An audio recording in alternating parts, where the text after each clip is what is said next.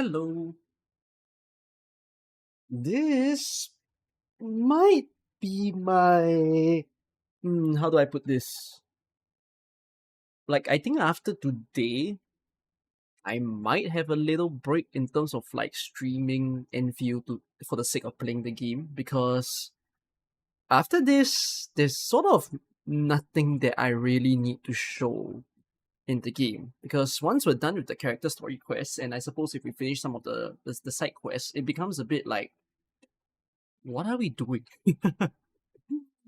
So I don't know if you all saw my YouTube post that I posted just yesterday, but basically I actually ended yesterday's night stream, and then I also kind of woke up today, just kind of thinking to myself like, this game is really good, but oh no, this game feels really bad at the same time. You're ready to hear some pre-video filming thoughts? So before I even play any story quests and whatnot, you're ready to hear some uh-oh, I don't have some nice things to say about the game. But I think before we do that, we could let people roll in first. First, ooh, yeah, a lot of things went through my mind. Um, I had a chance to be in a call with a different content creator. After I ended the stream yesterday night. I'm not gonna mention who. I don't know if he's gonna mention me as well. I doubt. But he's trying to make a video to review Arknights. He's quite a prolific um YouTuber actually because he makes a lot of reviews for various games. But I actually spent a lot of yesterday's call together with him to like actually say to him everything that I felt was going wrong with the game. So it felt very cathartic because like I think it was like a 90 minutes 2 hour session that I had with him after I ended the stream yesterday. And then for a lot of it, it was just me even trying to make sense like, damn, this is a really, really good game. But it's not easy to justify why. And perhaps because it's not easy to justify why, that makes it look equally as bad. You sort of understand what I mean? Like I think a lot of you sort of know that I could be one of the few that feels that the combat of the game is really good, right? But that's weird because in a lot of the community, whether the existing or the people who have left the game, they all kind of feel that the combat is not it, right? They all feel that either the combat is a copycat or they feel that the combat is like it's not that fun and all that kind of thing. And yet I go around saying that actually no, I think the combat is great. The problem is I cannot actually like I don't have a good evidence. I have evidence, but I say it's not the best evidence to prove. So I'm gonna take the time to explain why in the front part of this stream, okay? To sort of make sense with you guys about it. But also when we in the stream, at the back part of yesterday, in the middle of the stream, you guys told me that Saint Tontas watched my video on Toboro. So it's like, here we go, here we go. I don't know what other creators did. I know Poke did. But Saint Tontas did. And let's just say I was sort of surprised because Saint Tontas sort of understood the reason why I made the video. Even as someone who never watched my stuff or like like he's not even involved with, you know, our stuff of problems, right? But he actually understood that um the reason why I decided to make the video was because I'm sort of just done with the antics that's going on uh with whatever Tobo has been doing. And let me just say this: I have watched Tobo's recent video, and because Poke decided to give it a watch, I decided to sit through it and watch it together with him. As in, not like in call or whatnot. I was just eating my food and then I was just putting his stream on. So I've sat through his Tobo's video once more, and I finally realized that what I really have a problem with Tobo's video. It's not so much about the technical test. I think that is one of the reasons, which is sort of the only thing that I harbor on in my video. I didn't see a need to go further than that. But I basically realized I keep it pretty short. Why does Tobo not like casuals? Right? That's the only sort of thing that I don't get. It's a feeling that I don't know if you all got that feeling, because some of you here would have watched this video, some of you didn't. If you didn't watch this video, perhaps I might even suggest feel free to watch it. I watched it to finally get a full vibes of the video. But like, I'm listening to the suggestions that he gives to how he asks Hypergriff to change certain stuff, and I realized that he wants more complexity. Like, he feels that everything in the game is too dumbed down and too simplified, from the factory to the delivery, like the depot note, the stocks. He feels that blueprints also dumb down the game quite a lot, and the combat also. Like, he basically feels that everything is a watered down version of what the game, could be, type of thing. Which I'm like, yeah, but now the game is out. It's already watered down, but do you not see that people are also still struggling in a watered down version, right? Who cares about the technical side of things? But even the combat itself, people aren't taking the time to understand the current combat of the game. People aren't taking the time to, like, people are still struggling to understand how to get the base done. People are still struggling how to set up everything around the world, right? Yeah, there's just a lot of strange things that just makes me go, if you add more complexity to the game, I feel like you're just going to overwhelm people even more. So I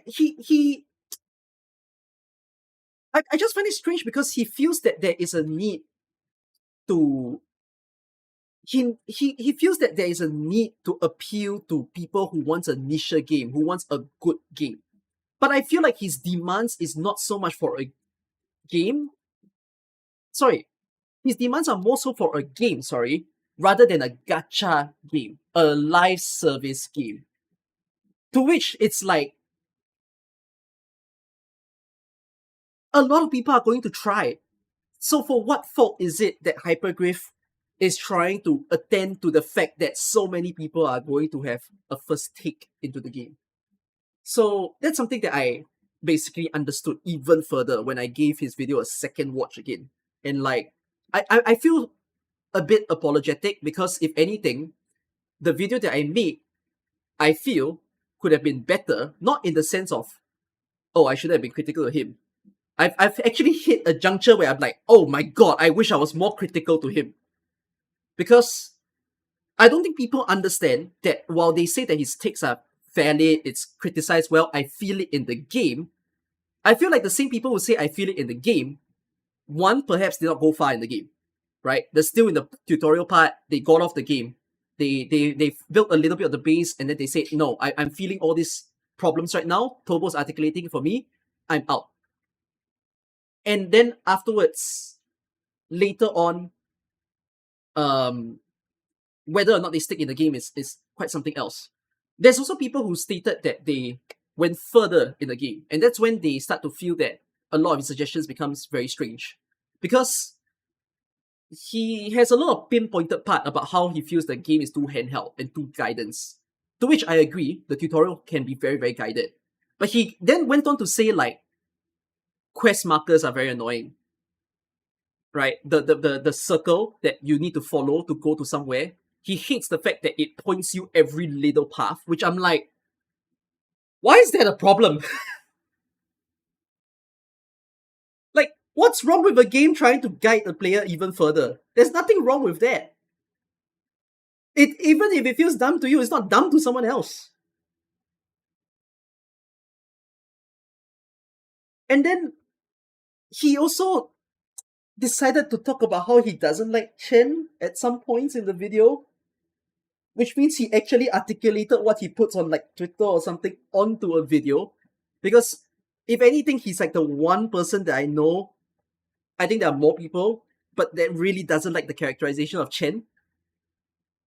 And like, what the fuck did Chen do to you? So I don't know why like, yeah, it's just all very odd.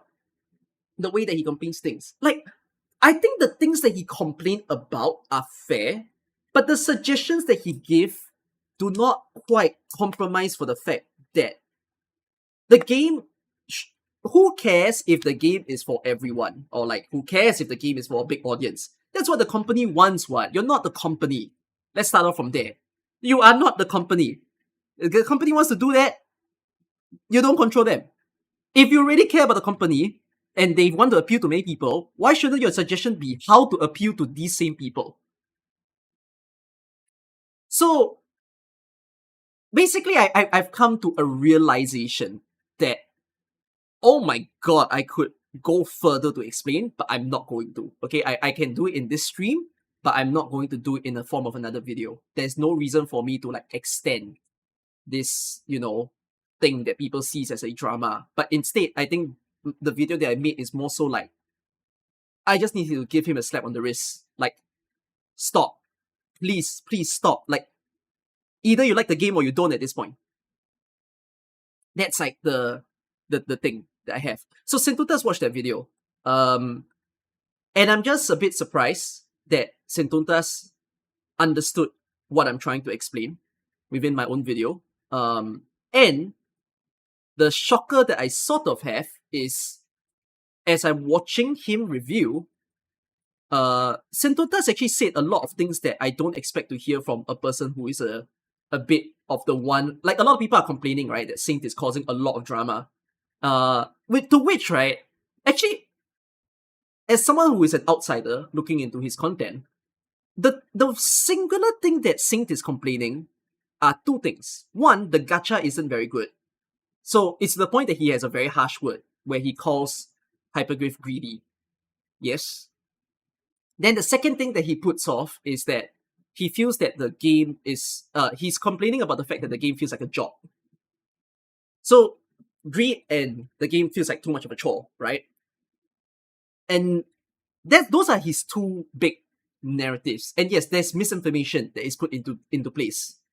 I don't quite agree with the way that he's putting things, but here's a bit of my shock. As much as he's putting out a lot of like the negative side of Endfield, so while he was reacting to my video and watching what I'm saying about Tobo, actually made a lot of points within that watch along. He actually stated that Enfield's combat can be really good. And he took the time to explain it to people. And to my biggest shock, he was using the exact same concept that I was using. You know the guide that I made where I said to learn combat better? He was doing the exact same thing, except with a Yvonne team. Because I guess he likes the Yvonne as a character. But he was explaining to people how it's not a button measure, and the fact that every time when you use your combo skill, you can chain it, but you don't panic to press it. There are moments for you to do it, and when you do it, you don't panic press again because it could lead to things like perma stunning someone. It could lead to things like debuffing someone in the moment that you want it to. And he was actually showing that. And I was like, wait, he understands. And I was quite glad that he actually understood that was going on in Endfield. And I was also pretty glad that even though he has so much negativity about Endfield, he still chooses to tell people that even though he has all these bad takes and whatnot, he's kind of like telling his viewers as well, bros, just go play the game. Go play the game and you formulate your opinion about the game. Like, I'm not expecting someone who looks like a hater of the entire space to go around telling everybody out there in his viewers space to actually just go try the game. Like, that's not what Tobo did, you know? Tobo did not tell people to go try the game. Tobo just definitively told everyone, this is not a game for you. And like, you see my trouble? That is so weird.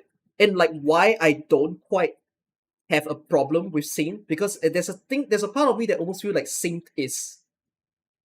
That's just who he is at this point. Yeah. Saint is like, he knows he's not a nice person. He sticks by it. But then Tobo has the other reverse problem, which is he tells people, I'm here for the community. I want the best for the game, but never really says or do things that's the best for the game. You know, and instead, literally try to shut down everybody from trying to play the game. So, yeah, I was just genuinely surprised that that was the things that I'm hearing while I am watching through that particular response. So I hope that this at least helps people to one I'm telling you guys the sort of reaction I had, because some of you are gonna ask, do you watch Saint's reaction? Because some of you might be aware. But yeah, I did. And yeah, good stuff. I mean, would I be someone who wants to just tell him, bro, at some point, you know, don't go so overboard? But I kind of don't care in that. And I think within this point, within this time of the stream, I'm also trying to make better sense of like why I'm bothered with how Tobo does it. So in short, my opinion on Saint Total is elevated due to the way. No, I don't think it's elevated or whatnot.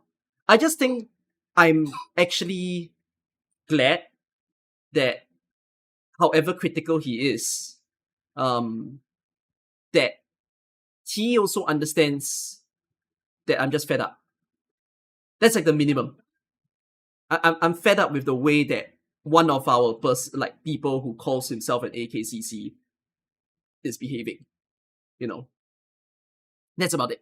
Okay. Anyways,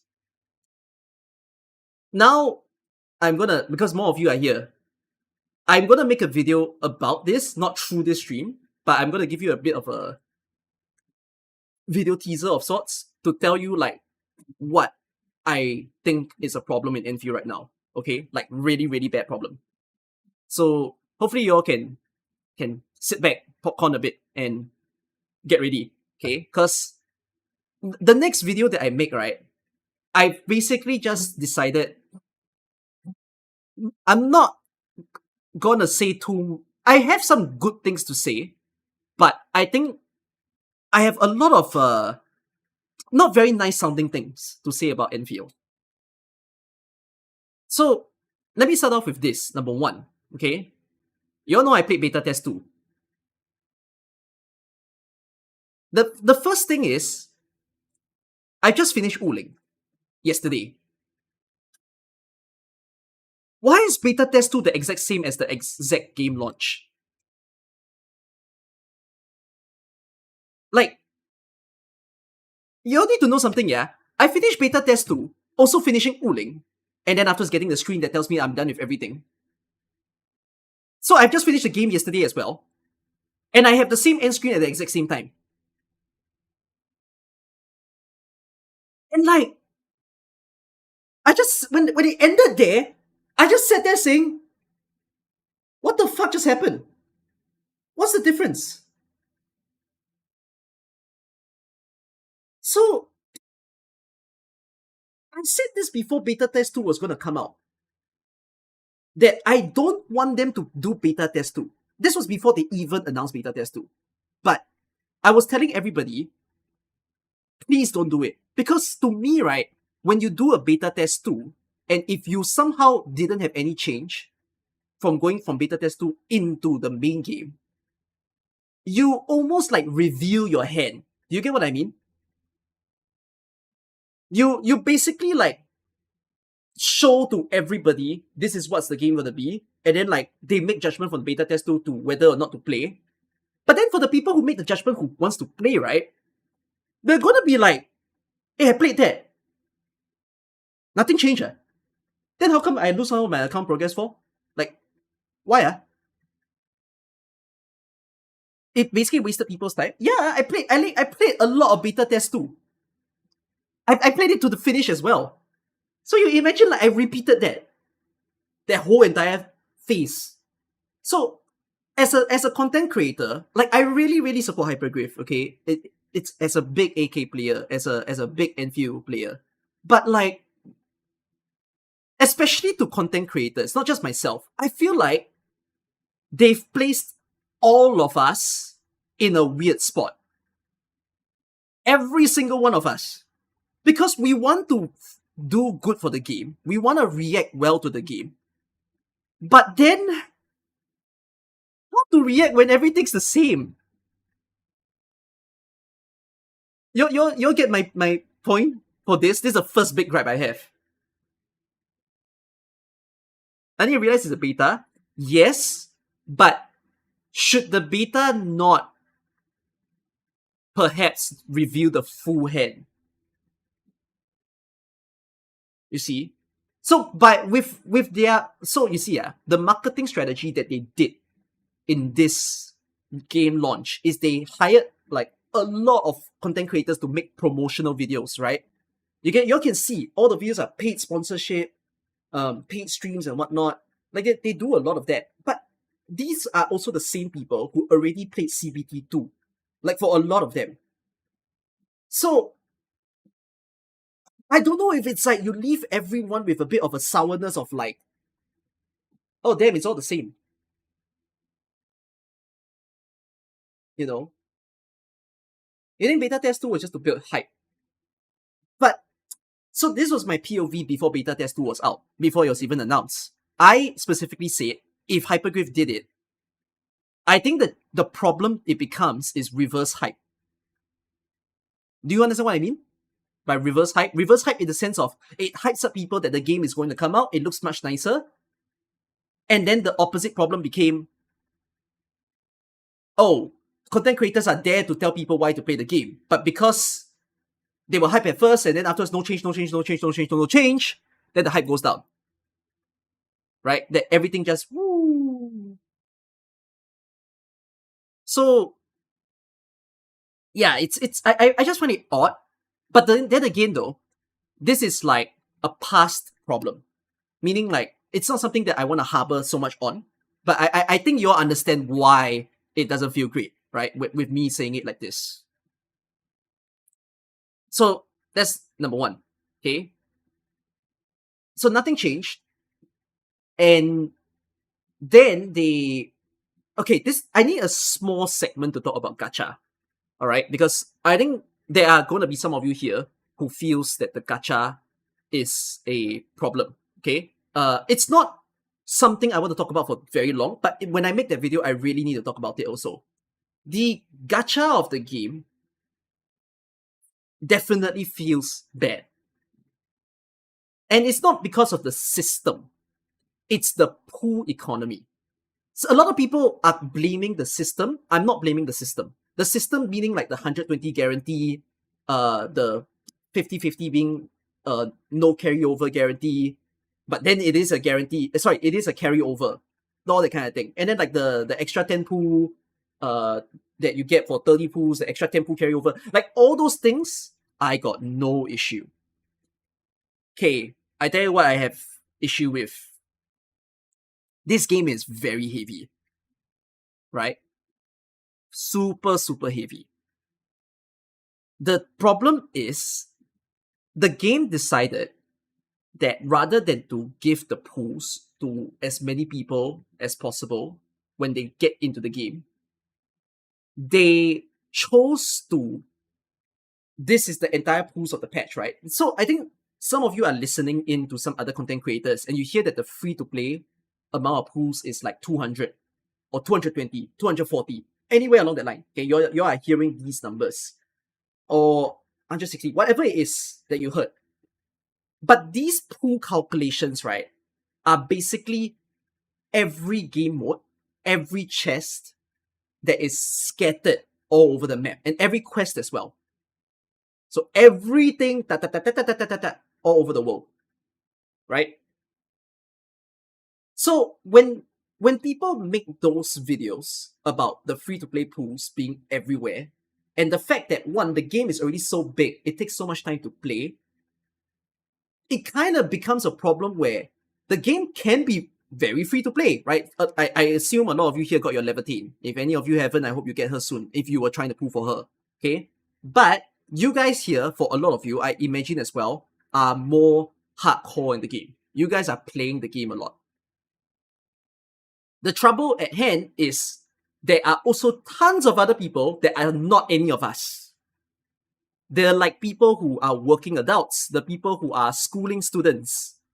The only amount of playtime they get is like 2 hours a day, 1 hour a day, right? Perhaps 3, whatever it is. So when you multiply that by the number of days, right? Consider now that we've gone through almost 2 weeks of the game, 14 days. If someone plays only 14 days, and every single day they can only play 2 hours or 3 hours, right? Then you multiply that. That's like what, 30 hours. 30 hours of gameplay. Do you think they're in Wuling?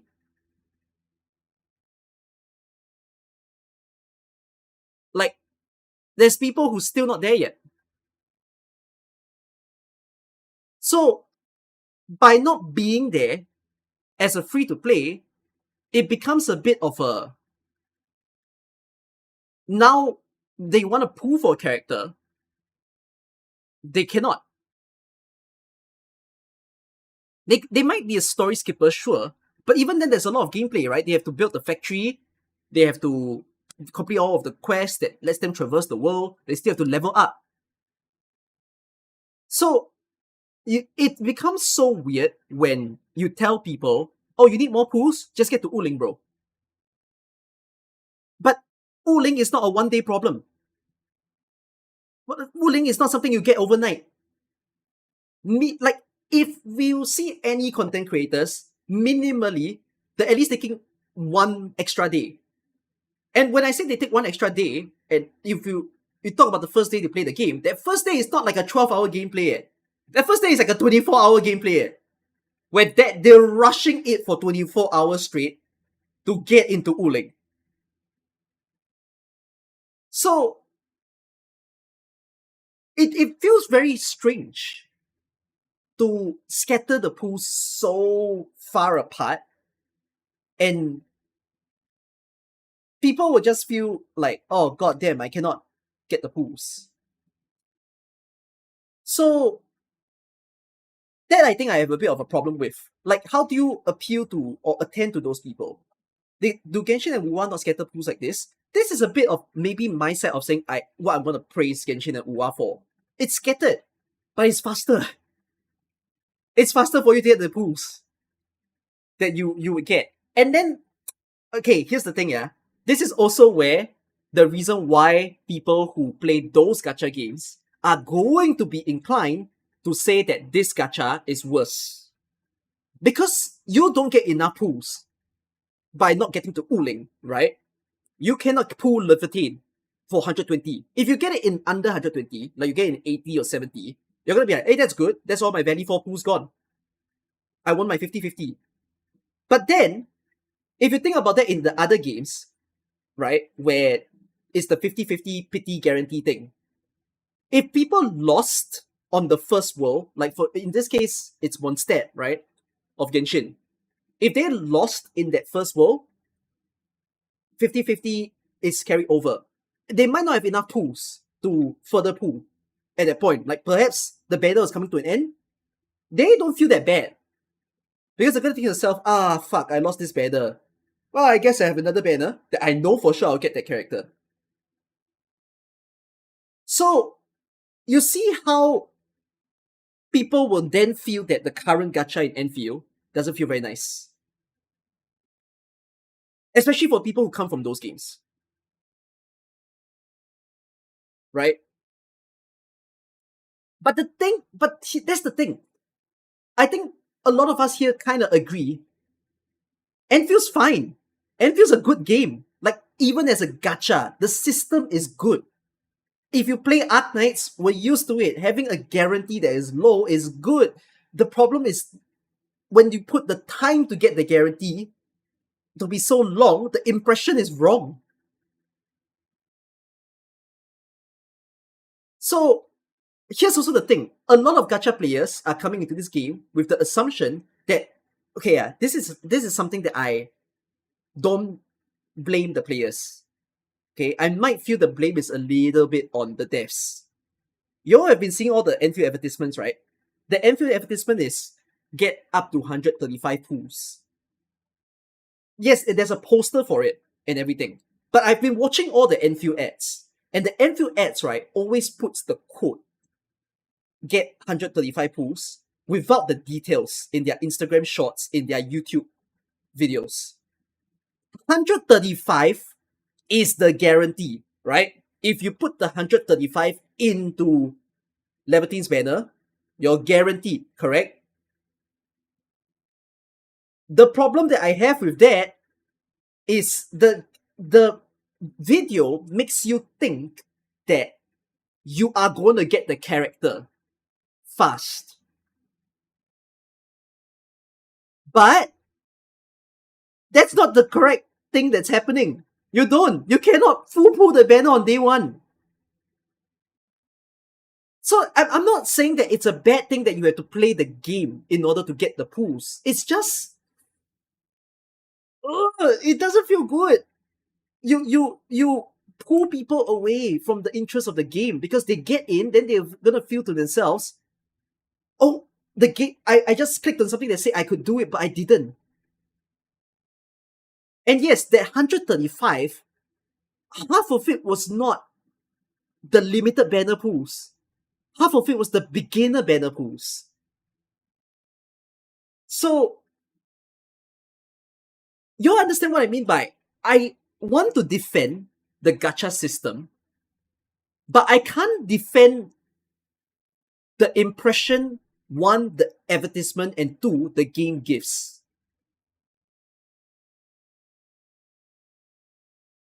You all get it, right? Like, we all, for those of you who think the gacha system is good, we all fundamentally agree. We want to be telling all the players out there, this gacha is good. But how do we do that? The game is not set up to put us in a good spot. The game is not in a way that we can really defend our own selves for saying that.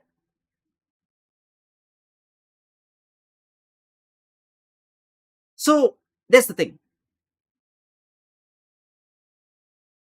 You don't see how in Endfield you have to put more time to get pools than in other gacha games. No.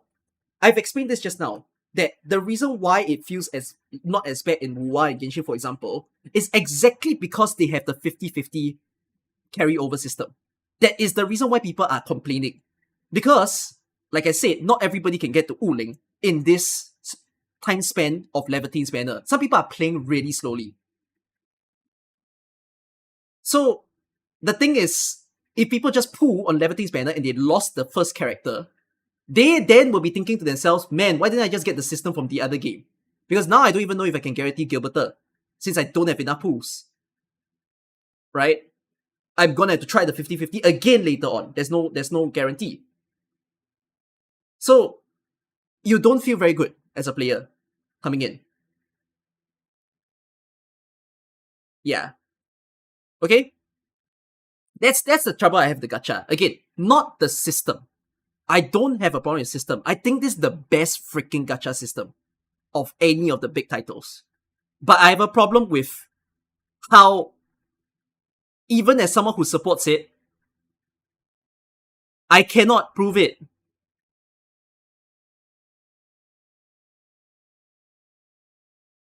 Okay? That's that. Now, let's also talk about the weekly income very, very quickly. In the game right now, in terms of the daily amount that you get, I think you all would have seen it, correct? You all would have seen that the daily free pools that you get is 200 per day. So in a week, you get 1,400. The weekly, you get 500. So in a week, you get 1,900. All right. There's also Battle Pass, which I could include. Actually, perhaps I could boot that up. I haven't booted up the game yet. Give me a while. I didn't open it today. Does anyone know at the end of the Battle Pass, how much do you get? Do y'all see a number floating around somewhere?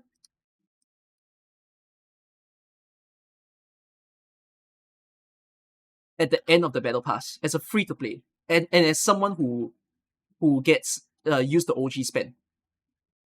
32 OP? No, but you spent your OP. Unless you're telling me 32 OP even as the free. So with the free Battle Pass and the OG, how much do you get? I need to open the game, then perhaps it's easier. Give me a while.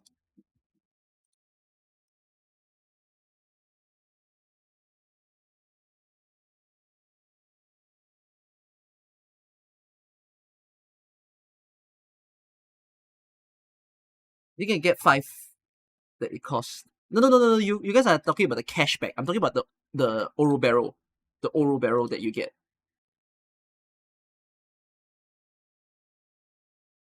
TLDR, the pool economy rewards players but takes a little too much time. Okay. I think if you all listen to my full complaint for Endfield, you're gonna understand that Endfield has a lot of tug of war happening. I'd say that it's a game that takes too much time for the moment for people to get pools, right? Let me just also quickly tell you something. I've reached the point that it's now become a game that has nothing. Which is not what my focus is right now. But I'm gonna talk about this in just a little while. Okay, so there's this.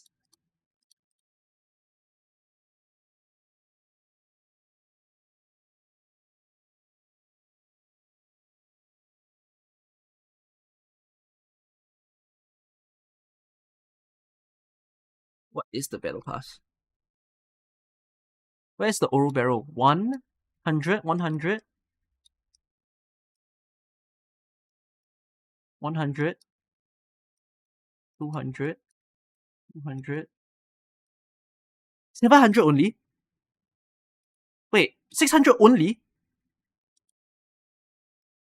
600 only? Okay. So you see, weekly, right? 1,400. You plus 500 is 1,900. Then, when you plus, you see, your battle pass is not exactly the entire patch also, right? You know your 600 is, do you see the duration of your battle pass?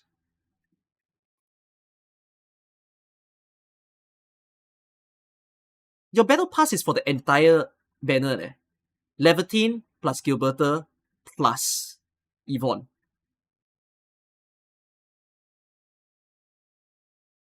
So that's 600 I got one pool to fund my 3 banners. So the thing that I think I am actually genuinely worried is, are free to play players okay? I'm actually genuinely worried. So 1,400 plus 500 is 1,900, okay, that you get in a week. Then there's also a lot of pools scattered everywhere. But some of you are reaching the point in the game where your battle pass is coming to a close, right? Your battle pass is finishing up. You're starting to try to full collect Uling, right? You're doing this. Your chest, your Aurelian, all the side quests, you're doing everything. And then you're also even playing Edge Space Salvage, which is something I'm going to talk about. Alright? You are going to play this. Where the frick is it? Frick it. Bring me to Tijiang. Yeah, you're playing this. That has pools, okay? Also not a lot, by the way. This is 400, 400, 400, 400, 400, 2000. Okay. This bouquet shows the pool income and all the pools you currently have. Yeah. Okay, whatsoever it is. Actually, my point isn't how many pools we're getting. The point that I'm more so focused on is the feeling when you get the pools. Because this is more so player psychology, okay? When you all get the chest, right, and you open a white chest, and the white chest says 15, you take 500 divided by 15. That is 0.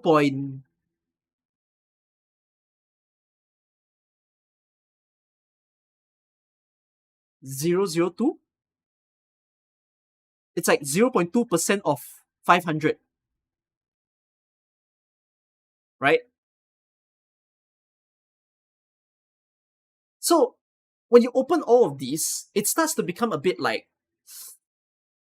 yeah, no, this is not to say that the other games don't do this, but you don't feel very good. Or 3%. Thanks for that. You just don't feel very good. Like every time when you open a chest, you just feel like, oh, it's so small, it's so small, it's so small. Genshin's chest is 5. Okay, that's fine.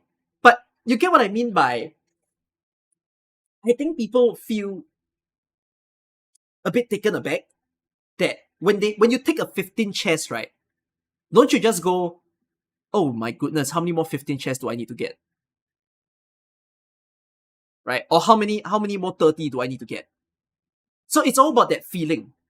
So when that feeling builds up, right, do you kind of feel like it's a bit like you start to, if again, yeah, I don't think people should play the game for gacha, but I want to stand by the people who plays the game for the gacha. You know, that some people are here trying their best to hunt for Laevitain's pool, and then every single time they open it, it's like, oh, how many of these same chests must I get? You know? It's not me. I'm not playing like that. But they can't reduce it out. Correct. The problem with this is then, now, I said that the pools are all scattered and everything, correct? If we take a look at Arknights, because now the thing that you can best compare to is not so much Genshin or Watering, and we say that they're following their example. Yes, perhaps some of the ways that they scatter everything about is kind of there. If you think Arknights, right, how they give the pools all the time. The pools are what I describe as front-loaded.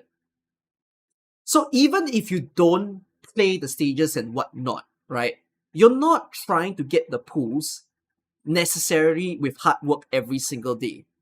In AK, when you get the pools, you're getting it from daily login, right? Your weekly login.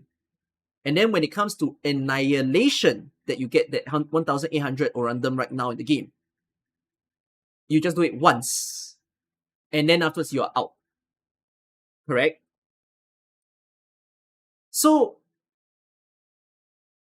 that's a feeling that I don't see in Endfield. That when Endfield scatters the pools everywhere, rather than to feel, it's fun for me, it's fun for a lot of you, but I can also imagine it's not fun for a lot of other people as well. That they're just going to be sitting there like, oh, I kind of just want to play this game to see if I can pull a character. But then what do you mean, like, I can't even pull the character? You know why Arknights events are always so well loved when it comes to, like, there being a brand new limited banner, right? If I just quickly show this. So Hoshi's banner has already ended, by the way. But, like, you know how people can easily step into AK? Because once you get in, all the pools are like there. Right? Annihilation, quickly accessible. Free pools, directly accessible. Directly spendable on the limited banner. Missions, pretty good, right? I mean, it's 100. It's not quite the same as 600 that's over here. But it kind of clocks up. And the thing also, so, by the way, this is also a thing where when Endfield lasts longer in the future, let's put it that if someone joins Endfield in patch 1.3 or 1.5, correct? They have a better time than any of us now to guarantee the current banner that happens there. Because they have more world to explore, they have more quests to do, which means, like right now, if some of you are saying, I just managed to clock 120 for Lavitain, right? For those people, they have more. So that's going to help them in the late game. In the case of AK, AK has everything, right? If you need more pools, a lot of old stages to give you original prime, right? Scattered practically everywhere. A lot of places for you to get pools. So, oh, and then there's recruitment as well, which recruitment is basically your pool income currency, right? It's much faster for you to grab this, which I can't say that's not happening in Endfield right now. Endfield is doing that in the form of the basic banner. So, there's a way to pretty much say that AK's ability for you to get pools feels less annoying than it is to get pools in Endfield at the current point in time. Yes, it could be a different gacha game, it's 3D and after all. But I think that's something they really need to roughen out. Like, they need to figure out how do you emulate that. Yeah. Endfield literally turned the tap off for standard banner later. Correct. Like, eventually you have no more pools for basic hate hunting. So where else are you getting the basic hate hunting pools? Whereas as compared to recruitment in Endfield, recruitment is like, it's always coming in. And if you feel like you can always get income slowly. I feel that the solution to this is perhaps that they need to figure out how to front load the pools. The pools that you kind of do without effort needs to be higher.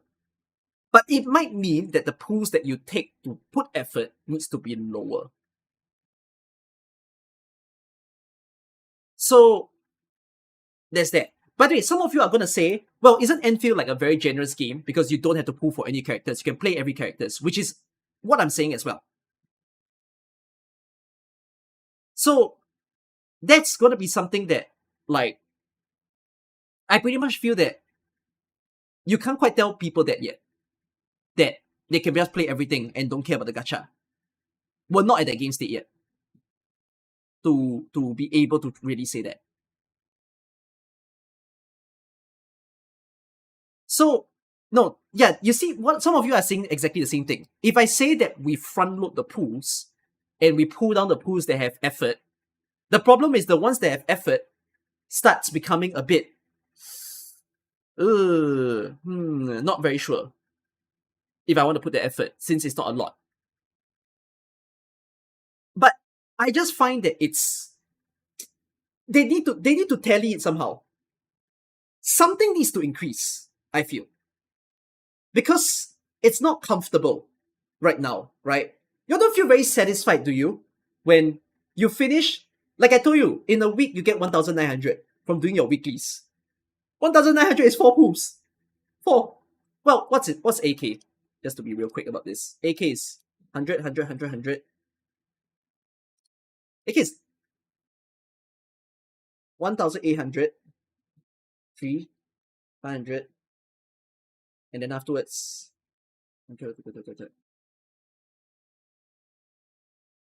I. Oh, AK is 5 per week. But when you put it across in a month, no, but it's very strange, you see. Even though you tell someone that AK is 5 per week, it kind of doesn't feel as shite because we will all kind of say, oh, but you can get pools from here, you can get pools from here. Like, these are always available. Like, you getting the yellow ticket is always available. You getting it pools from the yellow ticket in Endfield is not always available. It needs you to pool first.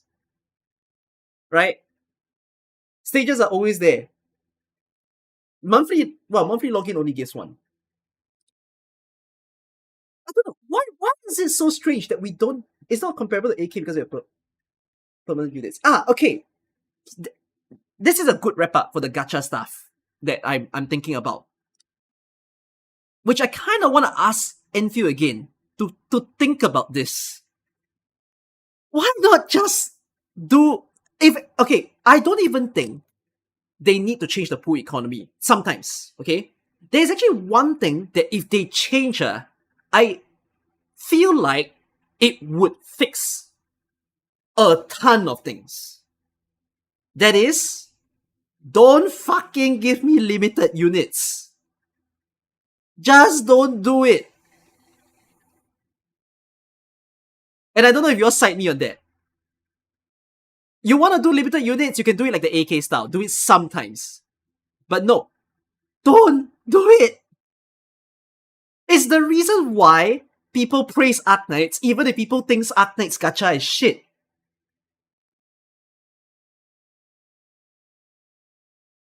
Because the one thing that we praise to people is that, what do I mean that they're limited? Yeah, everyone in Endfield is limited, but they did a half version of that limited, which is they decided that they last for 2 more banners, and you can get them off banner. But after they're done with 3 banners, they're gone. So, I feel like the reason why they decided to not do this whole limited banner thing is perhaps because, like to put things into standard, and they said that they're going to do reruns for it, right? No, they said that they will rerun. But I think when they say they rerun, I'm very scared that the rerun is the same way that you see it in the other games. Do you get what I mean? You know how like when the other games they do reruns, sometimes they might even have the habit of there's a current banner, like a new unit, and then they run a second banner on the side with the older unit.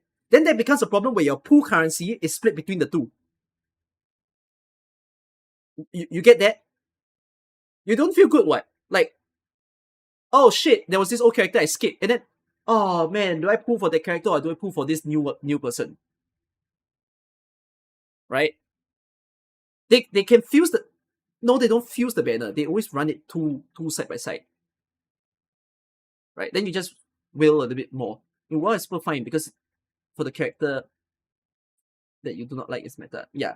So, the 3 banner is running at the same time, correct? So, I just find like, I don't want them to adopt that model, you know? I feel like if they adopt the model quite like AK, okay, this is about the rerun structure, okay? If they rerun like AK, where you have a new unit banner, followed by a rerun, followed by a new unit banner, I think that's a compromise. You understand why, right? Because in AK, when we do this kind of like banner into rerun into banner, some of the people who already put the character will think, "Ooh, time for me to save." Yes. Whereas when you stack, I have no time to ever save. I never have a time to breathe. Every day I sweat the little amount of pools I can get. So that's one compromise that they can try to make. Rerun, not with a current banner. Another thing that I'm basically proposing is go back to the AK system. Just put it in the standard banner. To me, the reason why they didn't want to put it in the standard banner is simply because they are still trying to figure out their monetization. And I don't think there's anything like, okay, here's the thing. Funnily, some other creators, and especially Sintontas, is going around calling Hypergrave a very greedy people. Which I think a lot of us AK players can generally say, no, at least AK was very free to play. And strangely, while AK being very free to play, it is one of the like biggest actual paying communities. And if for those of you who pay your money in Arknights, just like myself, I think many of us comes with the perspective that the reason why we pay in Arknights is not because we feel like we need to, but it's because we feel like we want to, right? We played the game so much enough that we like the system, we grew with the system, and we see that the game treats us well in the form that the gacha isn't like exactly like that predatory or harsh. It feels nice, and therefore I want to pay because it feels nice. That is the biggest draw to Arknights that I don't think people can understand. We do it because we want to support the dev. My problem with Endfield is I want to vouch for them, especially for the amount of hard work they have done to build such a beautiful game, to build fun characters, to build a great world. Well, story complaint, I'm gonna say it in a little while, okay? But they've done all that hard work. That's like the only way that I can come to you and say, we should help them, we should pay for the game, we should support them. But we kind of don't do that. I think for a lot of us gacha players, we're not supporting the game necessarily just for the gameplay itself. We also want to pay only when we know that the gacha system is good. Right? So my problem at hand right now is that the gacha system just inherently never quite makes most of us feel very good. If we, as a free-to-play or as a person who's waiting to pay, are 120 pulls away from the next guarantee, why I pay? It's too much on the wallet.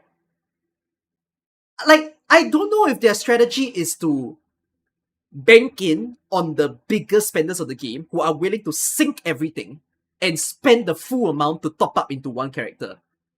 Whereas I feel like the dynamic that we see in AK is a lot of the players who don't need to full any character, right? We don't have like full pot or anything. We're not trying to top up to a lot of pools. In fact, we're only just topping up like 10 or 20. And if you imagine, right, if every one of us top up $20 each, compared to a singular person who is wailing like crap and paying $100, $200, 20 people doing it versus one person doing it, right? How many people are that one person, in truth, within the player base? Perhaps many in the case of Arknights. But in the case of Endfield, I think this is the pool of people that feels good to pay in the game right now. Is that like the target audience that Endfield is going for? All the kind of like heavy spenders. Are they neglecting this crew of people who once paid for Arknights because it feels good to just top up a little bit of pools? You see what I mean? So another reason why we also feel good to top up a bit of pools is perhaps the idea that we can get off banner easily. So, well, you're not going to get the sensation in Endfield. Like, I think if you see a lot of the other content creators who's posting their pools on Twitter and onto YouTube, and then they're showing off that they got Gilberta, that they got Yvonne, right, from pulling the Lavitain banner.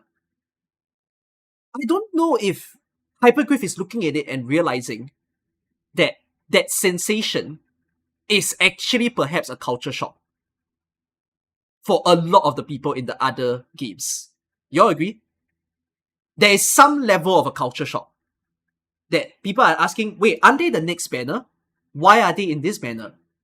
Right? But the problem is, it might not be very perpetuated because all the characters only last for 3 banners. The reason why we can come into AK and tell people and tell your friends like, hey bro, come and try AK, is because you can pull on a banner, like you pull Hoshi Outer banner, and then afterwards you start to look at it and be like, hey, I didn't get Hoshi Outer. Hold on. Bro, I got Pepe. I got like Whistletail from this limited banner out of the blue. I wasn't even planning to pull for her. You know, I got this Narantuya that I wanted for a very long time. There's a different set of joy that happens in Endfield. Sorry, in Arknights, sorry. So, I just find that... No, Wizard's not off rate now, but like Wizard's off rate in the next banner. I just find that if Endfield wants to do something about the gacha pool economy and system and whatnot, just standardize everything. I feel like it's enough of a culture shock that helps me as a person who likes Arknights to vouch for people that, hey, this gacha is not as predatory. You want to spend money? Be ready to feel good. Because you skip 3 banners, hey, every banner from now on, you might see them. So you want to sink some money? You'll get what I mean, right? I don't know if me saying this in the video is going to make any change. I actually sincerely doubt, but I feel like as anybody who loves AK and anybody who wants Endfield to do well, there's a little part of me that says, being louder about this might be a good thing. Because if you're going to put Arknights on the title of your game, it should feel just as good. You know? That's what I'm just trying to put forth. Like, I'm not trying to say that Endfield needs to be more generous for the sake of it, or like Endfield cannot simulate Genshin. I feel like it's more like, can Endfield be Arknights if they're gonna do it like this? Okay? That's the stuff that I'm gonna mention for this part. That I'm gonna say for the gacha video. Okay. I'm done with talking about gacha. I'm done with talking about some first impressions. Now, Arknights makes tons of money, all things considered. Yes, Arknights makes a lot of money. A lot of money. Which makes me very scared with Endfield. Okay. Standardizing everything wouldn't dent their income much. No, I think, okay, last thing that I'll say to close out the gacha thing. I feel like they didn't want to announce that they want to put every unit into a standard manner simply because they're afraid of what the income will be. That they don't know if they'll get the money. And perhaps in their assessment, they think they couldn't quite follow the AK model of like, we appear to be generous so that people will get incentivized to pay. There's a little part of me that feels, are they just testing the waters to see whether they can emulate AK, to see how much people are spending? But if there is really a dent and they feel like, oh, people are not like refraining to pay all that more often, I do wonder if they can perhaps figure out what's the compromise, what's the rollback. Okay? You made them limited, so you can't change it anymore. Or you're upset that collectors that paid for these characters already. No, I'm not upset at that. I'm very worried for everyone's player's experience. That's about it. Okay. Now, when it comes to story, all right. Oh yeah, for those of you who say you watch my AK beginner guide, I'm gonna make a new AK beginner guide next week. If you watch the old AK beginner guide, it's like 5 years old, and it's still good. I actually rewatched it recently, but I think I need to make it more updated to current times. I'm making a new beginner guide by next week. Okay, for AK. All right. Here's the thing about story. If you like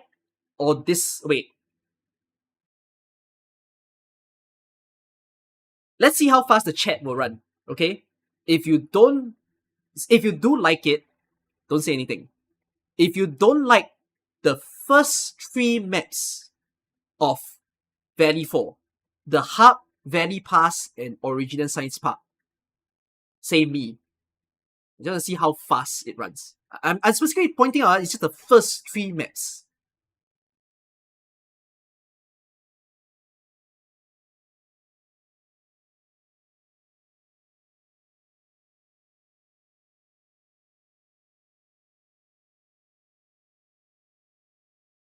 Yeah, if you don't like it, if you're someone that didn't like it, or YouTube is finally running.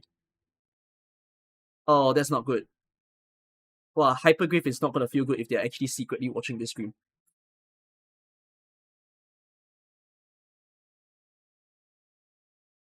Okay, here's the problem, If so many of you are saying you don't like the first 3 maps, that's you. You're still here with the game. You're still playing the game. What about the people who tried the game, also played the first 3 maps, they dropped out, and then now they're going around in the community telling everyone Enfield's the shittiest game ever? Here's the problem. I don't think it's the fault of the content creators or the fault of the players. We all feel like it's not good. I just feel like Enfield set itself up for trouble when the experience in the front part is not good. You know, like, I want to say good things about the game, but I don't think it's fair to go tell people that don't like the game, bro, just play the game more. Just further the game. They don't want to anymore. They've played through the first 3 maps. They're out. Who cares if you show them combat is cool, base is cool? It's like, I want my friends to feel good. I want the people who loves Arknights to feel good also. But I just cannot push them to do it. You know? It was a complaint that I have with beta test 2 and also beta test 1 that I've been putting it forth that the first impression is so fucking important in any game. I freaking okay, any of you who play Wuthering Waves, alright? I grilled Wuthering Waves and I know the community didn't enjoy it. But I said the same thing. Alright? Seriously, why is what gacha game had a good 1.0 first 10 hours? I might say reverse, okay? Reverse 1999. When I played it. But like, Limbus was pretty good also, actually, I feel. But then again, I only played AK, I didn't play Limbus. But Limbus was not bad. Limbus' story was a good hook. Yeah, Limbus was good. Reverse was kind of good for me. AK was not good, by the way. So, I just feel like, Hypergraph, you're the one company that can learn from the mistakes of Arknights, but didn't. Right? They have a good portfolio. They've written banger stories. What the fuck happened?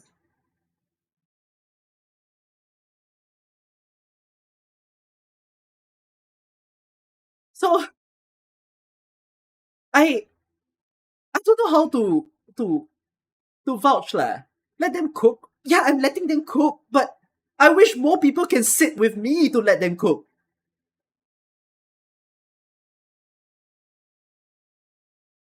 So, okay, let me sort of explain. Okay. About that first 3 maps of Endfield and why I think it's got problems. I might even argue that those 3 maps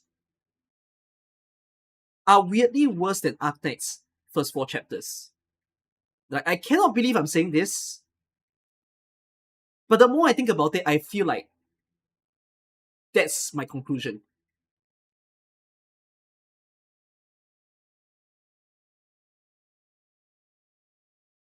I don't know how they managed to do it, because I've rated AK's first 4 chapters quite lowly.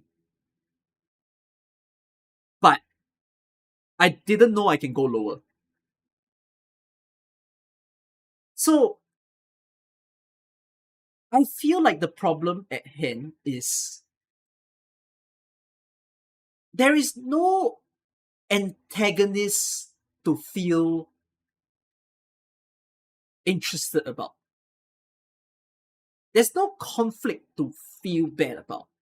If anything, I feel like the only sort of conclusion and summary I got from finishing like Valley 4's first 3 map is I'm an amazing guy. I'm like the best guy in this universe. Everyone depends on me. Everyone looks up to me. Which I don't think is a bad thing. Like, as a storyline. It's a pretty typical storyline. But like, every time it happens, when you read it, as someone who loves a good story, I'm just kind of sitting there thinking like, surely at some point someone's gonna hate my face, right? Surely somewhere down the line, someone's gonna say, you're the nastiest guy ever. But it didn't happen. So, I don't know how to feel. Like, no, none of us are that amazing of people. I'm not sure like why the game should make me feel that way. So, yeah, Nefri called me a tyrant. Nefri called me a tyrant At what point did Nephrith call me a tyrant? At Roden's fight, right? But it's a singular word. It's a singular fucking word. And okay. By the way, let me just say something. I thought that Nephrine calling us a tyrant is interesting. But right, could I just say how that one singular line have just been mellowed out when you see how Ardasher interacts with Nephrith? Do you all understand what I mean?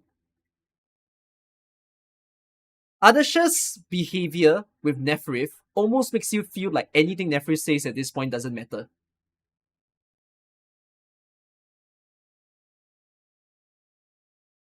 So, here's the thing. I don't think they can fix this. I think all they can live with is it's a problem. And I feel like we need to live with it. We all, as people who love Endfield, needs to live with the fact that a lot of people got very discomforted by the start of the game. That's the end of the story. I don't think they need to rewrite. I don't think they need to do anything. They just sort of need to understand that it's put AK lovers or people who want to be lovers of this game in a very weird spot. You feel like no one's addressing the point. No, there's a reason why I say the first 3 maps. Because from the 4th map onwards, well, I would say that you got a sense of it in the 2nd map. Okay? That if any of you are actual AK lovers, or like people who read AK story, which a lot of you who don't play, like, well, you guys sort of need to understand that there's tons of people who don't play AK. And they don't know anything about what Oripathy is. If you're someone who enjoys AK, I agree with one thing. The 2nd map and the 4th map is pretty interesting as an AK person. How is map 3 bad? It gave us Tata. I'll get to that. I'm going to give you a comparison to AK, but I'll get to the Tata part. But just map 2 and 4, okay? Map 2 shows you using the Originium medication, right? You see that the kid still suffered from Oripathy. And then you as Endfield Industries goes up to try to help them to suppress it. Which is a little sad because if you think of it in the case of AK's entire objective has always been to solve Oripathy. However, Endfield shows that Rhodes Island didn't achieve it. Kind of sad, right? If you think about it. That it didn't happen. Yeah, now as a person who likes AK, I feel sad for Amiya that Oripathy is not solved. No, I don't count Query. Query is a side quest. So, I would say that it is a weird comparison that Oripathy is well accepted. Now, I know some of you will be uncomfortable with what I'm saying, that it feels like Oripathy isn't solved in AK. Okay, but there's also a little part of me that says, perhaps this is the plot that they're going for. Like, we shouldn't be too concerned about whether Oripathy is cured or not, but rather, we've just entered a world where Oripathy is seen as a reverse. The entirety of AK is about how Oripathy throws everyone down. But for some reason, Endfield does the opposite. Oripathy is good for us. Originium is good for us. You know? So, here's the thing.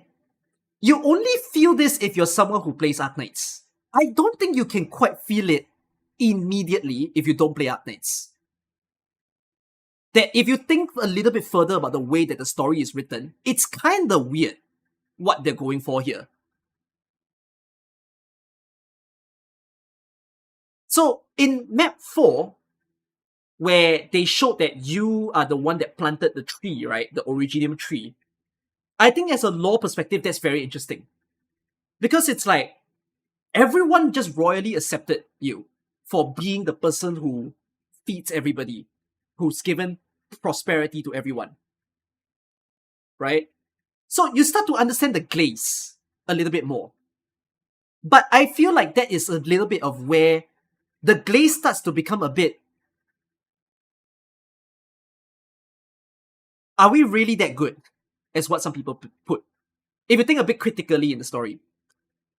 Alright?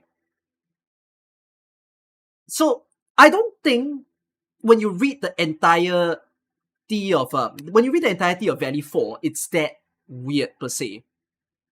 But I do think that the first 3 maps cannot give you the feeling that that's the story that it's going to. Okay? That's that. Now, there is the thing about Tata that you stated, okay? I don't know if people will say yes or no to this, okay? But having read AK story, some of you might say you've watched the anime, okay? I'm not concerned about anime. I know what the anime sort of did with Ash's death. But yes, not Ash, Ace. Ace's death. Tata kind of feels like Ace to me. Which, my conclusion to both of them, which I said the same thing when I read AK story. This person died. Why should I care?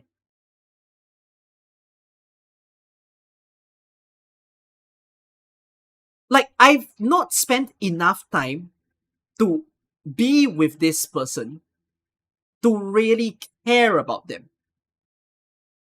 Do you all get what I mean? Now, some of you love Tata, okay? I think Tata's fine as a character. But it's a bit like, I just don't know why I should care that they died. I don't have an emotional attachment to them. The thing is, for those of you who really feel like I'm slandering Ace, the Ace got better over time because they gave more characterization to Ace after Ace died. But in the moment when AK launched the first 4 chapters, and that was the only thing you had to read for like the next 6 months of the game, I'm just there like, who's Ace? Why does he mean anything to me? So it's the same thing. Like, that's just a robot. He's just a robot that has sent me cute faces anywhere. There's a little part of me that just goes, I can get cute faces elsewhere. Why must it be this robot?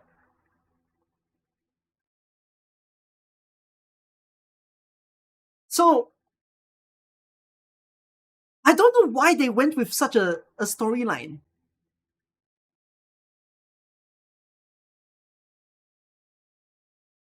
Guys, wait. This is not Robophile or anything. Wait, Robo... No, Robophile means you really like it. What's the word for it?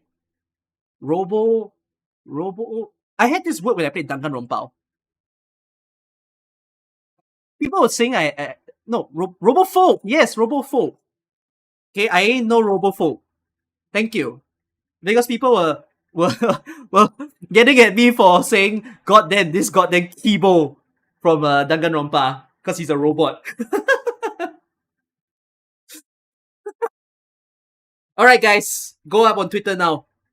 I see it. I see the first tweet. People's gonna fucking pin me, tag me and say Cookie's a freaking robophobe.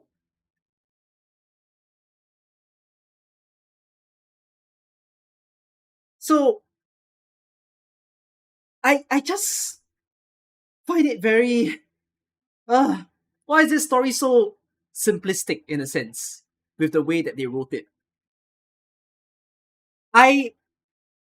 When I make my video for this, because whatever that we're saying here is not much of a video. If you guys want to like send this video to a friend, to a community, to listen to the thoughts of someone who plays AK, please feel free. I really want people to listen in more, especially if they really love Arknights and Endfield. That like, my god, this game can be so good, but I don't know what they're doing. Okay? Now, when it comes to... Where am I getting at? I think I also have a gripe with the Outpost story, actually. Did any Outpost story feel like a favorite for you guys? I never I know what happened in all three Outpost story, and I feel that the first Outpost ended a bit sweet. But apart from that, I'm looking at the Outpost and be like, why? Okay, Outpost number 2 was about missing workers and a leader who keeps trying to do the best for his workers, even risking everything. Which I go back to the same thing. Why do I need to care about these people?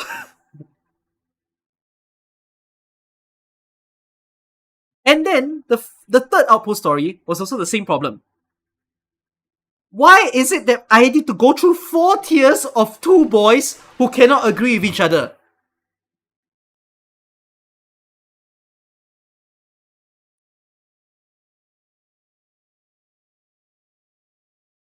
I have no heart. Why are their problems my problem? You get that? It shouldn't be that way, no? Why is everyone like emo? Why is everybody like, ooh, the world's sad. Oh, I need to fight with this guy again. Oh, I got to do my work. Like, no, don't let's not do that. That's not very sophisticated for a story. You know, like, and the thing is, the fourth story has Ardelia. Sorry, the fucking third outpost has Ardelia in it. They have all the chance to make Ardelia more interesting, but they didn't. They just put Ardelia in the middle of two quarreling men. Like, what? I came in this game wishing to know more about Ardelia, only to see her be a mediator.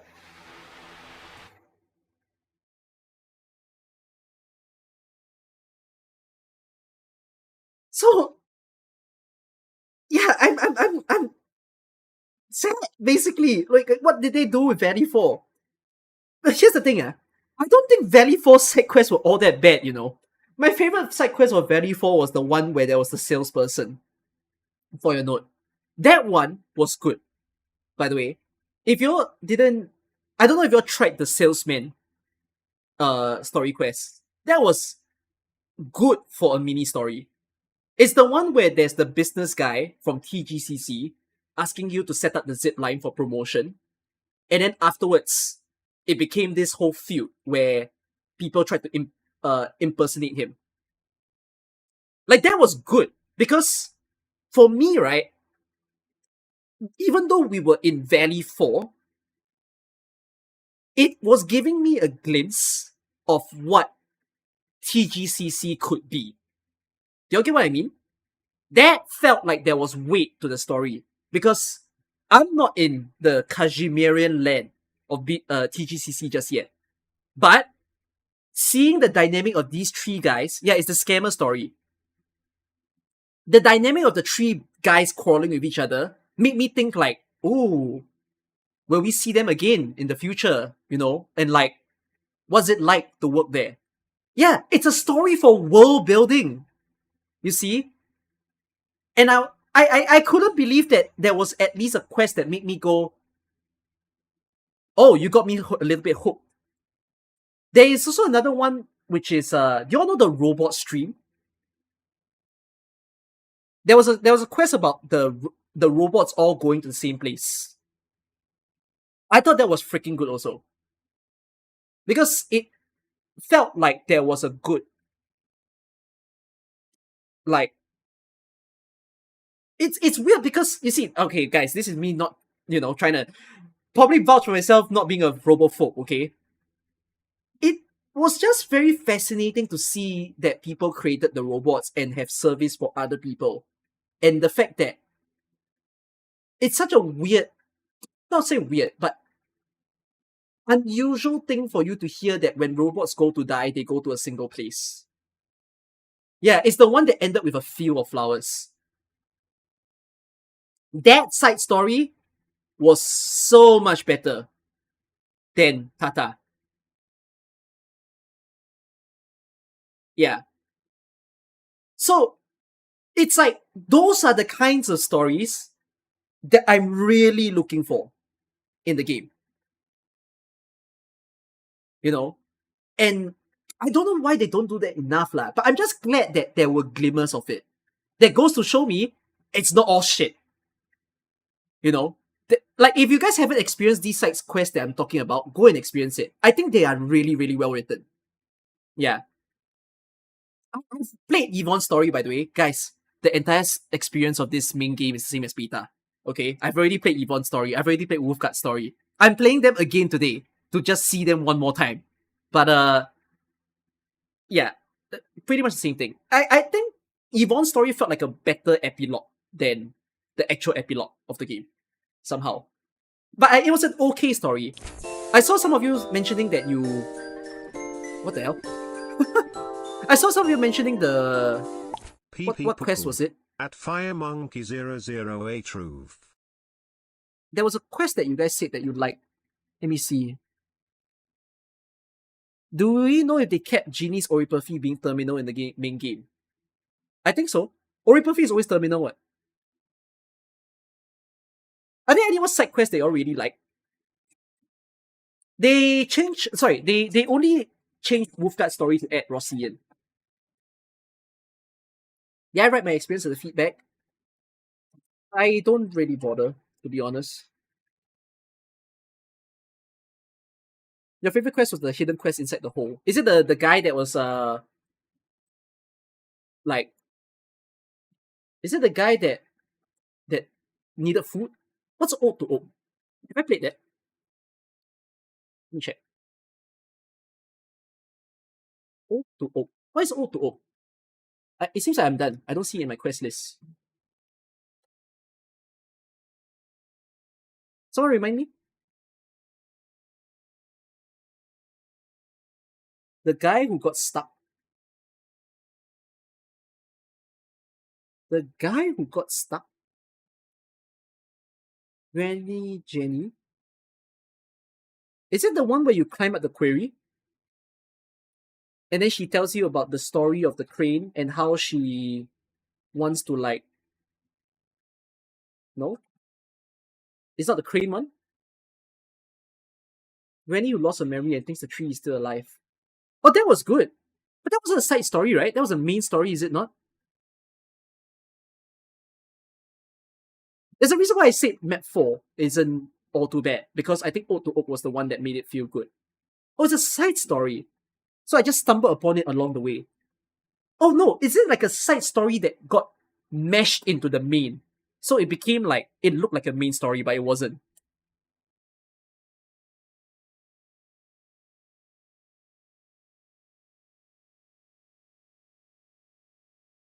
It's the side missions. It's the one where you have the cutscene of her saying that Enmin planted the tree, right?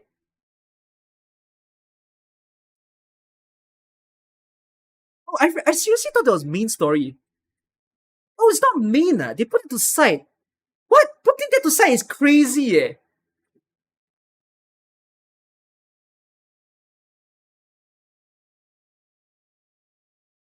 That whole side story did feel like a good main story.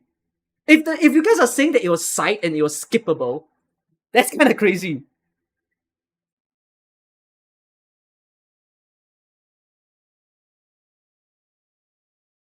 There is a mission with her after the main story where she gets amnesia. Can I know what that mission is? Have I played it?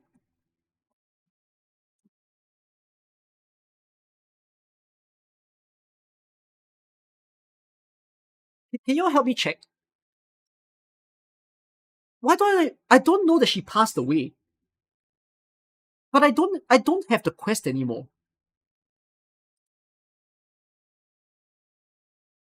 I just don't have the quest anymore. Wait, chat, do you watch me play that? Some of you have watched all my streams.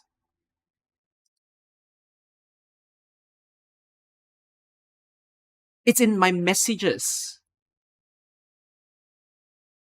Alia, this triggers a quest.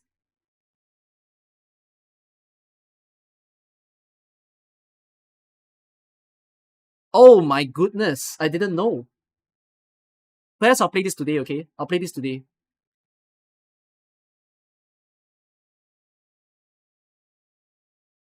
Okay, no wonder I was so confused. I was like, why is everyone saying that granny died? I didn't read that part. Okay, I have no comment on that part. But thanks for telling me that there was another good side story. Yeah, I don't read my chat. I know there's quest inside, but I haven't done it yet. You can start the quest from the banner. No, it's not listed. So yeah. Yeah, I just got spoiled, guys. It's okay, it's okay.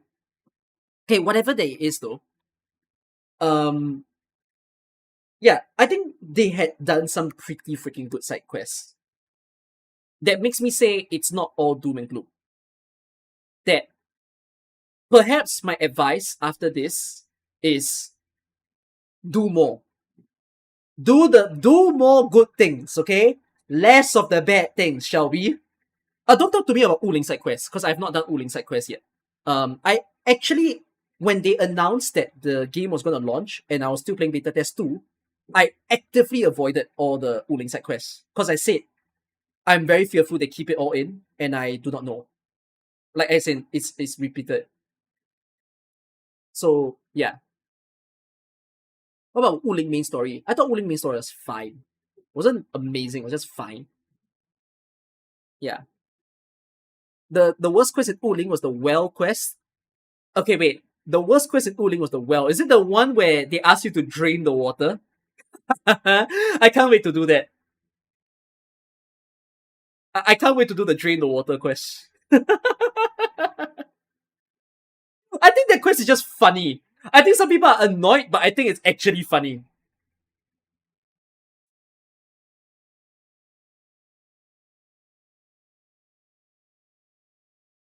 Alright. What's bad about it? Oh.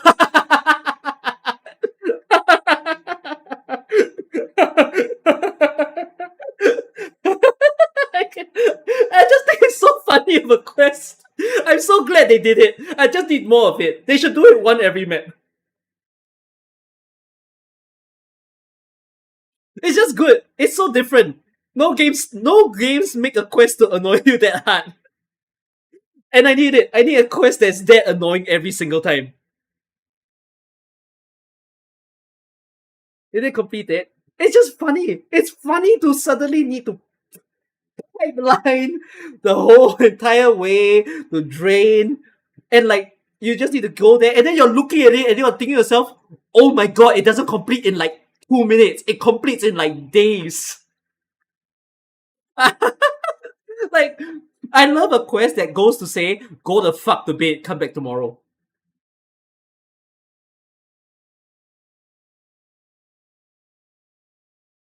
Okay, to just tell you the context of the quest. The quest is the quest that tells you to drain the pool. They're telling you to drain out the water.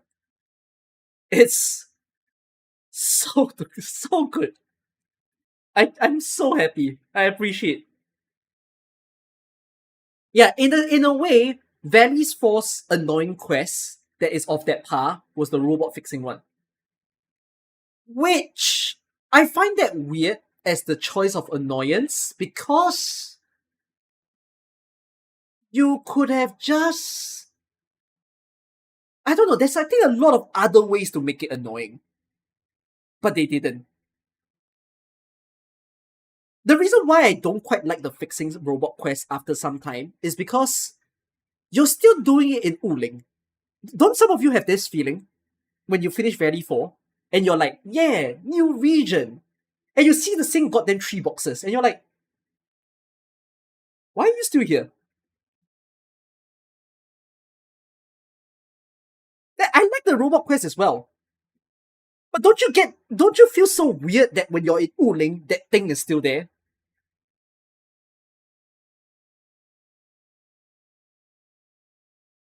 So, yeah, I just don't know why they decided to do that. Alright. In any case though,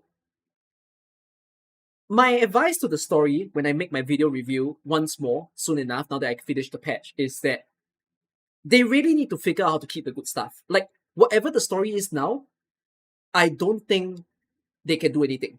It is what it is. I almost feel like they launched from beta test 2 into the game launch in the same way, almost as a way for them to say, we don't have to rewrite this, we don't have to retry this anymore. Let's just get this out. Which, sure, that's all I can say. Really, like, if they rewrite it again, who's to know it will be better, right? At this point, I think they just wanted everybody to feel the game, and they get as many people's feedback about the game as possible in one go to figure out what to do down the line. So, if anything, the only way for them to deliver a good story is that next patch, do better. That's about it. Okay? That's all I can put. Do better. Side stories and main stories. Which I will advise it based on what we see are the good stories in Endfield. Both the side and the main. And I also want to say this as well. Another reason why I find that AK starting story is perhaps better than Endfield also is that the AK starting story doesn't quite disjoin you from the gameplay experience. Like, okay, a lot of AK starting story is like story battle, story battle, story battle. It's almost the reverse 1999 formula as well, where they try to sync up the story with the enemies that you see, which makes the dialogue feels like bloat. So one of the things that improved in AK later on is that if you read the AK story, those giant novels, right, they never mention the enemies anymore. The stories are like unrelated to the gameplay. You just read it in sequence. So you never feel distracted, basically. But the unique thing about AK is you don't have to read it story game, right? For a lot of us, what we end up doing is we play the whole game and we reread the story after that in its own fullness. And then we experience it. And it doesn't feel like there's a broken flow. The problem with Endfield is with all the tutorials, you cannot skip. I feel like the sequence of a player is always story, combat, or fight, whatever you see of this. Story, combat, tutorial. Story, tutorial, combat, tutorial. Base, story, tutorial, base. You're always like in a different space every step of the way in the front part of the game, that you cannot focus on one thing at a time. This is the reason why the frontal experience, I feel, is problematic. The reason why a lot of people say once you get to Origin Load Spring, it feels so much better, is because you start to play the story in full, right? There's no outposts. There's no buildings to touch. You can, but like everything you do is just deal with the conflict. Complete the whole map in one go, then you can do the base after. And there's no tutorial, so there's no broken flow. It's also the reason why Wuling feels nice. Because the flow is not as disjointed, right? You're kind of sitting through the entire story, right? You finish the entire Jingyu Valley on its own, without building a single thing. Then you get to Wuling City. And then you also start to learn about Sirenite. Everything is story first, base second, combat later. Right? Combat, of course, within the story for a little bit of synchronization, sure. But it's not like you need to full delve for anything. So you all sort of get that, right? Like this is the reason why I feel that the front is very rough. Hopefully, this means that later on, 1.1, 1.2, we get a much smoother storyline and a much smoother leave me alone, let me build my case. Leave me alone, let me fight some monsters. You get what I mean? That's all they can do now. Alright? Okay, this is what I'm gonna say towards the story part of the game. Figure that out. Okay, next part. We talk about gacha, right? Story. No one has complaints with the world, I don't think. Do any of you have complaints with the world? No freaking way, right? Apart from maybe a casual complaint of it's too big. But There is no way anybody from any game thinks the world is bad. Exploration, like getting the chest, it can get annoying, but I don't think people are that pent up to also get upset. People start to grow with it. Like the fact that you have no flight, no transport, you just get used to it. Because the game, the restriction of the movement lets you do things that you don't do in other games. I actually said this to someone yesterday in a call, but I find it so strange that you know how we say that Endfield is a base building game, a combat game, story driven, whatever you want to put. I want to add one more word to Endfield that I don't think people quite talk about. Do you not think that Enfield's strangely like a platformer game? It's not that it's as complex as a real platformer game, but do you not feel that it's got the platformer vibe? No? Do you think it could? How come you are saying no? That's just RPG puzzles. I see. It's more of I've never played a platformer. I've played platformers. I played the triple Vs. Oh no, but I not played Hollow Knight. If you all see Hollow, is Hollow Knight considered a platformer? I played the. Yeah, this is basic platforming. I agree. This is very very flat basic platforming.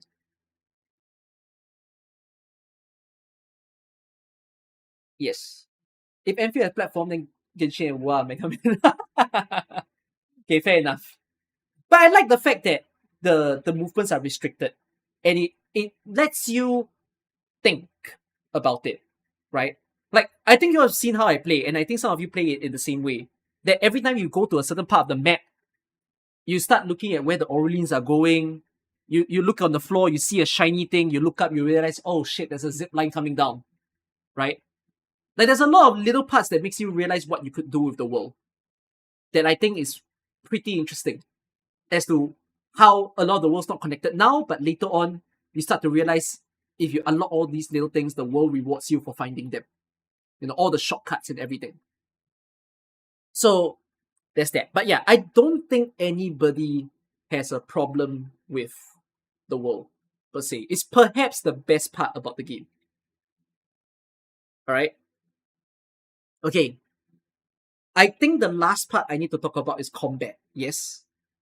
Is there something that I left out before I finally touch on the final problem of the game, which is the combat?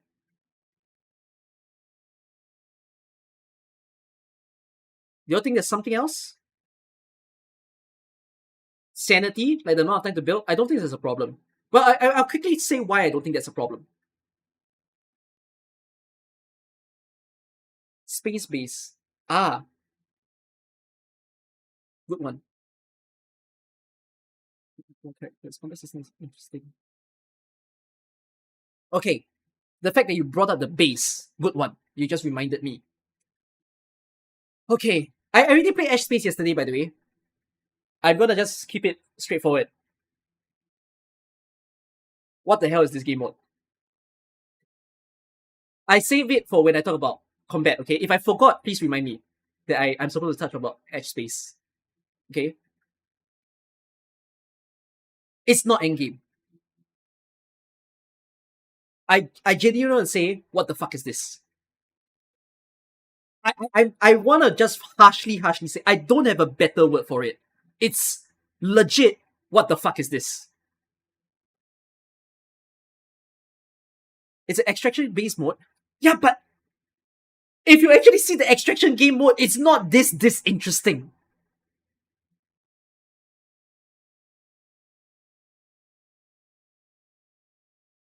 So, okay, I will get to that.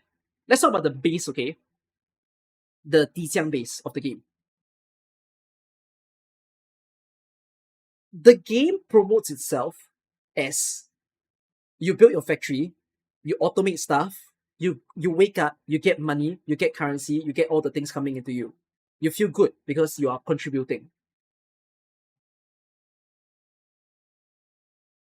Number one, At a certain point, you will have too many outposts in the game. Agree? Imagine you finish Wuling at I don't know what patch, okay, patch 1.2, 1.3. Okay, Wuling is done. All maps are revealed. 2 more outposts are revealed. You have 3 outposts in Wuling, you have 3 outposts in Valley 4.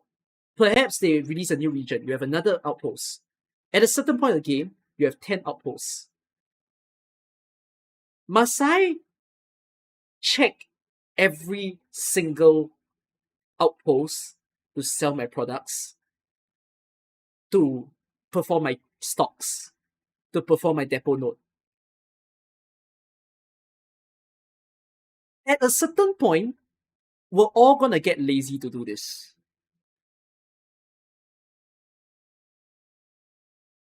They need to do something about this fucking fast. Some people won't be bothered, but you agree, right? Over time, it will eat you. Here's the thing. In beta test 1, when you set the goods and you say you sell this to the outpost, when you wake up, the money just enters your account.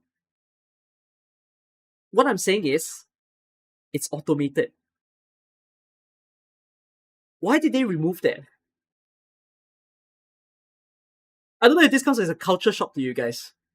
This was in beta test 1. You all know that when you put sell batteries, right? In beta test 1, when you say I sell battery, every time you get battery, they give you the money instantly every minute. Why must I wait for a future QOL for this?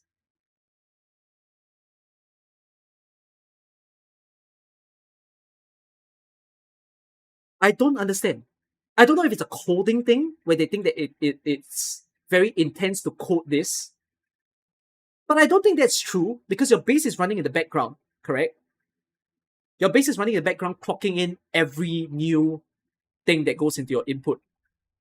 So if it's able to do that as a game code, why is there no game code for automating the sale?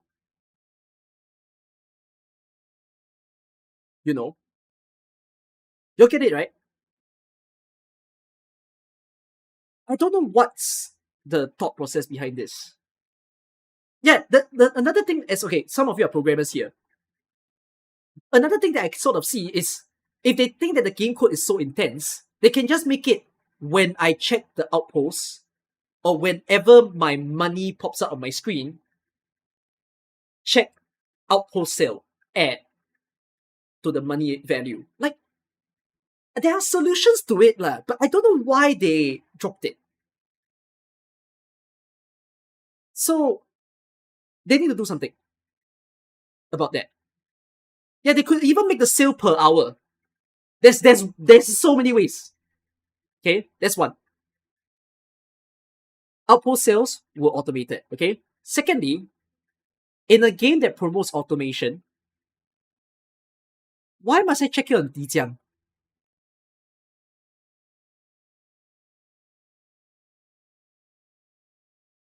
I don't know if that frustrates some of you. Like, I've gotten used to doing that in AK, where the clickery is quite fast and everything.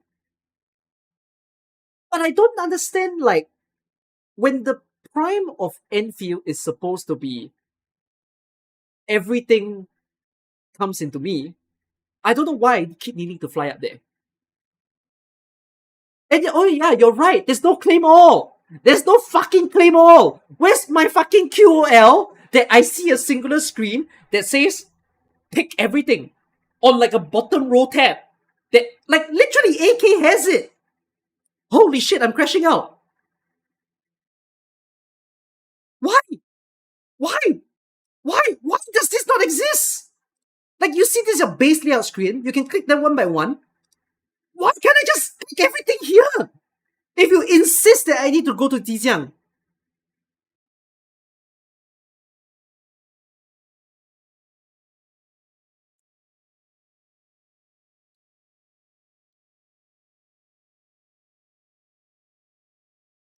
There's something about Hypergriff, right? Trying to blue ball their players all the time by not having the QOLs immediately And then later on, with every stream they do, we all get surprised by, oh my god, there's finally a QOL.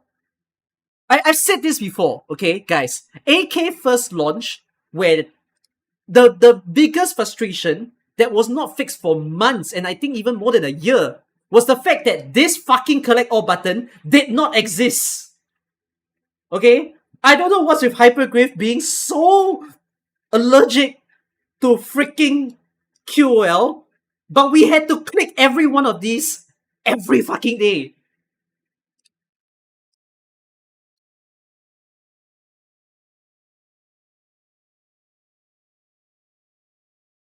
So, yeah, I just don't get it. There's a lot of like parts that crunches players, and their experience with the game. You mean you don't get dopamine pressing buttons? Who the fuck gets dopamine pressing buttons? Yes, I pressed the button. Oh, let's see what do I get for pressing a singular button.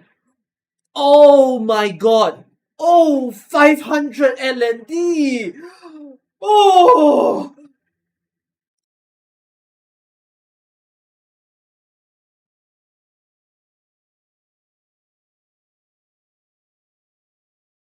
Okay, that's that. Like, yeah, again, a base that promotes automation, a game that promotes automation is not giving me enough automation. I think this is something that people need to understand. The reason why you're building the base and everything is to automate your grind. One of the things that I'm just gonna straight off the bat say to lots of other players in the face why Enfield does it better than the bigger games is they just want you to have the feeling that you don't have to be online all the time. You see? By the way, after I play Enfield today, in the next few days, if I do Enfield streams, it's either because I have a new team that I want to discover, or I'm filming an Enfield video, for those of you to know. Wait, YouTube. Just to ask you something. Do you all want to watch me edit my videos live? Ever? But let me just tell you this, it doesn't have the same vibe as what it is now. I'm not as chatty. I just leave my stream on, and I'm just editing and filming a video. But I need to warn you, if you do that, I'll be sad because a lot of you will see what the video is. But you might not watch my video when it launches, which will make me sad because I put the work in and then it doesn't translate to people watching since people actually have seen it. But YouTube have no music. Oh, my Twitch is rioting. My Twitch is rioting because I can't play music. I'll have to only play AK music. Well, playing only AK music is fine.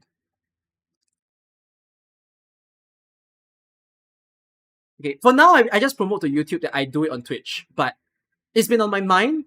I don't like clogging up. Okay. How about this, YouTube? I got a good idea. I just thought of this idea off my head. I do it on a YouTube stream. When the stream is done, I delete the stream. Well, I won't delete the stream. I'll just unlist the stream. So that it doesn't clog up the live feed. How does that sound? Sounds like a good compromise. Yeah, I'll just unarchive the stream. Because my worry was that I clog up the list of streams that are there.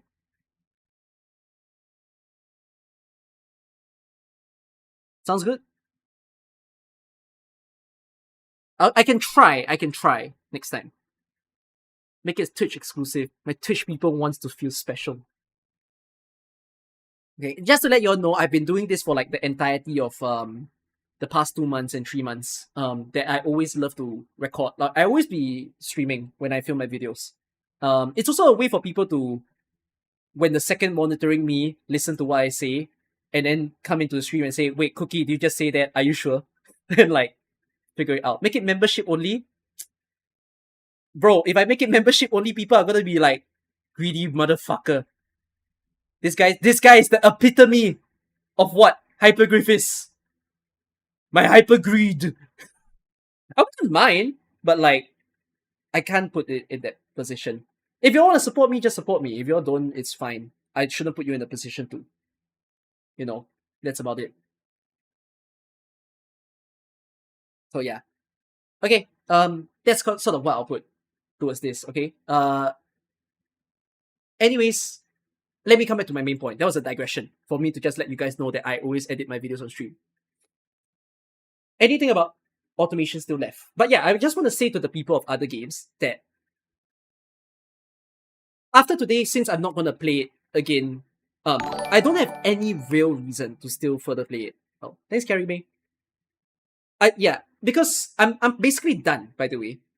Truthfully. When hold on. When today comes to a close, right? If you look at all the side quests that I have to do, I just need to finish all these three. I need to finish these, which is fine. I want to experience some of the stories. And then I also need to claim all the chests. But I don't think people want to watch a chest claiming stream, do they? Some of you don't mind. You want to see my reaction to certain chests. But I don't think that's very fruitful of a stream, for people to experience. Like, I'm not that pent up to go and collect everything after all. I'll do that slowly over time. And once I 100% a map, and having cleared like every dungeon as well, right? If I'm able to clear every dungeon in my level 60 team, which is cool to watch a level 60 team clear all the level 85 dungeons. And then to clear these, to clear these, to clear these. And when I'm done with these as well, because you can clear Edge-based salvage, what the fuck am I doing in this game? Like, there's nothing for me to do apart from farm. Yeah, I'm just gonna go back to play Arknights. It's time for me to play IS again. I haven't fucking cleared IS 5. I still have an ending 4 to clear. I still have ending 5 to clear. I need to go back. Arknights is calling me. It's waiting for me. It's the same as normal Arknights. No! It's the same as Arknights in year 1. It's, I think, something that people need to sort of understand. You play the first event every day? No. So, by the way, the title of my video that I might go for is Arknight's history repeats itself again. Because it really is, right? AK release with freaking little QLs. You finish all the main story content. You have nothing to do. You just come in, farm, get out. What the fuck else is there for me to do? It was very problematic for me when I first played AK. But the reason why I continued to play AK as a year 1 player was because I simply saw there's a potential to the game. It's the same feeling that I've have with Endfield right now. That is like, it's got so much potential for good things, and it is, I think they have all the opportunity to impress people that they can do what AK has done. But they didn't as a game launch. AK is so different now. The amount of replayable game modes, like, guys, as a person who loves Arknights a lot as well, take me home. Take me home. Bring me back. Let me do my Ascension 15s. Let me be masochistic. Let me do stupid shit in my IS. I haven't cleared RA. I need Hoshiguma skin. Please. I want to play RA. This skin is everything to me. Oh. Like, RA is a good game mode. I love RA. And so, fuck me. Can you play this today?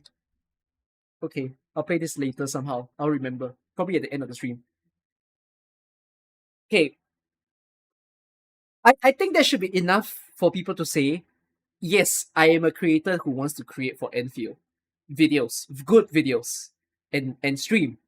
And I want to do the same for... But yeah, I'm not dropping Arknights. I cannot drop Arknights. Arknights is a very good game. Endfield, for now, looks like a slated to be good game. I cannot tell you that it's good now. Okay? Anyways, I think I'm done with the automation stuff. At least you don't have to grind as hard. But, yeah, I find that there needs to. So here's the way I see to it. It's a bit of the same as Arknights. You grind as much as you can so that you have the time to do other things, right? Like if you think of your life cycle in Arknights now, when you get into this game and then you oh my god, and then you get in here, right? Like sure, you farm off your sanity goes to 0, but when that sanity goes to 0, some of you don't log off, correct? Some of you will say, fast gameplay, I'll do a quick map, I'll do a quick annihilation. Well, let's start an IS run. Just start one. And then you realize you're playing for 2 hours. Right? And then you start anything. You get bored of IS6, you go IS5. You get bored of IS5, you go IS2. And then you realize you're just there. Endfield is struggling at that. Endfield has no such things. Which just makes me feel that they need time. They perhaps are wanting to do this, but I might urge them, do it fast. Like, seriously fast. So, that's what I will put. Besides Hypergrade, they have story playback in Endfield. I don't know how to do story playback in Endfield, actually. I don't know how they're supposed to pull it off. I can advise that, but I can't quite picture it. Is there a 3D game that does story playback well? Because how do you do it? Just open up the story again and go back in? And then reset the characters? Right? I really don't know how to do a story playback. You can't story playback and reset all the blight. You get what I mean?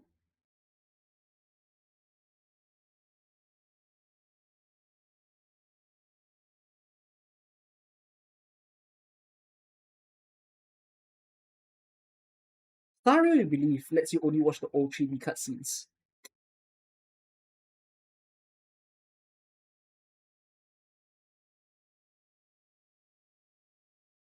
I feel like the minimum they can do is to do a transcript.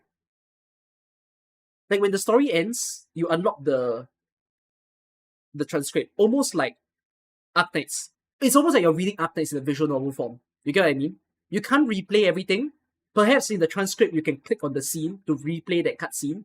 But everything, instead of seeing the characters, you just see their lines. You get what I mean? Like you go back to OAK. It's a story log, basically.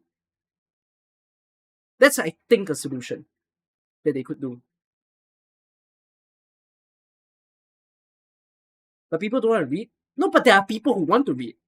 This is not a thing. This is not a feature that's gonna force you to read. You've already read through the story. It's for people who want to reread it. Okay. Any other sort of problems?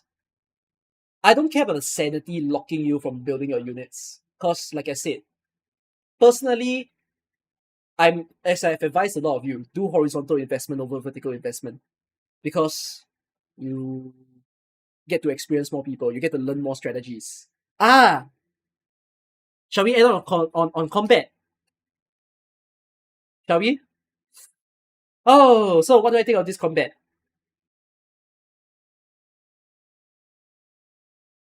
Diagonal investment? Yes, that's a way.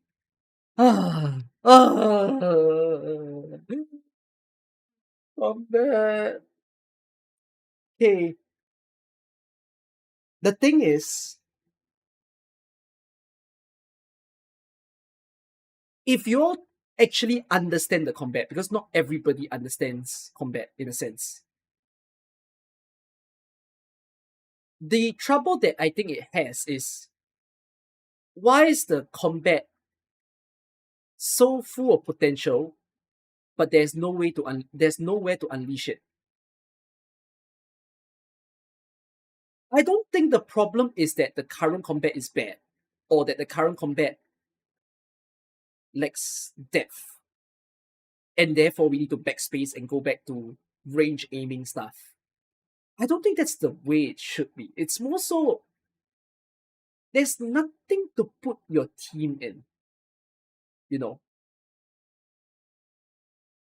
there's not really a reason. Like, you know, as much as I say you can play with horizontal investment, and the reason why you should play with horizontal investment now is you discover all the team comps before team comps become necessary. You understand what I mean? But the trouble at hand is just, in order to do that, you need enemies that push you to do it. And it doesn't exist yet. This is the reason why in a lot of my reviews of Endfield, I've constantly said the same thing. Combat is not the problem. As long as you have a good foundation, you have a good flow of what the combat is. The question is where to put your combat in. It's the enemy design. Enemy design is the most important thing. The fundamental thing that I did not enjoy about how Tobo keeps describing things is he feels that the combat, the style of the combat is the issue. It's not. If it was, then you could say Arknights is an issue because a lot of people get bored by Arknights as a tower defense, especially when they first play the game. For many of us who stay in Arknights for a very long time, the reason why we got so glued to it is because our enemies no longer are these. Right? Think of early day Arknights, what our enemies were. What was the only gimmick of our enemies? Camouflage. Wait, camouflage didn't even exist, right? Was that camouflage by chapter 4?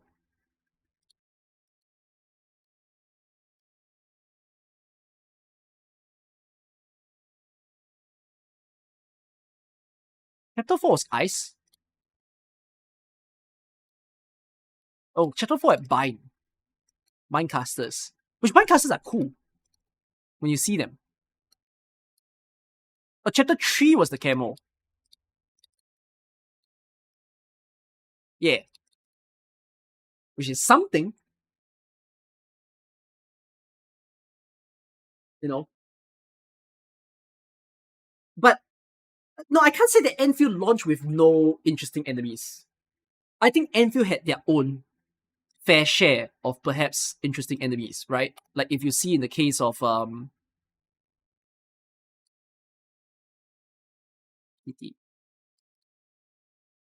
like I think this was an interesting enemy. This was like the best enemy of all. I would say that the Quillbeast is fine. It's also a fairly interesting enemy. Right? And there's also the like I like the concept of this guy. Hey, is it this guy or is it this guy? Yeah. I like the concept of this one.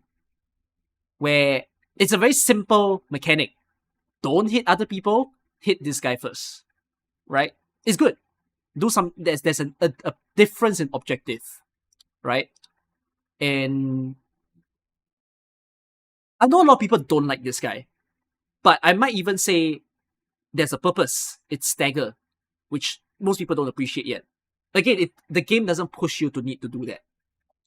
Alright? So Enfield has attempts on that. But I just find that Marble Phase 1 is boring as hell. I kinda agree. I hate the fact that the tentacles are so far apart. I don't like the running from one tentacle to another tentacle. I like Marble Phase 2, but the Phase 1 is very annoying for how much times it takes.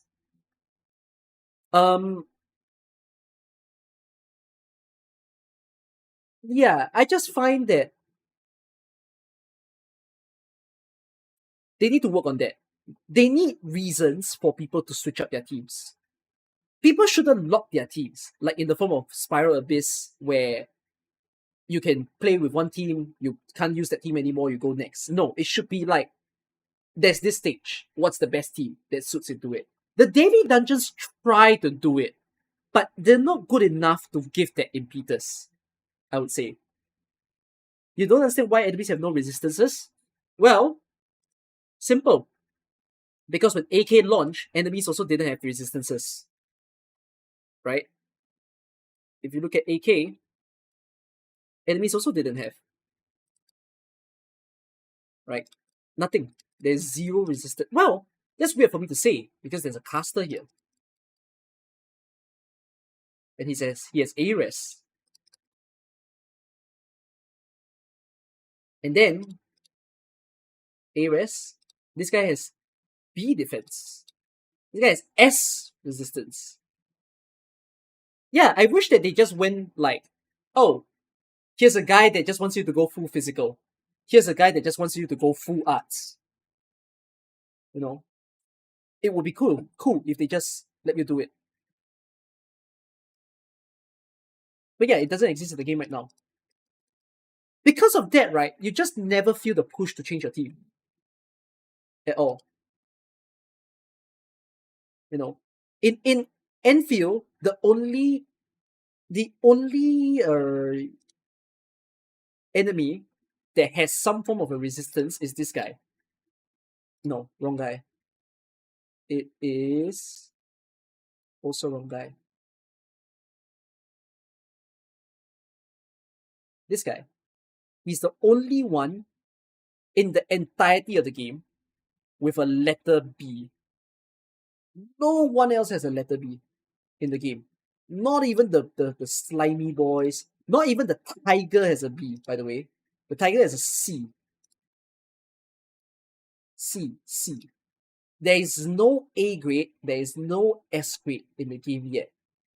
It is very much unlike AK, where we already see A's and S from the very start of the game.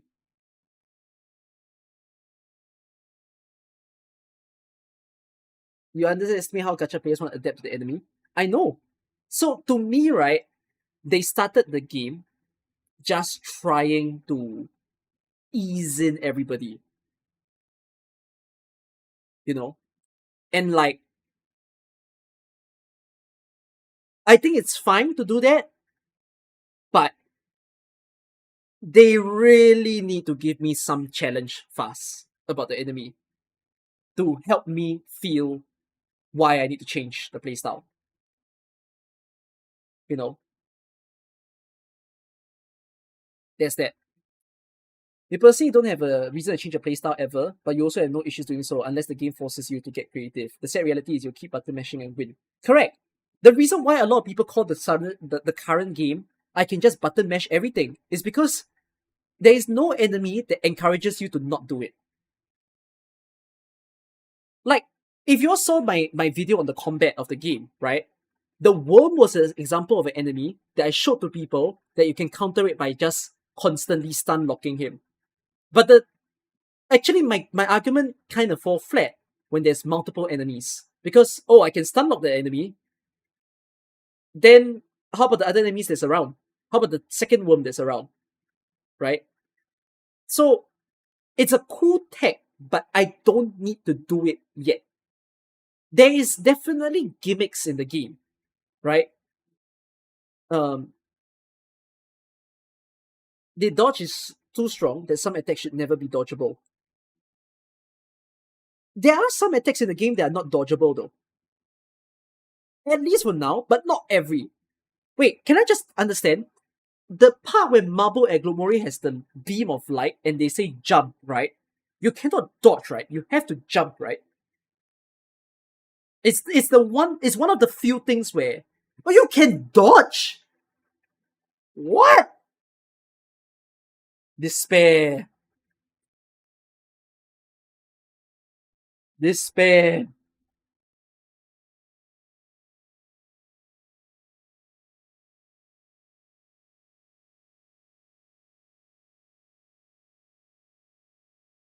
No, but I agree. Not you cannot dodge everything in the game. If you can dodge everything in the game, what's the point? It feels like there's nothing, there's no depth. They didn't add the one enemy that you cannot dodge. It's in patch 1.1. And it's only one enemy. There's only one fucking enemy that you cannot dodge.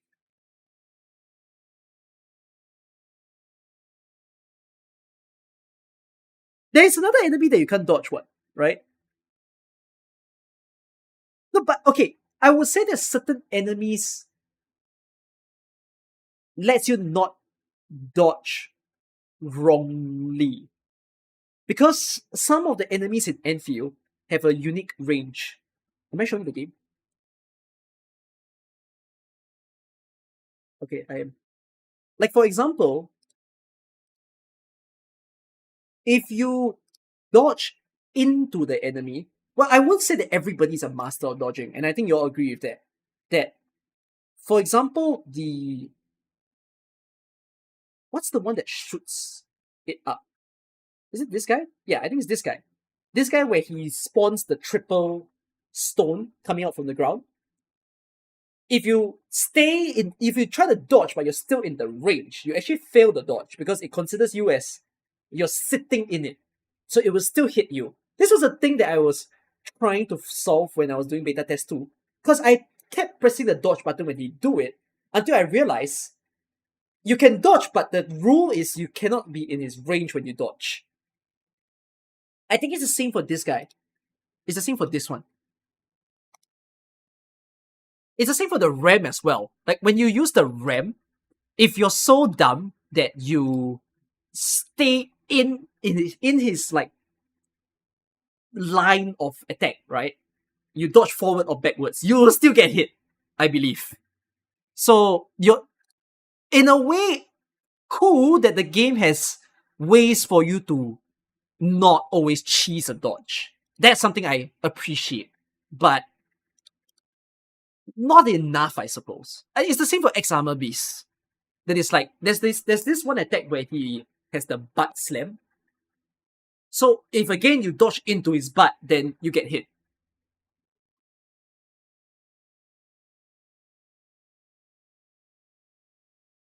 This guy also kind of takes you out. You dodge the animation of jamming it still down, but it doesn't hit you. It's the ground that spikes after. Yeah, correct. In your opinion, the dodges are almost free. They cost nothing. It costs nothing to dodge, yeah, because you get a lot of stamina, right, within the game. And they even added it as a double dodge, I would say. Yeah, but well, you guys have played the game enough to the point that I would also say it feels like a lot of things are free, but at the same time, would you say that it's also not always that easy to dodge, right? Perhaps most enemies give you that feeling, but I think some of you will agree that at least there exists some that the dodge doesn't feel so free. And even if you get used to the sequence, you do get pretty confused at what's going on sometimes. So, yeah. There are enemies that force you to break the distance. Yes, there's enemies that just makes me go, I'm not going melee. I'm just going to go range. Because I think trying to perfect dodge all the time is pretty annoying to do. So, yeah. I think the dodge stuff is something that can be fixed. It's not something that needs to be removed from the game. If this is the current game state of dodge, the only way to do so is make it more problematic for people to dodge. It shouldn't be something that people can always use as a crutch. Try to disable it from time to time. So, yeah. What are my thoughts on defenders? I'm okay with defenders. The only way you get hit is when the enemies have a combo that you don't know about, like the Valley 4 boss. Valley 4 boss. You need to say which one. But yeah. Okay. Let's take that out of the whole dodge part, but onto the idea of team strategy, right? I find that at the very least, it's a good thing that dodge in the game. Sorry, it's a good thing that team comps in the game are possible, right? If you all have watched a lot of my streams, I've shown you actually several team comps already, right? The idea of using Last Right as a single target survivalist team. The idea of using Lavitain as just a no-brainer, kill everything, mob clearance, right? Or using Avrina because of the way that the spears work, right?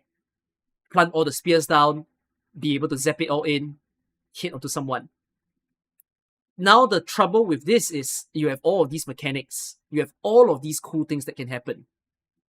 Where can I show off that I understand these cool things? It doesn't quite exist yet.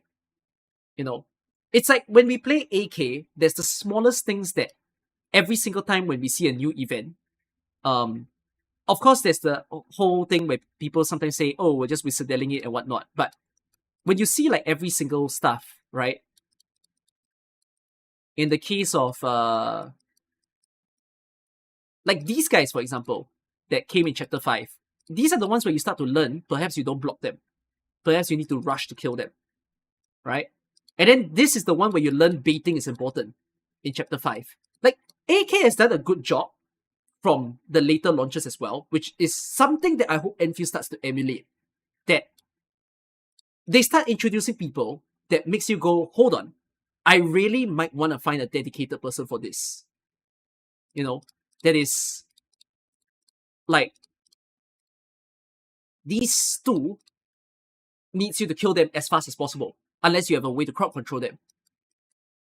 These guys need you to have 3 blockers, right? If they introduce an enemy where I'm pretty certain this will exist at some point, they will definitely introduce an enemy that will one-shot a level 90 unit. They will have an attack, probably not the full attack sequence, but they will have a singular attack that is like, bam, that's it, GG. Which will then ask the question of maybe perhaps you should use a defender.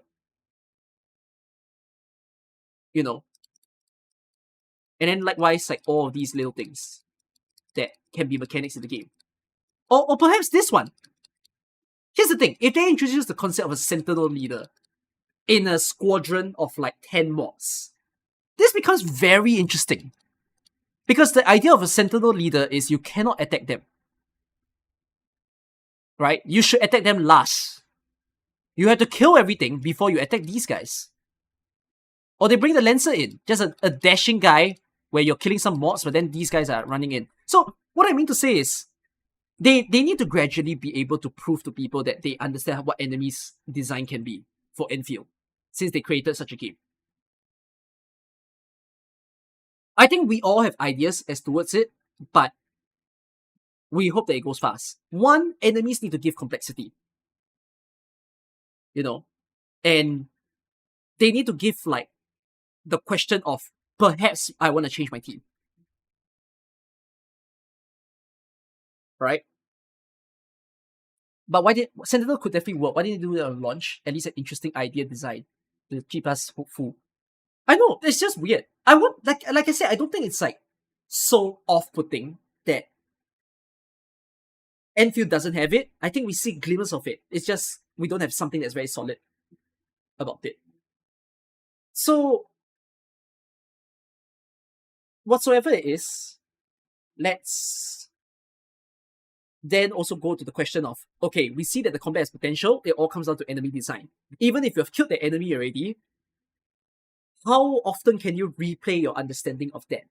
So that becomes where can you show off your skill? Right? There is no legitimately zero place to show off yourself as a player. Because you can't do it. You can see people trying to show you like, level 90 Lavitain team is awesome. Level 90 last right is awesome. But the way I counter those people is just if you just put a new enemy, it could throw both of them out of the water. So they need to allow people to have that sort of creativity. That's one. Two, we need a replayable game mode as fast as possible. And flipping edge space salvage is not the solution. Edge space salvage is the extraction game mode. Now, correct me if I'm wrong on this. Escape from Tarkov as a extraction game mode where you go in, get stuff, upgrade yourself. Is it if you get killed in the game mode, your progress resets? Yes, right? It's a PvP game, right? You do go in to collect stuff, But then you also run the risk that when you collect everything, you die. Right? So this becomes my problem. What is my fucking risk? You think of HP Salvage as annihilation? In annihilation, you can lose. In HP Salvage, you never lose. Can you lose in Ash Space? You can't, right? Can you actually lose in Ash Space?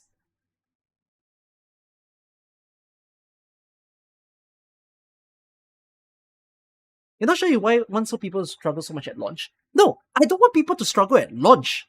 The problem is people are this. I've already covered on the part about people struggling. Now this is the different category of people. It's the category of people who, you know, people lose if they don't extend the timer, but you don't lose. You just pick out the stuff. The timer is not a loss. You need to understand what's going on in the game mode. You take the items, you fill your inventory, even if your timer runs out, whatever you've picked up comes out with you. There is zero loss.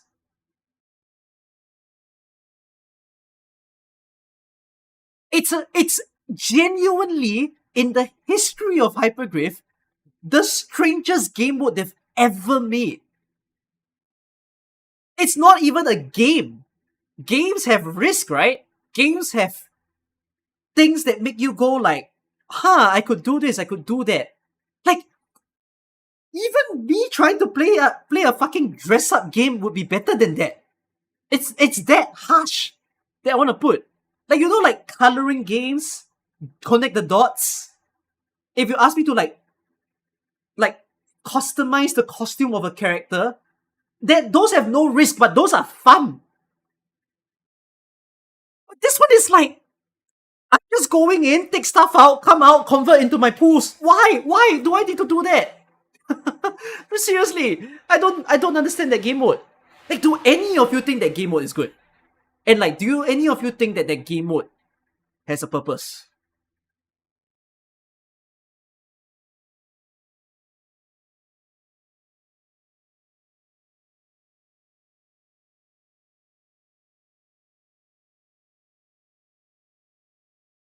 I think it's a neat concept, but its execution is very poor. Yeah. So I feel that because they chose to commit to the extraction game mode, I think it's already, the funniest part is that they put it permanent. And I cannot believe that it's permanent, because it leaves a permanent mark on the game. And it will have patches in the future. It's not done. Which means, if there's patches in the future, there's room for it to improve. Yeah? So I guess, rather than to say they should remove the game mode, we should think about what to do with that game mode. One, they need to give a risk. That is, in an extraction game mode, the whole point of it is that if you die, at least if it's really inspired by Tarkov, I don't know what other extraction game mode it could be inspired by, but if we just base it off of Tarkov, something needs to kill you. You know? And perhaps, with the derangement level going up, right, it shouldn't boot you out at any time. Right? Maybe what they should do is to let you go back to the start. That's something that you can do, right? Rather than to just, you can TP yourself out anytime. If you've gone so far in the dungeon, the risk now becomes, do you remember the way back? You all agree that that adds a bit of interesting element. There's at least oh wait, I could get fucked. Right? No, I don't think the time limit is a bad thing. But what I mean is, if they keep the time limit, one way is tell us to go back to the start. Because the map gets deeper and deeper and deeper, right? So it's going to be an interesting challenge to see that we need to get our way back. No, but it's not just getting your way back. It's about timing it. Right? You also need to time that, you're collecting all the stuff, but you need to have enough time to leave.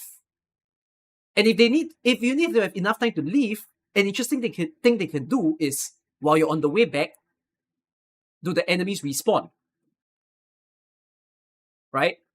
Do the enemies that you've already killed start to respawn? Another thing to consider is the longer you stay in the dungeon, could the enemies become harder?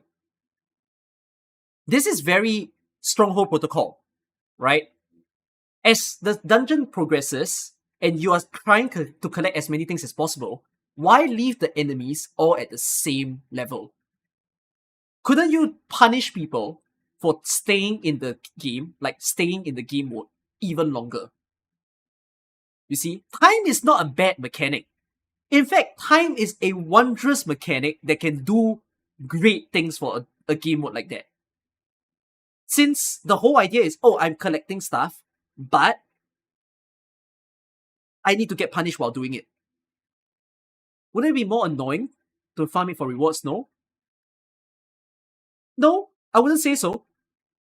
One, at least there's risk. Two, it's not like you have to commit to the full time, right? Your derangement timer could go from 5 minutes to 10 minutes with all your current upgrades. Actually, I don't know what the highest upgrade is now. Is it 15 minutes? So like if it's 15 minutes, if you don't want to play the higher risk, you don't want to like stay in, then you just do it in batches of 7.5 minutes. Rather than 15 minutes. Right? It's not like free-to-play players are screwed or anything by difficulty. It's just a matter of how you play it. Correct? So, yeah, I think, basically speaking, it's a game mode that I have ideas as to how they're supposed to improve it, and I will probably propose it. But you'll see what I mean, right? Like, whatever I'm saying is very AK coded, if you might even say it. Because we've played so many different game modes in Arknights that we know that Hyperglyph is capable of doing it. But, yeah, like, why are they not showing that they are them, you know? They're kind of missing one of the key points of the extraction game mode, the actual extraction points. Like, the actual places that you draw things out, right? I don't like the fact that the things that you take out from that game mode is I don't enjoy that the vending machines, the white packages and everything are just random scatters everywhere.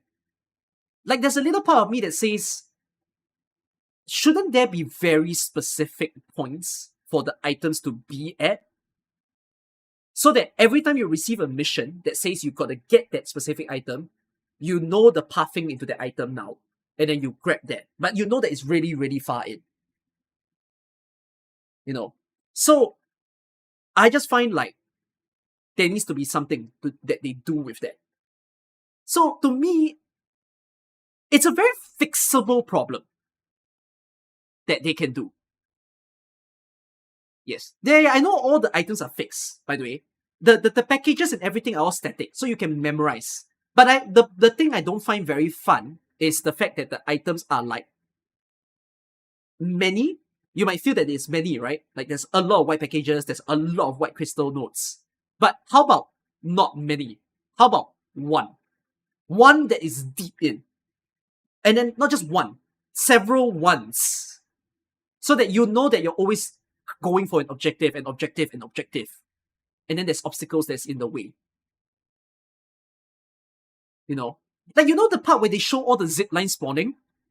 And then they're like, oh, you can now zip line from here to here. I'm looking at it and thinking like, why would I do that? I'll never be back here again. I didn't feel like I gained anything from the zip line being spawned. Apart from, oh, it's a shortcut that I probably wouldn't care to use. Like, they've not done it yet. They've not shown the purpose of the thing spawning on the map. So, yeah. It still doesn't sound fun. What, the fact, like whatever I just said still doesn't sound fun? It gives you more objective. Well, if it's not fun for you, that's fine. Because perhaps you don't enjoy the entirety of an extraction game mode. Like, extraction game modes in general will not hit for some people. It's the same as how in Arknights, you have people who prefer playing RA, you have people who prefer playing SSS. Yes, there are people who like SSS. You have people who prefer playing IS. There's preferences, you know. But in the case of this, the current state of the extraction game mode is, it's nothing. It appeals to no one. There's no game. You want to like an extraction game mode, but it's not a good representation of an extraction game mode. So I've basically given my suggestions, and I hope that helps you all understand, like, what they can possibly do to that permanent game mode right now. I'm very worried for Unreal Monument, by the way, because if Unreal Monument didn't change from how it was in beta, I think the community might crash. Let's just say that Unreal Monument, when it existed in beta test 2, even though I say that it's a very CC-like game mode, there were a lot of comments on Twitter saying that, is this not just a HP bloat?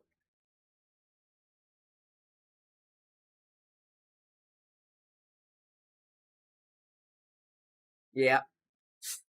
So I'm not ready to see what they did to Unreal. They said they changed it, so I'm not sure. So, yeah. Does Unreal have timer? 10 minutes. 10 minutes timer.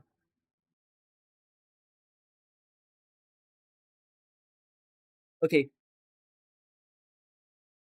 Now that I'm done with that, this is done. Final sort of thing about the said Endgame and whatnot. Endfield also, no, sorry. I think the reason why many of us AK players praise AK is because Arknights is just fun.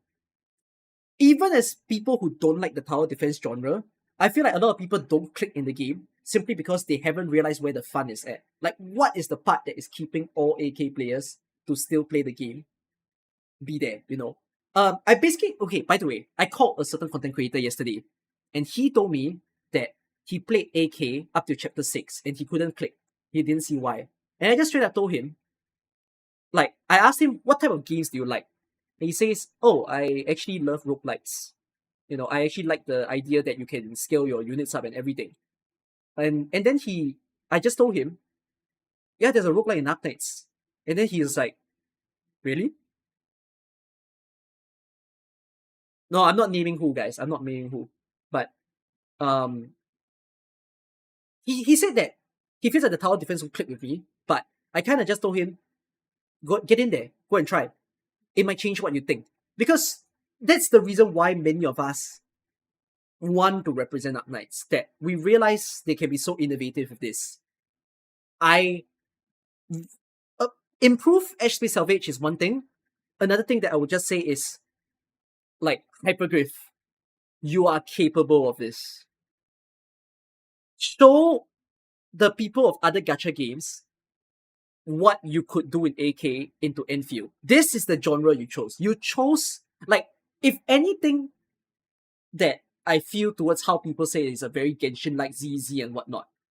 My perspective to them doing this is if they decided to look closer to them, right? Because that's what some people feel about the combat and how you play that game. Then challenge it. Show to people that you took on this objective and you can prove to people there's more fun ways to play it. Instead of just mini game after mini game, right? And not much complexity to it. Like, tower defense is so boring to some people. But for many of us, we grew with tower defense via Arknights because we realize, actually, if you think far of it, it could be so interesting for you to play. Right? It's just not the same. Arknights is not PvZ. Arknights is not Bloons Tower Defense. That's the weirdest part.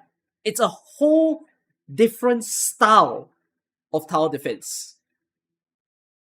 To the point that that's what Endfield is lacking. Endfield is not hitting the mark of being a different open world combat game. I want to say that I agree that it currently looks like the rest, and I seriously want it to put work to not look like the rest.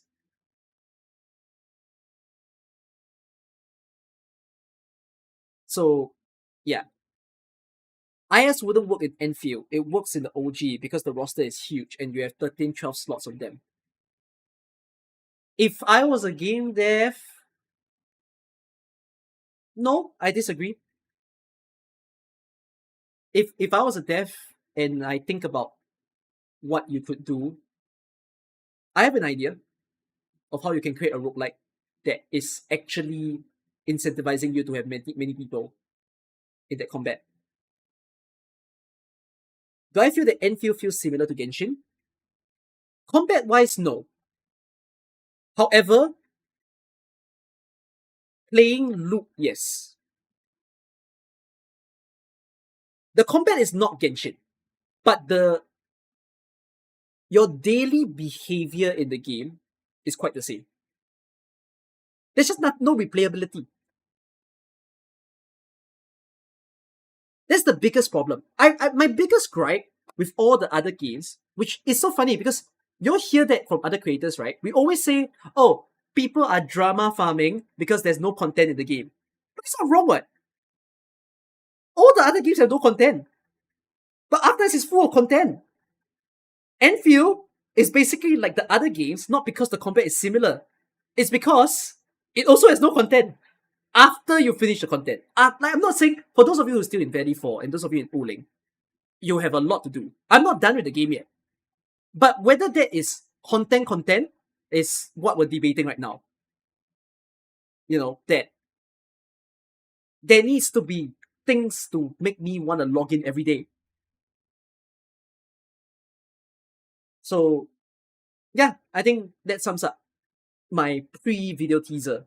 It's a 2.5 hours of a yet. How many years did it take from OG Arknights to have content? Haha! Good question. The first attempt at testing it was 1 year in. It was with the release of Kyobi's Fungi Mist.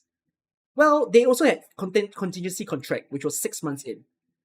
Which contingency contract has been well, it's going on now actually, because it's literally live. Like, it's happening now. I'm gonna play it quickly. Sorry to those of you who are Endfield players. Bear with me to play with this once. I don't think you need to wash your eyes and like not watch Arknights. You can bear to watch a bit of Arknights before I play Endfield, okay? Because I need to do the daily map. But yeah, this has been a staple. It's 6 months in the game. It's a very challenging game mode that really pushes you to think what kind of team that you bring into the stage. Then IS happened, which was the roguelike game mode, and it was 1 year in. But it wasn't permanent. The time that it became permanent, which was with the release of Phantom and Crimson Solitaire, was 2 years in. And that, like, by the way, I've not even cleared the highest difficulty. This is pretty difficult. I know I can, but I was playing with non-meta. So, yeah, it's just 2 years in. This was 3 years in. This is 4 years in. This is 5 years in. And this is 6 years in. It's so good that they introduce a revamp of roguelike game mode every year. In the CN server, by the way, for those of you who play Arknights, we're all kind of anticipating that IS7 is going to be announced next week. Oh yeah, CN live stream is on 6th February, by the way. But yeah, we're all anticipating that it's about time that they announce IS7. It's been a yearly thing. Oh, RA3, if they care about RA, but yeah. Seems super soon for IS7. You can't say that. It's been 8 months or 9 months of IS6. They tend to do it every 7 months. This was the longest gap between ISs.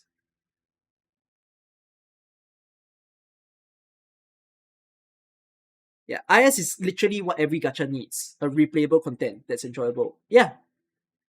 So that's all I can say.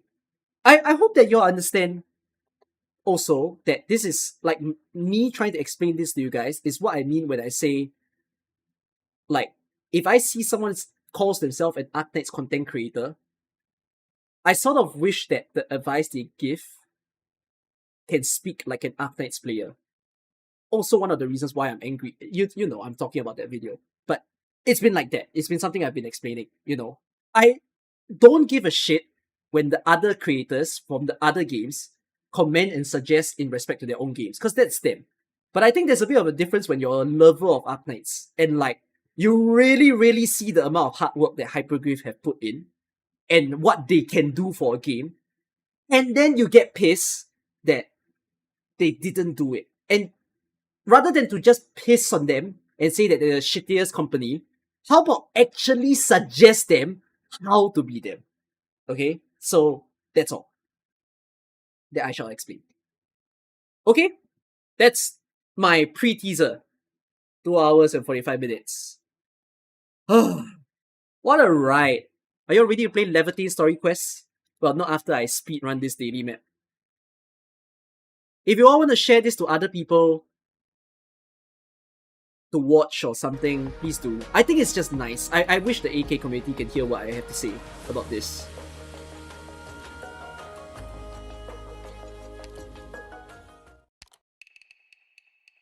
How does an AKCC talk or act? Hard to say, you know why? We don't have a lot of AKCCs.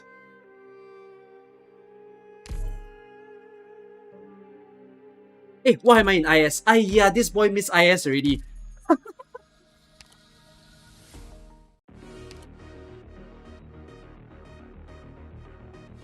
I made the video, I don't know what you're talking about. What are the risks? And what's the map? Oh, it's flame. Was this already a daily map before?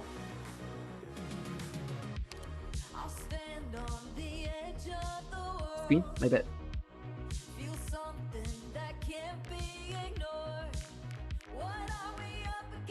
It's recycled.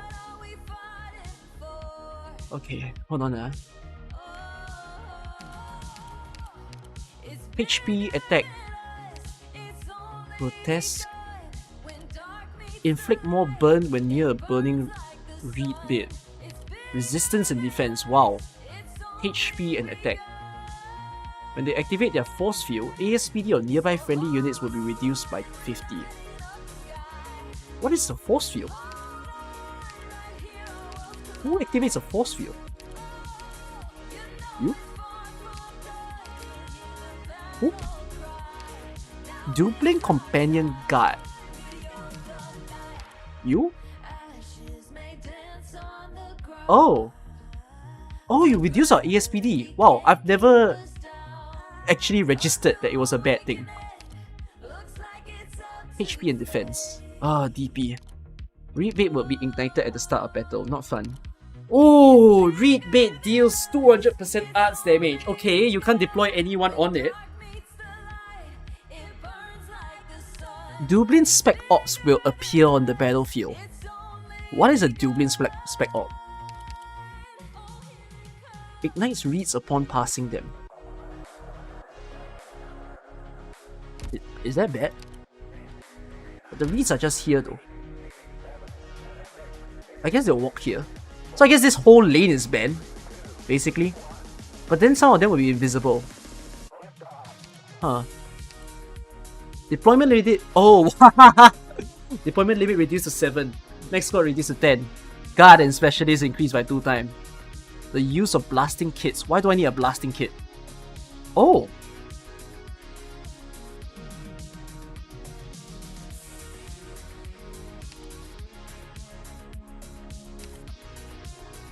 Let me use the meta team first. I want to see what's going on the stage.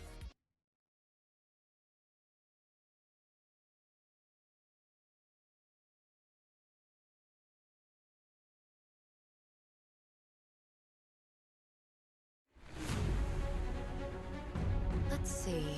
Which insect is falling into my trap?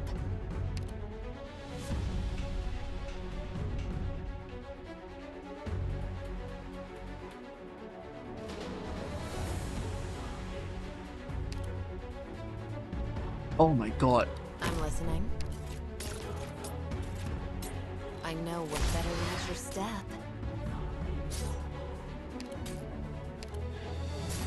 Oh, are you getting ASPD down? Because you're on the marsh? What? Wait! Wait. Oh my god! Marsh? Flame? Burning Towel? Really?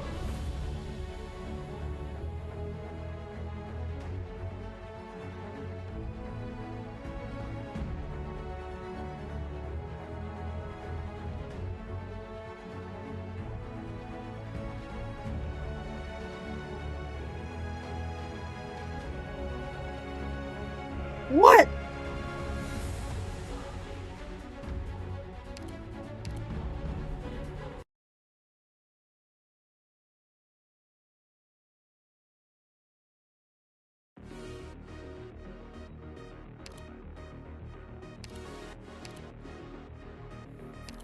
Bruh. Give me some DP first. Let me at least set up some people. Getting this crew together wasn't easy. You better make them count. I'll figure out what's a nice team to use. I just need to know where all the enemies are first.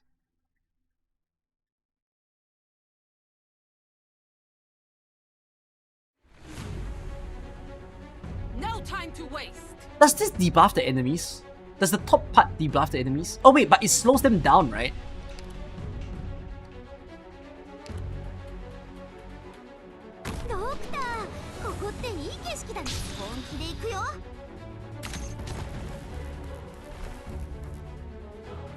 Please tell me you go down, or do you go up? Okay. Oh, sorry, yeah. Yeah, that's the right way. Oh, that's so cute! That's so cute! He walks backwards! Oh my god! What a courteous guy! The shadow beneath your feet is not your own.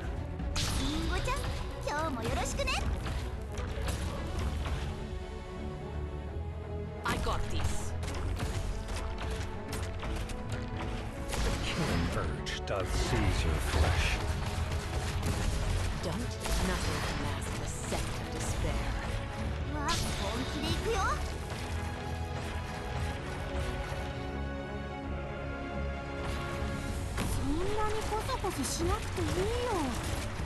Oh my god, he's flying.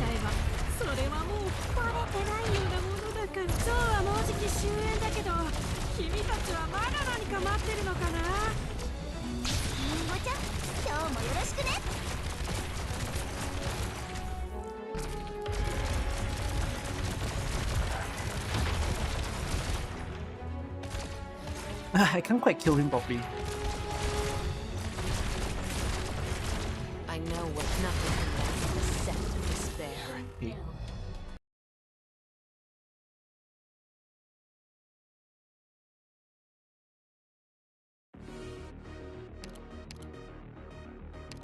Phantom makes Arthur Boss a joke. He's... You know I call him a 7-star, right? He's a 7-star for a reason.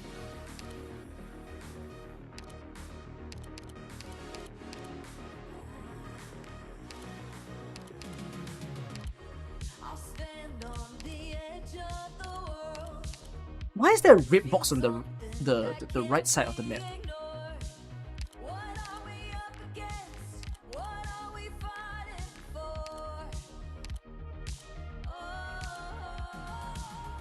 Where's ah.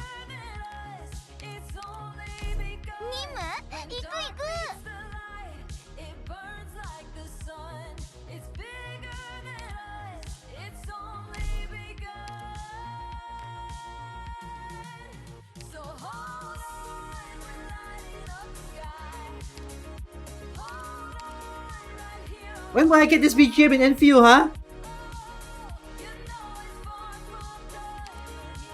My Arknights account is stacked. I would love to tell you that this is from playing Arknights 6 years, and usually only just buying a monthly card. Time to time I buy packs, but like I think I've spent in my 6 years on average $1 per day, and I think it's less than that. It's like 90 cents USD a day on average in my spending in 6 years, which I think is perfectly fine. How about Suzerain? Yeah, even including that, I would say that sounds fair, that I've only sent like $1 a day. Tally up my Google. I have to tally up a lot of things. I have to tally up my Apple and Google payments. No, but I can't tally up my Google. You know why? I buy you guys monthly cards. So my purchase history is muddied by the fact that I also bought cards for everyone on my stream before.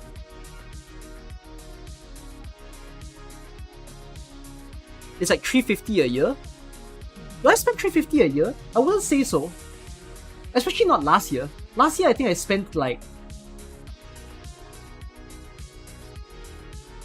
if I spend monthly every day is what, 5 USD, sorry, every month. 5 times 12, 60.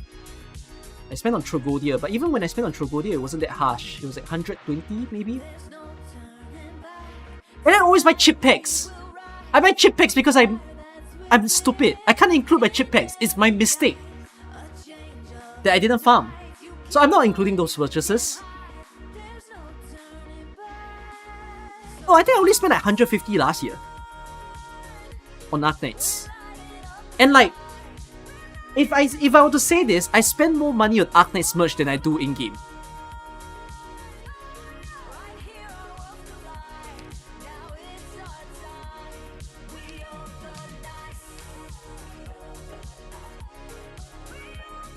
Arknights merch is so expensive. I don't just buy official Arknights merch. I tend to buy like Arknights fan merch from like artists that draw the game. Like people who are not official artists, the people who, you know, sell merch and whatnot in conventions.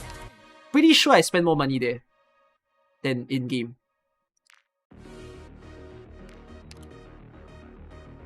Yeah, I have every unit in the game. 今天要去哪里打扫呢？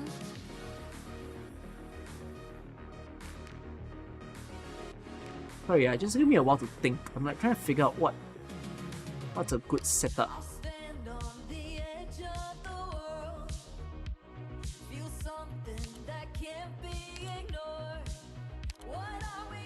Wait, I need to prepare my equipment first.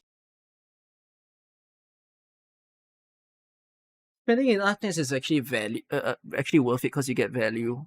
Yeah, that's what I meant when I talked about the gacha part just now. That is like, that's what we're missing in Endfield. We're missing the feeling that spending is a good thing. Picked out your bait yet? You know, a bit of a hyperglyph doesn't want our money. It's a funny thing to say. Don't. I will sink your corpse into shadow. No one will find it. Can you share a story for a sec? Don't make it long. I got this. You can do what you want. What amount of merch money goes to Yostar and what to hyperglyph? For me, I know what. I will sink your corpse into oh wait, shadow. or do you mean you mean for me or in general? If you say in general, I don't know what the percentage is when you buy it from Yostar. But if you meant like how many Yostar merch are bought and how many hyperglyph merch are bought, it could be half-half. Because I bought from Taobao before.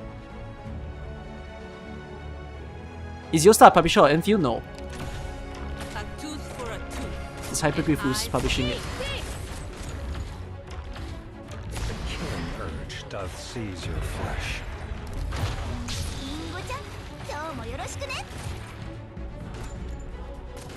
Very Wizardel, I'm gonna use you. 我会把我的名字刻在每一块原石上。 Hey, what do you mean?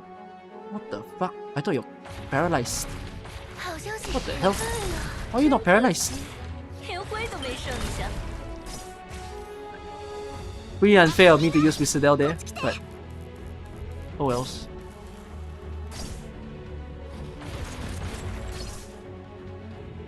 Solid positioning.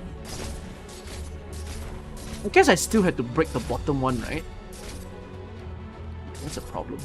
わ、りんごちゃん、今日もよろしくね。Standing by. Good shit. Don't. Better watch your step. みんなにコソコソしなくていいよ。みんなに秘密がバレちゃえば、それ証券。この夜をみんなこっち来て。マグマが振り返ることなく前へ。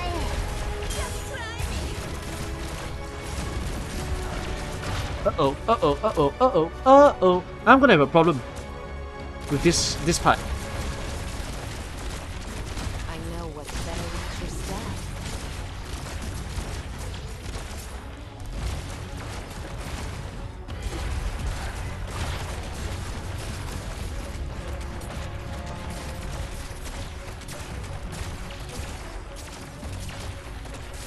Come on, Sheriff.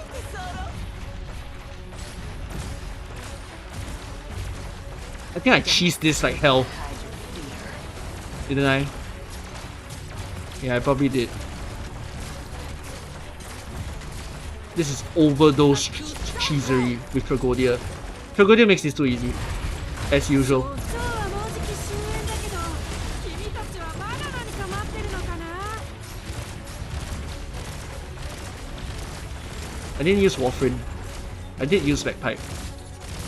An eye for an eye. Oh, the right side is so easy! Okay.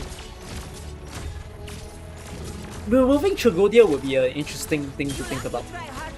Because that would make it harder. 甘酸っぱい虹には銀色の日差しをたっぷりまぶす It's not even a cheese final form. Yeah, I know I can be cheesier than this.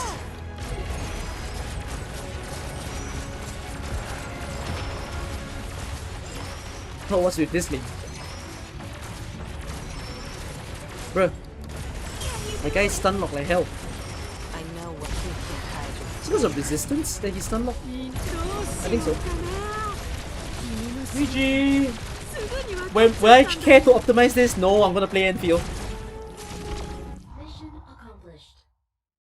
No, we're not doing auto stages, S stages today. I'll do it in a different stream. We're just doing this now because it's a daily map.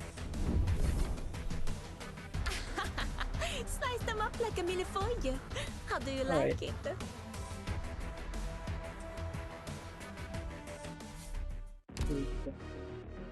Wait down. Open this up.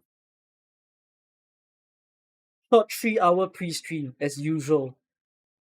Oh wait, I need to claim the reward. Like all, sorry.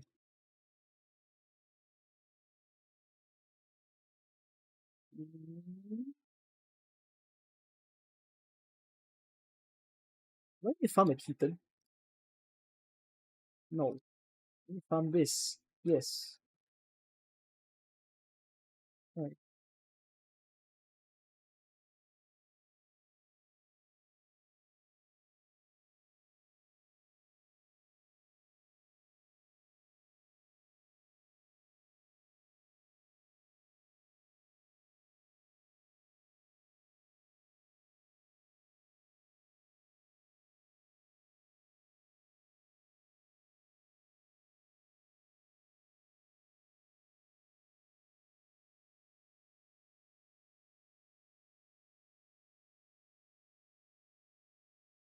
Oh shit, this is my least watched video ever.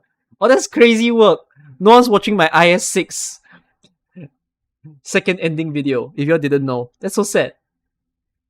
That might be my historically least watched video in a long time. Oh well. I knew that the timing was very bad anyways, because Endfield is out and no one's playing AK. But I needed to get the guide out of the way. You don't want to get spoiled, so you don't watch. It's not a spoiler though, it's just teaching you how to get the ending. So yeah, I don't think the video will get discovered, but anyways, I have it there, because I know people wanted a second ending guide after all. So I just built it. Okay. Hey, sorry, this was not the game that I wanted to put audio for.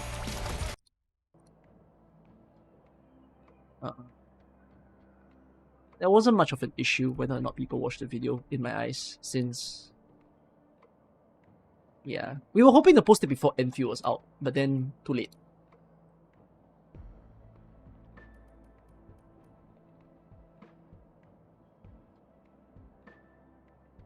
But yeah, in-game ready, right? Yes, I am in-game ready.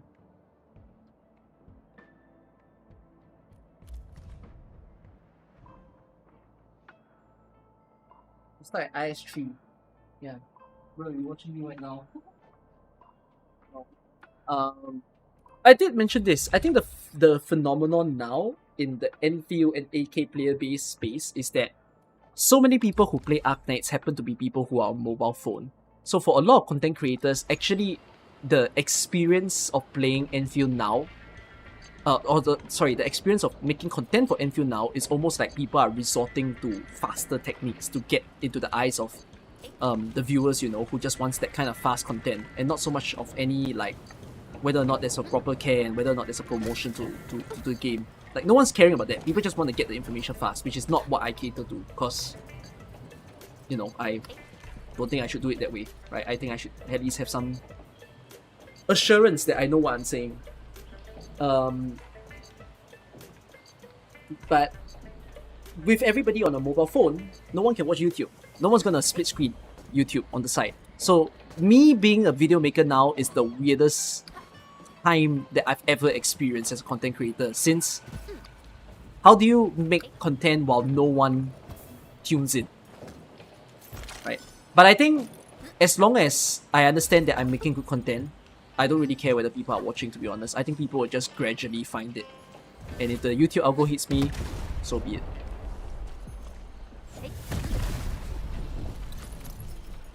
Alright. Whose quest did I say I want to do first? I know a lot of you are here for Lavitain. I'm gonna blue ball the hell out of you. I'm gonna do Yvonne first.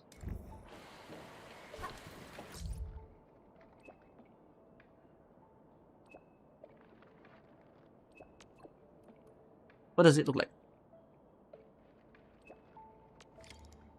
Alright, let's go.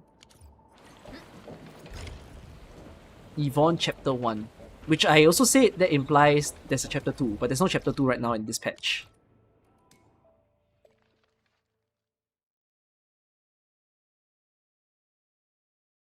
What emulator do I use for PC?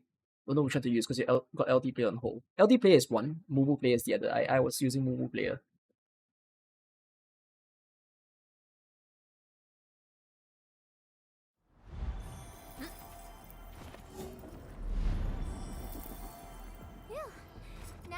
All right, crew, form a line in front of me. Now scan to check them out of the depot. Super Iterator? I think I saw it. That package should be in the stack behind me. All the packages that got held up came in today. We got no one to spare because everyone's busy sorting the deliveries. So, I guess you'll have to find it yourself. Yeah, you can use my stream as the way to experience the story so that when you play it yourself... I saw some of you doing this as your meta of watching my stream, right? That you don't play the story yourself. You watch it with me so that when you play it yourself, you just skip and save the time in your account. Super Iterator, she calls herself this. Will viewer pool be available for Endfield? I will open viewer pool for Yvonne. Well, be extra careful when moving it around.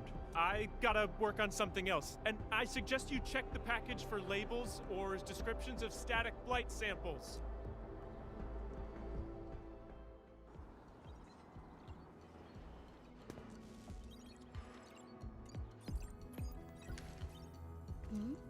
Endman! I am totally surprised to see you here! The delivery. Andre is being a big lazy owl again. He made a losing bet and promised to pick up all my deliveries for this year. I can't believe he's bossing you around, Endman. I'll make sure he gets a friendly reminder of his place. I just want to mention something very quick because I think for perhaps even Gacha gamers in specific, Yvonne has been perhaps the most slandered maybe for being a big Guna bait, and I'm not gonna perhaps deny that because of the design and everything, but I must say that her personality doesn't quite imply that way. If anything, the one that feels the most really up in your way is probably Fluorite, I would say. But like, I find that her character is actually pretty normal. Like, I have seen people like her in my life, you know. I have had friends like that are just this. Pretty much the same. Picking up packages is such a hassle. Anyways, thanks a mil.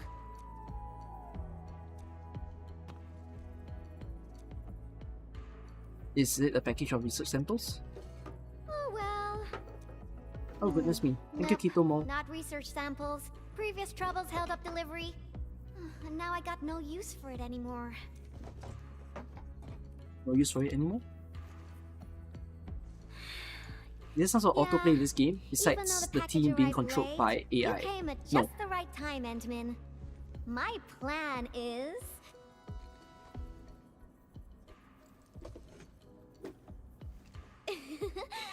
just follow me. When I played this story in beta, I don't think I hated it. Nope, this won't work. Because, like, I'm not into robots, but who am I to judge if someone else is into robots, right? That's their love, and I think by all means, Ooh, this place is feel emotional great. about what you lost.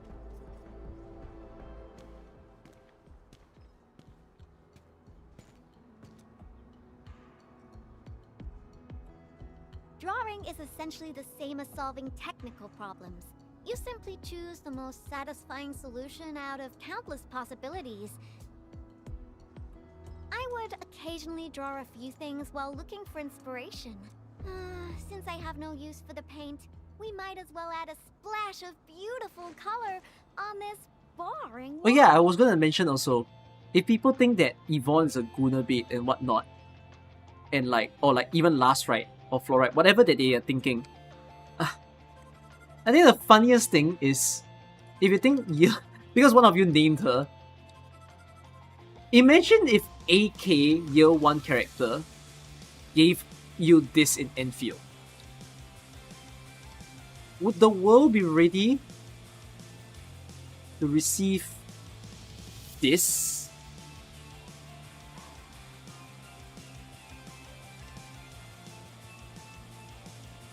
Eunectus was Year 1, bro. I'm ready.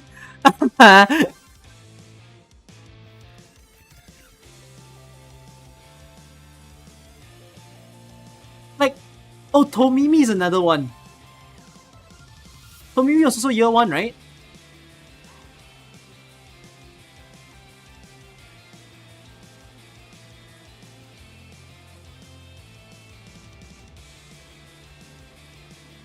Not under E2. Tomimi is another one. Or Shining Skin. I don't think people would be bothered by Coral Coast now, no. But yeah, okay. If any... what does any Coral Coast skin that's in this game, right? If people were to see it, what would they go? What would they say? They're gonna say like, oh my god, this game. Will it happen in Enfield? Perhaps, but is the world ready for it? Is the Enfield player base ready to receive the Lavitain Summer Coral Coast skin? Huh?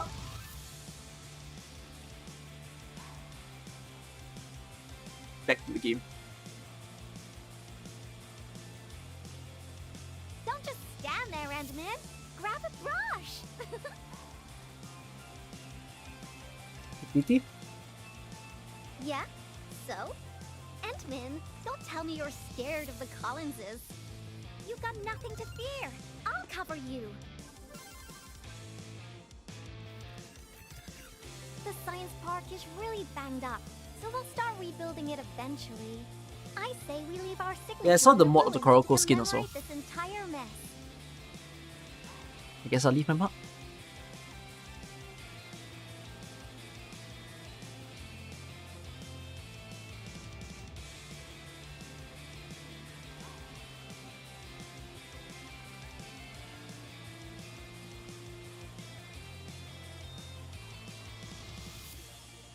Phew-wee. Oh, I haven't felt this great for quite a while.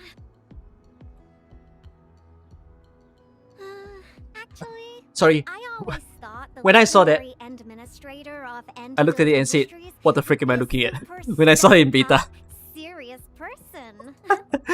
It's a splash of pain.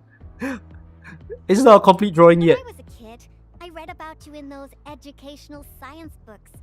They either described you as an old academic like Professor Crow, or someone like Director Chin, always rushing around with a stern face, stamping piles of reports with the Endfield seal. So, what do I look like now? Our pattern souls are vibrating. Endman, your aesthetic is so my vibe. Hey, Yvonne! You again! Uh-oh.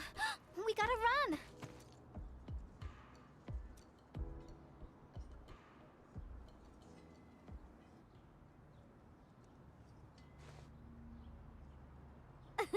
That was real close. Almost caught us red-handed. That's someone was supposed to cover me. I did in a way. Even found you a hiding spot right. Thank goodness it wasn't his sister, or we'd both be toast.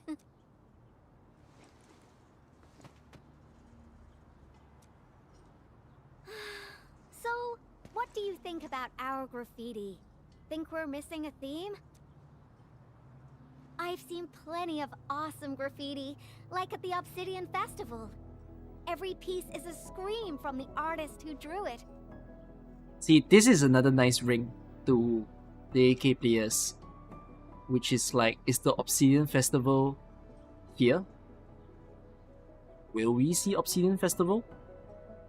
Because the possible only place where Obsidian Festival could occur would be Laevetain in this game. It's something from their heart, something they truly want to express. A raging voice that wants out, that wants to be plastered all over the viewers' faces. Another strange thing also is that supposedly the Seaborns could live very long. So for whatever reason, is alive until sunset here. So, what do you want to express with your graffiti, Endman? The vibes you're feeling, a story you want to tell, or is it something else? How about a fragment of an old friend? An old friend of the Endman? You've made me quite curious. No matter what your answer is, the scream must be an eruption, an explosion right from the deepest recess of the creator's heart. Wait, I forgot. Alive until sunset, AUS. The Ferromats, or are they... Oh, the Ferromats, right? But that also gives it a possibility that they could be here. I really envy you, Endman. You seem to have it all figured out.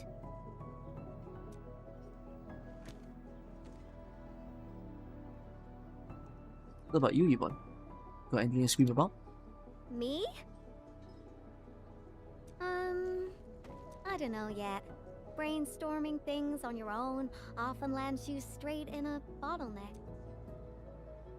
Nevertheless, inspiration remains the heart of any creation. And since you've been all over the place after waking up, you must have found some truly inspiring spots. Come on, share a few with me.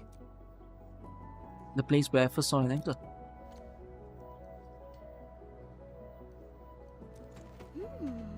The hub base? Oh, well, I can also visit Andre along the way. I heard an anchor fell right on his lab. Old boy got really lucky with that one. And yeah, since I haven't seen him for quite a while, I suppose I can swing by, you know, give him my best wishes. Endman, Endfield operator Yvonne is requesting the reservation of your time today. I must complete this graffiti while my muse is still knocking. I refuse to take no for an answer. What if I say I'm actually busy with something else? Will you hate me? Oh, I've not tried the first... Yeah, I tried the first option for sure, so I wonder what the second option does. Not that I hate you, Yvonne, okay? I just want to see what it does. Thinking of backing out? Too late! You're at least 50% responsible for this wall graffiti.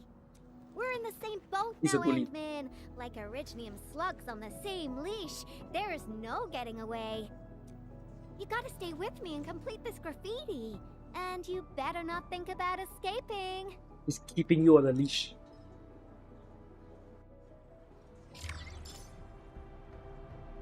Right.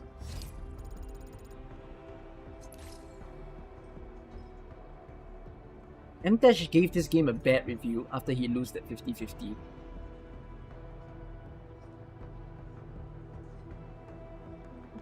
Okay.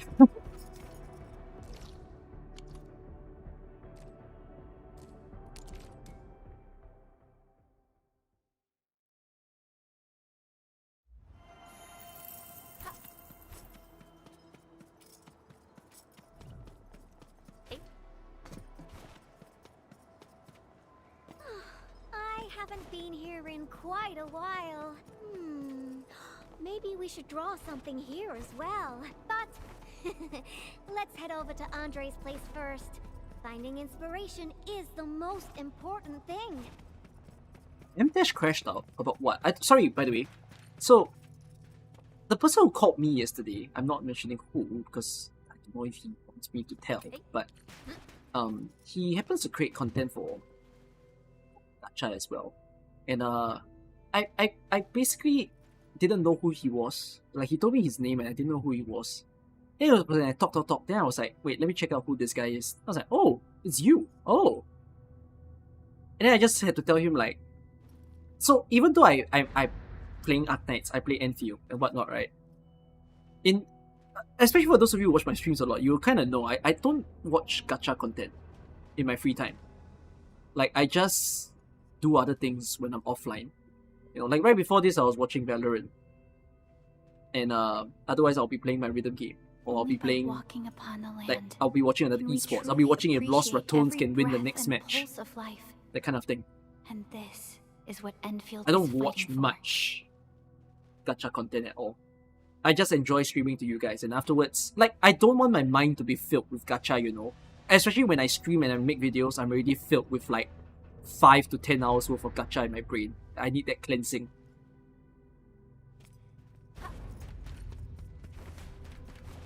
I wonder how Andre will react when he's... It's finished.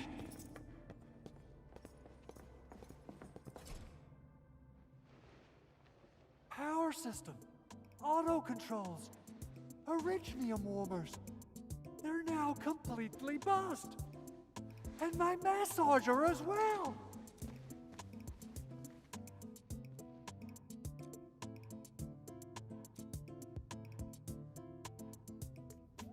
Oh, when will I ever finish these repairs? I got myself a Laevetain oil painting online. Now I don't even have a proper place to hang it. Director Chin is really on my back. Oh dear.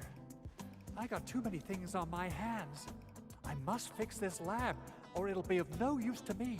Did someone say something about fixing their lab? Yvonne, and the Endman. Why are you here? Why do you voice out what you say? I'm here to settle the score for making Endman run errands. Speaking of which, this Anchor did quite a number on this place. Wasn't Tata parked here before? That means it was really close to... Hold on. Are you saying that there's something wrong with the package? They need to. Okay. So something about this story quest in particular. This first-person perspective that they give, do freaking more of it. I don't need everything in the story to be third person. I would love to sit in the eyes of someone from time to time. We're not here to blame anyone. Uh-huh. Since you've got a bigger problem to deal with, I guess I'll overlook your crime of wasting the Endman's time. I also would want to say that benefit of doubt, 1.1, 1.2, for all you want, put Endmin in the whole story. Past that, you give me some side story and whatnot, delete Endmin. Please. You can do stories that involves no fucking penguin. Not that I hate Endmin. I just want some new flavor in the story. Oh, I thought you'd want to see the Endman. After all, it was...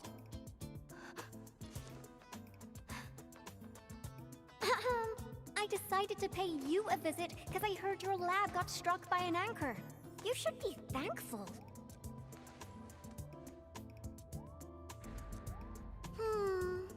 No matter how many times I look at your decor, I find it simply tasteless.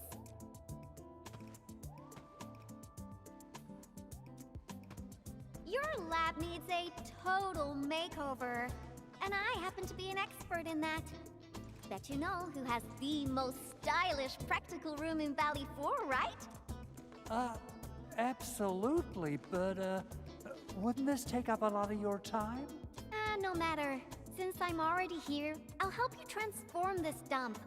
Unlike you, I'm decisive, which makes me 3 times more efficient. Besides stories, you feel like you're taking care of things instead of political. I know, but I think there are some side stories where you don't have to be admin. Oh, quick clarification. I'm not doing this for free. But yeah, I also don't mind if the Dinners? story is just admin Nope. alone and Lend no me a political to the etching side. machine for a month. So like, especially like when you see character story quests like this, is great. No admin, no Chen. You know. I particularly enjoyed the query for one thing. There was no political there. You know. And yeah, pretty much that. Like, perhaps either go only admin or don't give me admin is what I'm going for. As a way to take the story. Of course. Definitely. So I'll hand this place over to you. We got a generator gangway malfunction, and Director Chin wants me to help. I gotta head over quickly. Oh, right. Edmund, we might need your help with this. The generator gangway issue might affect the power supply for the AIC Research Center. To completely fix this issue, we'll need your Originium arts. I think chapter 15, I haven't. Well, I have the time to do this now because after today, I can go back to AK. Oh, that's really low, Andre. I booked the Endman schedule ahead of time. But since the Endman agreed to help you, Andre, this means I'll be playing with your etching machine for 2 I'll be months. making some And best AK part out, story I have plans videos to soon. take the Endman to other I realized that places. I think people are And don't you perhaps worry about interested your in lab. knowing about I'll take AK, care and I of want to it. make some Be ready to videos see of something the stories that I like. fantastic when you get back. About my lab, Yvonne. I've been using it for nearly a decade, and I can find everything I need, even with my eyes closed. A total overhaul might get me confused. Stop dilly-dallying and get going already. Your lab's in my super capable hands. Oh, she's quite a handful, isn't she? Emmett, I gotta pick up some tools. Let's meet at the generator gangway.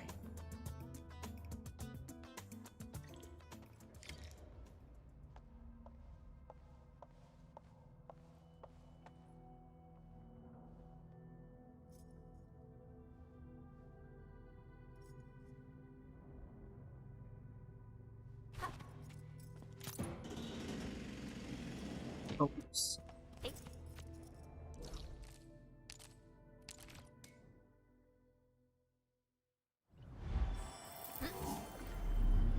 In fact, it's been a long time since I made video. Oh, you mean what? Lore? Oh no, lore videos? Yeah, people haven't been updating lore videos in a while, but I don't think I'm making my video as a lore video. It's more like I want to make videos of the stories that I appreciated in Arknights. I think that would be just sweeter. I wonder if AK also have alters. Let's head up, Edmund. He really doubt. Yeah, I Two got little a characters in the secret game. question to ask. When Yvonne received that package, how did she react? Is she all right? What? She used it for graffiti? Yvonne is the sort who would do that. And it doesn't sound like a bad thing. Is there something special about the paint? Oh, the paint. I can't really tell you much about it. It's better for Yvonne to tell you herself.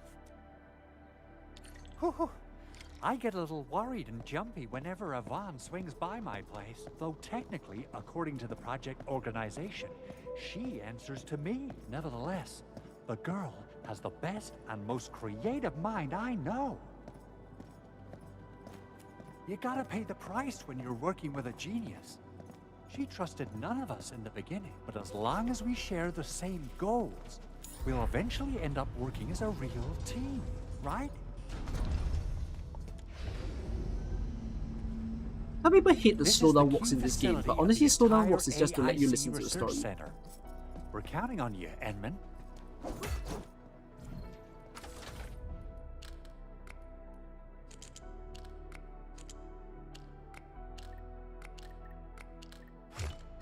Or pirate, whatever you see it. I think it looks good now. Let's restart it. Beautifully done, Edmund. So how are you calling this the Stardew Valley mechanic? Oops, I'm not paying attention.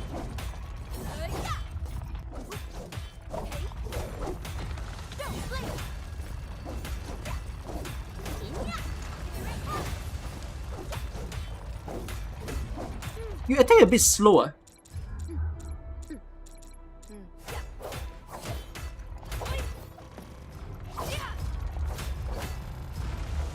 Bro, this is an ASPD test, bro.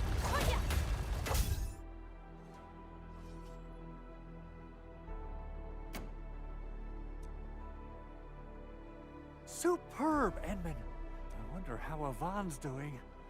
My poor little lab. What if it turns into a house of horrors? Do I lose that much for meeting Avrina in the electric team? Perhaps I should be considering Arknight all the time. You see, stopping. She has the creativity of a burden beast that broke free of its reins. You gotta run faster if you want to stop her. Well, if it makes her happy, I might as well go along. Okay, let's hold that thought and head back to my lab. What do you say? Alrighty, let's be off. And quickly, too. Yeah, this used to be its own side quest, I know. There are two variants of this. There was another time that you had to hit this thing as well. By the way, Edmund, there's just one more thing about Yvonne. Our prototype project was a success, but I still know nothing about her plans for her own future. Now, Yvonne might seem like the happy-go-lucky type, but she really looks up to you. Would you mind asking her about this? Good thing.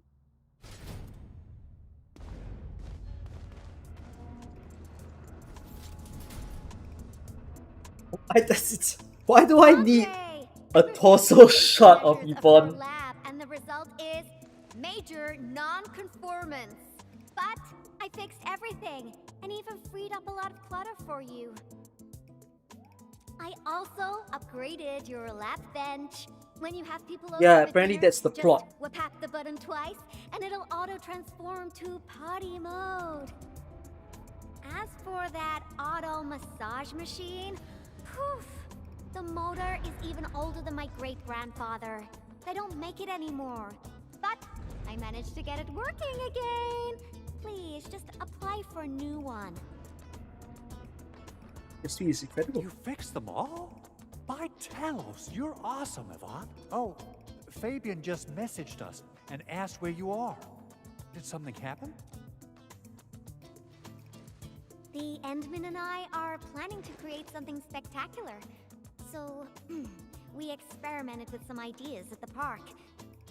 Don't tell him where we are, Andre. I want to ask something about the way that the other gacha games kind of do these sort of cutscenes. Because very clearly, what they sort of did here, I have a feeling they had people who model the characters, and because all the characters use the same skeleton model, it's the reason why all of them emote or like they make gestures almost one for one sometimes.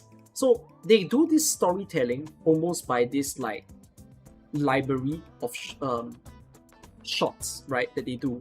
Do the other games do it? Well, it might feel very rigid, but I wonder if the other games do the same. Do they? Anyway, my spectacular extravaganza still lacks inspiration. Seen anything impressive or stimulating recently? Now that question came out of nowhere. Oh, I What got it. doesn't? Try visiting the generator gangway we just fixed. What ZZ doesn't? ZZ is very flowy, I remember. We'll be running a power So would you say that restoration the test soon. for the games that All doesn't, the lights more will come flowy? back on. You're in for a very pretty sight. Sounds interesting. Let's be off. Time to admire the fruits of your labor. By the way, Andre, don't forget to check your lab. It's just Let's like do a 3 emotes only. surprise. To me, when they do something like this, right, they need way more emotes if they want to make the story feel more alive. What? What is all this? What is that voice like? It's really loud and boisterous.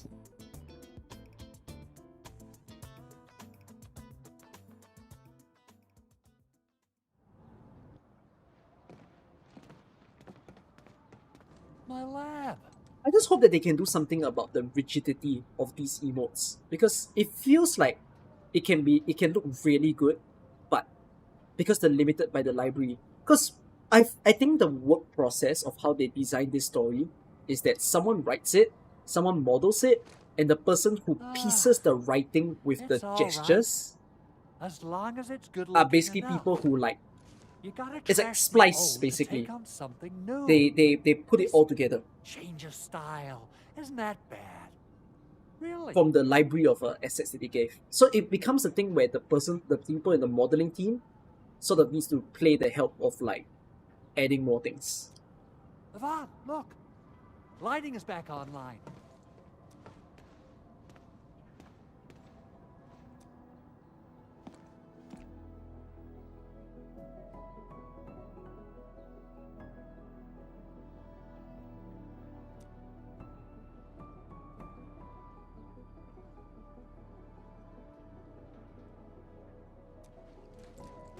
Endman, I got some ideas about the graffiti, but I don't think they're enough. Are there any other special places besides the hub and the Originium Science Park? At the giant Agolos, at the Origin Origin Agolos. Load Spring! Alright! That'll be our next stop! To the Load Spring we go! That felt like I'm on a television show. Okay, my artsy navigator. Which part of the mines are we heading to? The part where we'll see some of my friends. You really have friends everywhere. But I also have my Tweety Bong, Frosty Bitey, and...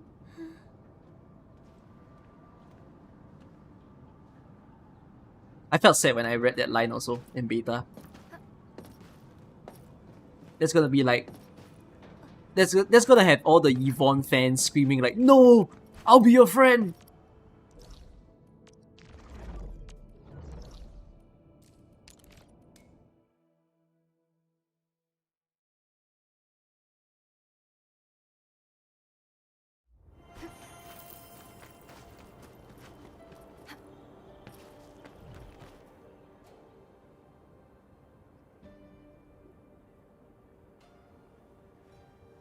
I didn't come here often, but I'm struck by how different it is from before. Rebuilding will take a while. Yeah, that's true. It was a terrible event, but everyone's still working hard to turn it around. There's always hope. So, where is this friend of yours, Endman? I don't see Alia around. Alia? Alright, let's ask about her whereabouts. Let's split forces and ask around. Why are there so many rock bugs? Oh, Endman. You see Alia? You looking for her? I just came back from a team patrol in the old mine. We were only able to retake that area thanks to you and Rossi. We've been putting off this moment for far too long. Now's the proper time to honor our fallen. Okay, so yeah, so this line doesn't feel like a nothing burger simply because it's a bit epilogue of like just the guy telling you thanks for your help in the earlier part of the quest. So that's a good line. Endman, are you here to take? That's part in another the good line. send-off? Send off? Yeah, a few fellow crewmates passed away during this incident. We're giving them a formal send-off, but it's actually more like helping us, the living, to cope with the reality. Is Alia helping? Alia should be looking after the children who lost their parents. We're really short on people, so she might be reassigned to another role. Patrolling, cleanup, battlefield salvage. Anything's possible.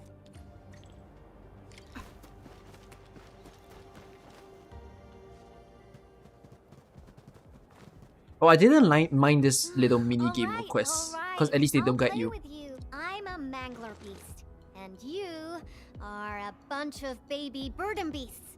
Now go and hide. The baby burden beast caught will be torn to pieces. Oh dear me! That's...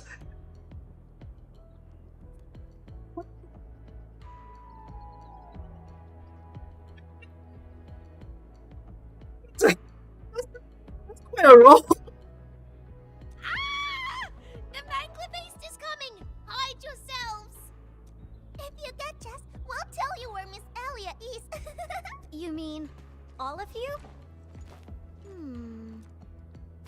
never expected a Mangler beast to have a pal, right? We are the Double Manglers!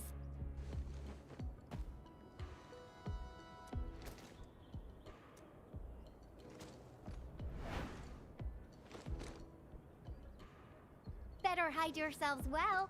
If we find you, you lose. And see, I'm the expert here. Hurry up, Endman. Teach these munchkins a good...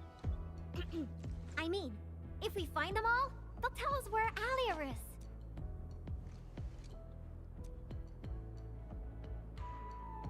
Are you done hiding? Because the Mangler beasts are looking to feast. Rawr! Now that sounds like a real roar. The previous one was like, whoa, she's going all out the roar. Oh, I suck at this.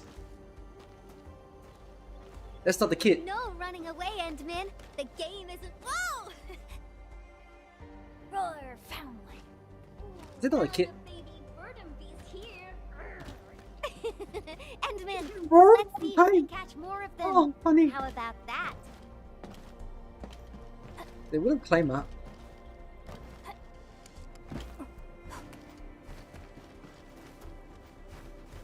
Where are they hiding?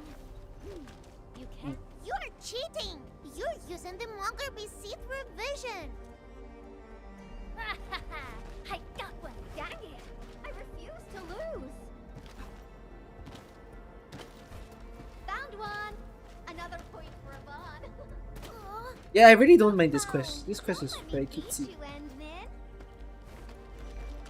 Actually, know where it is.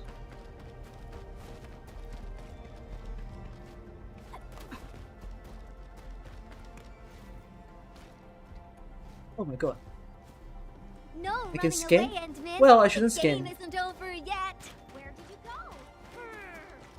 I should figure it out. No running away, Endman. The game isn't over yet.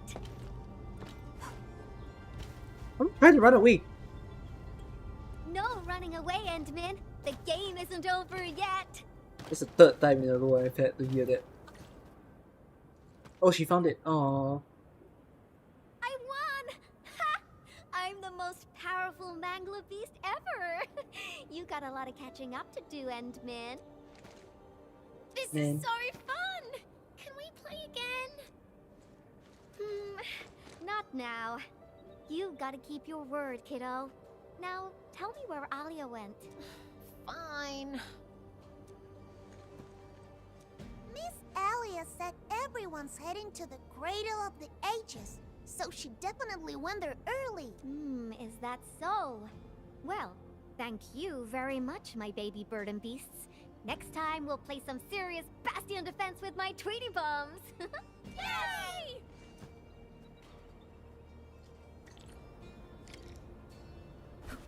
Alia.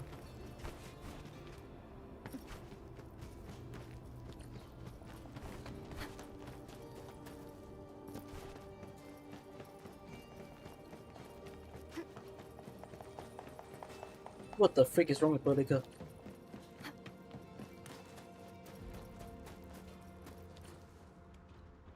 Something isn't right.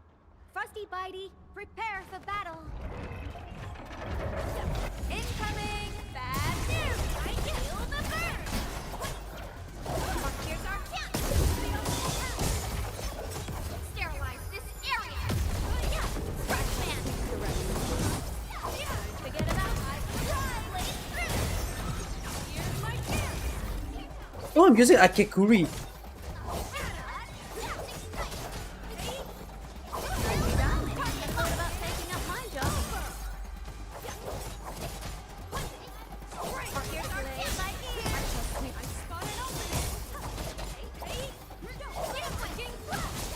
Perfect is this wind.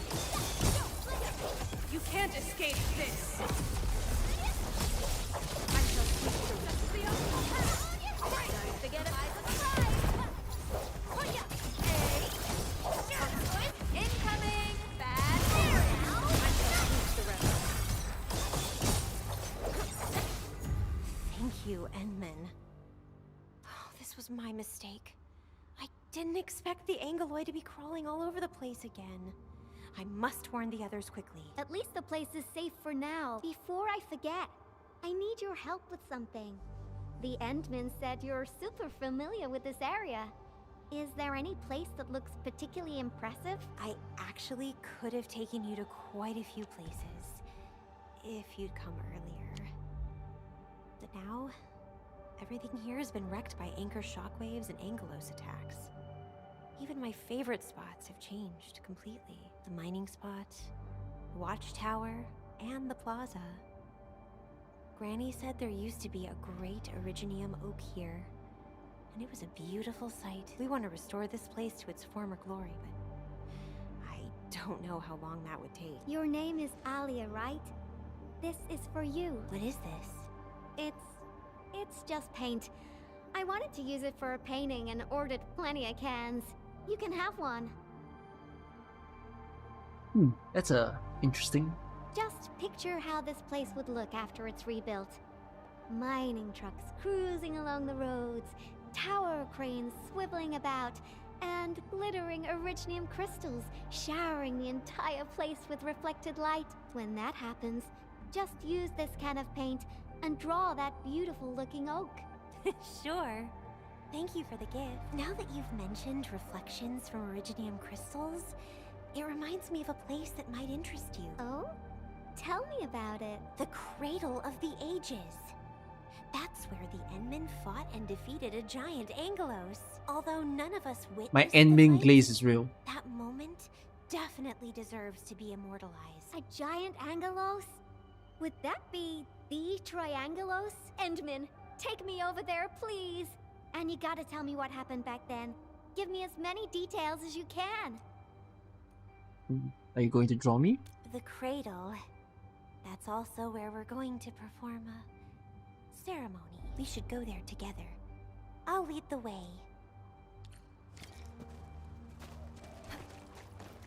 The shockwaves made these cracks, right? Yeah. The disaster really messed up our homes. Nevertheless, we shall rebuild. I don't know if I like... Like this, people will be very 50-50 about this. I don't know if I like them rehashing this tragedy. They wanted to try Wulin food.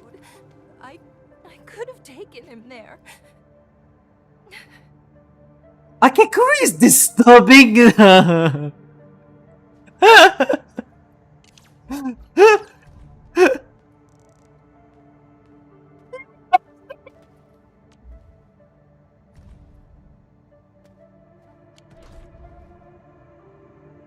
I just stand there to look at the woman talking, only for her to just stand there and literally eavesdrop.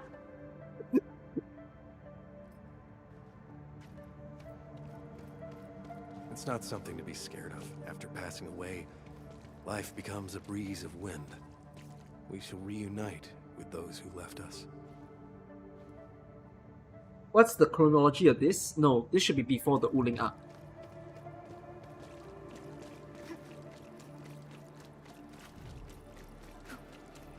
We have decided to hold our ceremony here. We hope a day will come when the new sapling mends the scars suffered by these lands. It will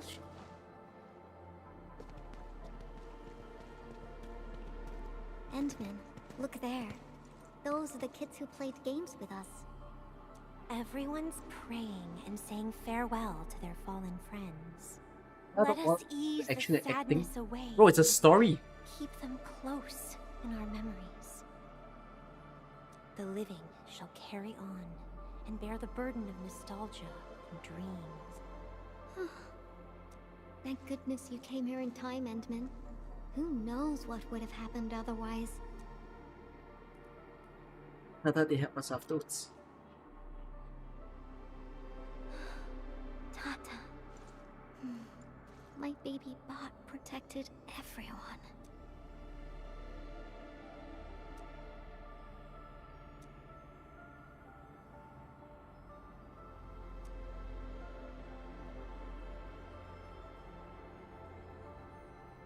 Why is everyone so quiet?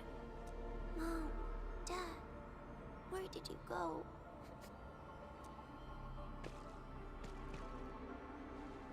Do you see these lights? They were once part of a really, really tall tree. Mom and Dad are just like the tree. They went to another world, but left these pretty little lights behind.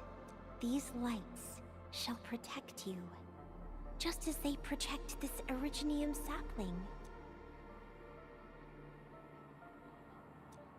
I got a secret to share. Once the mines are rebuilt, Miss Alia will draw a giganormous Originium oak on the wall over there. Miss Alia has a can of super bright paint. She can definitely draw a tree sparkling with lights, just as beautiful as these. Like, but one thing I do enjoy of this story quest is that they characterize Yvonne as, you know, even though she is pretty much probably you could say a neat, right? Just staying at home and never getting out there to interact with people. But it's nice that, you know, you see of her as someone who is almost big sister-like to people. When she starts painting, you'll help her complete the drawing. And then you'll grow up nice and well underneath the new Originium oak, okay? Like, I think there's something interesting about how you see her dynamic with the kids and Andre, right? Or like, at least kids versus adults. Okay!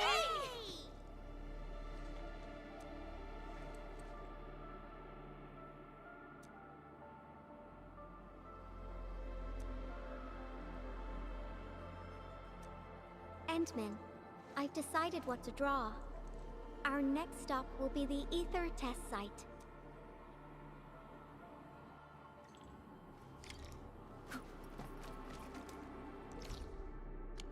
Whoa.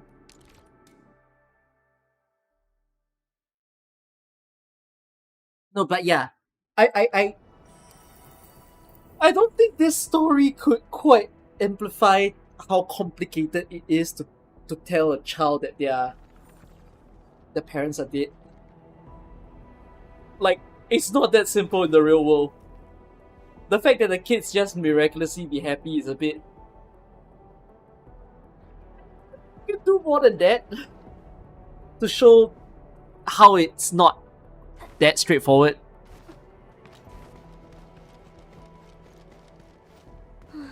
This rift, this is where Tata...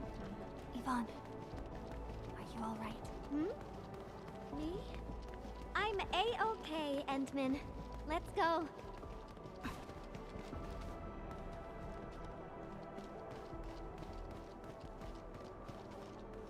Oh, I haven't been here since I defeated Marble.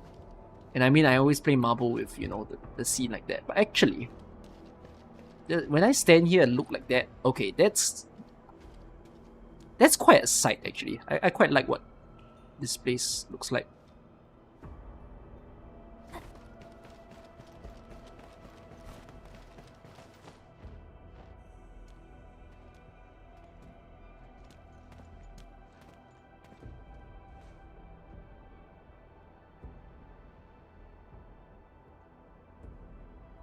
Endman, Yvonne. Professor Crow, how are things over here? We're making good progress, thanks to you and Tata. I guess the UW hasn't changed a bit. The battlefield is barely cleaned up, yet everyone's already back at work. Anyways, thanks to your efforts and that stash of valuable data, we managed to seal the rift. We made a major breakthrough in our research. Nothing can be better than that. We still have some data here. I'll send you a copy. Old rules, though. It's classified, so you must follow the UWST procedure. The UW procedure is such a hassle. Fine. I guess I'll talk to Andre about this. There's always a way. Thanks a lot, Professor. This will really help me out. Maybe one day... Tata can be restored.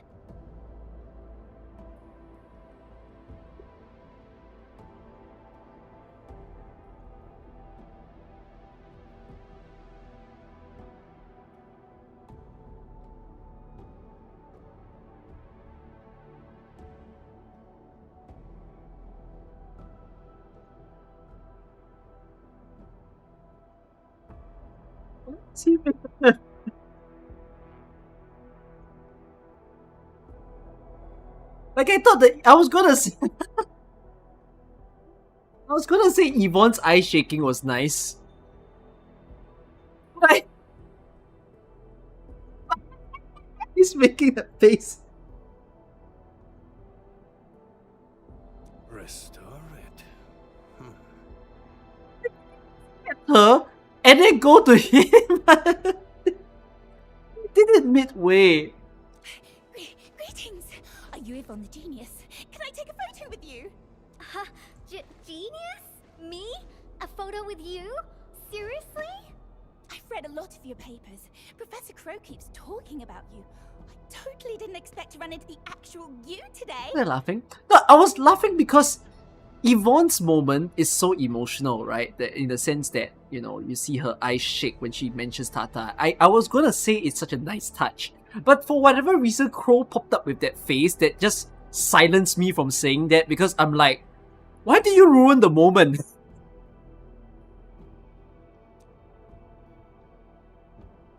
It went from sad to just... Sorry Huh? to trouble you, Administrator. In an but instant. Please take care of her. No trouble at all. I don't know how to say it, but the girl is always a loner. She prefers the company of robots and doesn't really care about the opinions of other people. I used to be worried that she was too isolated, but from what I see now, I think she just lacked a friend who could keep pace with her. Now I feel pretty confident seeing that she's free and being herself. I'm pretty curious about her past. Everyone knows Yvonne is a genius. Plenty of companies tried to recruit her, even before she got her diploma. She first went to the TGCC, but got tired of their relentless pursuit of profit and cost performance indices. She later went to HAS. It only took her 2 days to start complaining about the lack of excitement with her peers. She just couldn't stay there. I wanted to keep her on the team, but her way of doing things really disagreed with the UWST procedure. We argued all the time. There wasn't a single day of peace. She finally told me she wanted to leave. I was actually happy that she was honest about it, but I couldn't bring myself to let her go completely. The prototype project was too important. It was only safe in her hands. This is also a very unique camera framing. I wonder why they did it like this. So in the end, I had to ask Andre to help. And so she came to Endfield. I did ask her afterwards, what's so nice about Endfield that convinced her to stay? Did she say? Friends that make me happy. We want Yvonne to be happy. Then I can feel at ease. By the way, Ant-Man, Yvonne mentioned the word restore, right? What happened to Tata really affected her.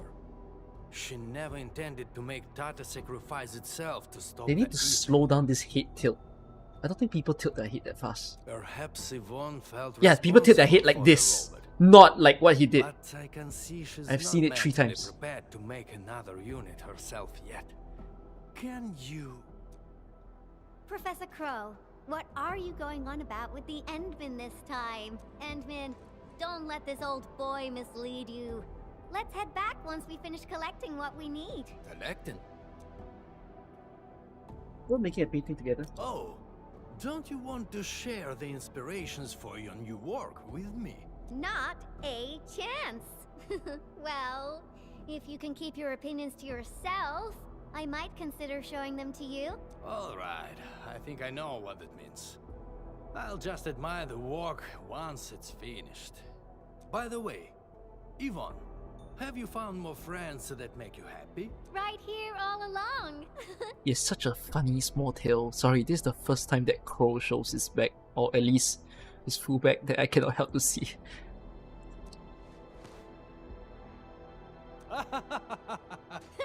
Time to go, Endman. I simply can't wait to finish my work.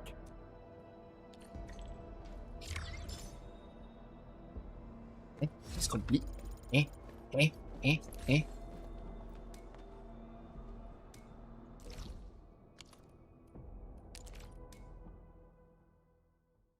I can just stare at people's tails.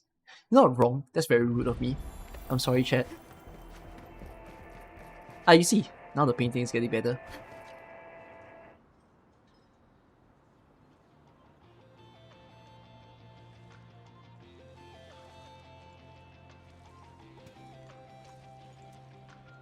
Laevain's going to the rescue. Ah, he's out on patrol. The dude's pretty busy and doesn't have time to keep his eyes on us. We'll finish the final part of the graffiti and get out of here before Mr. Fabian comes back. It's on Yvonne's neck. Is that supposed to be a necklace? I don't understand what is that.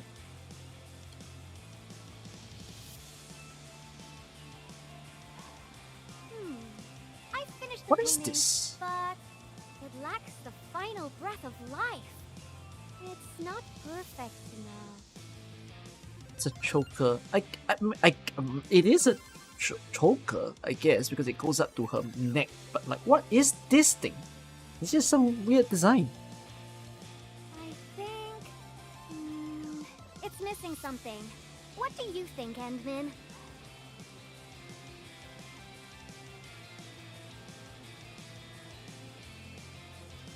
Something you want to scream about.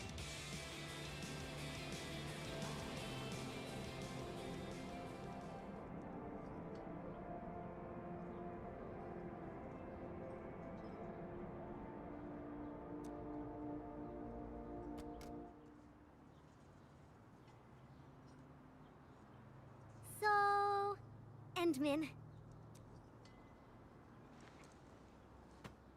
join me. We got one last place to visit. Oh.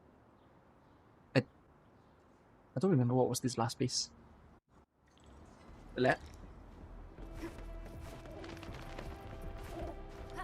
Endman, let's go underground. We got a super beautiful ice cream store there. I was just joking with you. Treat this as a nice walk with me.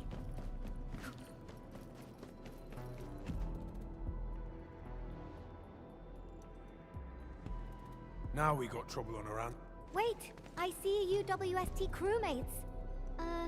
Did something happen? Yvonne, and the Endmin. Why are you here? A few Angoloi busted their way onto the underground production floors. We don't know how many rock buggers there are. Angoloi? Since we're going down there anyways, Not running so fast, perhaps the Bobtails character? will take care of them for you. Arknight runs fast. Shouldn't we wait for a while? UW reinforcements are arriving soon. Come on, stop being so wishy-washy.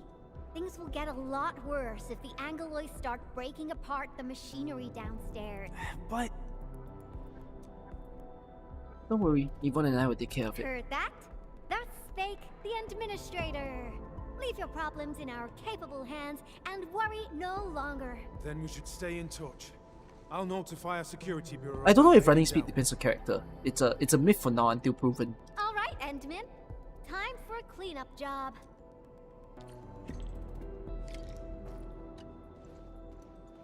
Frosty Bitey is prepped. Tweety Bomb readings look normal, and my pew-pews have plenty of ammo. Let's go, Endman.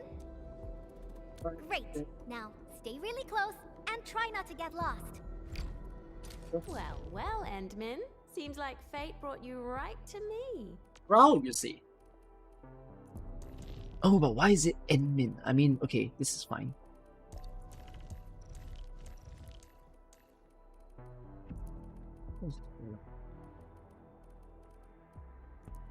I'm here. If you've got equipment issues, leave them to me.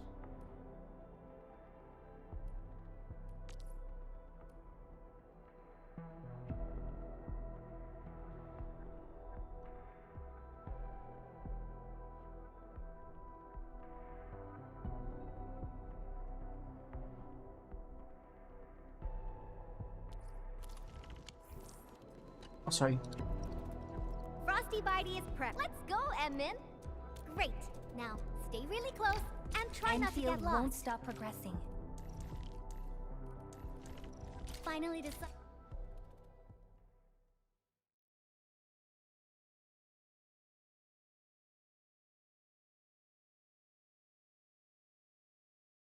I like that character quests have dungeon-specific places to go.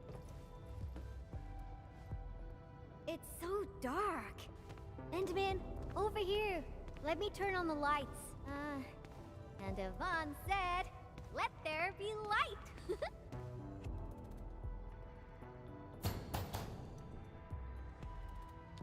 What do you think?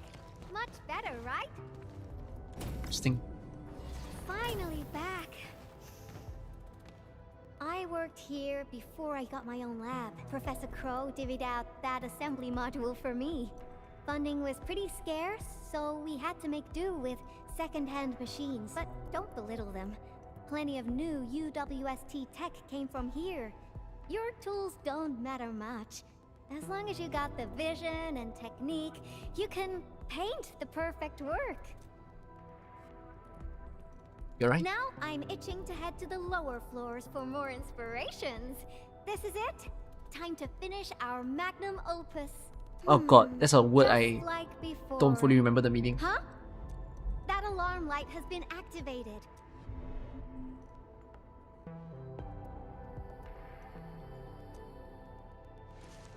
The intruders might be over there. Endman, we should let Frost... Oh, yeah. I like the touch that they did with this little cutscene. That you're in the eyes of the Frosty Bite and then you see how they seek for an enemy. And immediately the enemy is actually damaged in actual game. Endman, it's those Angoloi. They're moving as a cluster. Frosty Bitey, let's ice these rocky crawlies. When you see the literal bomb just go straight to them. Sorry to keep you waiting. Ice sculptures of Angoloi. Say, they actually look pretty cute when they're not trying to attack anyone. Now's our chance to take them out. Power shot. Feel the chill.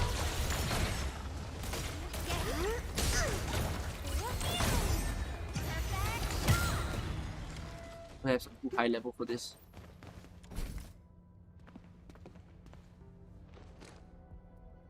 Those look like UWST designs. That's right. The UWST spent years figuring out how to beat the Blight. Look at these big fellas. I don't know if I should call them rigorously robust or ponderously inflexible. In any case, UWST designs will always do the job. Unfortunately, the UW style focuses too much on practicality. Their designs lack that dash of human touch. Ta-da! And this is my design, Endman. Look! Couldn't be more different from the UW approach, don't you think? People who work with machines for years, well, they probably feel a little lonely and empty inside. I definitely don't want my machines to feel that way. That's that. Let's keep moving. What a strange line. People who work with machines for years, they probably feel a little lonely and empty inside, but she's referring to the people. But yet, her lines here says I definitely don't want my machines to feel that way. But you just describe people, not the machines. You're not yourself. That's a funny one. Oh, the road is out. Endman, I think we need to find a detour. This gem prototype exhibit was decommissioned due to its large size, poor heat dissipation, and power supply issues, making it unfit for practical use. Just so happened that's what happened to Tata. Thousands of tests.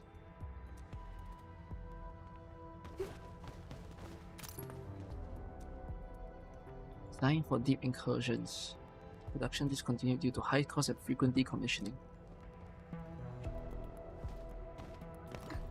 That's why we don't get bikes. But we were riding one at the start of the game. Why don't you give me one, huh? Why don't you give me one? Just let me ride a vehicle, no?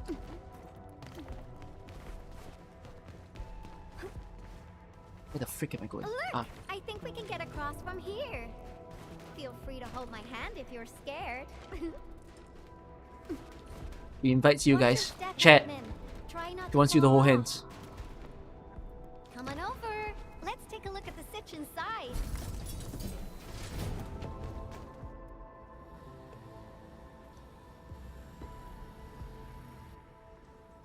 Is this navigable? You're looking at a defense system that I specifically designed to protect our production lines. It's super reliable. You know how to switch it off, right? Well, yeah. Let me think for a moment. So there was this, budgetary issue that prevented us from slapping on an emergency kill switch. Yeah. We probably can't switch it off. Have no fear.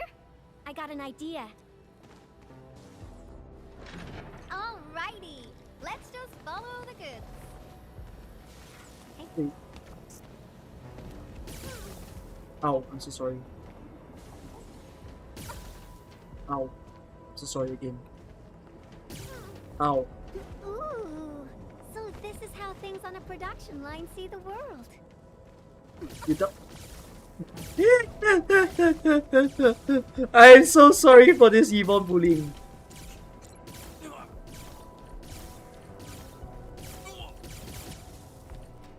Oh, that's pretty smart. Why don't you just stand here, like on the block, and just get continuously zapped, right? It still has to push you. Oh, it didn't work.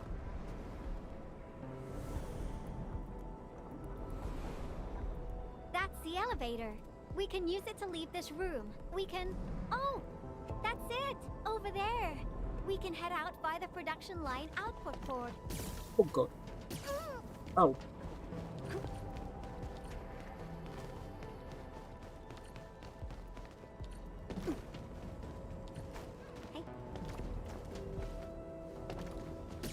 Ow. We've crossed the finish line! Yui! Time for an elevator ride! This big fella has been abandoned for way too long. Access is locked. We need to restart the control panel and... I think they changed the activation command. Endman, can you help me look for it? Check for things like audio logs nearby. They should have the latest command. And let Frosty Bitey tag along. It should help you find it.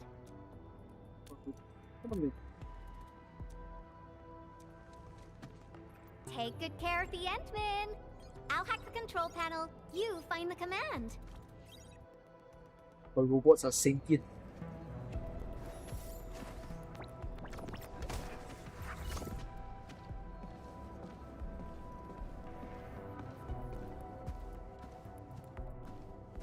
I like the lighting of this room. Why are we playing music, Endman? Now I haven't heard this song in quite a while. The music just spiked my hacking efficiency. Nicely done. No normal person says that. Yvonne is not normal. These metallic chassis share similar dimensions to Frosty Bitey. Yvonne prepped these for you? Turns out she really cares. Did Yvonne forget to clean out this stuff? Is Yvonne playable? Yes. There's a memo sticker on the side. Reads, parting gift. The girl really has an attitude, and we never stopped arguing, but now that she's gone, I feel like I kind of miss her. What's not a normal line? Saying that it spiked her efficiency. Like, no normal person will say, God damn, this coffee spiked my productivity. As a casual line. Stop crying. She'll be back if we got another joint project going. Let's leave a back door and change the command to Super Iterator. Me? Crying? Stop imagining things.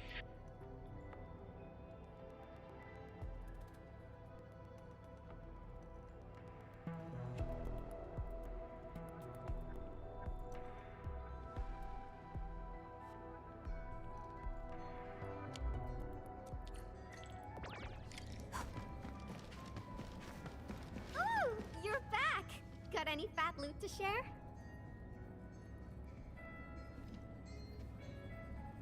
What? Why did they write fat loot like that? I've acquired controls of the elevator. Now I just need a command to activate it. Super Iterator. Oh, these guys are just... Yeah, thank you. Oh. I was probably the only one using this area. So I'm actually quite familiar with the machinery and where everything's stored. Did you make all this on your own? Just a few discarded plans, but they're feasible, you know. Maybe they'll become useful one day. That's why I kept them around. I'll never work on meaningless design plans. Let's keep going, shall we? Yeah, let's Follow go. me close.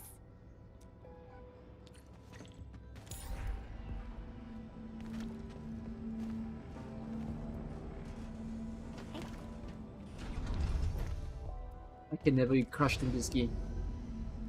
Do you hear that? There are enemies up ahead. Tweety Bomb, get ready. Shh, keep it down. Not them Lambreakers or Angeloy. The Angeloy are blocking the exit. Our weapons probably won't hit those Angeloy on the high platforms. This is not an actual enemy in the game. Endman, I'll take out the Yeah, one that's- perched up high. What are you planning? Incoming! Aha! A lone little pest.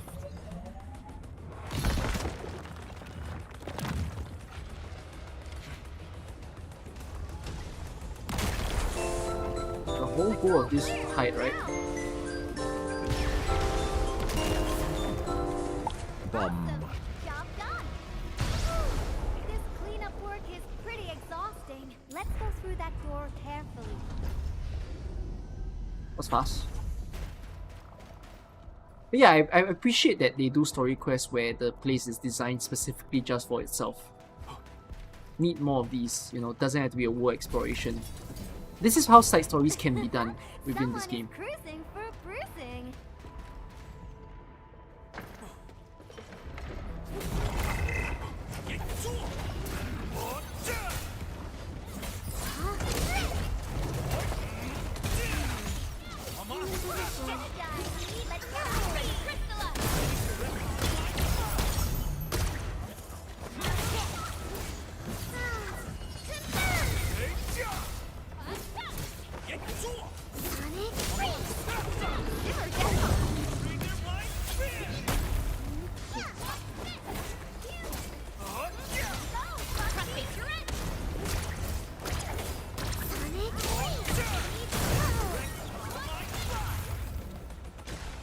And Min just glided in that ice. I just saw that little weird animation she did where she rotated with the enemy's body. Oh, thank you, Brad Screamy, for subscribing. This gate is obviously designed by you. Absolutely correct. The smiley looks like a greeting. I thought about having a gate that greets you when you report to work. It'd start your day with a morale boost. Sometimes I would think that the gate actually looked forward to seeing and greeting me. Good morning, good afternoon, and good evening. I'd also smile and respond with, oh, hi there. If machines had emotions, we'd get a double dose of happiness. Fascinating. Endman, do you have similar ideas as well? I've seen it before.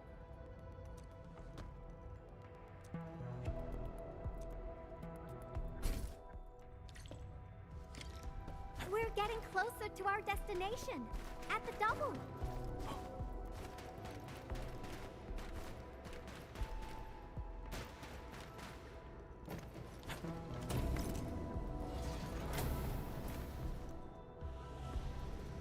You built these defenses as well? Yeah, but look at it. It's bedazzling, right? How should we get across?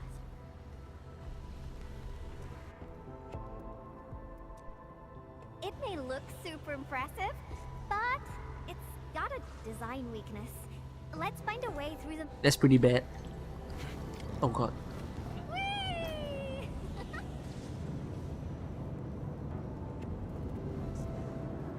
I'll wait for their puzzle dungeon quest that will happen soon enough. That's only happening during Yvonne's banner, but I'm looking forward to it. I made all these designs when I arrived at the UWST. How long has it been? Some hardware's pretty worn.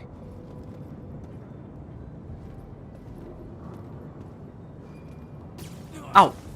Ow!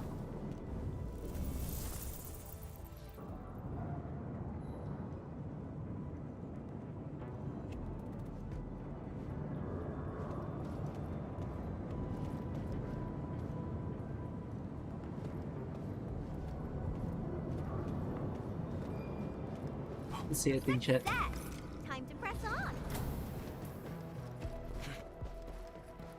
I'm cool for all characters. How dare the Angloid party Only here because without my permission? I want to make videos with him. Will there be combat endgame this patch? Nope. You can watch the whole front part of this stream where I had my own crash outs here and there, explaining what I think of the game right now. Oh, I got it! Endman, wait here for me. What's this place? You'll see soon enough. I just got a perfect idea.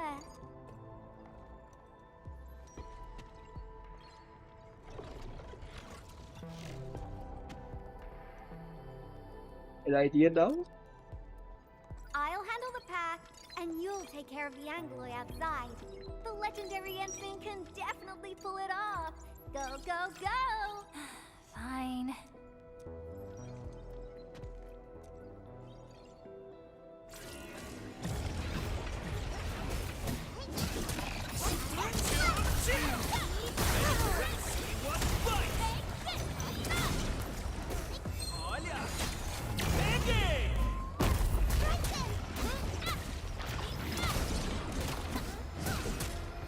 What cast skill now? Why? Oh, because Yvonne's not on my team.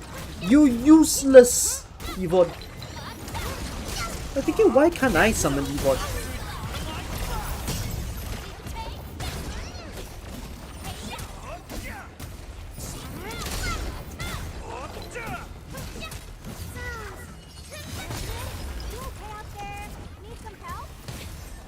Quite a few things on my hands right now. Try to hang here. Try to hang in there. Oh my goodness! You're far more powerful than I expected. That's a lot of Anglo you defeated. Don't put lines like this. I don't need to hear this. Can't afford to expose a friend to danger. Really? Then promise you'll protect me forever.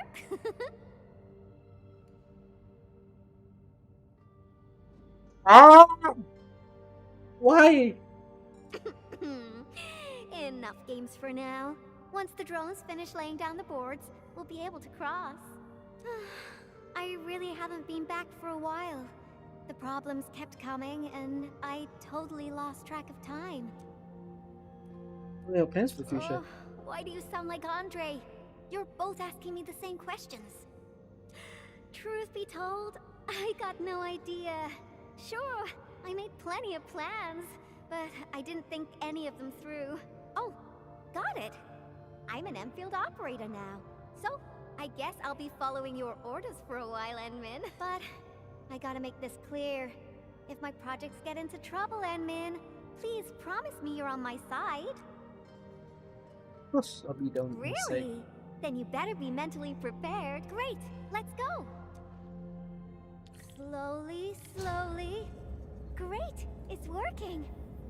The road is complete. Endman, it's time. Why is there an invisible wall? It's not just me. It's not just me. There was an invisible wall. Slowly, slowly.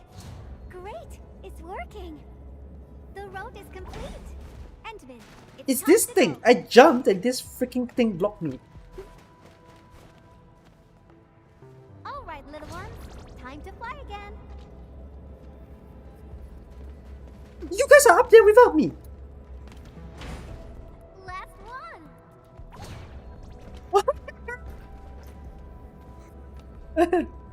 Why didn't we just stay on it then? Fantastic. We made it across. What is that? Yvonne, is this a component for Tata? Yeah. I never expected them to keep it here. Okie dokie. Let's get out of here.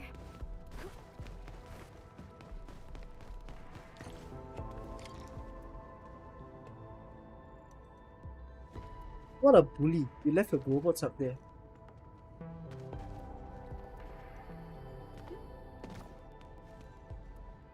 Don't you think Hypergriff is very capable of making perhaps a good horror game if they try it?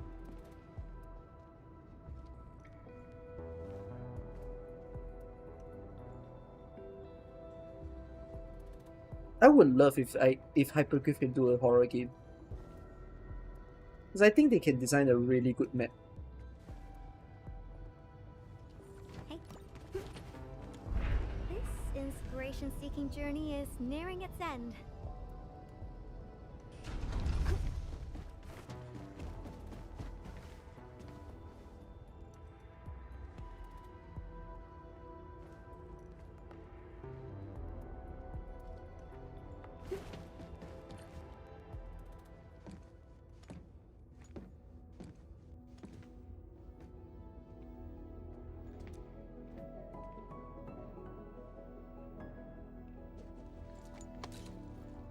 Yes, Yvonne's quest feels, I think, it's very long. It's 2 parts, basically. Endmin, what about you? Me? Your plans for the future. When this is all over, where are you headed next?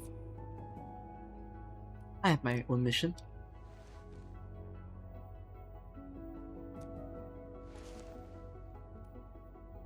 Figure things out, a lot of things. I almost forgot about all that. We're just too different. After all, you're the administrator of Endfield Industries. I have a little trouble with games like, I don't know if it's a gacha game thing or if this is like all games actually when it comes to like visual novel and stuff. Why make me click if there was only a single line? AK does that as well, right? I don't know. I never like single line clicking in any games. I don't think it gives me the feeling that I have control. Instead, I kind of have less control. Because I just want to see what the line is. I think it's too arbitrary. Like, it shouldn't be like that. You got a blight load of problems to solve every time they wake you up. You're Tata's friend, the protagonist of numerous legends, the hope of the people. And despite all these super heavy responsibilities, you still ran all over just to do graffiti with me. I'm happy to help. Well, pinky promise. Let's complete that masterpiece together. Gosh.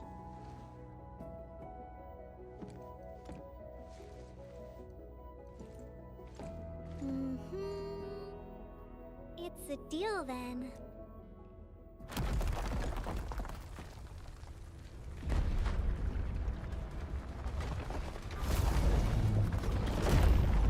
How did this huge guy get here? Endman, watch out!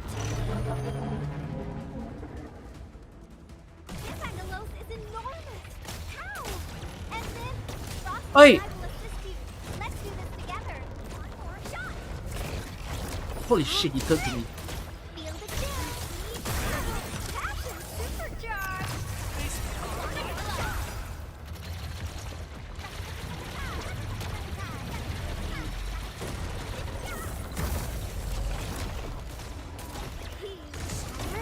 Kinda take a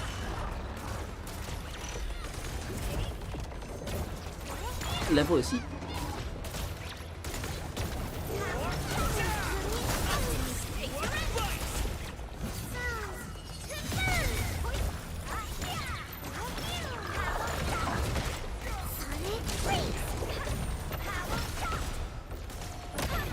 Oh, you hit me hard.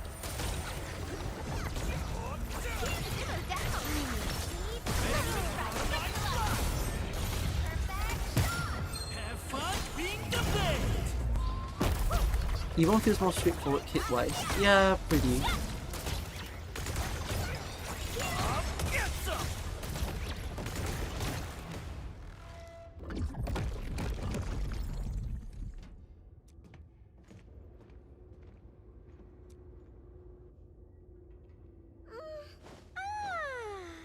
The Angeloid party is finally over. Feels great finding inspiration with you, Endman.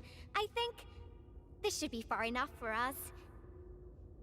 Does Laevitain's story have monsters for you to kill? Because it's the one story that's new from this beta. I don't know if, like, character stories must blend battles in. I feel like it desyncs you sometimes. Time to head back.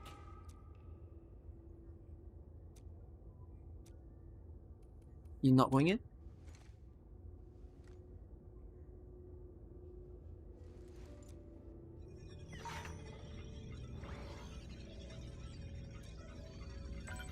Identification success. Locks disengaged. You can dodge during Yvonne's out. I think so, yes. Because it's a basic attack. It's kind of right left. Character is trial. Okay, you know what? No, you're right. It's meant to trial Yvonne after all. So, oh wells. I'm right beside you no matter what happens. I forgot about the fact that you're trialing Yvonne. So my bad. Okay. Then let's head in together.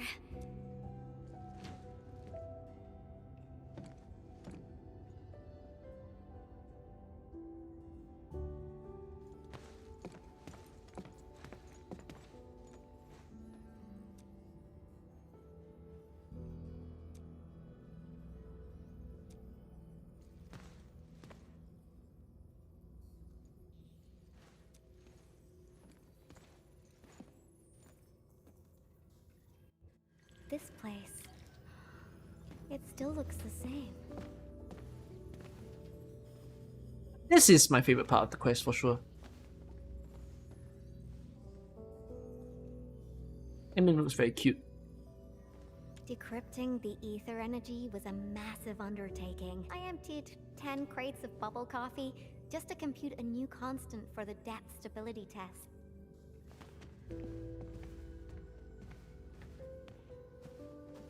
Oh, material samples mailed from the commandery. Impacts from our Richnium structures were too strong for conventional D64 steel.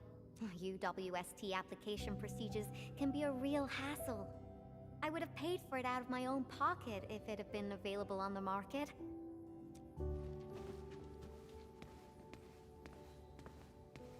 I disqualified this material because of insufficient toughness. Kept a piece as a memento, project inception to physical prototyping. I can't remember how many types of material I used during this process. I brought Tata to plenty of places and met a lot of people. Everyone helped. That's how I got to successfully build Tata.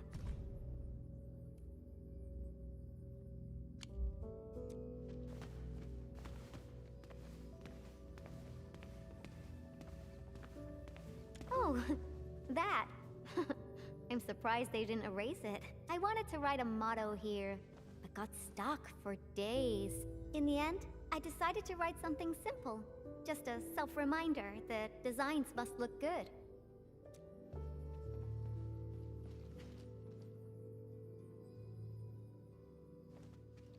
Normally, people standing like, okay, this has to be it's a small nuance, but between boys and girls, there's a tendency where you see how Alesh stands. Alesh stands outwards, which is pretty much how I would be. But I do kind of notice that a lot of girls are very comfortable to point their legs inwards, and I would not be comfortable to do that. But they can do it, which makes me feel like, what is going on? Like, why is that possible?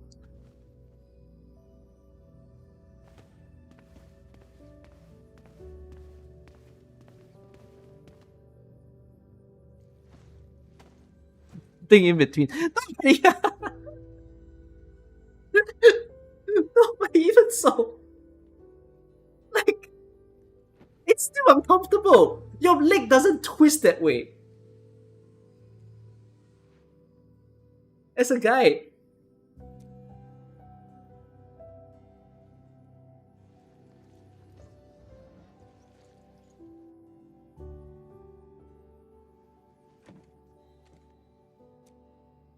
This place must be...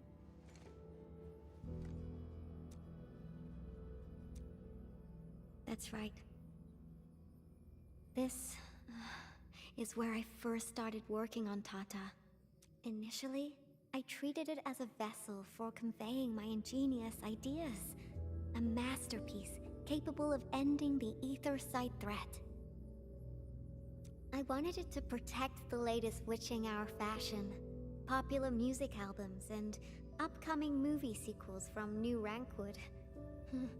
Something capable of keeping everyone safe. I don't know when it changed for me. I just wanted Tata to do more than that. I was hoping for a day when it could level with me, and maybe even become my one and only companion. In the end, it did everything for me.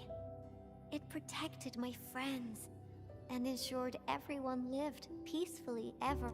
I uploaded a massive amount of data about Valley 4 into Tata. Was it the data that drove its final choice? Or the wishes that I forced it to take on? It was the best baby bot in the world. But I never knew what it was thinking about. I even failed to protect it. And when it made its choice, I wasn't even there. I got no use for these coating paints. Not anymore. You cannot be Tata's coating. Yeah. New coating for Tata. But they arrived a little too late.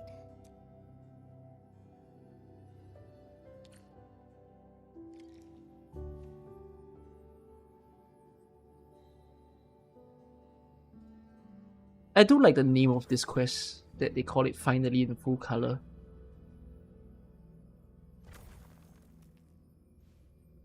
I do feel emotional for Yvonne on this part, although there is also the not so fun side of me that goes, if you want a robot to be your companion, why did you inject it into a robot that was meant to save everyone, and instead of an actual companion robot?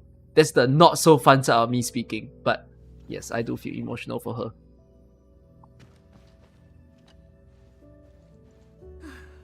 It's time to go. Thanks for taking me here. This place? Yeah, it brought back plenty of memories. But I'm alright. No need to worry about me. She didn't know a world-ending event could happen? No, but that doesn't make sense, right? She wants a companion. Why did she wants a companion and she's building a robot that will help to save the world? Why did you build it in the same thing? She didn't anticipate Tata's decision. You see my point? Like, could have just done a second robot. That's, again, small thing. I'm ready to head up. How about you, Enman? Let's go. Good. Let's get going. Better not leave the crewmates waiting for too long.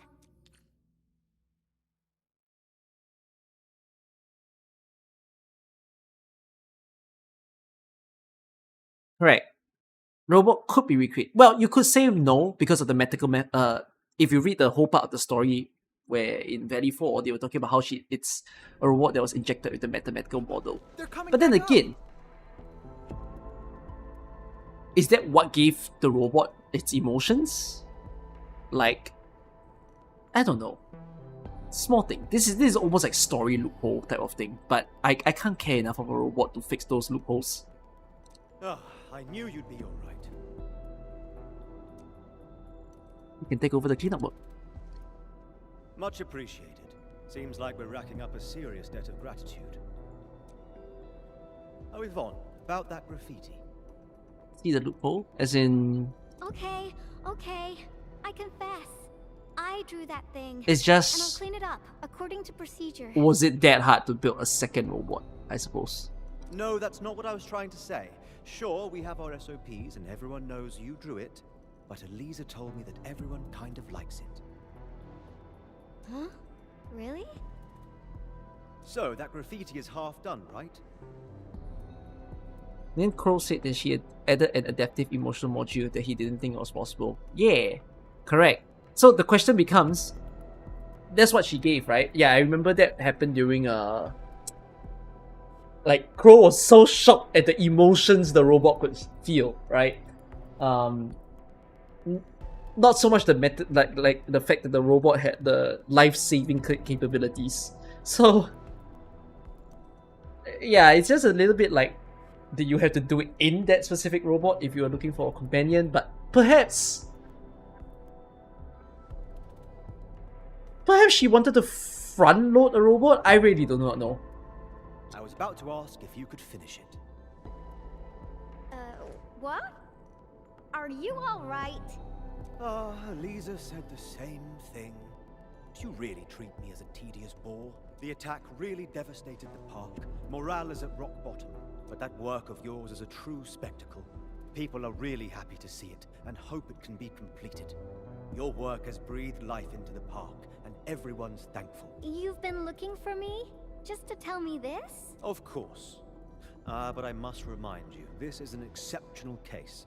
Doesn't give you permission to do whatever you want. Nevertheless, you and your Tartar saved everyone in the park, and did so many things for us. Everyone else hopes to see you and offer their gratitude in person too. Endman, I'm not really good at handling a situation like this. Help! Just say hi and you're welcome.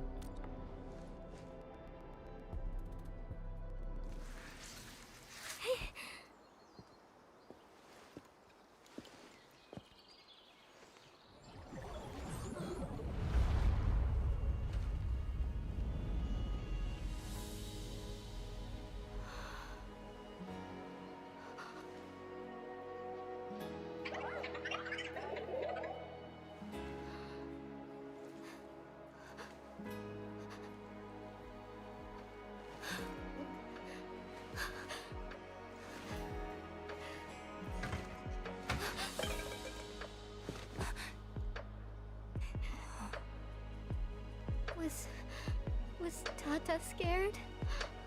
Before it was gone? If I had been better, maybe it... Tata was smiling. Like this. Stop making that face! Tata doesn't smile like that!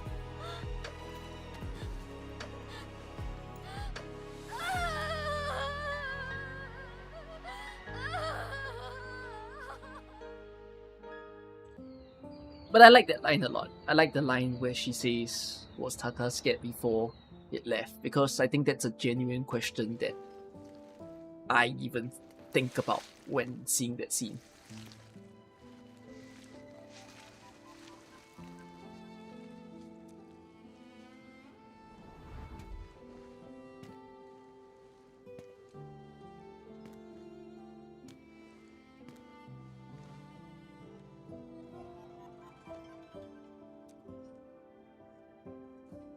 Sorry, Endman. I actually thought about drawing Tata when the paints arrived. But I was scared that my drawings wouldn't match my memories. Scared that my drawings wouldn't look anything like Tata. I collected all the smiles in Valley 4 and, with my own hands, gave it the perfect smile emote. There's no way I could forget.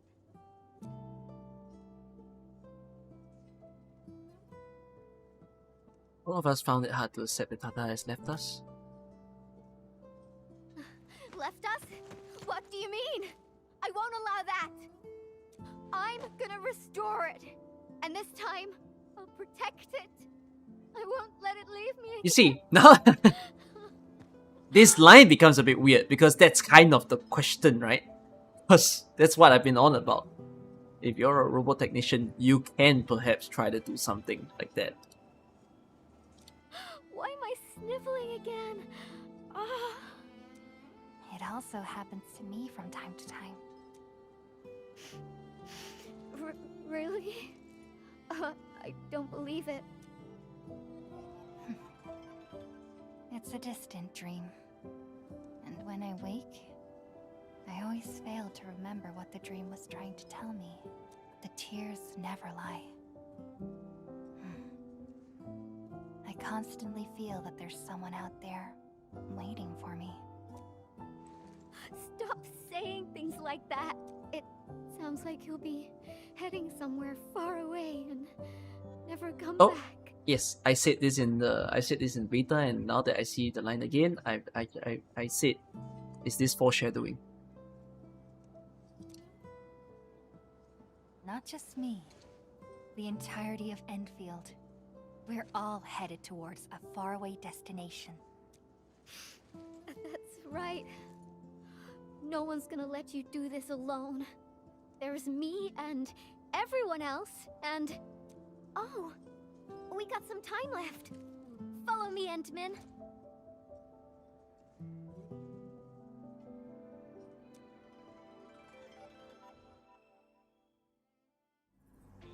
Thought that it wouldn't be Tata if it didn't have all the memories. Yeah.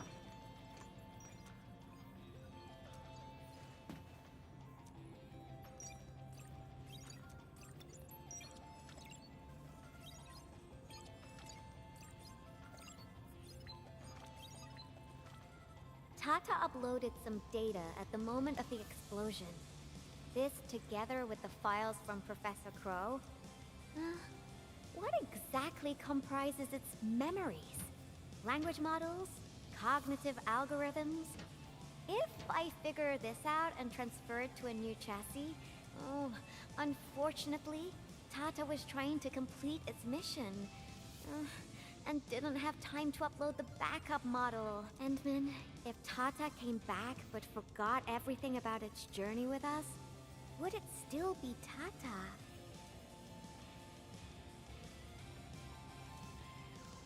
I forgot a lot of things myself. Ah, no, but yes. This... So, I think this perhaps is the most interesting part of the story, because of course everything in front is almost like the epilogue of the whole Tata scene, right? With the whole people are recovering and having a ceremony of the disaster while Yvonne's also trying to get over it. But this part I enjoy because it's a bit like... it's a good question, right? Are you Endman?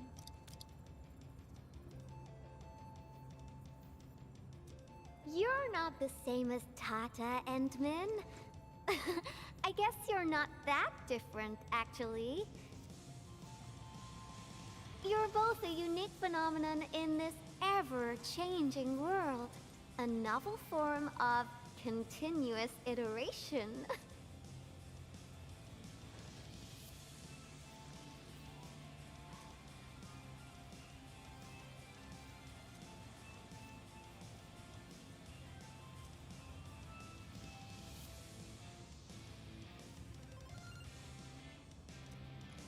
I got a new idea, Endman. Want to be a co-artist of yet another magnificent work? What is that? No, this isn't just a work. It's our greatest undertaking. Our very own companion. That won't die anymore? Huh. I'm with you. Endman, that faraway destination you just mentioned, we'll reach it together. Me, you, everyone, and of course, Tata.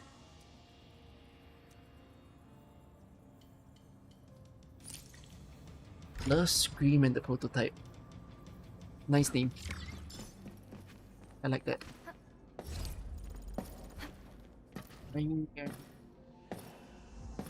Wait, can I just check also? These quests are not time limited, right? Story quests are always there, right? It's only just a login event that is time limited. The login event that gives the pools. Oh god, I have not completed my theory. Yeah. In that case... Honestly... I've done Wulfgard's quest several times, and even in the new iteration, that makes me think, shall I just play the Lavitain quest now?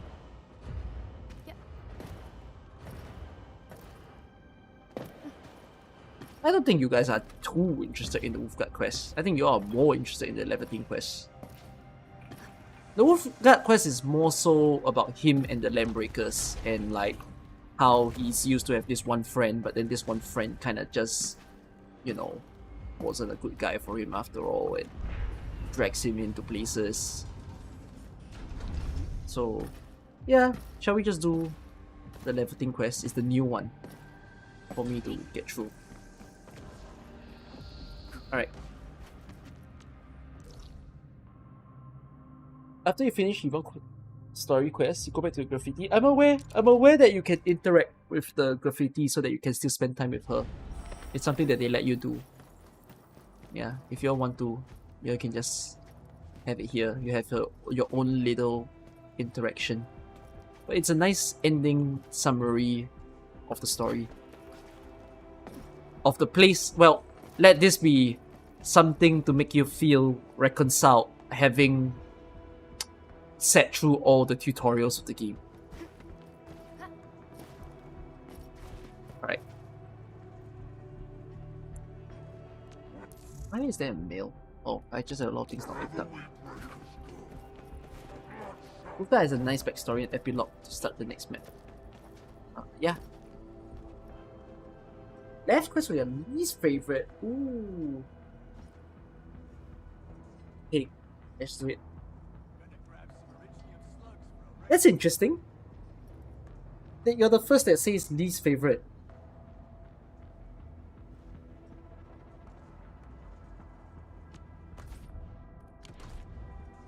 How do you find Yvonne's quest? It's very long. It's almost 8K style of story where it's so long sometimes when it doesn't need to be. But it's got its good moments that just makes you go like, okay, why didn't we just get to the good moments faster type of thing. You know, like yes, sometimes you have to build the lead up, but I also think lead up can take shorter time, you know. Yeah. Right, left, let's go.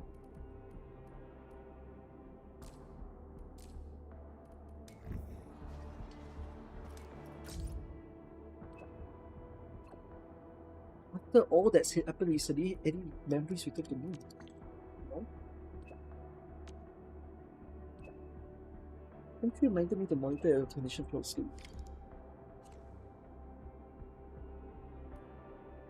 This sounds like this is supposed to be even pre... This sounds like it's meant to be very early in the game, no?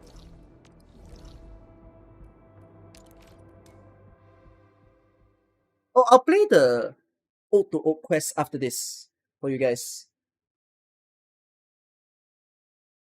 So like when I'm done with Levitain's quest, I'm gonna play the side story quest that where you all said that the granny unfortunately isn't around anymore. Instead of going to the Wulfgard one.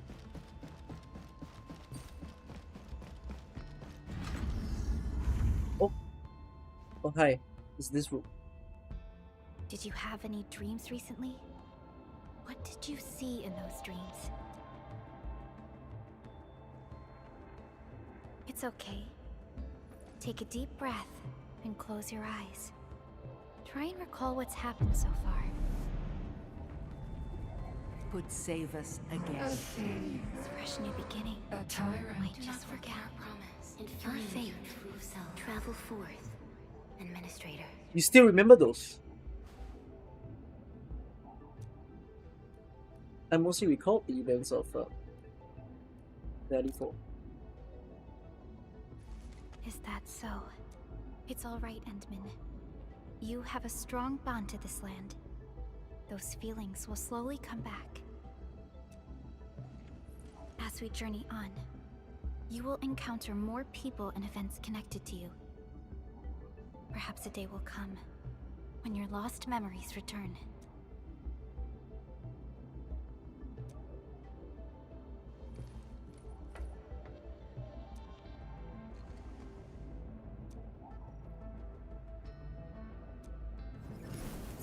Huh?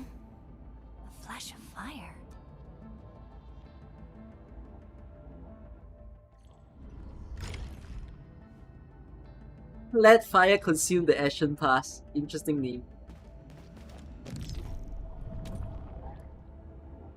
Traces on the protocol's singularity. Something's off.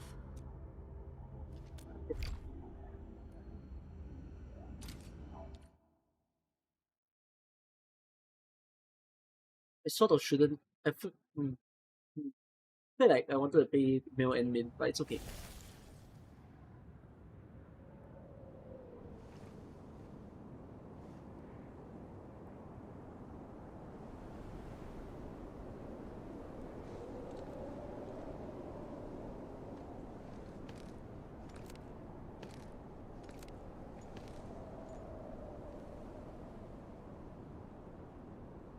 What is this place? Oh, I feel cold looking at this.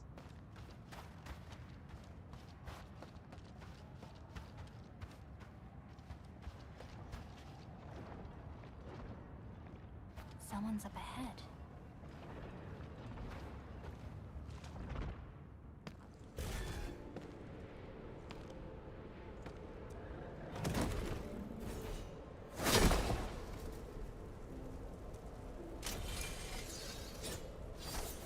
Oh? How unexpected. Another intruder in this place.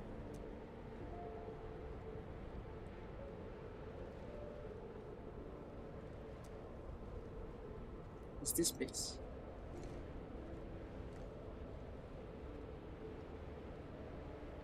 A place you shouldn't be.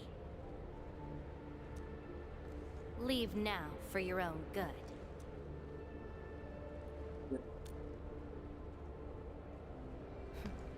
You're lost? Getting out won't be easy. Unless you remember. What? You clearly don't understand, do you? Well then, follow me.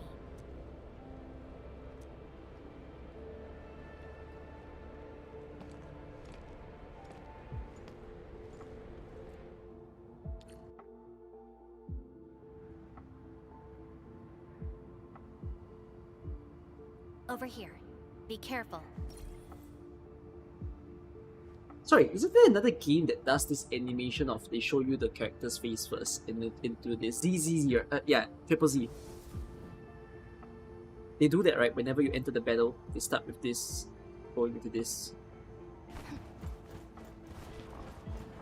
Monsters again.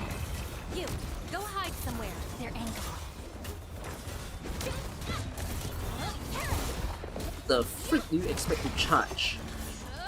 Oh my god, this is low accurate Lavitain. You fight well. How do you use a even though you skill don't when look you use her alone? What exactly is all this? This is a place constructed with memories. Everything we see is taken from our memories and transcribed by Originium, including those monsters. The shots with protocol space. Protocol space. That's the name, huh? What about you? Are you here looking for memories too?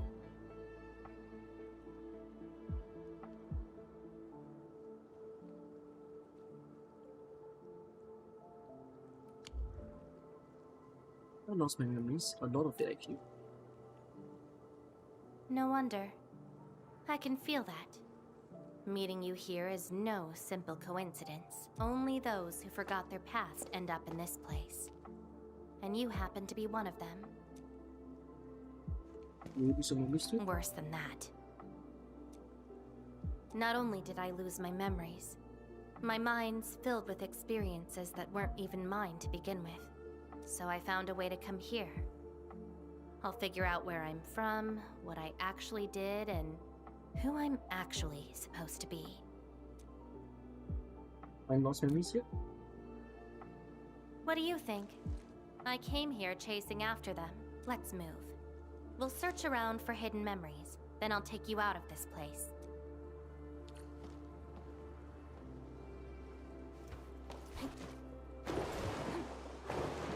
You saw we get pulling for left, you can't get used to the team. Huh? But her team is the easiest team to Memories use often hide deep here. of all the teams in the game. We'll have a good look I feel, around. personally. Search for memories together. Oh, you prefer physical more? Okay, like the complexity of physical more. But yeah, I think left is the easiest one to learn.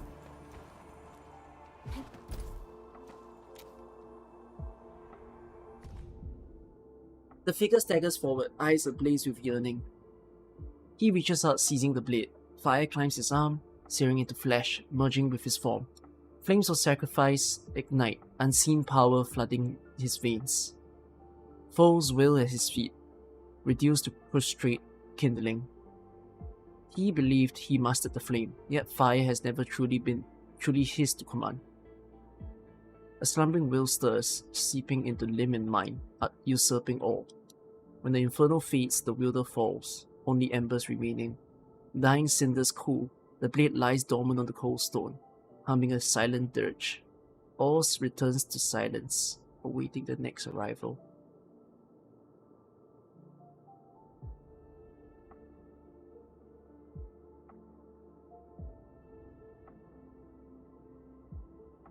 Ah.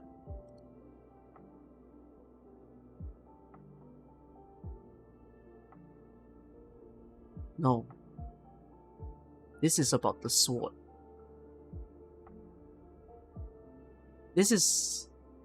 I think this is about how the Pheromet possesses someone. Right? In this case, he isn't Laevetain here. He seems to be any generic person here. But it seems that when whoever this person came forward to this sword, he couldn't stand the might, the power that went into his body. And so it killed whoever that tried to take on that power. And then afterwards, yeah, only embers remain, which also means the guy just vanished, the guy just burned to death. And that's all. The sword just sits there. I once saw a sword like this. Those who pick it up will be granted tremendous power, but the sword shall burn on until its wielder turns to cinders. Is it the one you're holding right now? Looks like it, though not quite. Regardless, this isn't important. It's very quiet now, at least.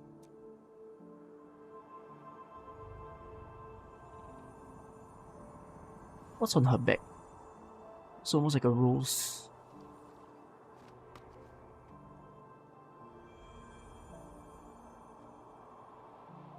She carries a bag on her, like a handbag. And yeah, she pats on that thing when in her animation, which is almost like a remnant of herself. See? Like, it still moves and everything. Like, that thing moves. So she is still possessing some parts of the Pheromet, I would think. But the Pheromet isn't quite the same as what you see in Arknights, right? Because in Arknights, at least, we see her with like a bigger form.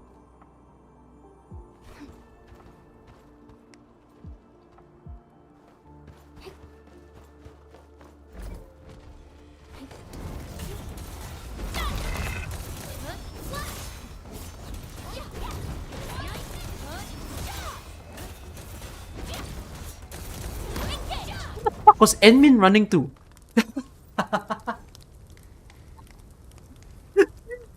That I'm like fighting and then at one moment I just saw Enmin. Ooh, I'm out.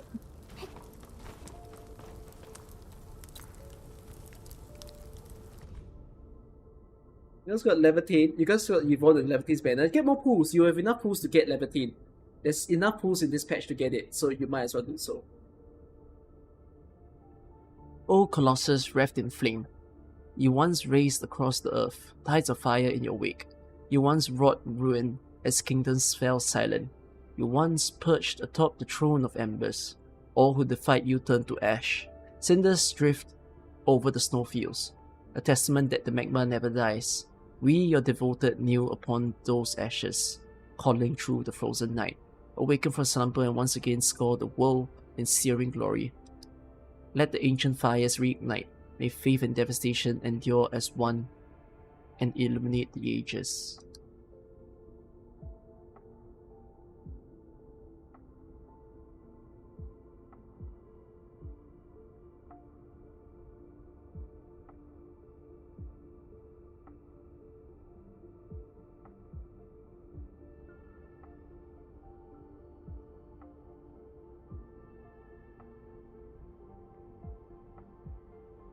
There's a cult? Is that the best word to use for this? There's a cult behind this pyramid that like just worships the pyramid and then just believes that it works. No? You don't think I'm supposed to interpret it like that?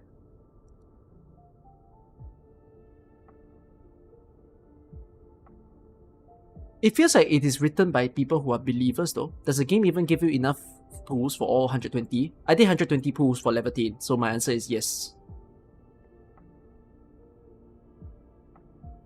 Just people who succumb to greed for power.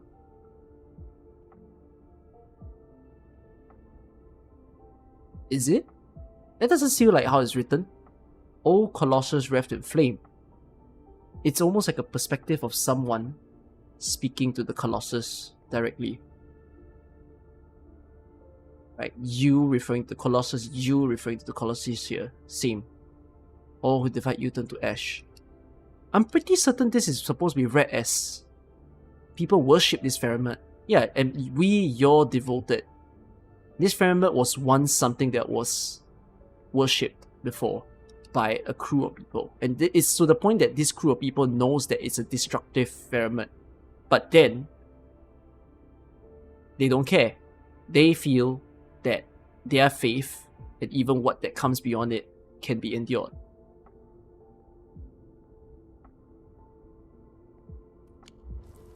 This prayer again. Seems like fanatics who worship some kind of fire. I mean, thank you, game. In those memories, I vanquished countless foes with fire and a great sword. But why was I fighting? Who are the enemies? And are those memories truly mine? Everything remains unknown. Yes, I have all sorts of memories, where I was in different situations, had different identities, and did different things. Perhaps this prayer describes a possibility. I hope not. Come, let's get moving.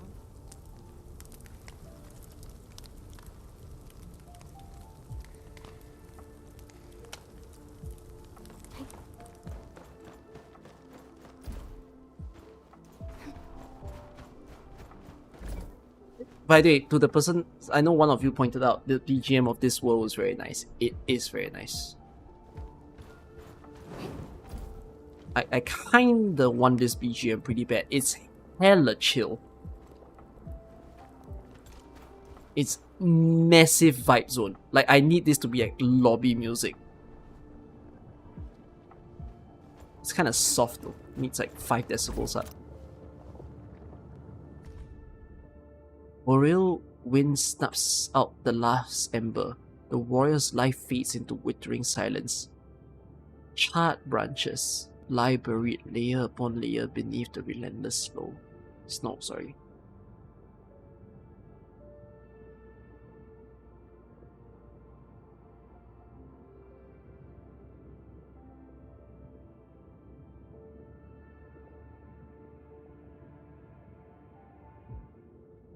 What does boreal means? Let me check on that word. Boreal. Northern.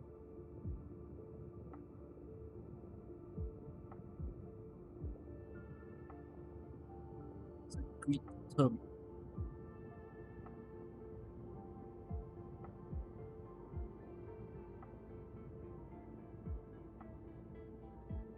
Boreal does sound like Sami.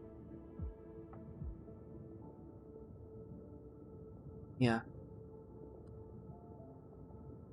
Snuffs out the last ember.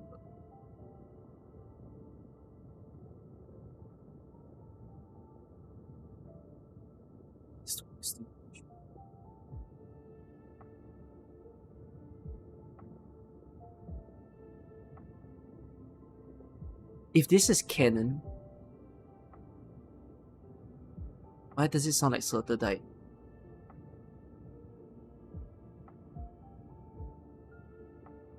Is that how you interpret this as? Right?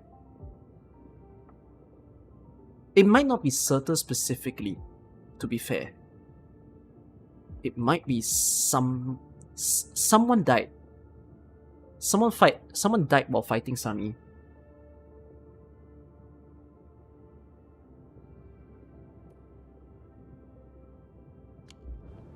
Warriors of the Icefield. I once stood alongside them as we faced something beyond our understanding. You fought in the Icefield? Yes, but I couldn't recall the outcomes of that battle. I have similar experiences in the Icefield as well. Oh? Tell me more about it. It was a battle, an important mission. Mission? Your memories are making me curious. Actually, no, now that Envin says that, yeah, it's a bit weird that the start of the game was you in an icy land. I kinda didn't register that. Because that's essentially where the supposed gate is, right? The gate is in Sami and whatnot. What if the starting scene was not us on Telos, but it was more so us on Terra, right?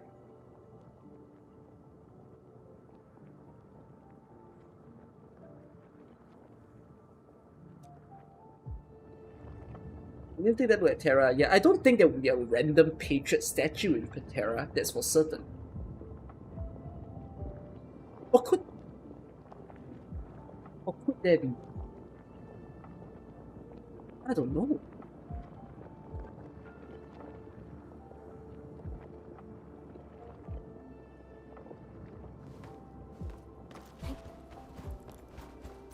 I'm pretty sure the starting scene, if they do something about it, it might have significance in the later part of the story.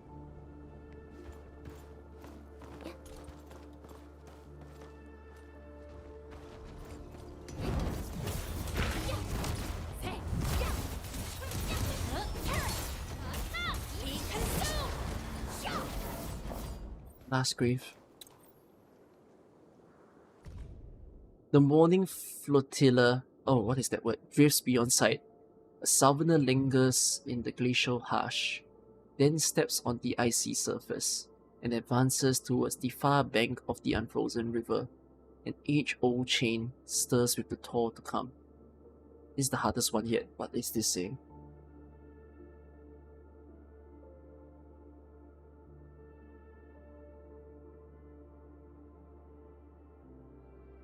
A fleet of small vessels.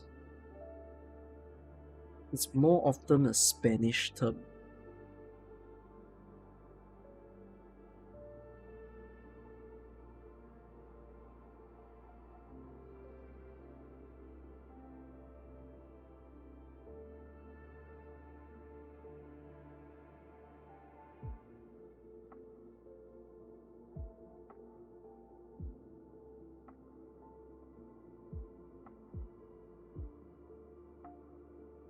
Who's this traveler?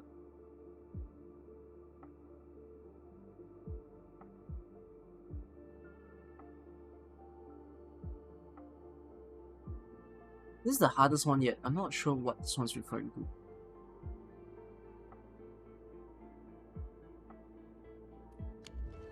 This is my past. I ran to the middle of an ice field alone in search for buried truths. It happened a long time ago? Yes, a very long time ago. It almost felt like someone else's experience. I only have a weird dream about a distant past. Dream? All other memories were made after waking up from it. Dreams. They're like memories at times. Feel almost real while they happen. But when you think back on them later, you'd realize how ridiculous they are. Let's keep looking. It seems something is still missing. Looks like a certain memory of mine is avoiding. However, I won't let it get away this time.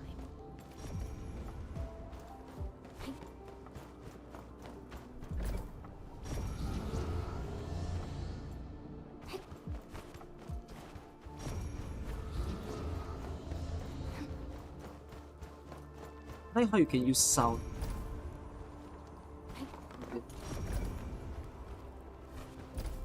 That's weird.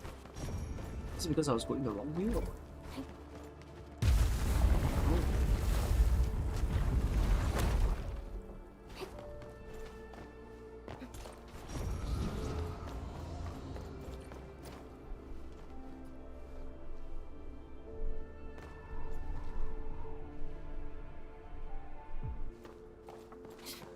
Another battlefield. I always see sights like this at the end of the memory lane.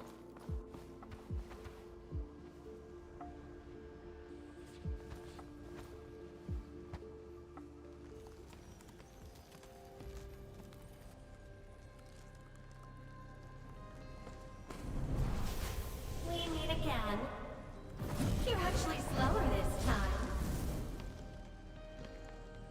Damn you. Are you trying to stop me again? Don't you understand?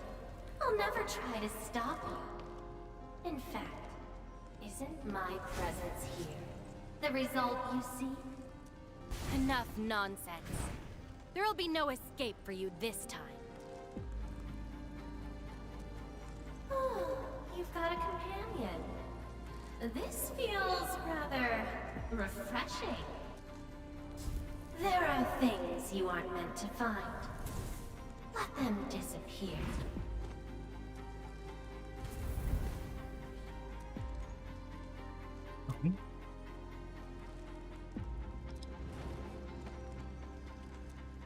Give up already. This is for your own good.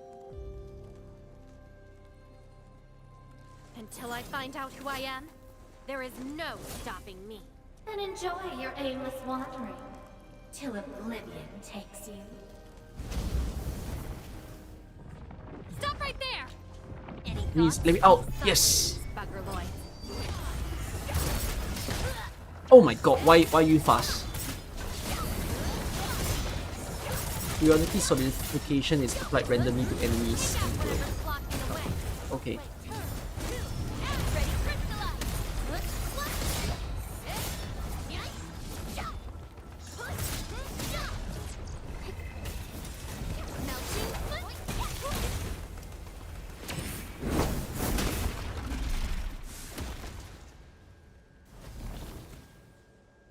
I will find you!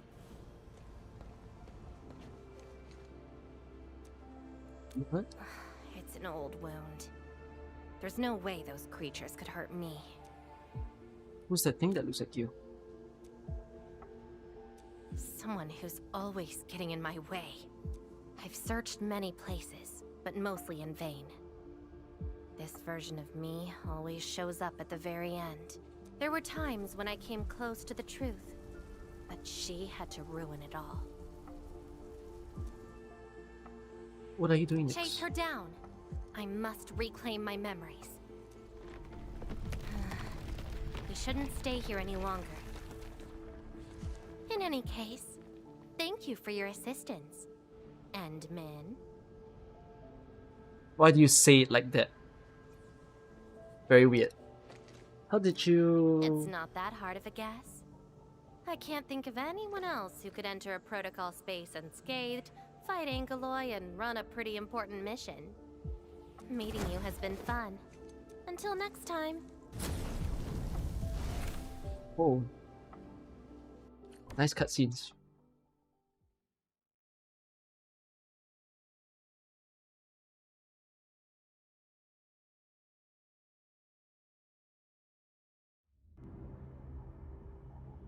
Huh. Endman, are you alright? What just happened? I just touched it and I found myself in an icy Did field. you just enter a protocol space? This is quite unexpected. I met a red-haired Sakas girl who uses Who sword. is she? Not sure. She's also looking for her memories. The protocol space is essentially a data shard within Originium. And if it includes data from past memories, they might be recreated within the space as well. But finding the memories of a particular person is difficult. It's like hunting for a needle in a haystack. You know, she's very mysterious. She even knows I'm the Does not enemy. sound normal.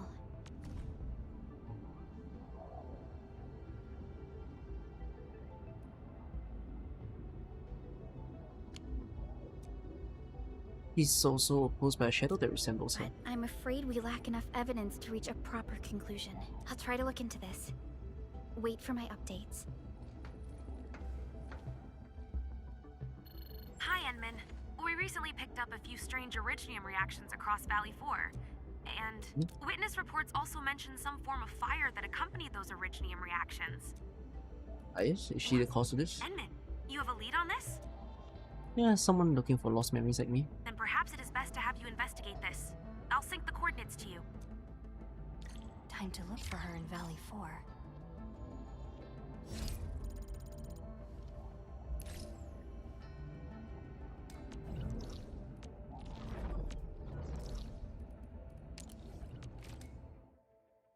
Up the road.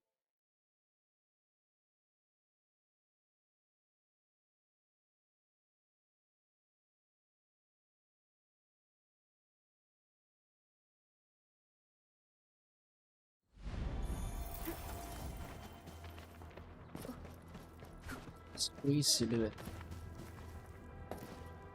Looks like that guy shut down any chance of negotiations. Traces. They might be hers.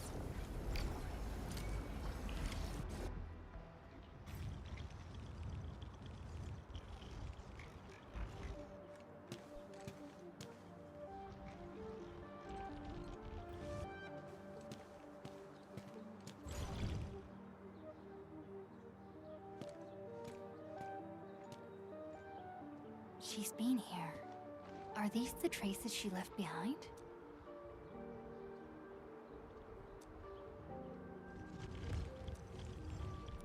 I should scan these traces and track her down.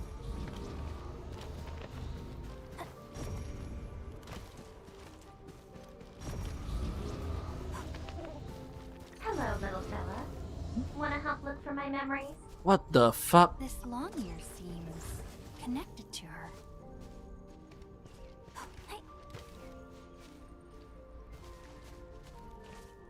Move those legs and run, Black Ears. The city's lost and the fire burns near. Hey, slow down! Not so fast! Oh, you stopped. Couldn't find it anymore?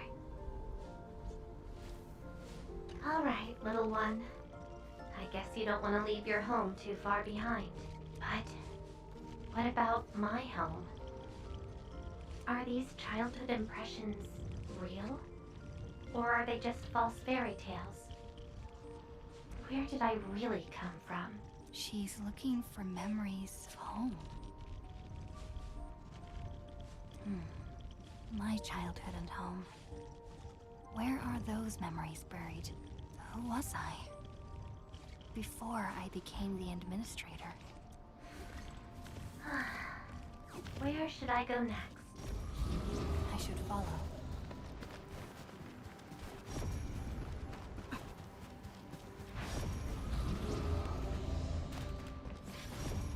What's over there?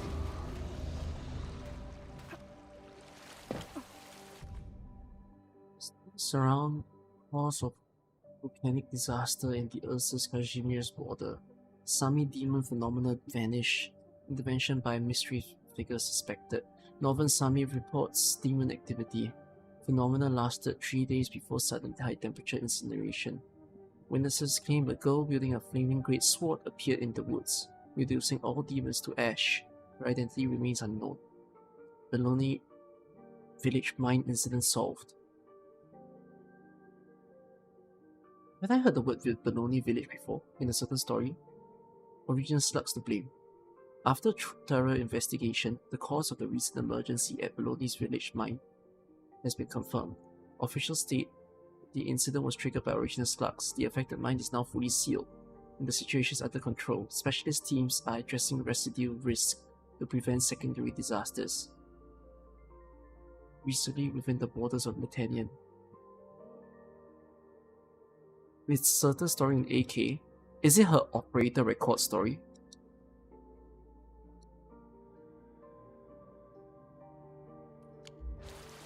Burning demons, dealing with disasters. Did she do all this?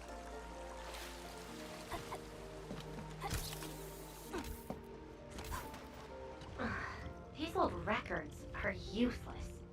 It was part of the Tell me nothing rewinding about who I breeze. am. Story. Ah.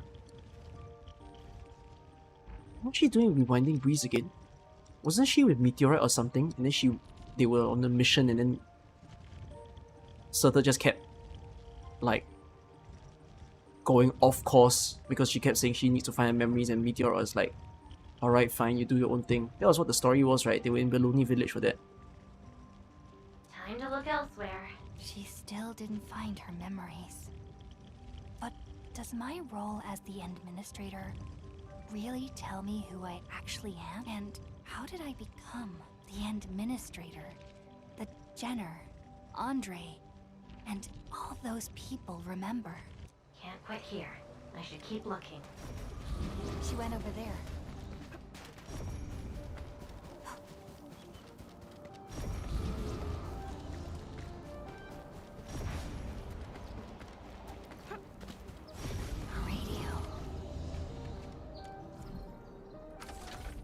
Fixing things midway.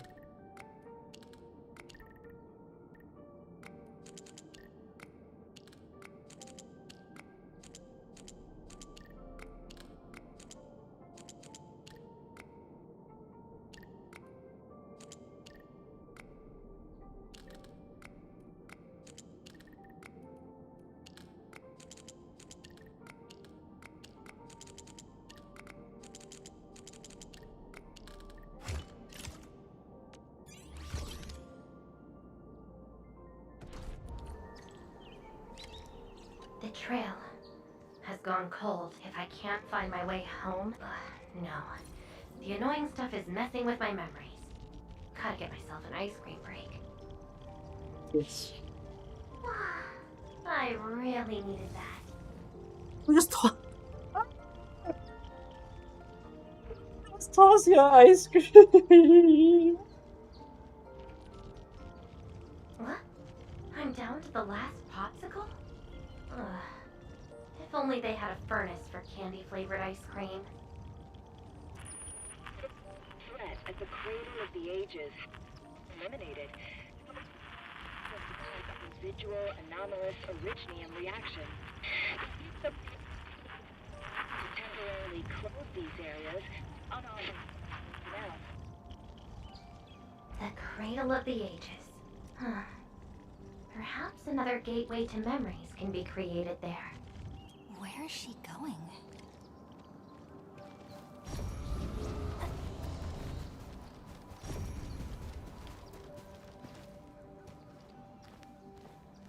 Did I just leave the boundaries of the memory?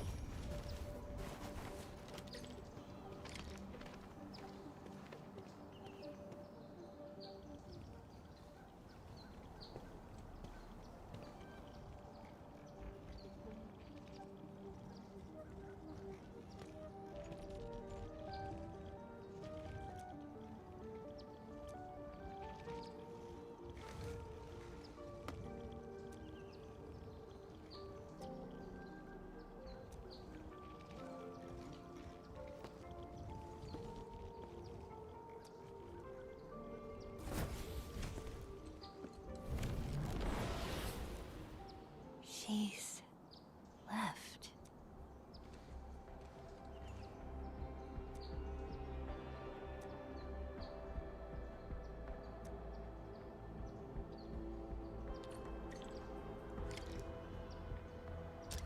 Oh no. Oh no.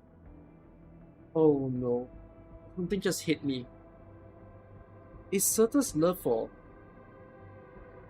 ice cream only because that's like the last favorite memory she has before she got possessed?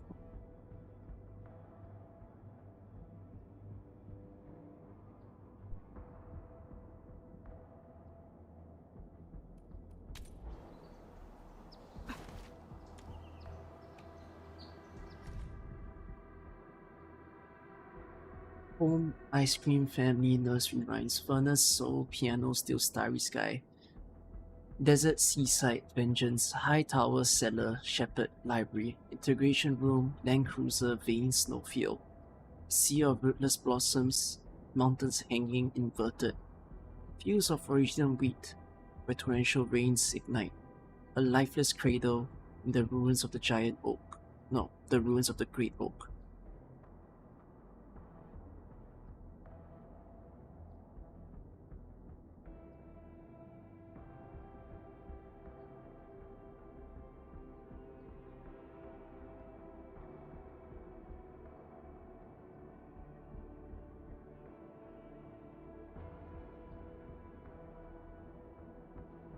So is this like so it's a list of memories that we see here, and what's crossed out is perhaps her trying to recall the memory as she wrote them, like it maybe hit her head at the moment, but then she crossed it out because she gave up, in the sense that she cannot simply recall what it was.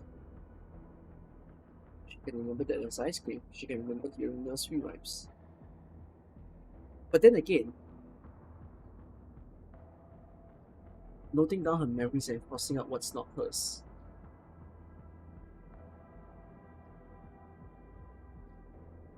The focus here is on crosswords. I don't think you should see it that way as well, though. I think the crosswords still mean something.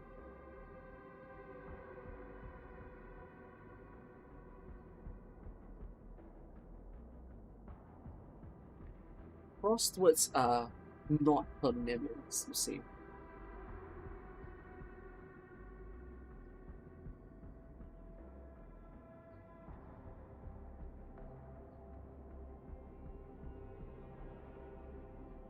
Crosswords will be the previous people that's possessed. I mean, I agree. Most of the time, I think we can say that the things that are kept intact are basically belong to herself. Yeah, those crosswords, what do they actually refer to? What is a land cruiser? Is a land cruiser not Rhodes Island?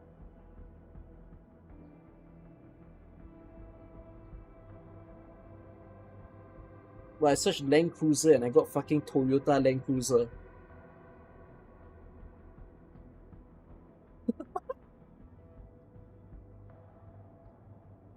What is a Land Cruiser?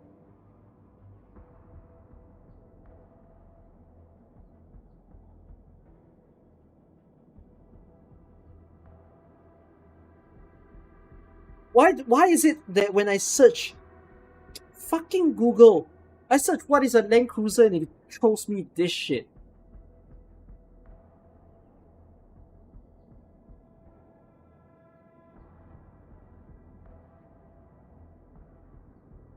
Armored combat vehicle. But that does sound like Rhodes Island, no? Rhodes Island is a Land Cruiser, is it not? But then again, yeah.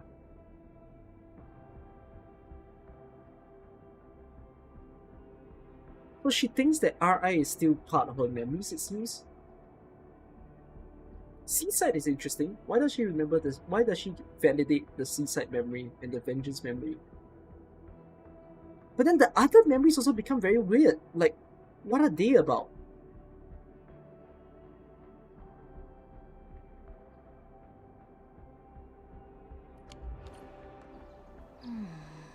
A lifeless cradle, and the ruins of the great oak.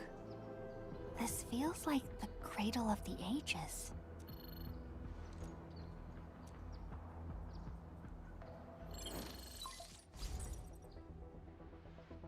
Thank goodness. You finally picked up the call, Endman. Yeah. I found trails of that red-haired Sarkaz girl in Valley 4. Great. I've also uncovered something new in the Rhodes Island archives. That's an literal. On a particular operator from the Age of Terra.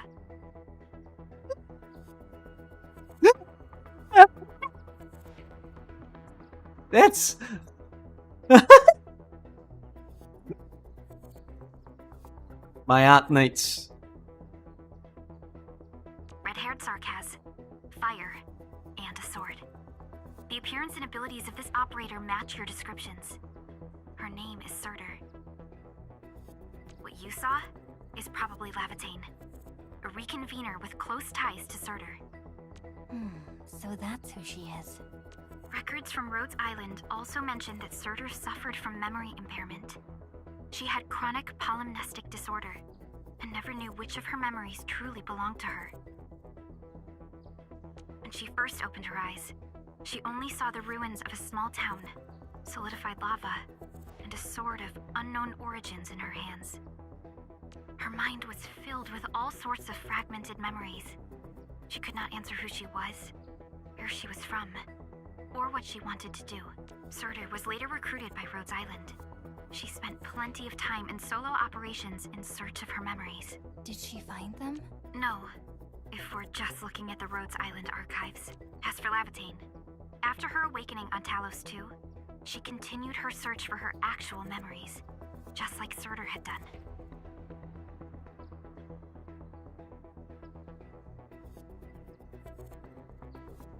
Pelika, open up all Rhodes Island archives now.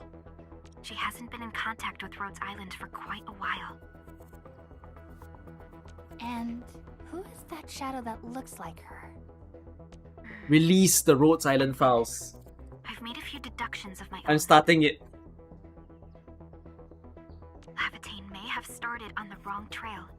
The further she goes into the protocol space, the less likely she is to find her memories. She might even encounter unknown threats.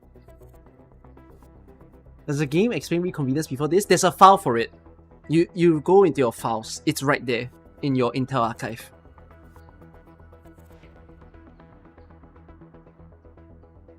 Her injuries will only get worse with each attempt.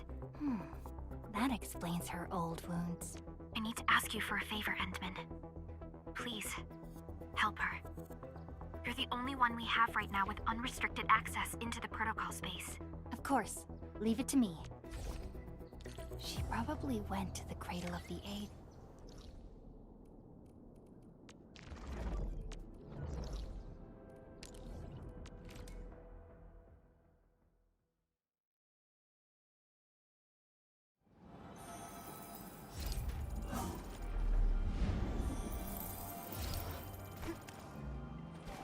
Hope I can find her.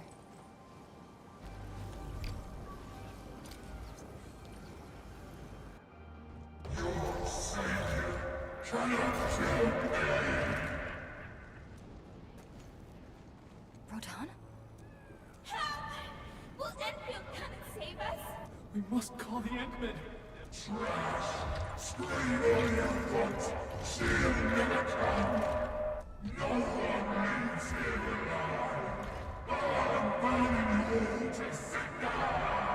Stop right there!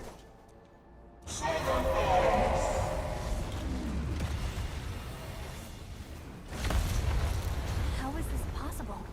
I've defeated him already. Then we just silence him again. Lavitain?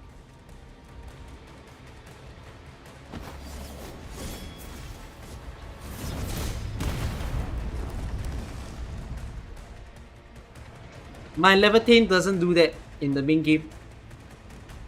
I want to report scam.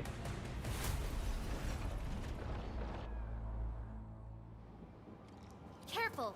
The real enemies are behind the illusion!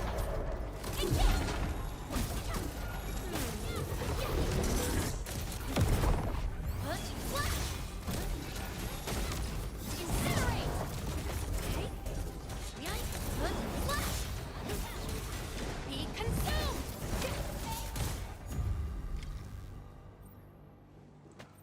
We meet again, Endman. I wasn't expecting to run into you here. It doesn't sound quite the same as so this VA I find very interesting because having voiced Surtur and Lavitain, she actually altered her voice a little bit in both Lavitain and Surtur, to the point that the slight alteration tells you who you're listening to.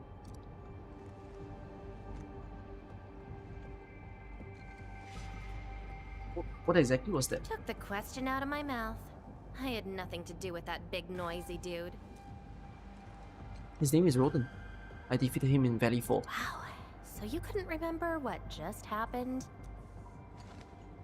I remember what just happened very well. Memories aren't always true. Sometimes they are replaced by deceptive illusions. And this place has plenty of false memories. Why are you here if they're false? Don't you remember? I'm after the shadow that took my memories. Anyway, you better stay with me. These twisted beings are created from your memories. And since you don't know how to tell the truth apart yet, things can get pretty dangerous. Thank you. Seems like you've learned of my identity. And I follow your trail to get here. You're the first person who managed to pull that off. Very well. From this point forth, you shall be my fellow companion in this journey of memory search. I don't think Doctor even got this treatment. Fellow companion? Don't you want to find your memories? I'm here to find you.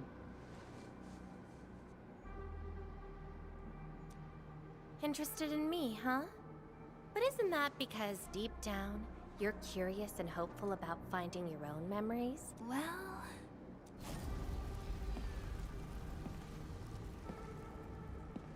Is that my... Memory of your own. But I gotta correct you on something. This isn't about understanding your memories. It's more like understanding your amnesiac self. Go take a look. We should be able to find some traces. The Haunting of Yesteryear is the name of this quest. That's Tata. Tata? Now that's a lovely name.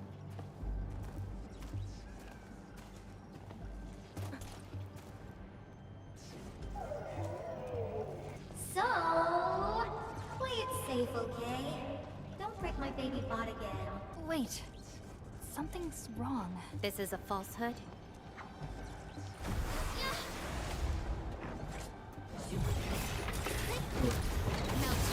I felt schizo.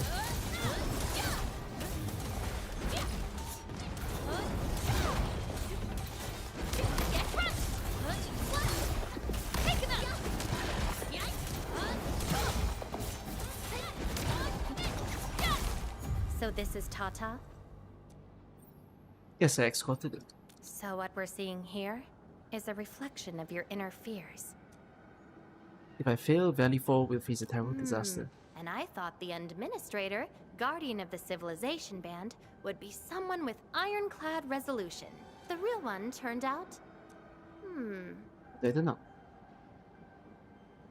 A worrisome soul, afraid of something. You fear failing your mission. Why are you smiling? Stop gloating already. I totally did not do that. I That's just very felt nice. you're no longer that distant or unfamiliar anymore. In fact, I can even say you're actually quite... whatevs. It's nothing to be concerned about. Everyone's scared of something.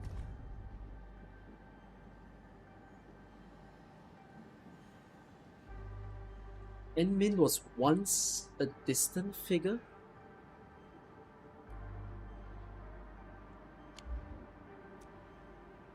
You get scared too? Do I look like someone without emotions? Let's keep moving. Follow the trail.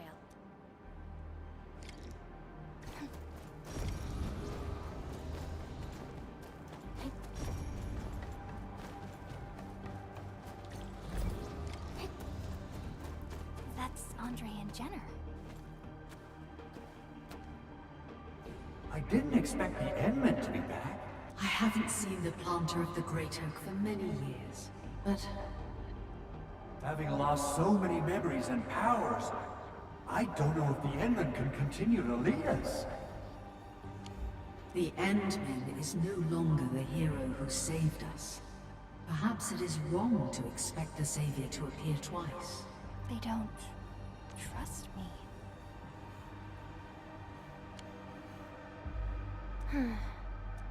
Quite the sensitive soul, aren't you? But...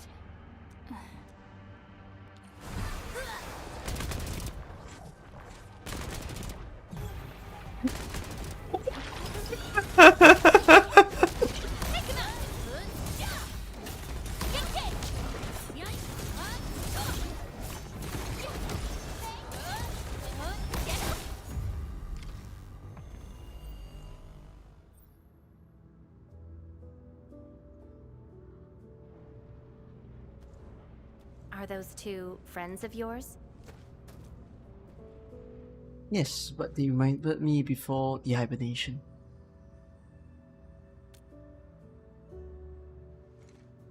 And does that make you worried? Their trust and eagerness make me worried. Hmm? Why is that? I don't know if I'm the person they're hoping for. Then did you ever share these thoughts with others? I'm afraid that Perlica, Chen, and many others would be disappointed and lose faith because of my failings. I'm afraid that Nefereth will be emboldened by my weakness. That's why you kept playing the role of a powerful and resolute administrator, even though you've got no idea who you actually are. Pretty doctor-esque. Yeah. I don't even know who I actually am. You're doing a pretty good job already. I'll be honest with you. I've been dealing with the same issue. I'm afraid I won't know who I really am. I have the fire, a sword, and a name. However, I have no memories, no stories, and no past to speak of. I'm afraid the only thing I have is the name Lavitain. And beyond that, I have nothing. I am nothing but an empty shell.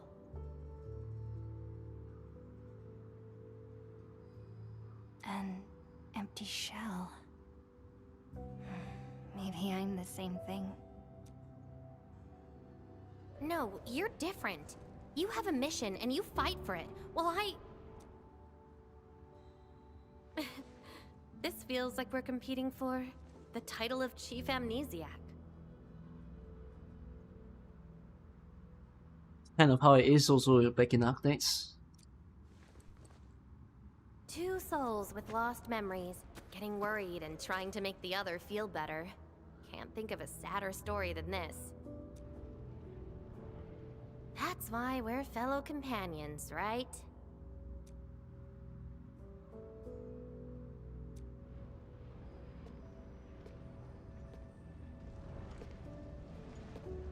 So, my fellow companion, time to finally reveal the answer. You do not throw me into a Triaglos fight, yeah. Not with this team. The old me before the amnesia planted a great oak here. So that's the old you, but you probably should take a closer look.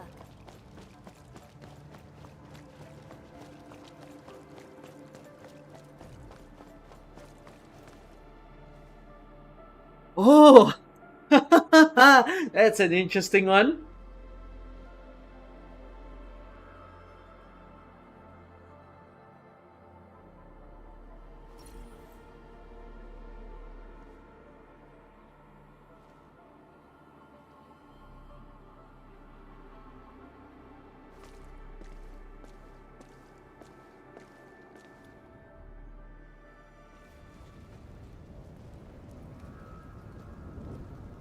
I planted this oak to secure the continuation of life and civilization.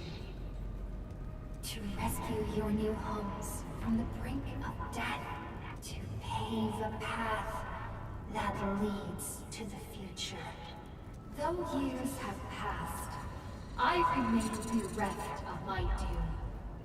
The seeds of justice and benevolence yielded nothing. Nothing, save your base instincts of greed and malice, and your perpetual propensity for envy and hatred. We have sinned. Deliver us! help us escape this nightmare. Ew, that's the old you? I don't remember. And why do you deserve the salvation I bring? Just give us a chance. Are you still the savior? Have we lost all hope?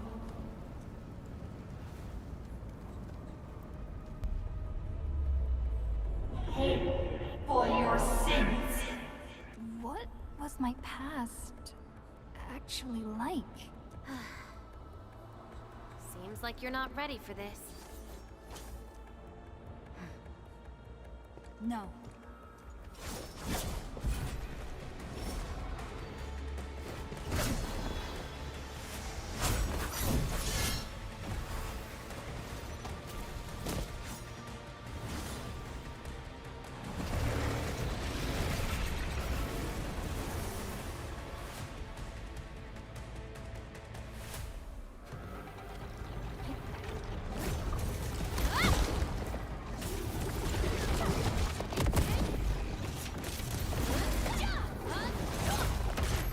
Ow.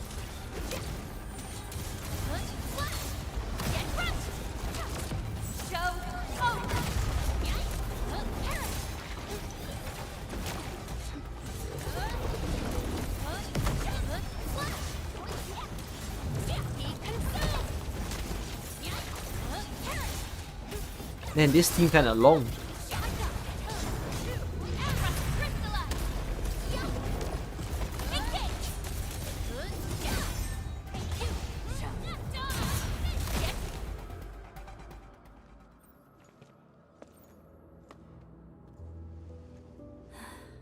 Sorry, I hesitated a bit. For people like us, facing the past can be quite a challenge. Don't blame yourself too much. You figured it out at the last moment.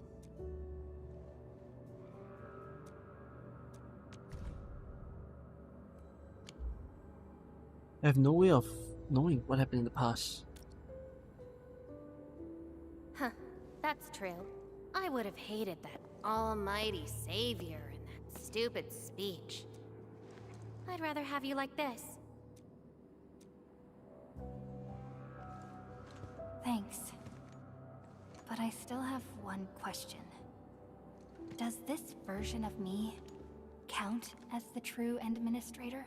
This is the second time that we got asked because we got asked this during Yvonne's quest.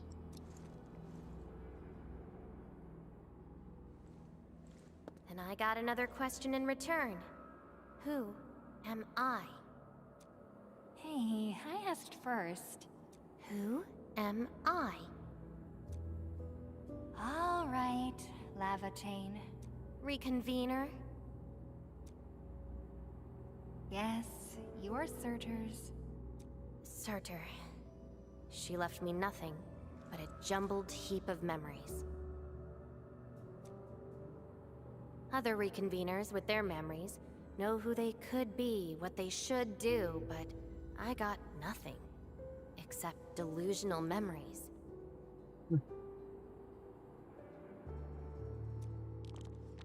Like someone stranded at sea, parched. Got water everywhere, but none of it quenches your thirst.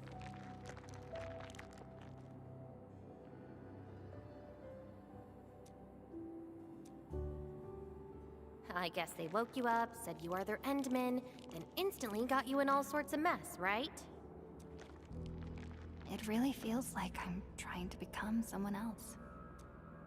Yet that someone else is but yourself. Yeah.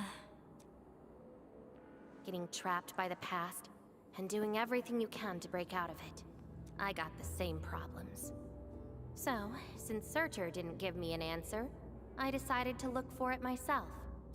If you're confused, then just look around for the lost memories. Then you can see what the true Endman was like. Memories. Can they be found that easily? If the two of us work together, the search might be a little easier. Together. Why did Surtur and Why did Sutter not invite Doctor? As your companion, I shall help you find your lost memories. Consider this a promise. So, Endman, have anything to say to that?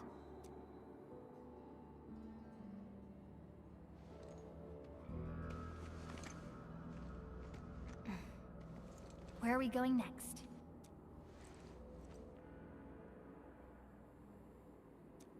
Next location, next protocol space. Since you're around, we probably end up finding something for once.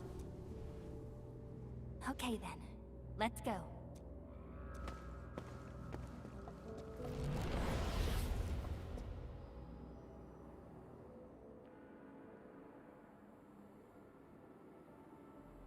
Lavitain? I'm still in Valley 4. Where did she go? Next location, next protocol space. Lavitain may have started on the wrong trail. The further she goes into the protocol space, the less likely she... Very well. From this point forth, you shall be my fellow companion. As your companion, I shall help you find Her injuries will only get worse. I can't just leave her alone. Gotta find her quickly. I should inform Perlica and ask her for help.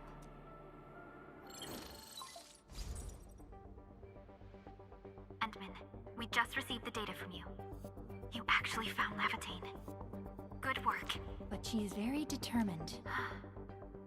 Even though she knew she was a reconvener, she insisted on searching for those memories. I understand why she's doing this, Endman. And it won't be easy to persuade someone like her. I just lost contact and couldn't locate her trail. Can you help me find her? I see. Well, hold on. Fiona just analyzed traces of Lavitain's originium reactions and protocol space fluctuations. Her trail is already deep within the protocol space. So, is there any way to enter that Maybe we can use the protocol singularity again. That's quite a bold idea, Endman.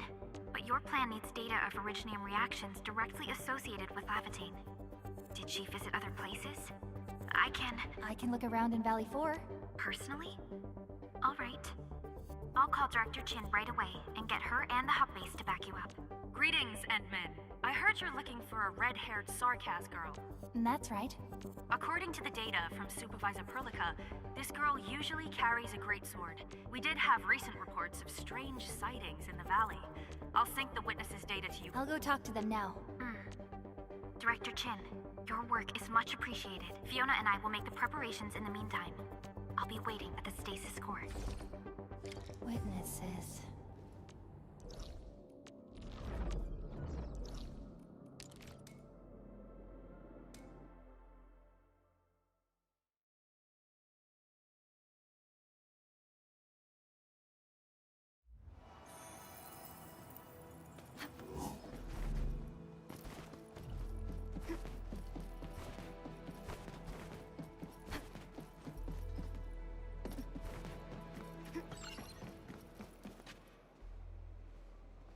Endman, Director Chin told me you're looking for this type of burn mark. See them anywhere? I did. In fact, I was the one who submitted the reports about. I found them at the Blight Cliff observation post. We also found plenty of Angelos remains at that place. It must have been a terrifying battle. This is a set of data we collected.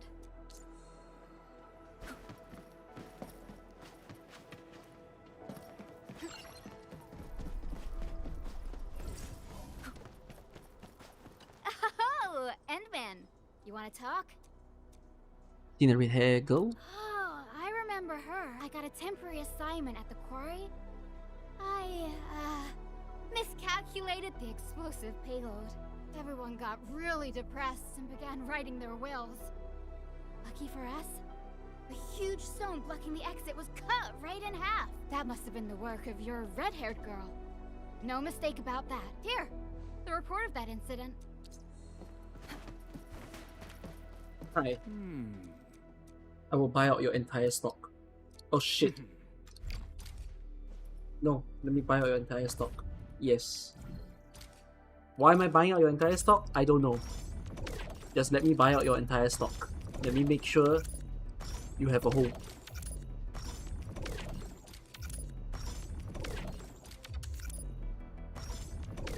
Guys, these are cheap. Cause you buy out.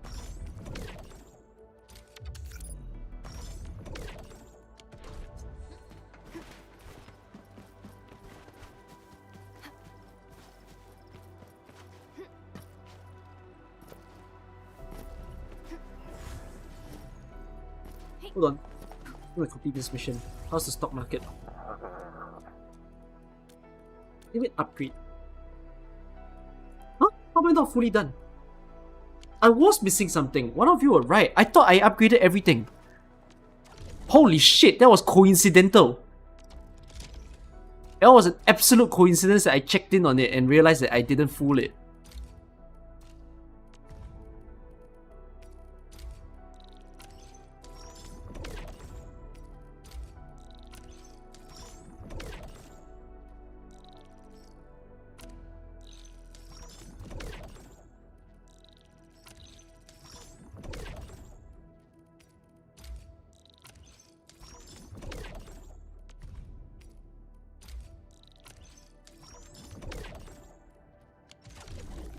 Wow. Why is my Farium not... What do you mean 960?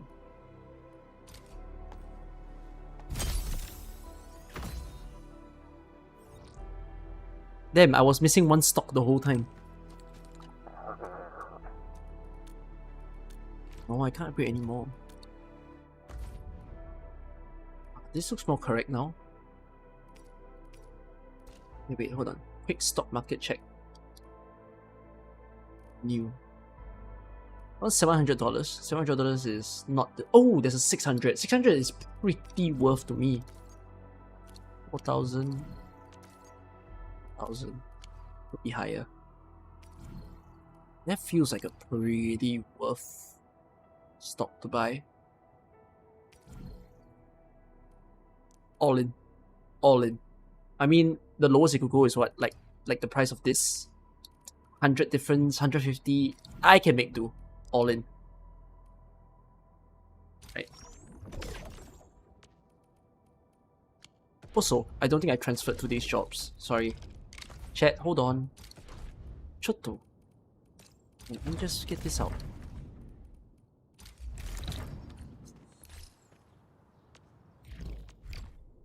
Very quickly. This should be faster, to be honest.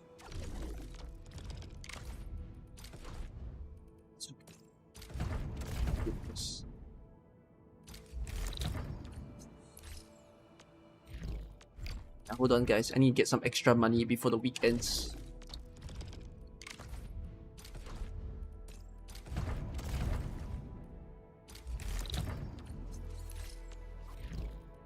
Aha, I did it. Okay, continue the quest.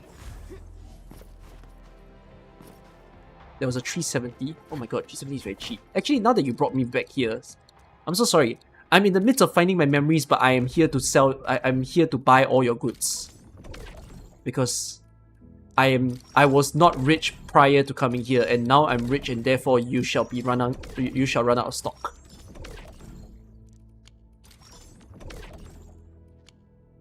F&M? Oh shit, just buy it out. I don't have to craft them. Sure. I'm supporting the local market. Exactly.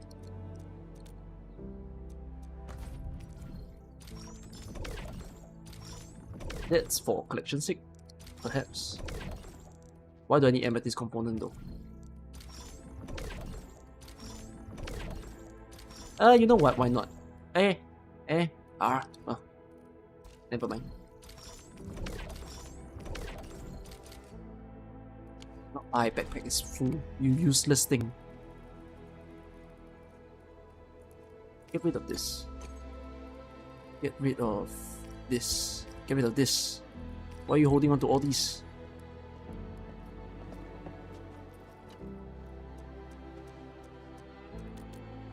Enemies can buy me happiness. Yeah, all this good food does.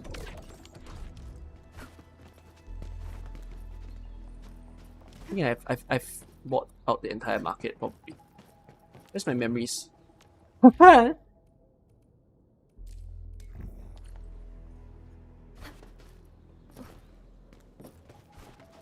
yo. Yes, I love speaking to you like for that. me, Endman? Yes! Yes, I did. I recently made a delivery to the Originium Science Park. But my car broke down halfway and the Landbreakers ambushed me. Thankfully, that fine lady appeared. She literally slashed right through the Landbreakers' axes. Here's a record from that day. This should be enough. Time to return to Dijon.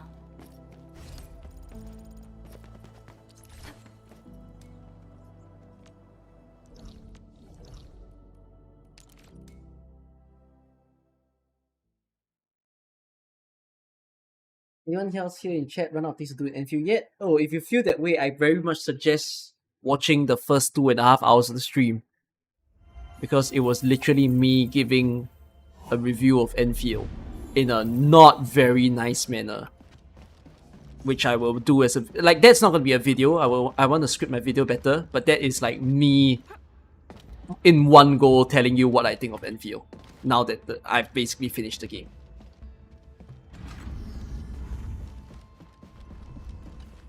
Endman, you're back.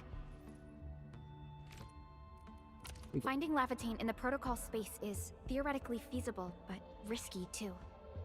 Your physical condition has got me a little concerned. Understood. Fiona and I just completed a plan. Simply put, Lavitain would have looked for a suitable rift opening. Then, by using memories as a clue, she would have forcibly entered the matching protocol space. The recent ether activities of Valley 4 gave her an opportunity. This is why she got in touch with you, Endman. We can use the same method. With the protocol singularity and your abilities. By following traces of Lavitain's Originium reactions, you can locate the protocol space she went to. Protocol singularity? Yes. Both the protocol space and reconveners are somehow related to you. Your thorough search is definitely going to help us locate her. Hey, why are they related to me? Endman, we finished analyzing the parameters of Lavitain's Originium reactions. You're good to go anytime. Please keep Lavitain safe and bring her back here. Most importantly, make sure you return safely as well, Endman.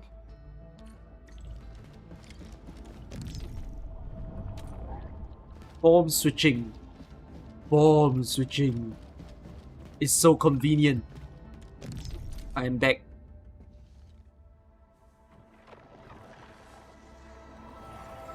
Sorry, Palika, don't mind me.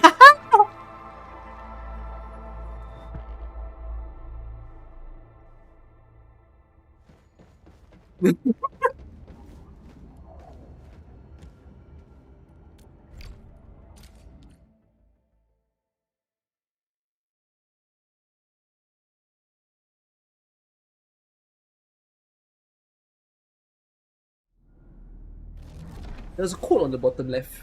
You're here, Endman. Didn't keep me waiting for too long. A little tired. It's nothing. Just walked a long way before coming here. Time filled. Found nothing so far, but that wouldn't stop me. What about you? Nothing for me either. That's why I'm here. Then we should make good on our promise and start our memory search together. I promise to find the truth in your memories. Then it's a deal. Let's go. I don't think we should stay here.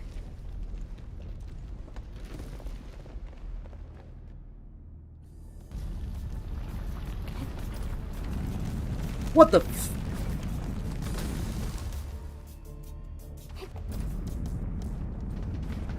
Wait, what's this? What's this about? What's this about?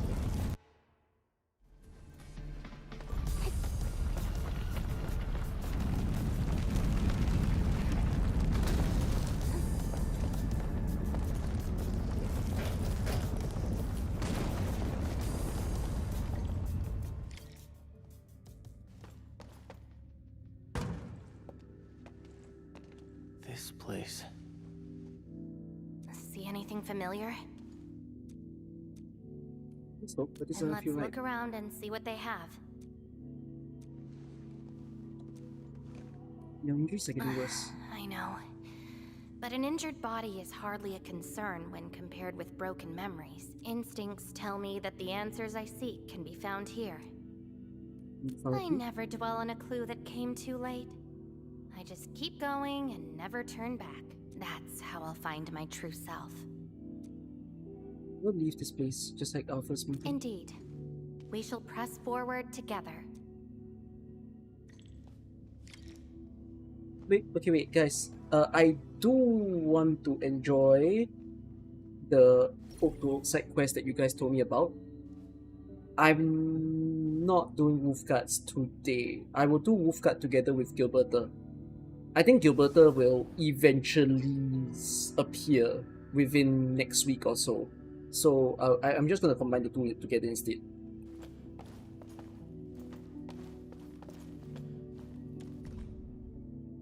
Departure Terra. Destination Talos 2. Voyage code. It's a ticket. Time window. At midnight. Passenger. Hold silent cooperation agreement seal. Why did they write the word 1? Why did they allow the 1 to not be redacted? Oh goodness me. Thanks for the raid. Be crew? Thank you. Hello, I'm reading Laevitain's story now. Thank you. I'm supposedly rated B from Endfield, so I'm glad for that.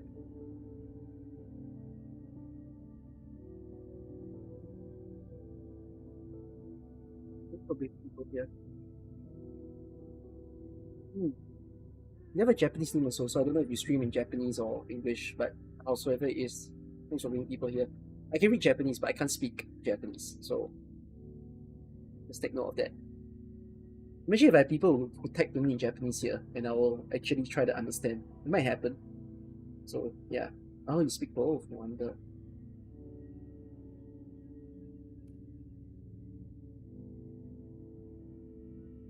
Voyage code is a very interesting term because it goes to say that it wasn't once. People traverse between these two worlds several times. You could say that it's perhaps years from now, but there has to be a certain point in the AK story that explains to us that they actually managed to open up the gate. And the fact that it says Road Silent Cooperation Agreement Seal, it sort of tells me that during this time Amiya was alive and Doctor was perhaps alive too, you know, and that this was perhaps, one could argue maybe this was a prosperous time, at least the vibe of it.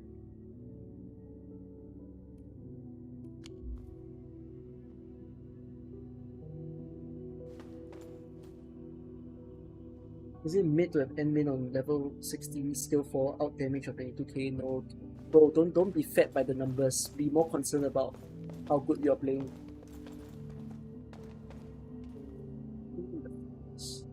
Come play with me.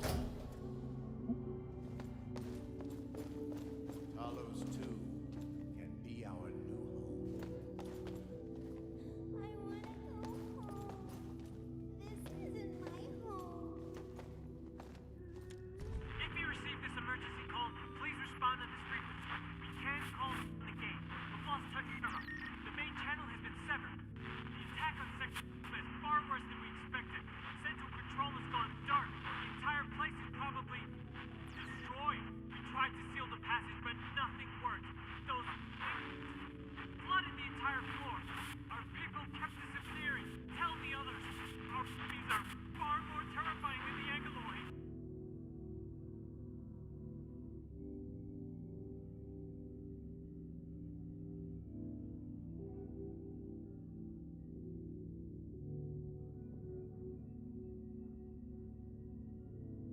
I haven't read any IS4 lore.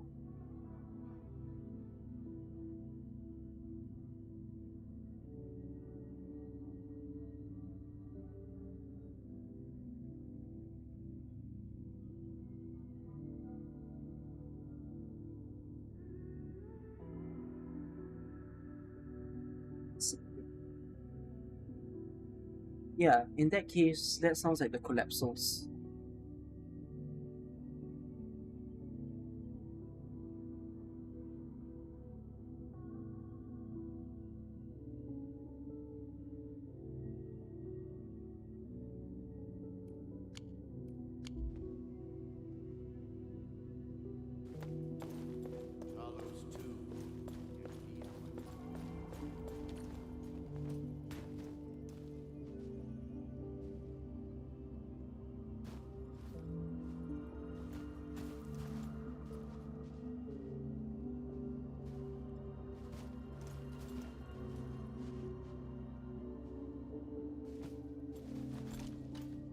Hi, pretty lady. What flowers do you like? Just take them. Thank you. Ginny, is that the name of this child? Something. Let's go and there's a gift. Come play with me. We can make colors from the petals and draw everyone.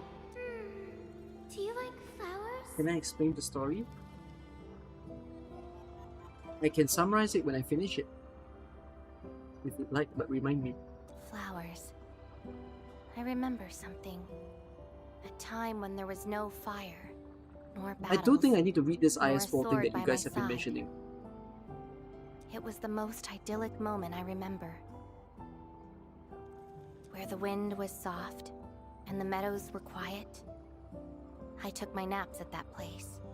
Petals brushed against my face, carrying a subtle fragrance. You said that should be treasured. Ironically, this is just one of the many fragments that do not belong to me.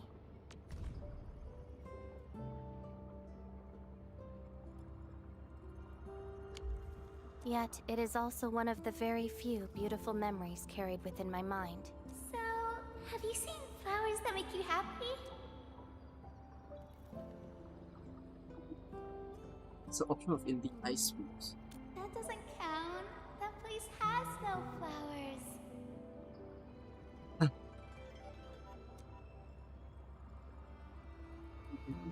No! Only scary pipe-faced people live there.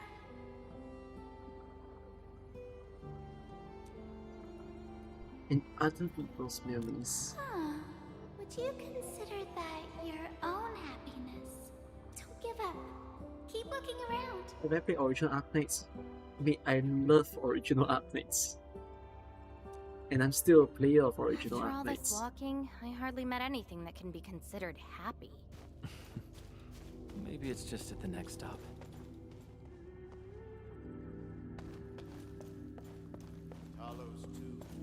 Some of the room. Why is it that it's like... Is there something else I could have interacted with in this room, or do they mean there's a different room?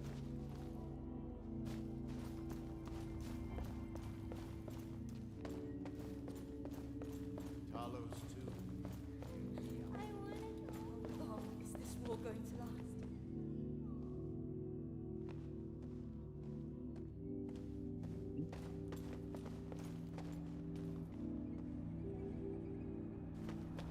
The annoying pigs are here.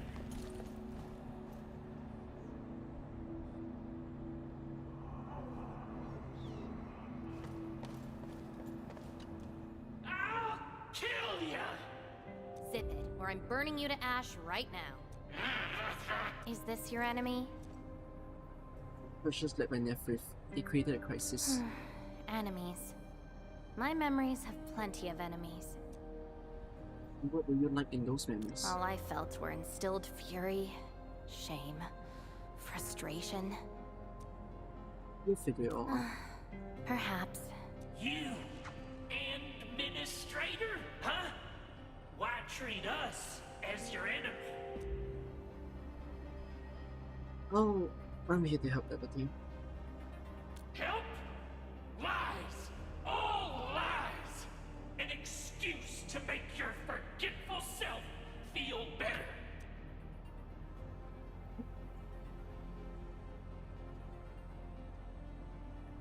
Just going with the flow. Puppet! The old world of Originium is finished. The future is in the ether. I do so to protect Valley Folk. Still dreaming about your lies? We will bury you, Savior. Your struggles are useless! These seem like your memories at Talos too. Pretty interesting, but they've got nothing to do with me. Perhaps you can leave something on Talos too as well.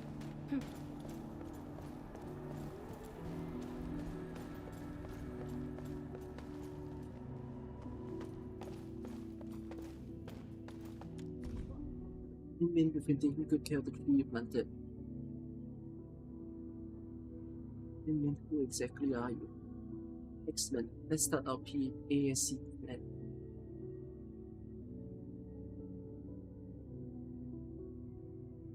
Why would you protect this?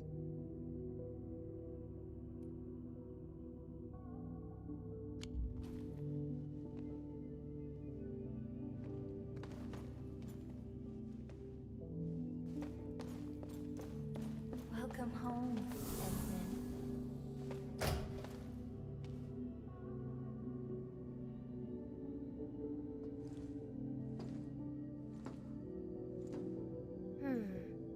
What is this place?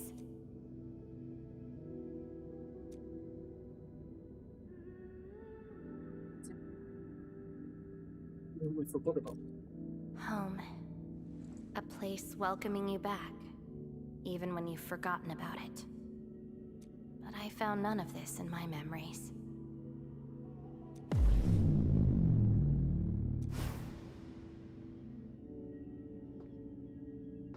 Oh, poor Endman. Forced to tag along with your shenanigans. After all this diving in the protocol space, you still ended up with nothing. And it's time to reclaim my memories. Don't you understand, Lavitain? Your happiness is false. Your hatred is false. Even the thing you've been searching for is false. This is why you'll never find home. You're just an empty shell. A pretty husk without a soul. An empty shell? The past of Surtur isn't your concern. Lavitain! Are you alright?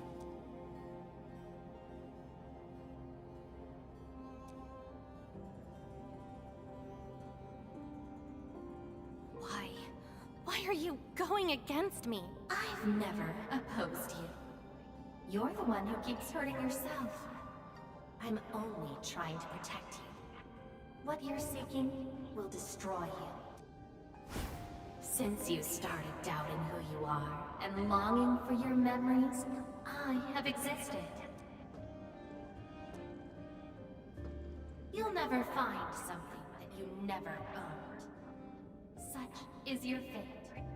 You can only abandon yourself and live on as a mere tool. Give up. Why not stop resisting and just take one of these fragments and treat it as yours? What a load of crock. Give up? Well then, let's see what you can walk away with after you reach Surtur's home. Since you insist so stubbornly and foolishly, I'll let you take the path of self-destruction. Go to Caston. Go to her home. Fascinating. That's the first mention. Lavitain, are you...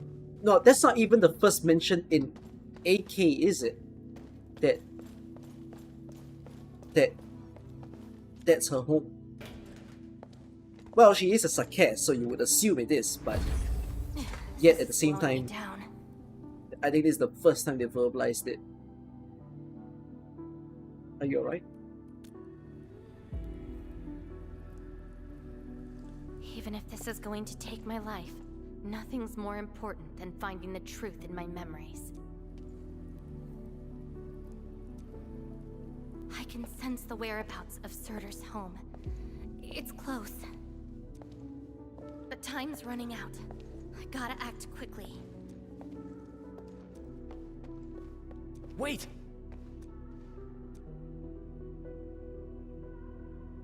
She's gone.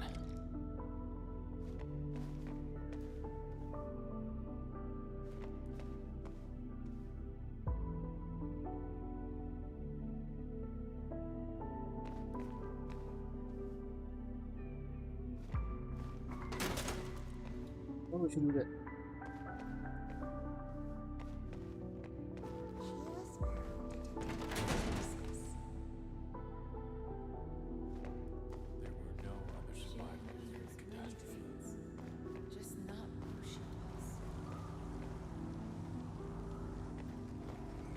What are you looking at? She? Tell me about her colors and shades. Wait. Oh, I know. It's her.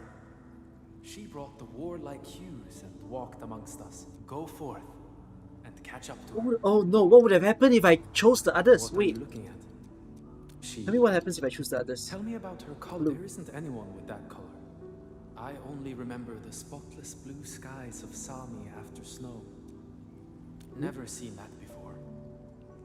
I only remember tender green shoots watered by snowmelt. Oh, I know. It's her. She brought the warlike hues and walked amongst us. Go forth. It's not from here. Some of these people may not be from here. Yonder is the final destination of all sarcasm. But not every sarcasm belongs. I don't recognize you. What brings you here? And what is the name of this someone you're looking for? Myself. I'm afraid this is the wrong place to learn about your Sabbats, not her. The entity no longer belongs to this place. A visitor bearing this name left the ruins in a hurry and gave nothing but a sigh. Go catch up to her, but watch the deep beneath your feet.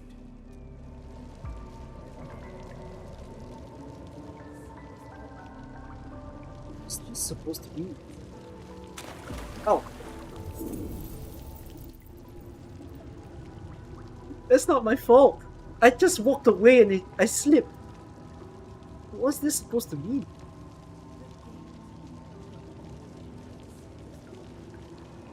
That child has arrived. You're finally here. You know where Lavitain is? The girl bearing fire. Why is she here?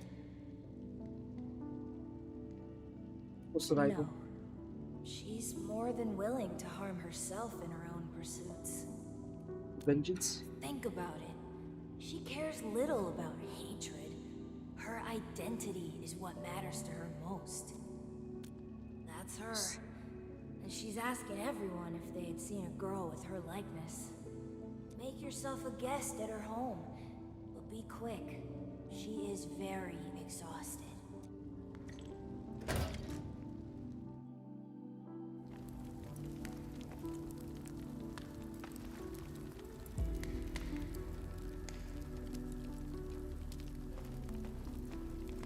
Civil war has erupted, and the fighting's spreading here. I know. They're settling the old scores, and the children might not be spared. They need me to forge their weapons. But our child... She's so young. We might not be able to avoid this disaster, but for her sake.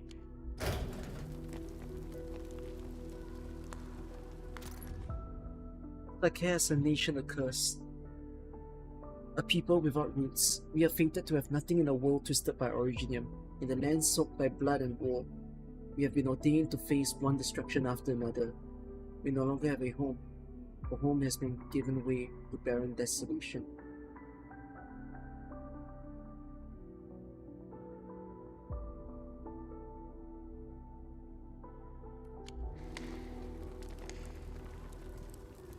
Stop crying already.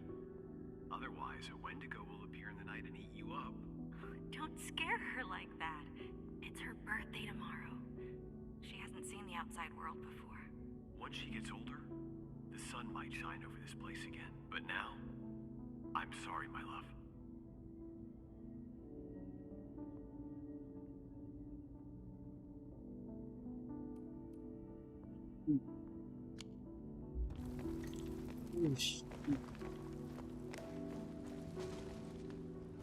Cease this pursuit, and don't be like Lavitain. She ignores the risks of overreaching, and will get herself killed. I will bring her out safely. You already know what's going to happen to Lavitain. Why risk diving into the deep? Who is she to you?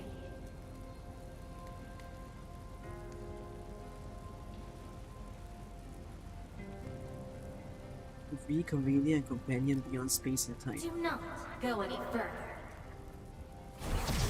She has to rest. Oh, do I get punished for the wrong decision? Okay, so they have no extra exposition for the wrong decision.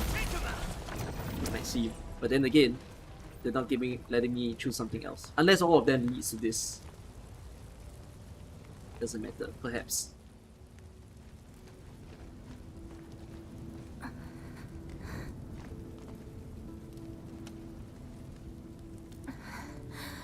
You found me. I arrived at Surtur's home, but I only saw a girl whose name has been lost. A refugee escaping the fires of war. A hand stinging and burning from the scorching heat. A family and home in the dust that I do not recognize. And many other things. I have seen every memory fragment of this place, but found nothing. None of them can tell me who I am. I want to keep going, but where else could I go? I don't want to live out my life as an empty shell.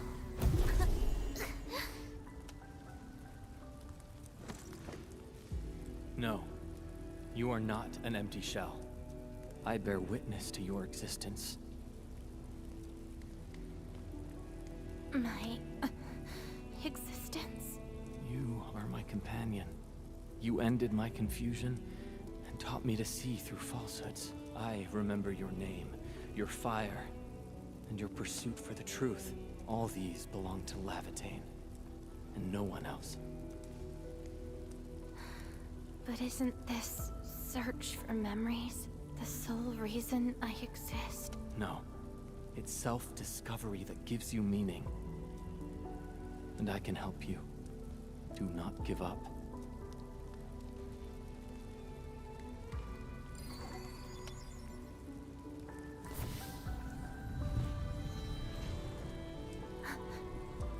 You consumed yourself to stabilize my existence. Why? You've just awakened, and you're fighting a powerful enemy.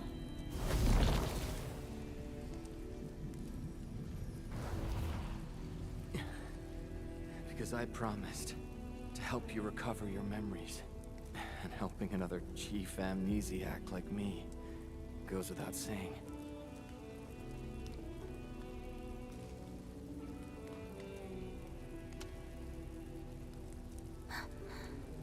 This is Surtur's answer. Let's take it.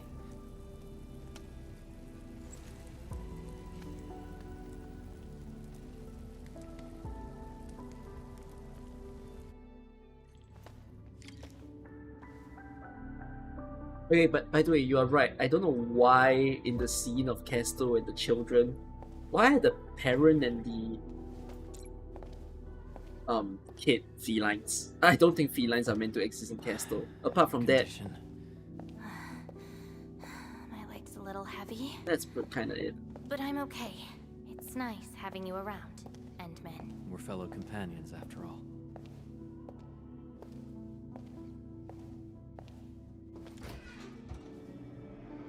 Yeah, they didn't prep a Sakias NPC yet.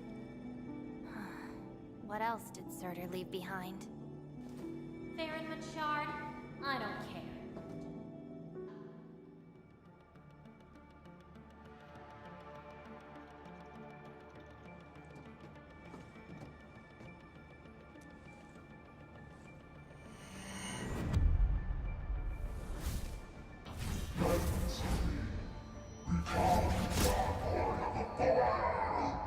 No.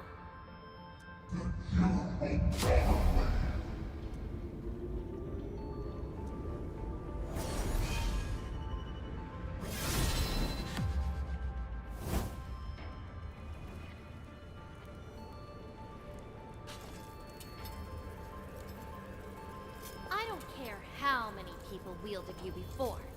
I'll be the last of them. From now on, you shall only follow one voice. Surtur's voice. My voice. And if you dare order me around, I will annihilate you completely. With your own powers. Good.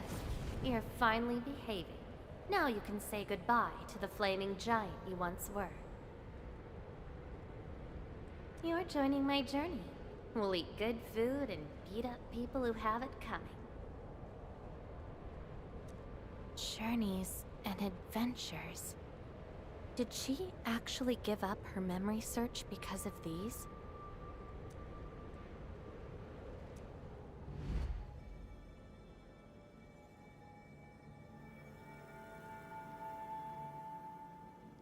We still have a lot of time together ahead of us.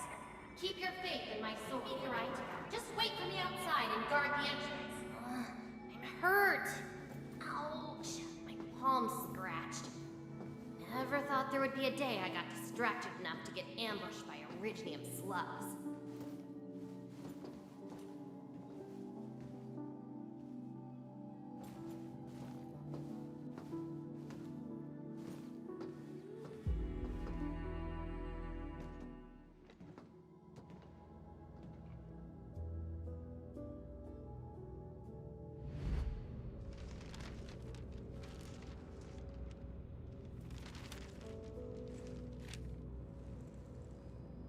Is there any code name you want? Just call me Surtur. Clinical analysis has confirmed that you are infected with Aripathy. Cell originium assimilation is at 1%.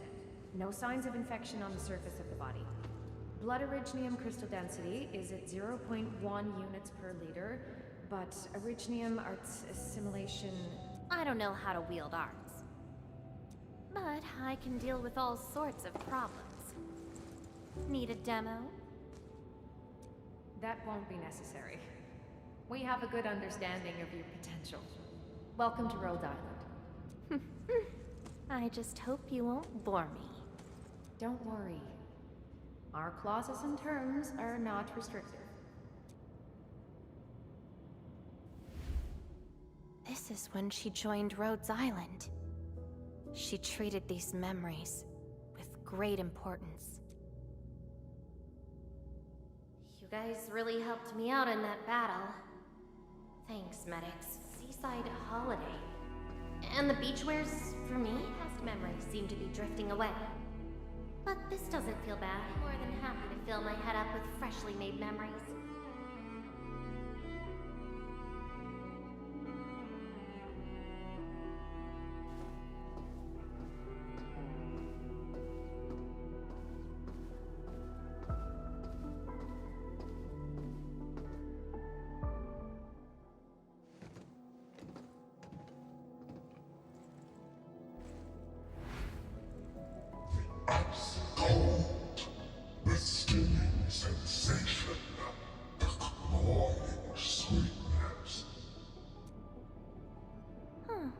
You actually can feel the cold.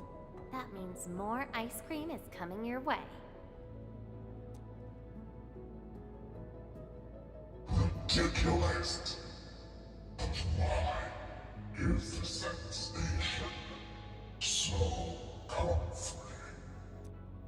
Apologies, Operator Surtur. cafeteria pantry is out of ice cream. But an emergency batch is being made right now. Just wait a minute. It's okay. I can wait. Surtur, where's your next field operation? Laterano, I think. Are you going there to validate some memories? No. I just heard about their fancy ice cream machines. Gonna try them out.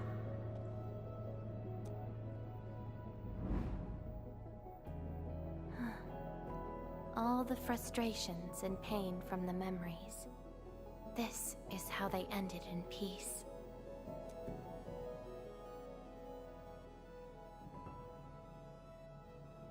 Better make some space. I'm bringing souvenirs back to Rhodes Island. The memories since I came to Rhodes Island feel so different. They are more real. Are you trying to say I can rely on you too?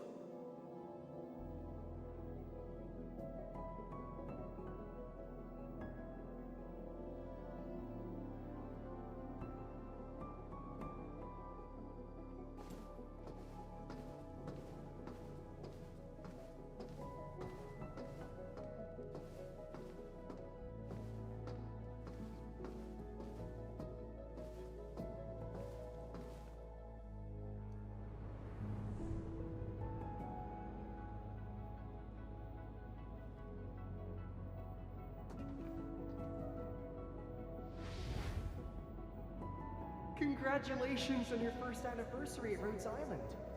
Do you like it here? Rhodes Island is your home. And we prepped 3 crates of ice cream that can be claimed at the procurement department. There won't be any failed operations this week, so enjoy your break. Rhodes Island. A place that welcomes me home whenever I want. A place that lets me do what I want. We know you like the thrill of freedom, so we got you a skateboard as a gift.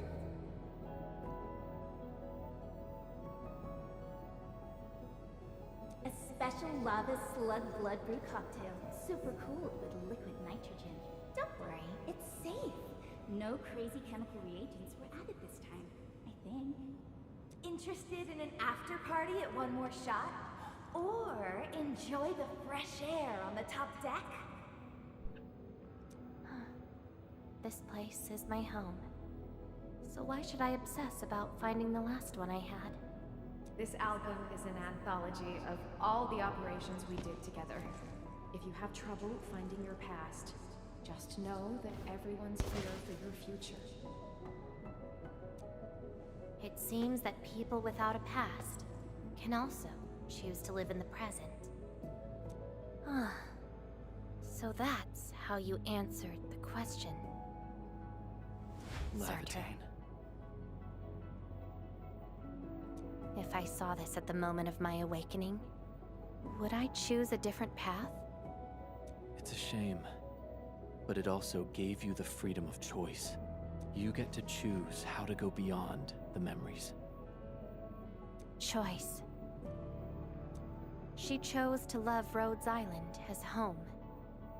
I think I understand that sensation. A noisy place filled with hassles, but it's also warm and interesting. That's why she gave up. 'Cause finding the past is no longer that important. But I'm different. I haven't found the people or things to make me give up those memories. I can't find my own Rhodes Island on Talos 2. Perhaps you can find your own Endfield. Making your move already? Never expected you to be the cunning type, Endmin. Only if you're willing. I'll accept your invitation. It looks like you've sorted things out. This is just the beginning. Whether I can free myself from this mire of memory will depend on what I discover at Endfield. I give you my word as Administrator. Endfield will become your home. Home. All right. I'll see how you make good on this promise.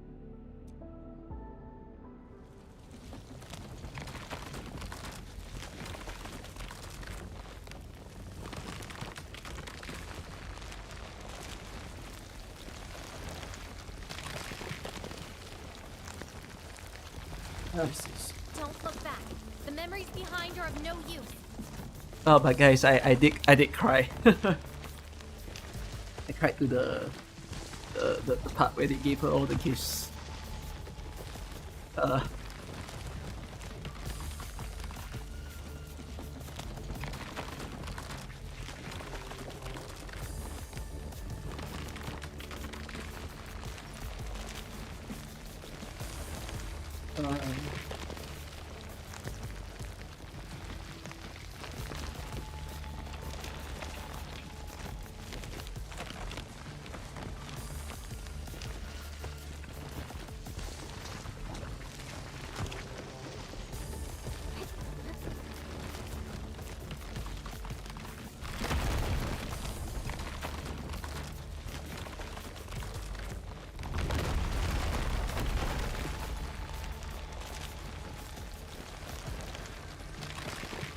Keep running and jump. Looks like a malicious being is remaking this maze of memories. Now it wants to keep us. Memories aren't easily cast aside. They resurface as enemies. Be prepared to fight the past. If our minds fail to escape quickly enough, they might be trapped here forever. Memories. I must bid you adieu now. This is a lost fragment of mine.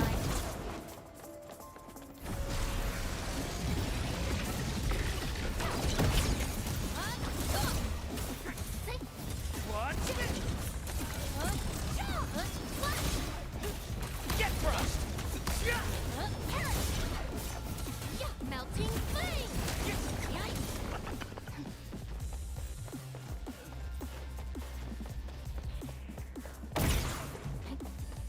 When you drop a mirror, it breaks into shards that can cut. It's a shame to abandon what I've been seeking. But if I have to, I'll just burn them all to ash. Melting flame! Inferno awaits.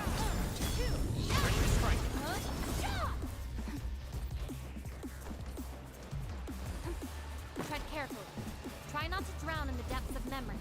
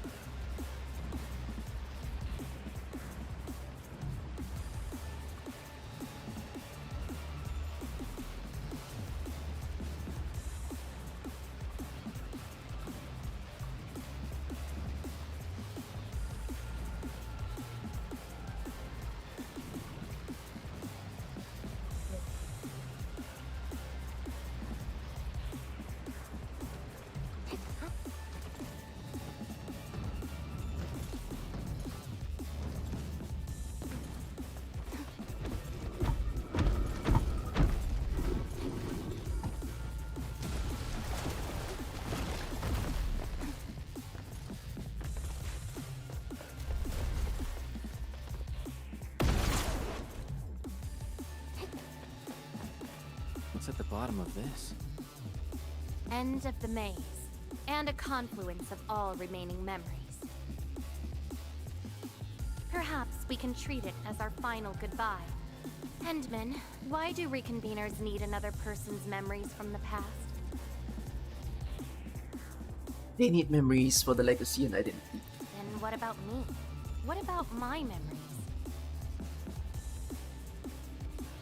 Perhaps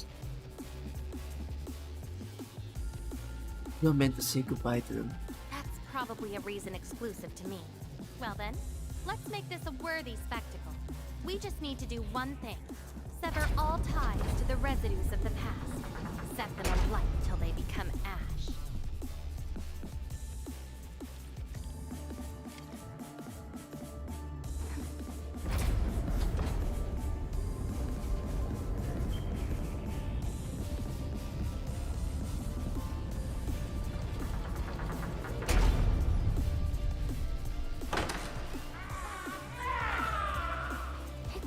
Let everything burn. That's twilight. Burn!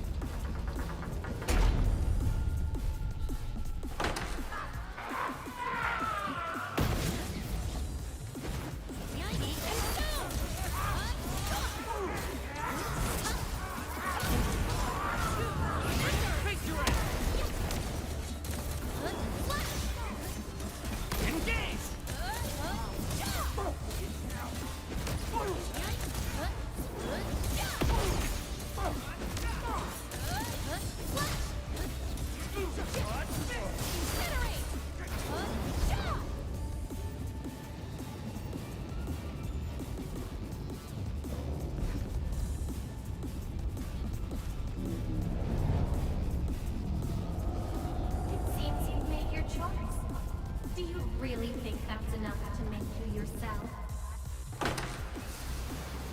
You abandoned the past, but these memories will never let you go.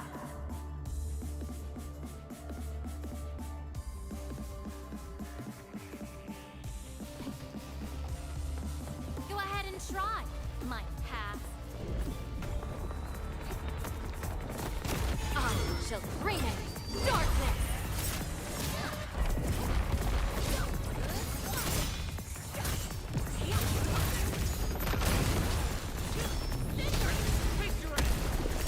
Show's over.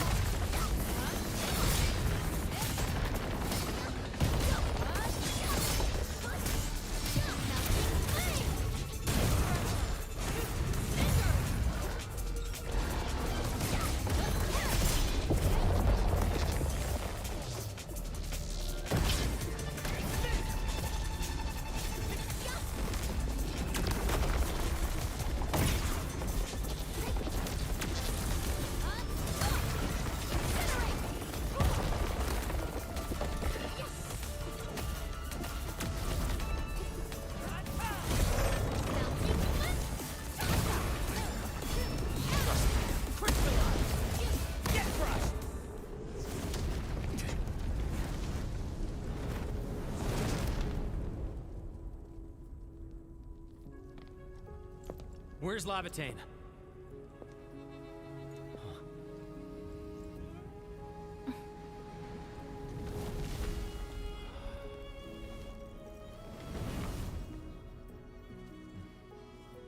Hey, Endmen. Remember your promise? You only delivered half. Which half? The half about me. So you... Take me to Dijong. I'll keep my promise. Wherever I go, whatever happens.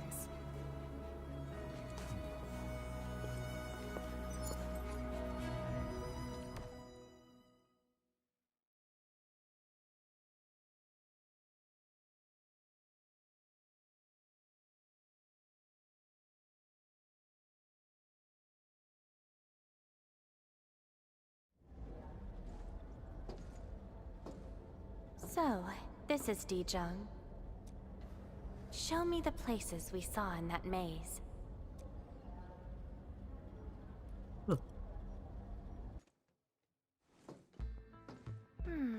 It's quite different from Rhodes Island. Excellent. Yes, for a new beginning. From now on, I shall be Lavitain and fulfill the promise made to my fellow companion. I can start another memory search now. I know. So, you gotta make new memories for me. Not them. I can be your operator, your sword, and your fire. That is But in literally return, almost like a I proposal, demand a but unique journey, okay. a unique adventure, and a unique home. That will give me an Endfield of my own. A place where I can forget about my memories. What? That's too much for you? This place won't disappoint you, Lavitain.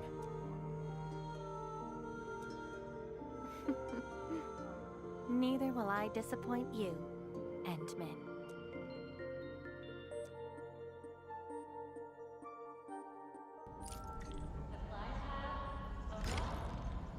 Ugh.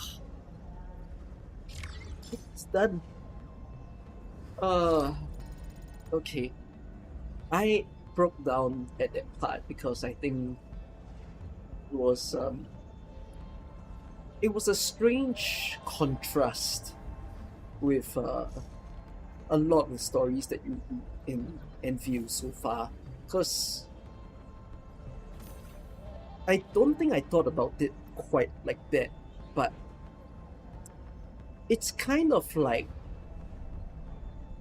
for whatever reason, Endfield feels really cold, if you think about it. Right? Like, I think just the atmosphere of the working facility, you know, when you compare the contrast between Perlica and Amiya, it's a very work-oriented place. So when the whole scene popped up of like, Rhodes Island and everything, I don't know if it will hit people who are non-Arknights players. I don't know if it's possible, but it's a bit strange that this story, on the other hand, presented a very warm side of Arknights, which is basically what like anybody who read the AK story can be. Like, yes, AK has been well known for stories that can give you depression and everything, but yet at the same time, when you are able to read the stories of how Rhodes Island has their own mission, and for everybody that they recruit on board, right, it's always been a place for them to feel like they can belong, so it's odd because that's not quite how Endfield feels like, really. Enfield's very corporate, and in the case of this, it's just, yeah, it just hits weirdly as a person who plays in AK, and to be able to see, like, because as we also mentioned, right, Laevitain's story, or more like Surtur's story in AK, is not something that we elaborated very hard about, and the last two known things that we have caught, which actually, as people who don't play AK, I think one thing they do a somewhat good job of is the whole concept of Surtur trying to find her memories back in AK because of her forgetting everything. And in the case of this, they also presented it in the same way, that she was possessed by a Ferryman and she had to lose her memories. So they gave you the background without you needing to play Arknights, basically. Although if you play Arknights, then it's a reinforcement in a sense. Which the second part of the story then became about how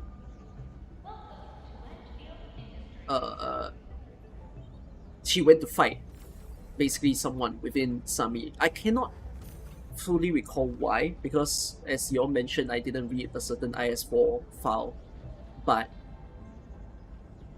I think even without me reading that and reading it through here, it's almost quite sad in the sense that it almost sounds like she may, well, it might not be her, that's the problem, but we do not know, but we don't know whether she succeeded at doing so, and therefore it's kind of sad in a sense that is the case. Well, I don't think the story implies that Surtur is dead in any way, but more so rather that at the very least this whole story gave the extra perspective we didn't get to hear about in AK, that is she was very well treated. So yeah, in IS4 file it mentions Surtur was looking for the Ferryman's sealed body. There was a scheme of the Ferryman to try to unseal the body, but she refused. I see. But yeah, I mean, there's something really interesting about how AK has happens to have a lot of people who manage to have some really interesting godly thing in them, and are actually able to tame it, with the likes of Surtur, with the likes of Lapland, for example, when Lapland and Zaro, or you could even say the same for Aya and Dolly, right? Like, how did they actually have a Beast Lord or a Ferryman that's within them? But I think there's something that feels also a little like, I don't know what they'll do with Laevitain's story or Surtur's story in AK, because surely they can do more stuff. But yet at the same time, reading his story almost feels like a full circle type of thing, that there is some closure to Laevetain basically, or Surtur as well. More so Surtur, that you realize that she was happy, and I think I kind of just cried, because it's like that's really good to hear, right? That he managed to get over it. So I'm happy. I'm happy for her, and I'm also happy that a lot of the things that happens in Arknights, all the gifts and all the little things that we see about Surtur became pretty canon, right? I think when she mentioned all the thing about the beachwear and the skateboard as well, it just so happened to be the two very same skins that Surtur got, which is quite funny that they made both skins a canon thing. That it's not just a what if, but rather they did actually have it. So that's pretty cool. And yeah, I think it was a well written story. Is this the best story that's written? I think it's a good story for anyone in general, but I do think that this is probably the best story for an Arknights fan. Really. And that's pretty good. And also at the same time,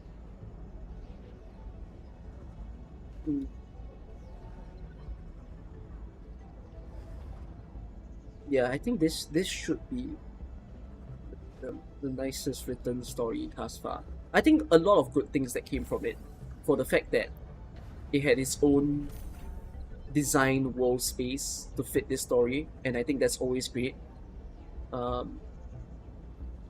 A lot of great moments that occurred. It didn't feel like a slog, I would say. Like every little part was pretty nice to get through. Apart from I didn't quite enjoy the part where we had to go around and then look for the red hair girl and everybody started saying who she is. Because I guess the whole focus of that was just to tell you that people did sort of look up to Lavitain, I suppose, being in this world. And just telling you of her strength. Because if you think about it, it's quite in parallel to perhaps Surtur's first introduction in Rhodes Island, where she was someone that can just destroys everything along the way. So, yeah. It is a lot nicer written than Yvonne's, considering that I've read both as well. So, what else? Good stuff. I don't think I enjoy the Rizzery sometimes. You know, I don't need to feel the self-insert as a game. I know that they want to appeal to the audience, but let's just say if they keep doing this, I'm not the audience who needs that self-insert. Like, I'm good. I rather stay. There's a part that also makes me say I can't have everybody being with me. And you're right, I think it feels a little bit less awkward if I was the female MC. I wouldn't feel so strange, but like, it's fine. Thus far. Yeah. Good quest. Very, very good quest. And it pretty much shows potential, I would say, of what the story can be. I now understand why a lot of the people in the community are basically looking at Laevitain's quest and saying perhaps a quest like this is something that makes them feel not so bad about what's to come in Endfield. And like this quest actually makes them go, well, if you keep cooking in this line, we'll stick around and see what's next. So, yeah. I think it's the nicest story so far. Yes, I rather keep the glazing and the reasoning out. But I do like that they actually make use of this story to the part where they had everybody just almost religiously praying to Endmin. I thought that was quite nice because it's almost like a hypergriff's way of saying the self-aware that people are uncomfortable by this, but perhaps them showing that moment is also a way for people to think, yes, we did this in the story, but perhaps why don't you think of it in a different scenario? That maybe it's just all too strange that the glazery is what is going on, right? So, yeah. I'm sorry I cried. I'm really sorry I did. I cannot hold back emotions, by the way, guys. Like, when I watch movies as well, in cinema and anything, and the movie has an emotional scene, I'll just give way. you know. So sorry that it happens. Yeah, surprise, Enfield can make me cry from launch. Wasn't expecting that. What was the first story in Arknights that made me cry? Was it Wolomonde? I don't think Wolomonde made me cry. Or was it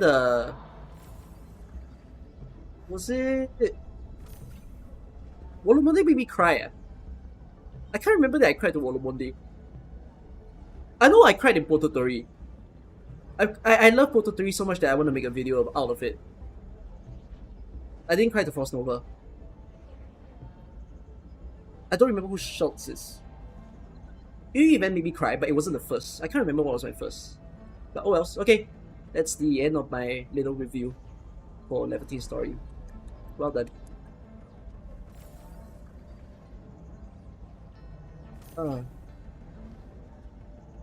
No, I did not cry to Frost Nova. I probably did not cry to Frost Nova because I'm so numb to knowing that Frost Nova died that I couldn't cry.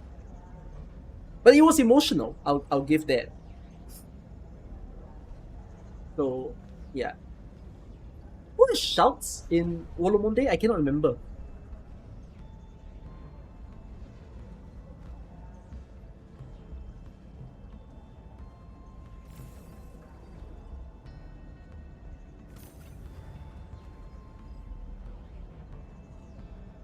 Hope Wuling will be as good as left. Honestly speaking, I don't know what they cooked up for Wuling. I am not ready to see Tam Tam cry. I'm scared now. House was the head of the police force. Why? Oh, I need to go. Never mind, don't spoil. In case for people who aren't here. I know why I love the Wolomonde stories that much, but I need to refresh myself. Like, what was the order of actions? Yeah.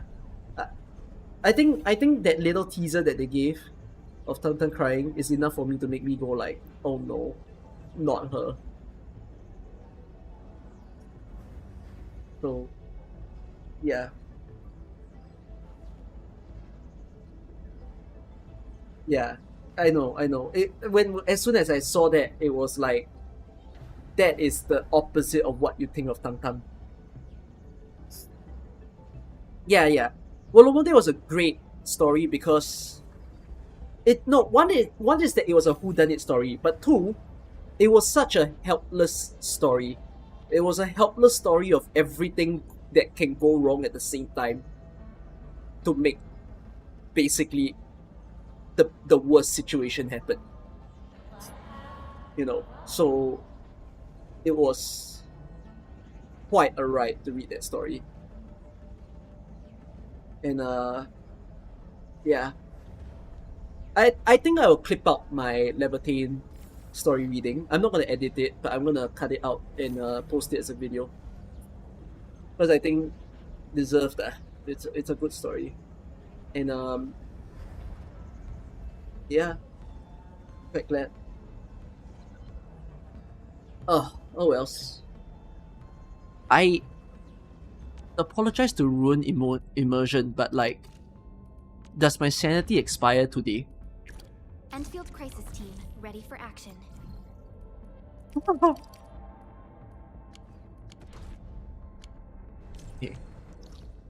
Wait should I read Ode to Oak today, or should I read it with Gilbertus quest? Is it fast? Is the Granny quest fast? 30 minutes?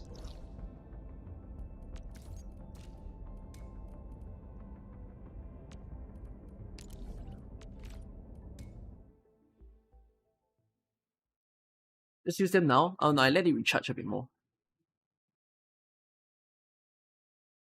Is this gonna change my judgment to my review of Endfield? No, I still think Endfield has a lot of problems. I don't think it nullifies anything. Because like I said, while I love the story, I don't know how a person who doesn't play Arknights will feel to the story. I'm emotional because Arknights, or at least Rhodes Island, is, in my eyes, like having read a lot of the storylines of Rhodes Island, Arknights has a lot of beautiful stories, and it felt like a throwback, you know, to all the experiences of certain stories that I read.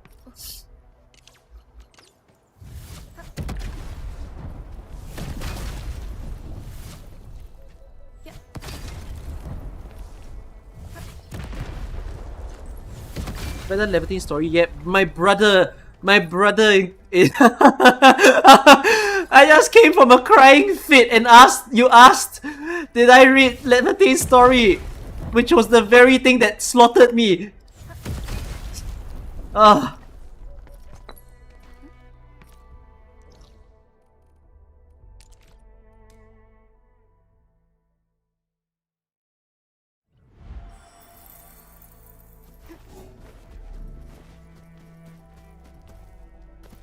I mean, well done for them to constantly mention road silence so much in this storyline, because I think it's the most AK fan driven story, I would say. Like, you hear it in the main story, but I don't think it quite hits like this one. Because it's not just a name drop for the sake of name drop. It's a very like, do you remember type of vibe. Do you remember all of these things? Do you remember that? You know, and cannot. It hits a bit like a truck.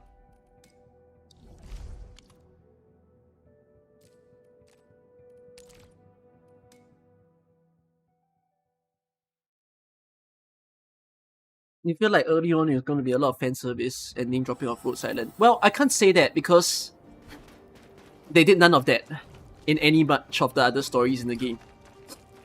That's the only story that they did it. And I was afraid that it was going to be too cheesy, but I don't think it was that cheesy, honestly speaking. Like, it's a very, very small way of trying to connect the two worlds. And I appreciate it a lot. Like, I think it's a story that, while perhaps the impact to a non-AK player may not be that strong, I think it hits very strong for an AK player. So, yeah. I mean, for reals though, while reading the freaking story, the real question now, so when is Perlica gonna release the Road Silent files?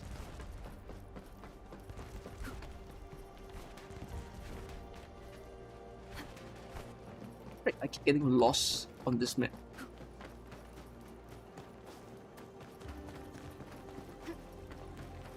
I mean, it feels weird, right? The endmain keeps saying, I don't know who I am. But yet, there's a lot of people who could possibly tell you who you are. But I feel like we're getting edged to not be told what exactly you are. But there's a chance that it just gave me a different perspective. Because if you read Laevitain's quest, I mean, having just read that, right? The question then becomes, are we, like in Arknights, being prevented from knowing the truth? You understand what I mean? If you think of what happened in Arknights itself, we were gatekept of knowing our own identity as well. So, I don't think it registered in me until I read this story that is the same thing happening again. Are we getting gatekept from knowing the truth?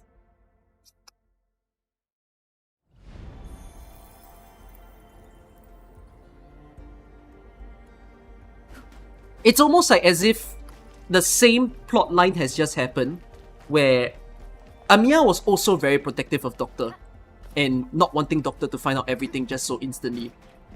So, is Perlica holding on to information that she very well knows that will be problematic? You know, well in a full-on direct parallel of a storyline yet again.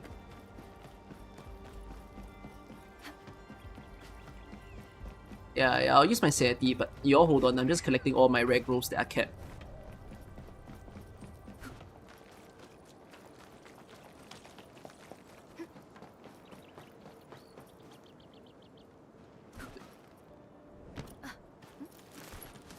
Fine.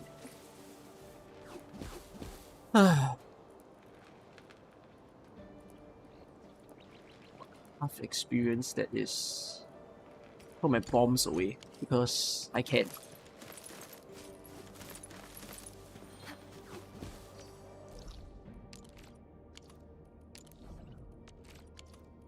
What's my last one that's kept?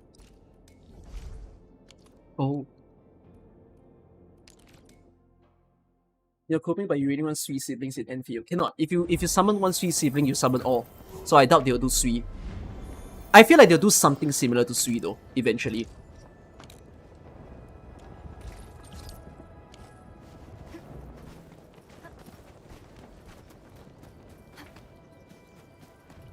Yeah, actually, the evil.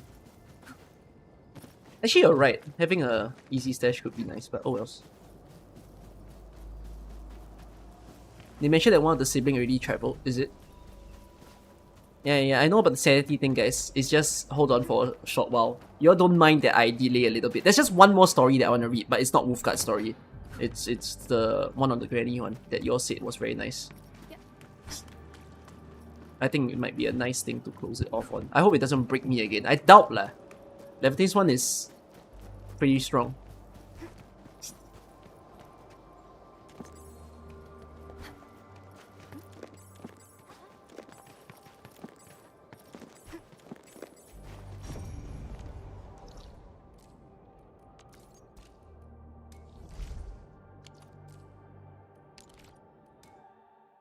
Anyways though, because I am not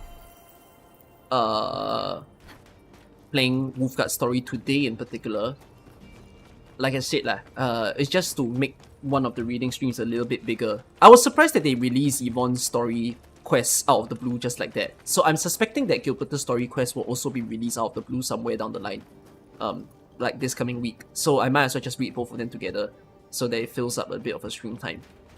You know, rather than I read one story, or more like I pull through now when lots of people are, oh my god, you're a Dumbo, where's your bombs? Fuck it, you're already here.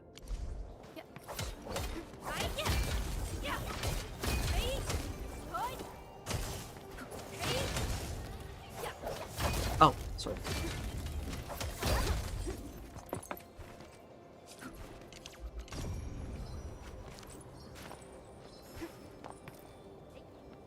We collect. Thank you.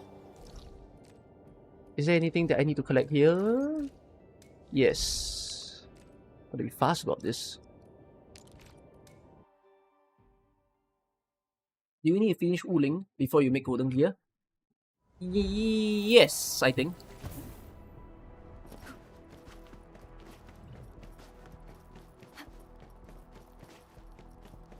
I think also having finished Left Story, I kinda just go, done. Can people not give this game a chance?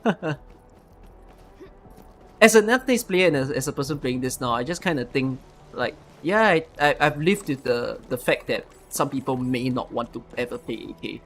But I'm not sure why people will be that resistant to play a game like that. You know? While, albeit, yes, as I've mentioned, there are problems with the game that I think I really want them to refine it ASAP, but it's a good game that you can be in.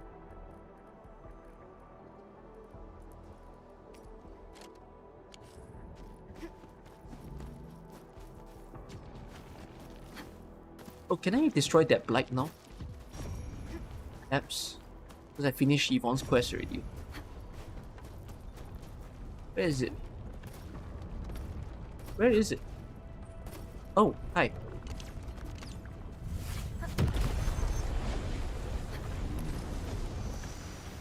Oh. Random Thurston quest. Wait. That just jumped the gun because... Hello?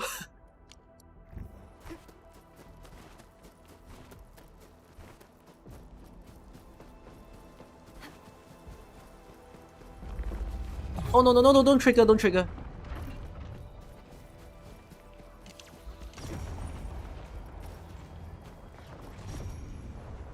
It is. You are a terrible aimer.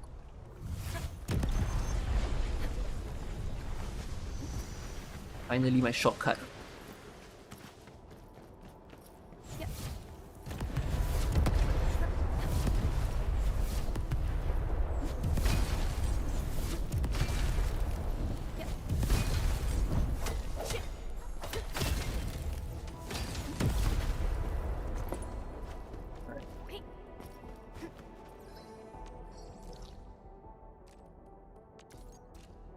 One more. Where is that? How come I have strays? Like, how come I have strays of collection points that are not done out yet? Hey, no, there's only 3 collection points here. Okay.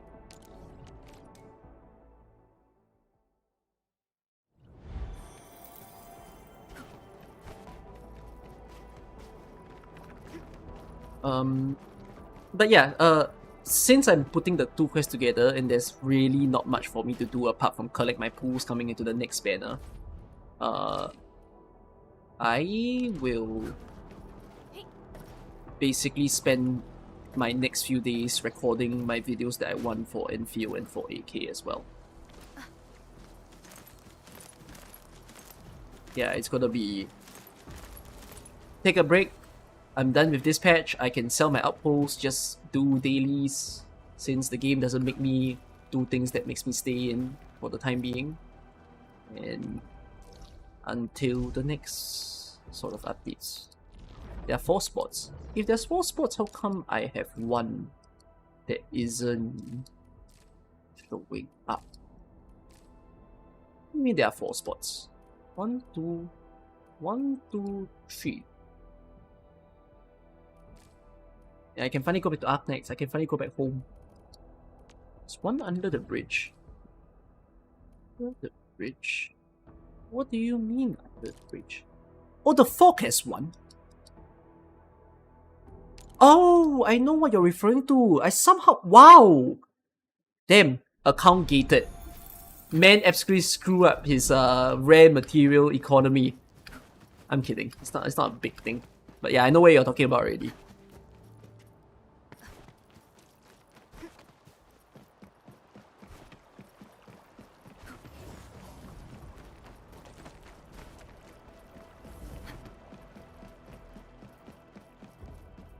I thought it was with Wulfgard's quest. I completely forgot that you have this part unlocked. And that's where your last Ferium lies. Do I have to collect anything else? And then, you know what? Wait, don't bother with that first. Hurry up and clear me, goddamn. Team assignment. Daily. Capito. Prepped and ready to go. Yeah, let's do that. We once fought on and never gave up. For it is our wish to witness your return. Again though, I'm starting to realize that detonation was the wrong thing to give you. The wind never stops. But it's such a cool weapon. Neither will I. I'm primed for... Is it time for you to switch to 12 questions? I think so. Maybe.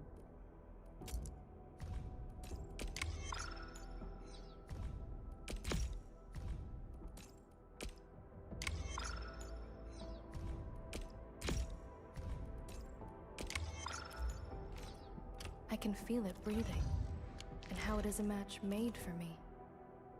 I am ready. Oh nice. I know I can spend my sanity one shot, but let me just do this real quick.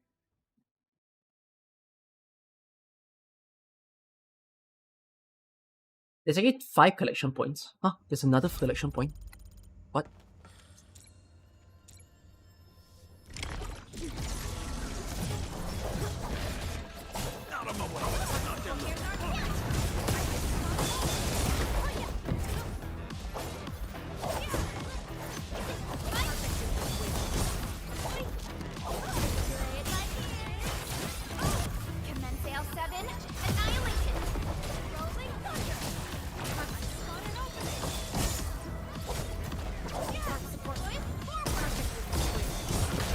Ow, you freaking spun your way in.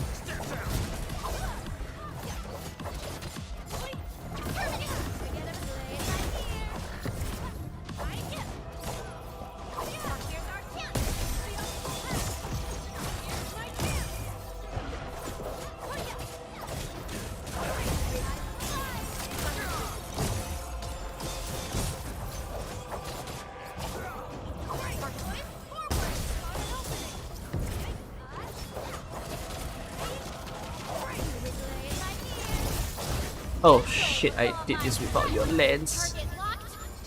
Like a flash, it struck.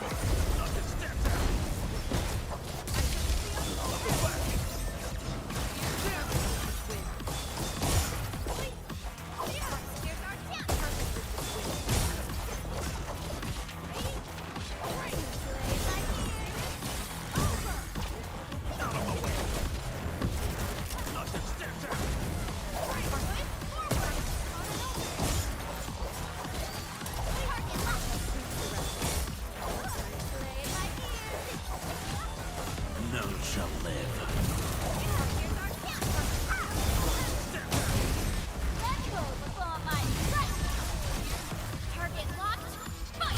I only have 30 seconds left. Pretty worrying.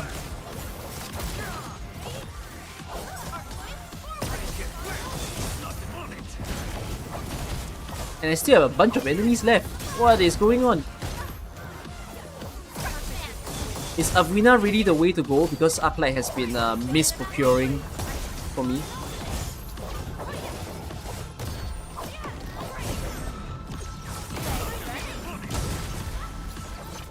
Oh, this is level 60 team. Yeah, for some reason this team can't sorry, when I control with Arknight it doesn't quite work. No, I've cleared this dungeon before, by the way. It's just I've been clearing it with more so arena control rather than Arknight.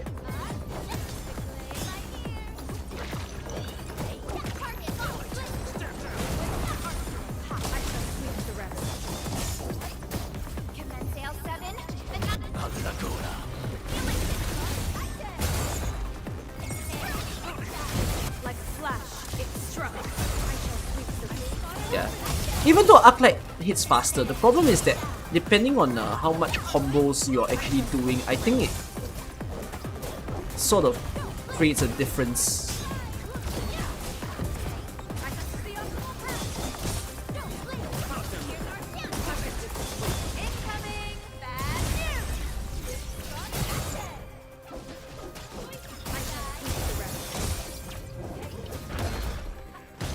Oh, sorry.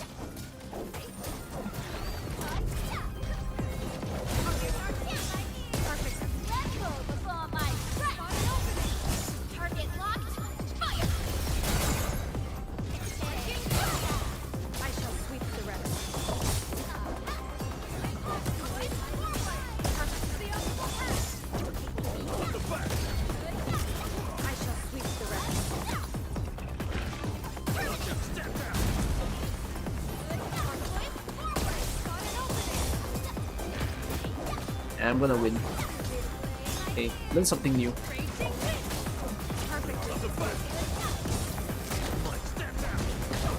Ow. You can't escape this. I think I win with quite some time left.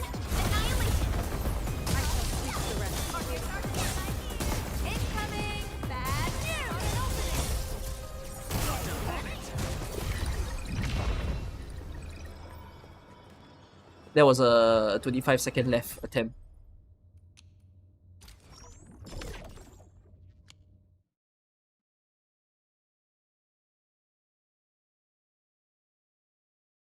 Levitain's story was good, but the operator profile kind of hint that Lavitain is a different character, but she goes through the same arc. I think it's because the operator profile was written before Levitain's story. That's the problem of the conflict. Yeah, this is the level 85 dungeon.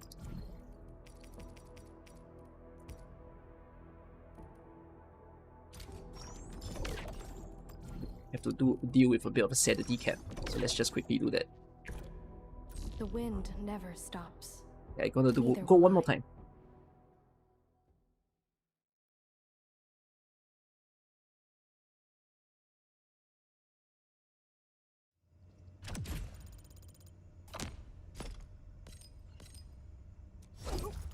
See that story.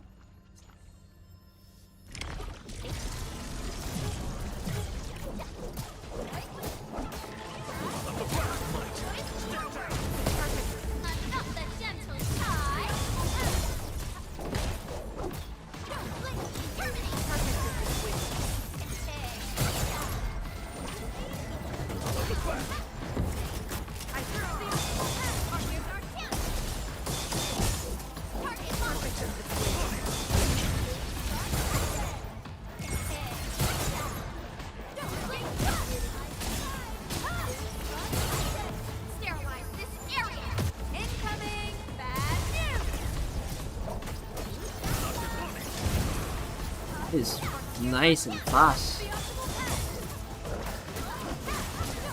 shall sweep the rest.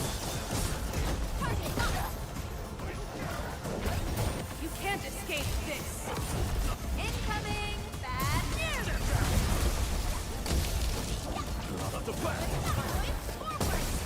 None shall live.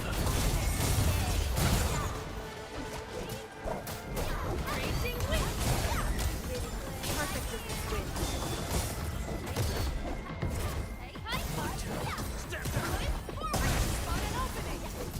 This guy.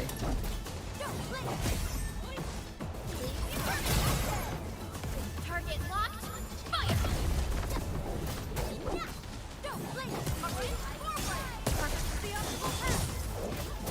Rolling thunder! I shall sweep the rest. Tremble before my strike! Out of my way. Nothing. Stand down. Forward! Got an opening! Perfect with this wind. I'm not the gentle tide! I choose the optimal path! Make it quick.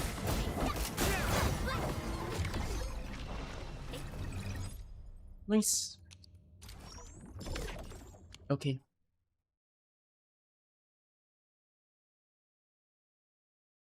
You can buy the motorcycle in the shop for 16 million, but it's not a real bike. It's just something you put in the base furniture.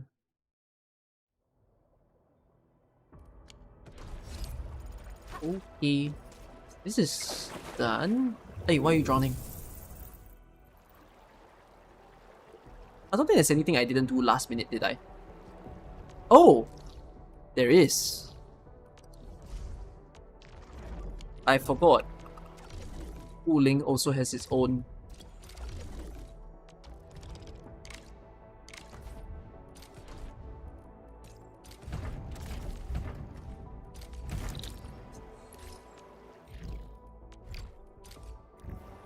Ah, just last minute.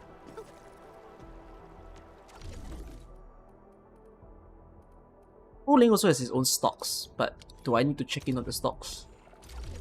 Perhaps I do, right? Oh, it's fine.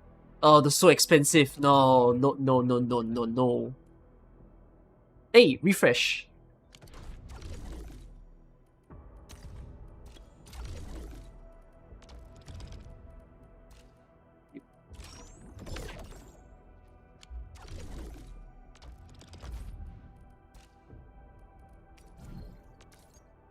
Oh my god. No. No. Why is everything so expensive? What happened to my stock market? Aish, oh wells. So what reset? The scanners reset? Yeah, the double 50,000 scanner reset. And then there is also the exchange. So the exchange also reset. Can I buy out? No, I can merely buy out. Okay. I've already sold out, right, to my... Oh, thank you. We sold out to my outpost, I believe, for the day. So it's just left with Wuling. And you sell out. But the only thing I can sell is the batteries. So, what else? Oh yeah, I still have to do this as well. Huh.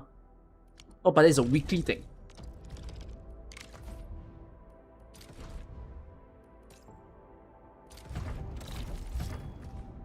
Is Battle Pass or monthly more worth? Monthly, I think, is more worth. I think it's always the same. Because Battle Pass is more building materials. Battle Pass is not so much on pools.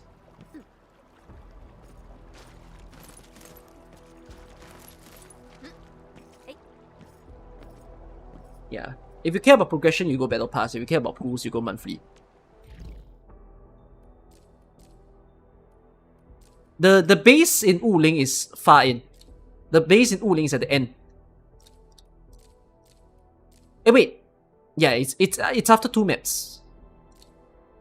You don't get it on the first map. Alright. Let me trigger the quest that made me stay up on stream. Hey, sorry, this is not what I planned to do. How easy is it for me to get... No, don't do that. Someone should meme the fact that everyone is just sending sand leaf to their delivery. I'm quite sure, right? All of you are just sending a sand leaf, right?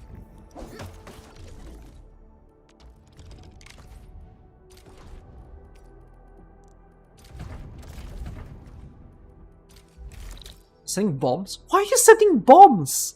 Why? What value is there for you to send bombs?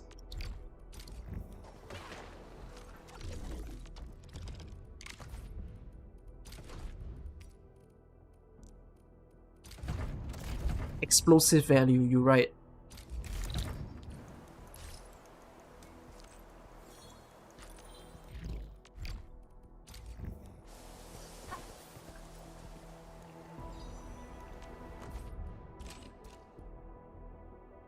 I don't have to care about this for now. That won 7,900, and this is with monthly card. So in truth, I'm supposed to be at 5,000 only. Okay.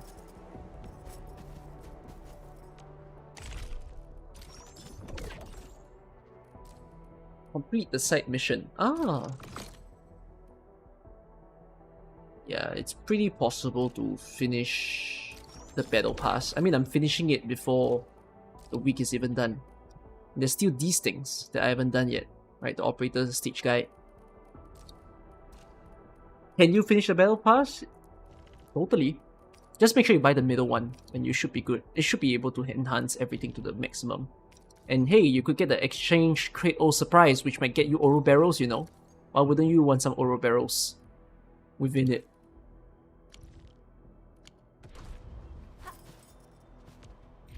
Wrong one. I wonder how many quests here have I not triggered.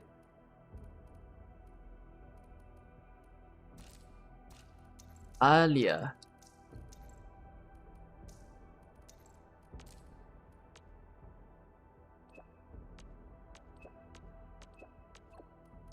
Future plans?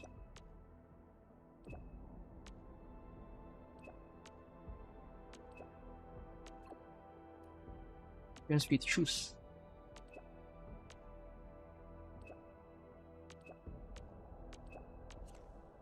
Oh. Is it more like this one? I think these are quests, right? Which one would it be?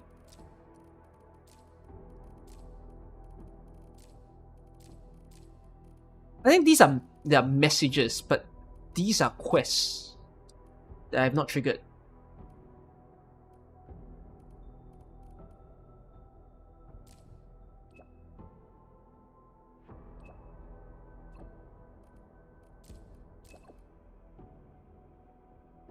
You all know what is it that will trigger the Ode to Oak?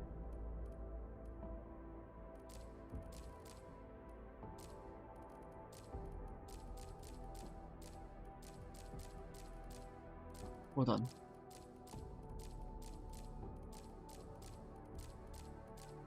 Yeah, I've not done it.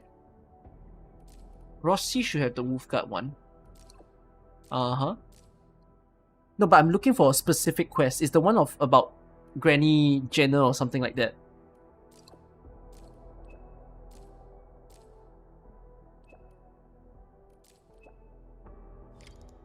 It's one of Alia's one in the middle tab. Why don't I have it?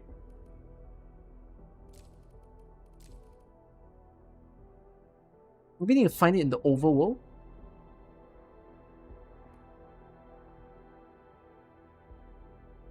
You think I have to find this quest somehow? Get it from the hospital of... Is it Original Spring?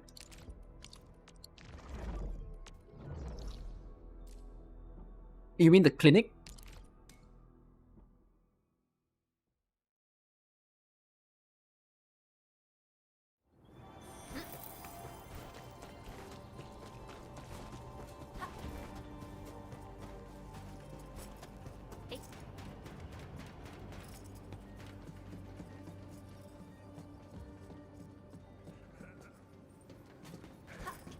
Sorry, I don't remember the name of this granny that I'm talking about. Alia's right here. She's chilling.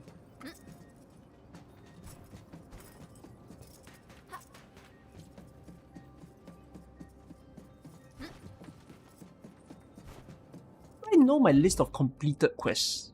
Do they keep that? No. You think the meteorological quest will lead to it? Then I've not completed that.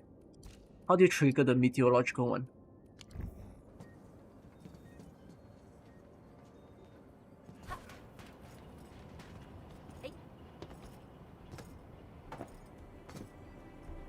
Many of the quests spoke to. I feel like I've seen it, but that's the thing. I don't remember that she's dead. Like, you guys are saying that she's dead, but I don't remember that happening at all.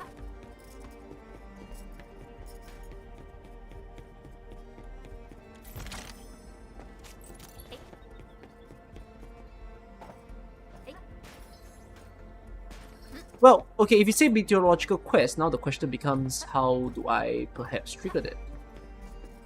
How do I get there? So I'm seeing a random ball.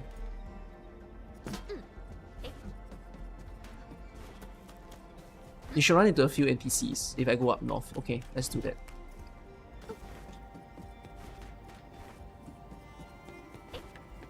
What the frick's the ball? Did you just give me? Oh, run. For interacting with this. This thing gave me 60.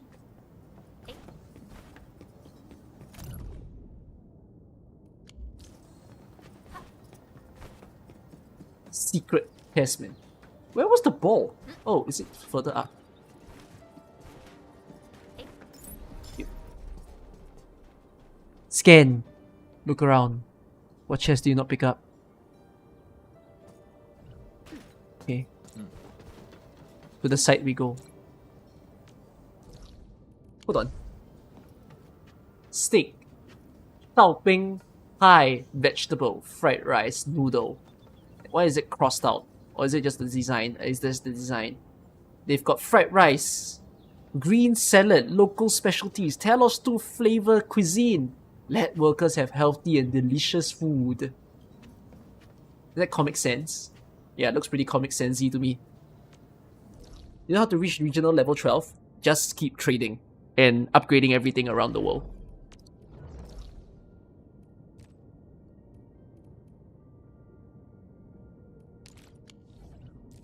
Where's the meteorological station?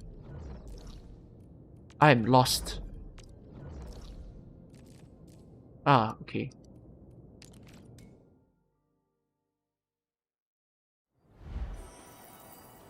Know how you got it, but you don't know how you start, but you got it on the second floor, but they could just start talking to you. Why can't you interact with the robot in the robot dream quest? I'm not sure. Perhaps you need to read what's your instruction again.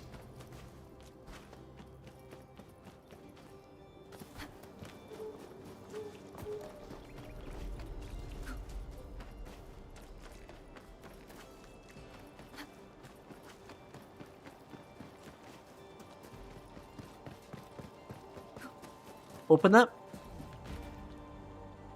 Open up. Hey, you know what?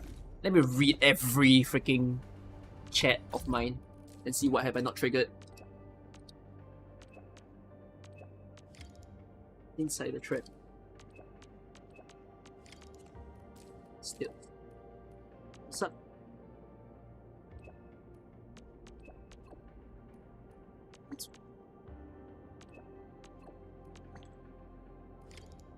Visitor from the bed.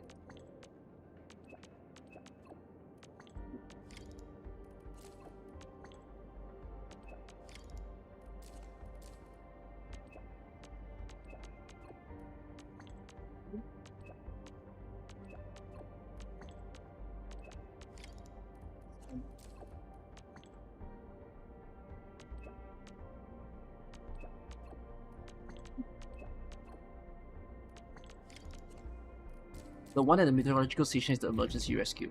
Okay.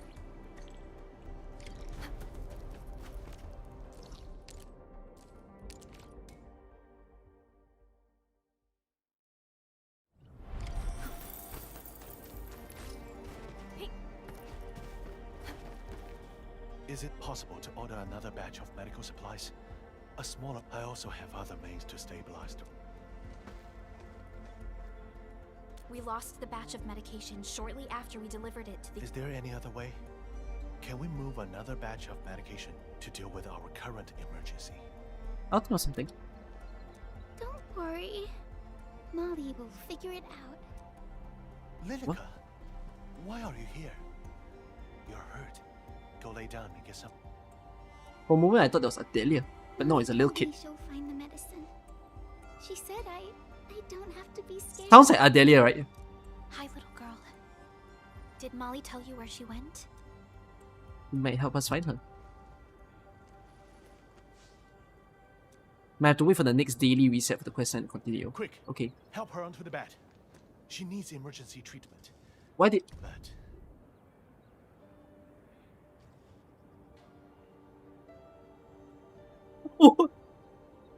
Did I just skip too fast?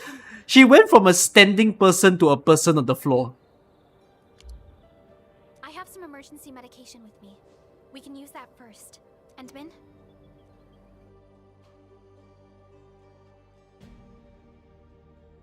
Here are the meds, Surgeon Yue. Thank you.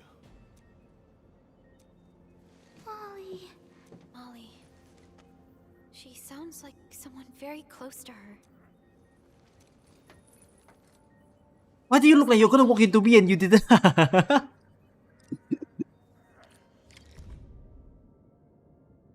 Okay. Fiona, I need a background check for Molly. Endman?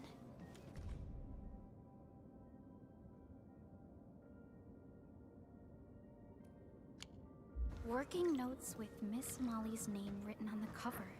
Her daily workload seems pretty heavy.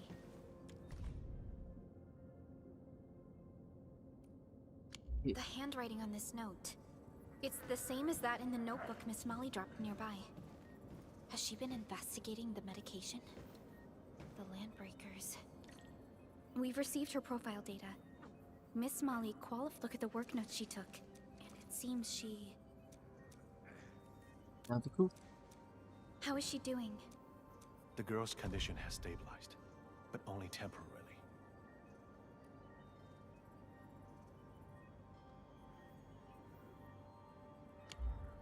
We really need the medical supply. If we run out of, I'll do whatever I can to treat The patients of the mining camp are in your hands. the medical personnel. Have their hands full.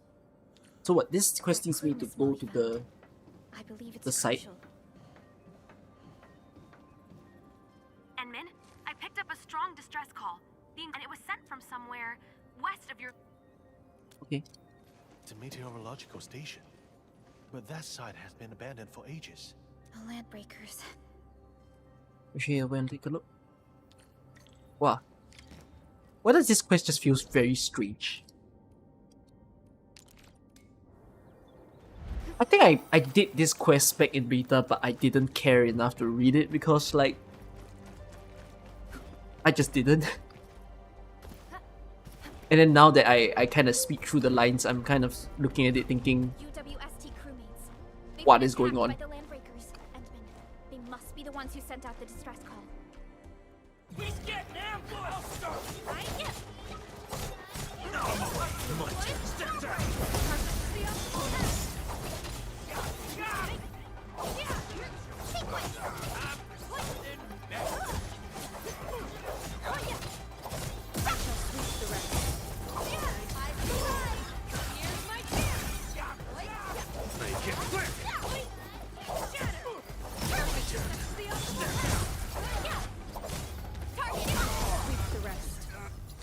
Oh, you saved our lives. Those Can you please save Molly? She volunteered to cover our retreat. Can you tell us what happened? We planned to sneak into the meteorological state. We got in and looked around. Even got Okay. Great. I'll lead the way. But you're... It's just a flesh wound.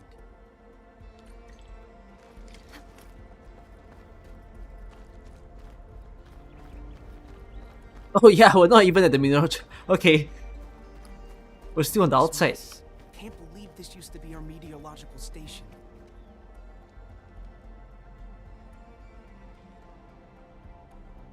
There are way more LBs here than we thought. Fiona, Do we have any more intel? The plans of this area indicate an abandoned sewer tunnel. Much appreciated. According to the plans, it should have been abandoned for a while. What do you think, Endman? What? Questions from me? You're still wounded. Okay, we're counting. Oh! Oh, this was a fence before the quest. So now you can actually zipline between the... Oh my heaven days. I remember when I was doing beta, I was so annoyed because I put a zipline here and a zipline here, and there was a fence in the middle, and I was like, why did you do that? Okay, now I realize the fence can be open, but they just placed it there for the sake of the quest. This seems like the place that Fiona mentioned. Don't let her look foolish. She's got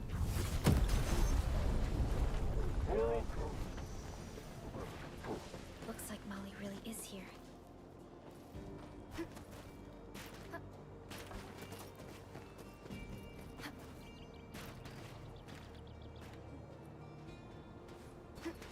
What a big chest here. You're weird with that, no chest. Ow. What the hell? Oh. This should be the back door.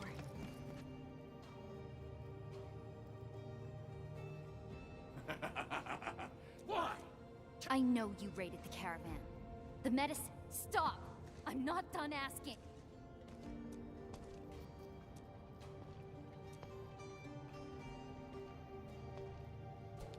Let's do this together, lad.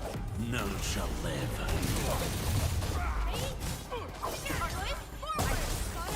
This quest is pretty uncanny valley now. Like a flash, it struck. I shall sweep the rest. Out of the back.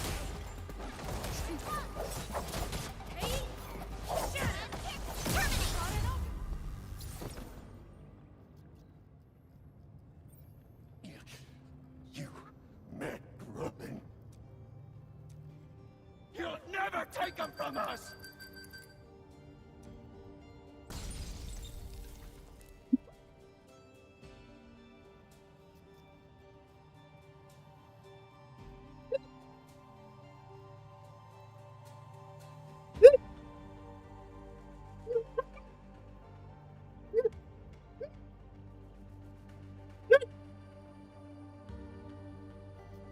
Spider-Man looking thing.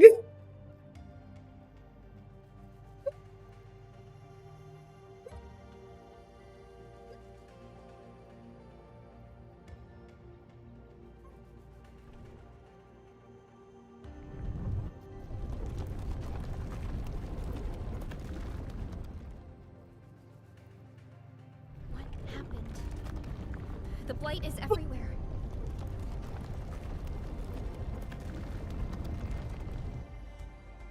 Endman, are you alright? I'm okay. There's a door over there. The blight is spreading everywhere, Endman. Ah, yes, the blight. Ah. If only blight was this easy to clear.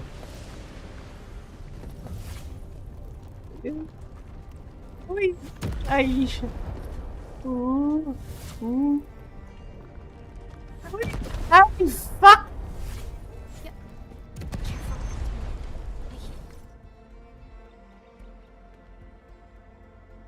I'm sure there were times your friends got hurt and you couldn't help. My friends are dying. The medication will save them. If you doubt us, I can stay here as a hostage.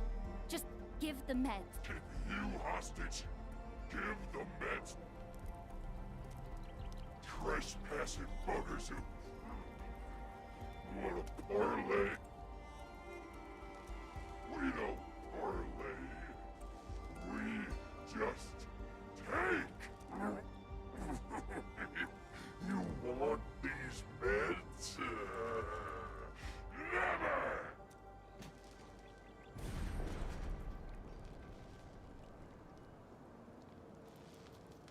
I'd rather trash him, smash him to bits, than trade him with you buggers.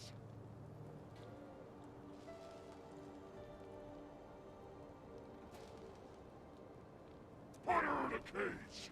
Drama CC did an hour-long react. What drama CC?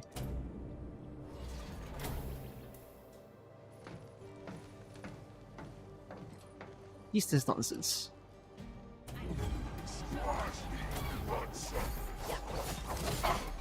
CJ, no idea who that is.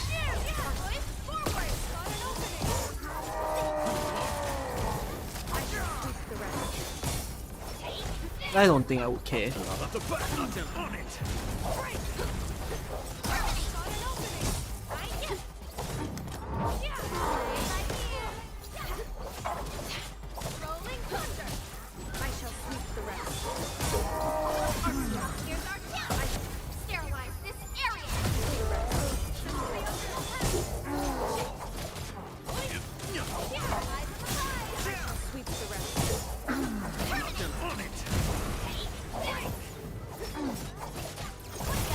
Ow.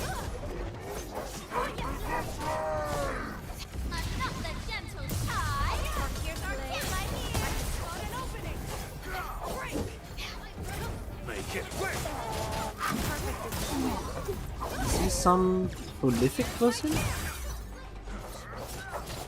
Whoever that person is. I think it's crazy that people actually wanna react to that video though. I don't see the point of reacting. Unless like that's your content. Like in the case of, for instance, Saint, I know that it's his deal, it's his rodeo, but wow. Come on guys. There's better things to make content out of than to react to that video. Calm down, Molly. I'll check. Not all is lost. Most of the supplies are protected by secondary packaging. I've already requested emergency production of one more bat. Molly, are you alright? Thank you. I'm alright.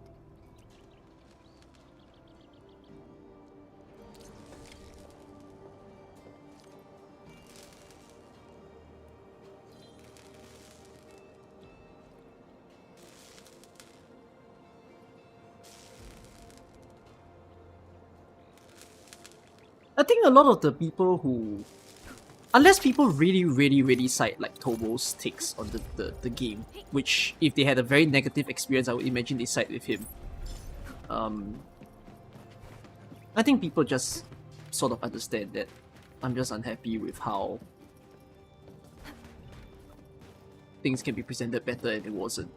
That's really about it. There's nothing that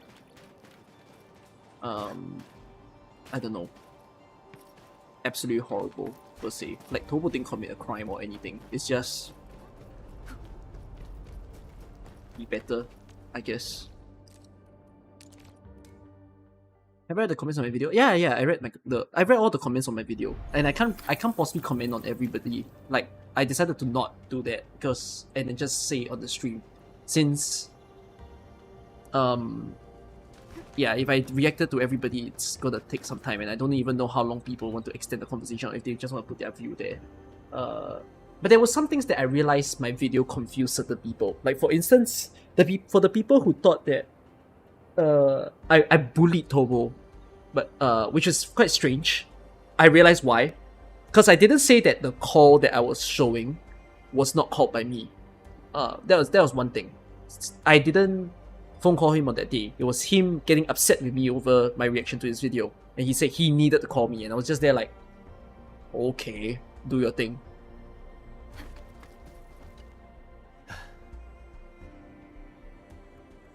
Why is this suddenly not voiced?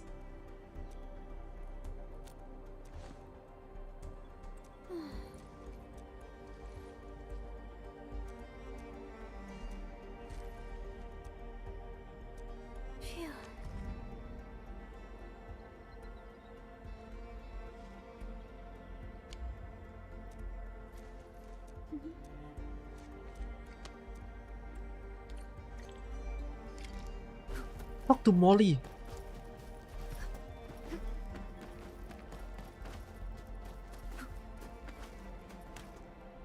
I never wanted to get you in this mess. We volunteered, Molly. Everyone knows you took the risk. But I could have done better. We united workers make our choices together. Nothing special. I've always worked with the crew. Titles and ranks mean little to us. My poor judgment got many injured, so the demotion was more like a slap on the hand. You still called it. Perhaps it's because I still remember vivid. I was too naive back then. We all went through similar experiences. Thank you, Endman. No matter what. Feeling better? Oh my god!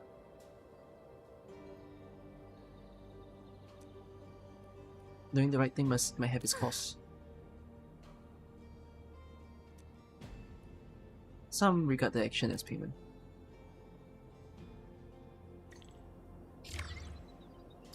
Oh, what is this quest, bro?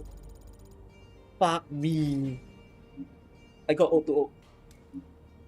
Okay, I will play this.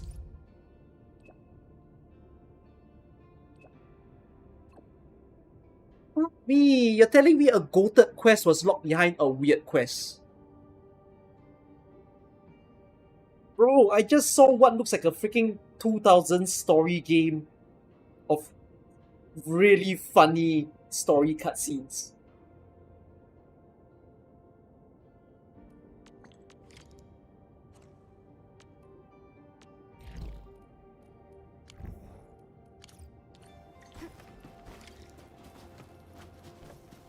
Ay, ay, ay.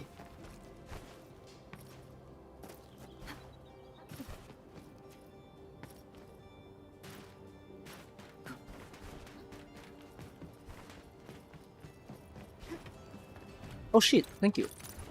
See that.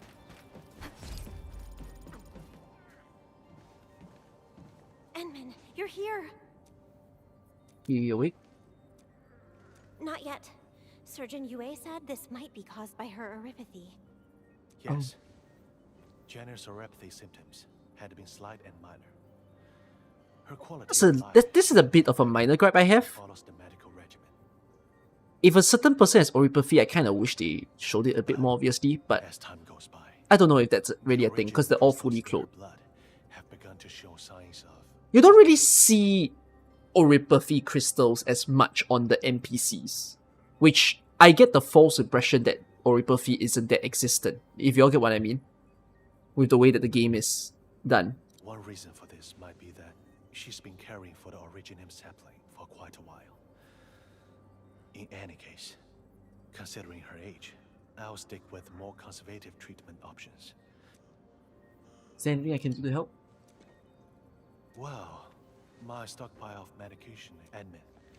Can you use this list and Ingredient collection yet again. Oh, you need freaking fire buckle sample again. Okay. Let's go get some fire buckle.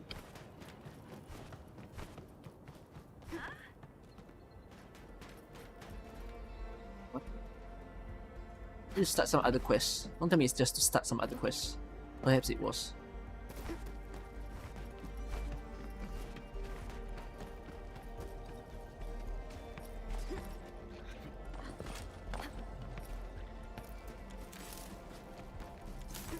What's the fire buckle? Where is this fire buckle?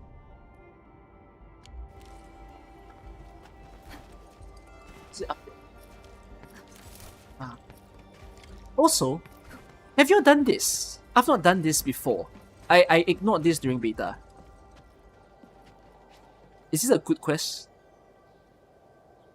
I just thought the design of this was very silly. It's locked.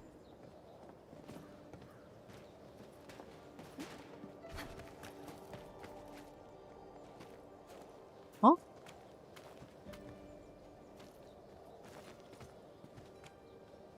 So, is there a quest for this? Can't they blue ball all of us?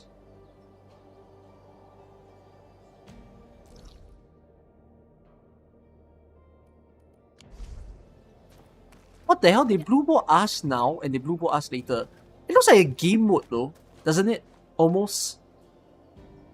It was very gamey of a area to be in.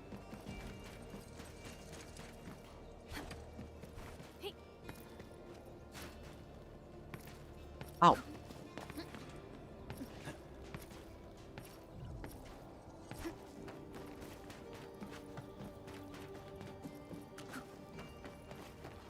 Wait, Ode to Oak has 2 parts. But I just saw it wrote part 1. But I think you all did say that it's faster than some of the quests that I did today.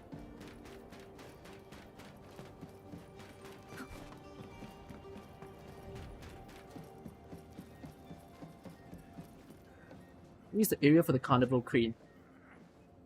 Oh, you are right! No. I agree with you. Doesn't it have the same vibe as in the teaser there was that weird like collapsed amusement park looking place? Doesn't it the entrance of that give the vibe of that cutscene that we saw in the live stream?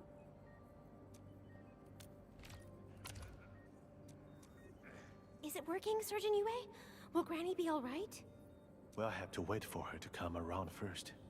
I don't think I can give you a good diagnosis before that happens. Jenner! Granny Jenner, you're awake? Oh, thank Talos. A fellow crewmate?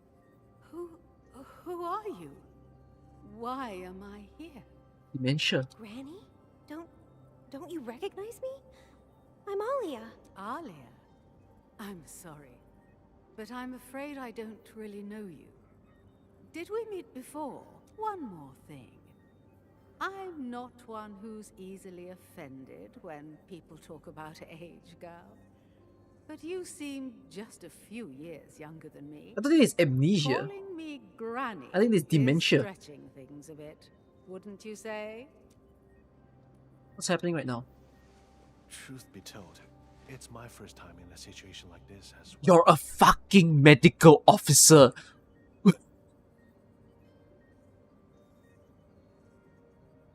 There is no way dementia is uncommon.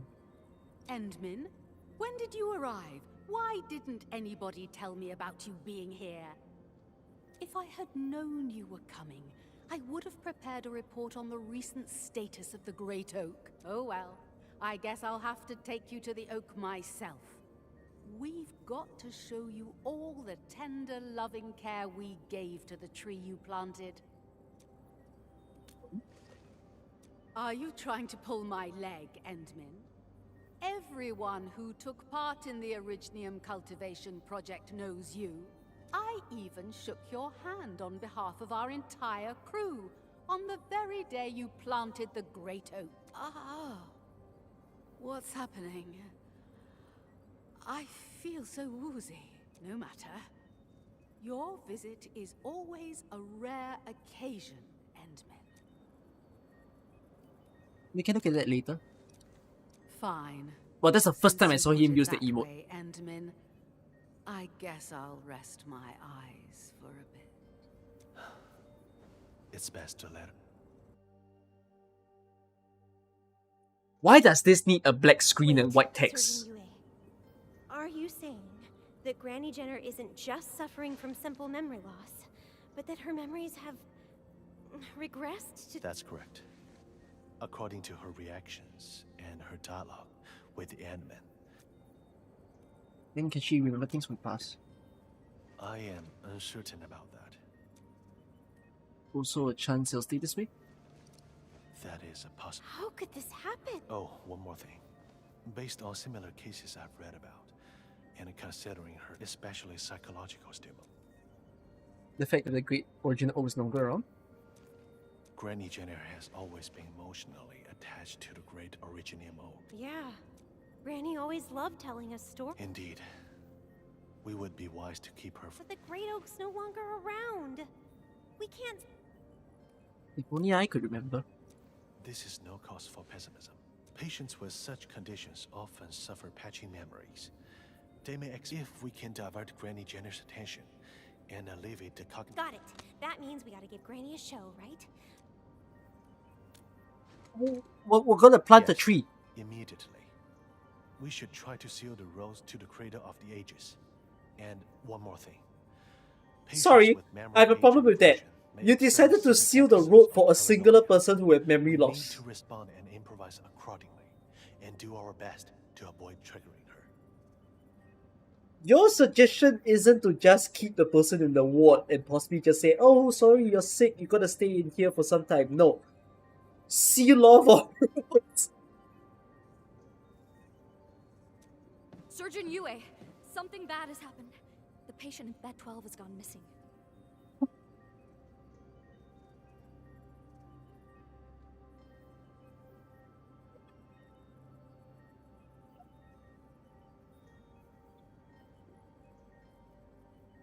Bed 12? Isn't that great? Okay, you know what? Good joke. I guess sealing off the roads were necessary.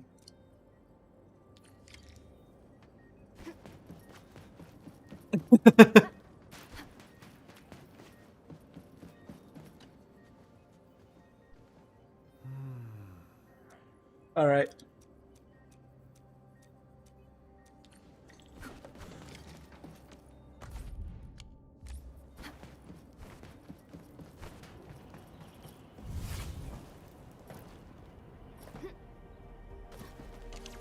And then I see a few footprints over here.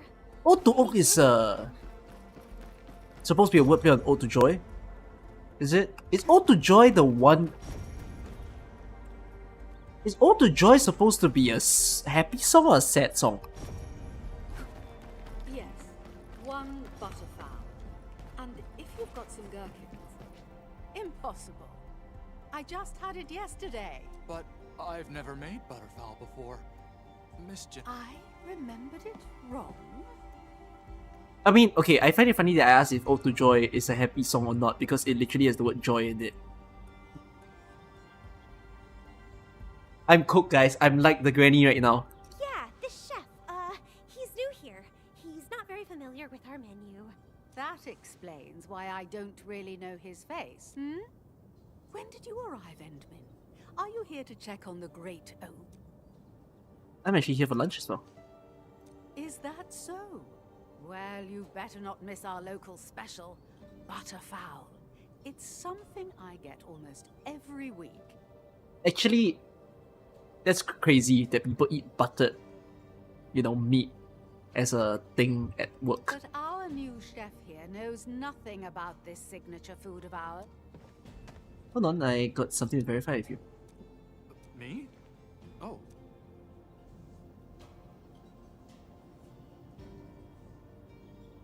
That actually happened? Uncle Ronan, you seriously don't know how to... Making butterfowl was too much hassle, so we removed it from the menu. But if we could get a list... So, why don't we... Yeah, she said she ate butterfowl every week. Huh? Granny Jenner had that every week? Oh, and once Uncle Ronan makes it, maybe we could try some too.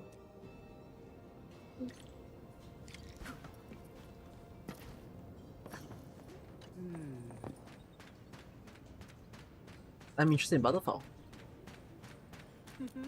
Dish. You need fowl, drumsticks, canned tomatoes, curry powder, butter, and thick cream. Felica is running like a marathon. Okay. Some canned tomatoes. Sure.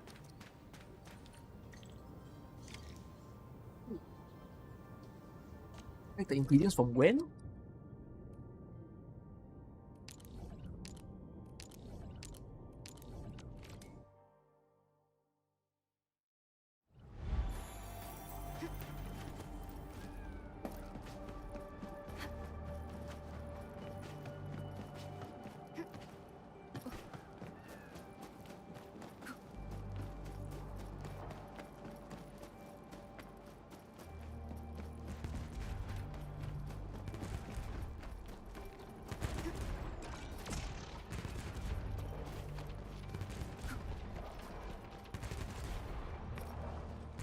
Select the ingredients. Why the fuck is the ingredient in such a weird... Heat the employee. Must I? Must I? But it's written as a quest, so I have to.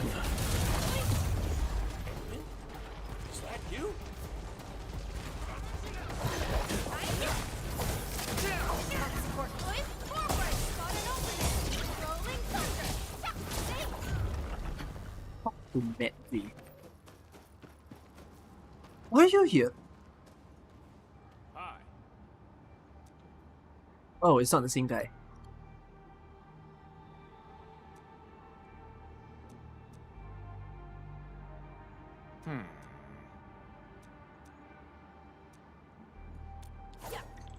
Wait, why are we getting a random guy? Why are we pulling a random guy to go back to camp with us? What's the reason for that?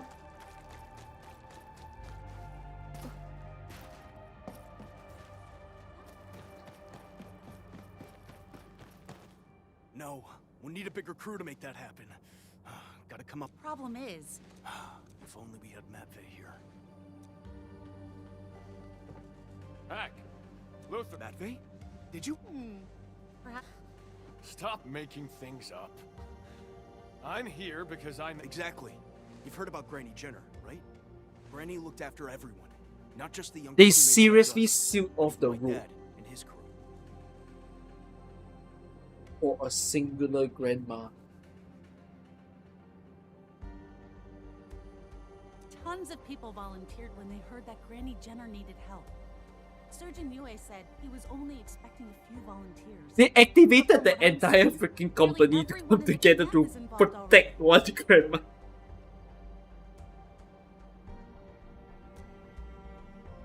You seem to have immense respect for her. Yeah. Granny's like one of the first UWST crewmates. You could even say that everyone who still lives in the camp has benefited from Granny's Yeah, help. everyone loves Granny. Same here. We should... Okay, I guess you found something you can help with. Yeah. I wanted to see Granny Jenner first, but completing these roadworks seems more important and practical. Go Bro, on ahead and talk to is Granny Granny before anything special? else happens. Is Granny like the long lost 7-star that Arknights never had? If they didn't seal off the freaking road, she would have like sprinted to the freaking Great Oak.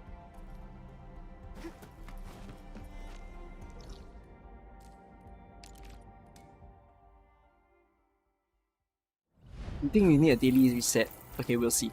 If I need a daily reset, then it's fine. I can play it when I get Wulfgard's quest.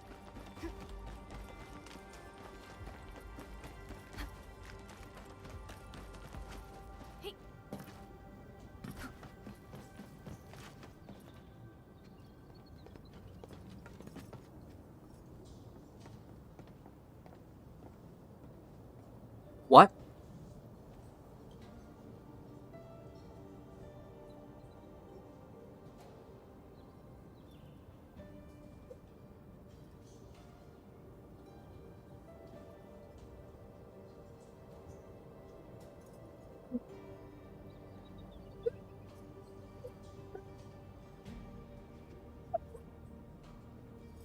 Oh, this game. I swear, some of their side quests, that's the funniest shit happening.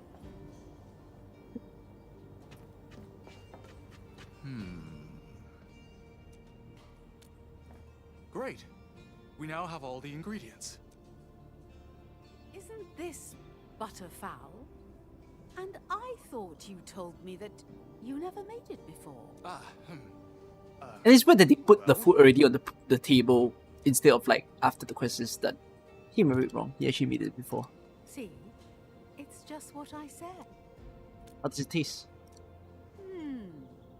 This is pretty decent.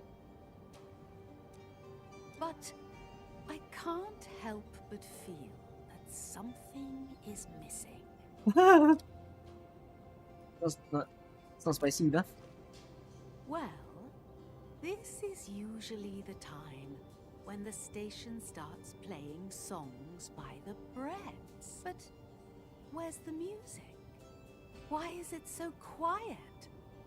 I'm really not used to this.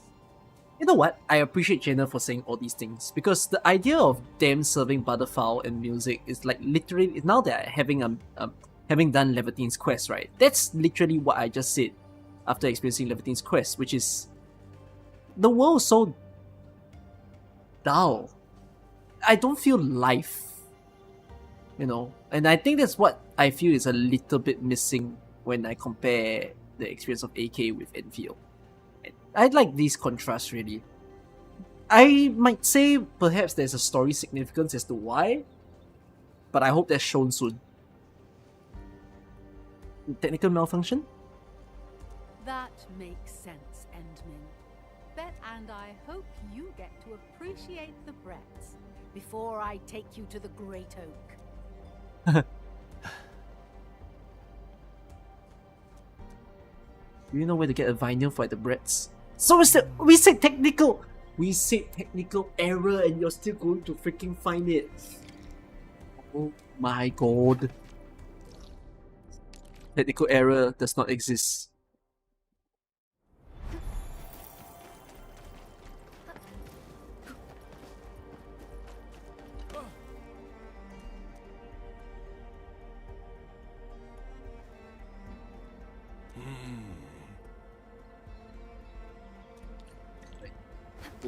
I know. Laevetain. Spend it in the same year they detonated the grid. Another one? Leave the shelf, we should be able to find some vinyls. Oh, it's not there. Crack marks on the shelf looks really chef. Also took vinyls isn't too far away. They're gonna say that it is looted, right? Isn't too far away, 200 freaking meters. This game.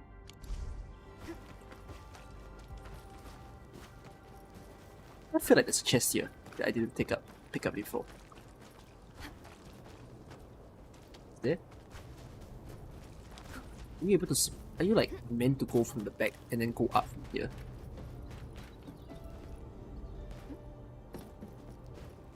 I can't fall through the hole. Man.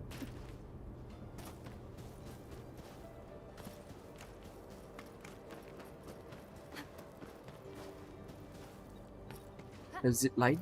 Well, I've not placed any actual zip line in this game just yet. I know some of you have, but I haven't.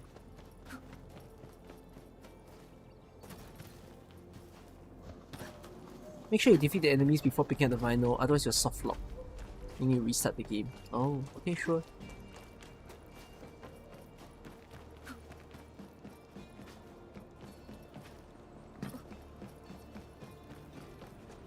This is not food. The noise!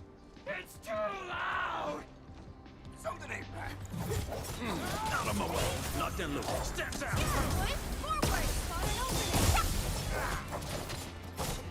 Forward! Play it by ear. Retro before my sight. Target locked. You can't escape this. Perfect with this. I spot an opening. No escape.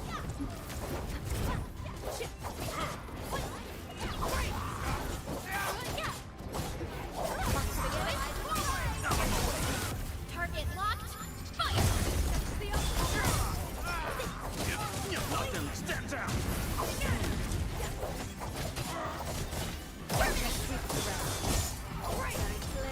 The enemy scaled to my world level. If so, then I guess that's why they're kinda tough. Ow.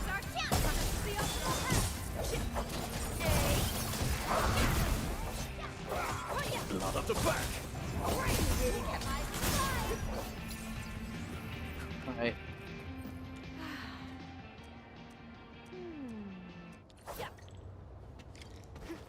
Pick up the stuff here.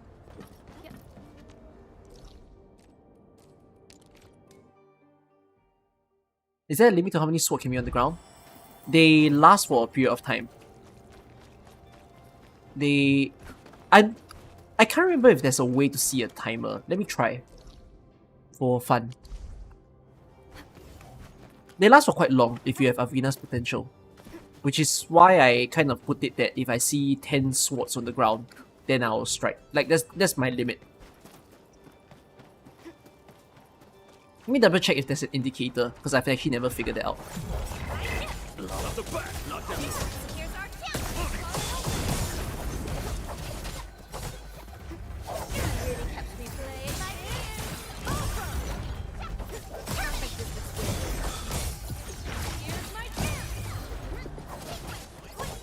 Also, you need to guarantee Lavitain. Yeah, but I'm also someone who needed to guarantee Lavitain. Okay, you can see the symbol on the bottom left, I would say. Bottom left has the symbol that says how many layers of sword has been placed, and I think there's a timer that goes down. So if the timer runs out, it means that your sword also runs out, I would say. The path ahead. Am I looking alright from this angle? But yeah, that it kind of is written somewhere. Let me just double check where.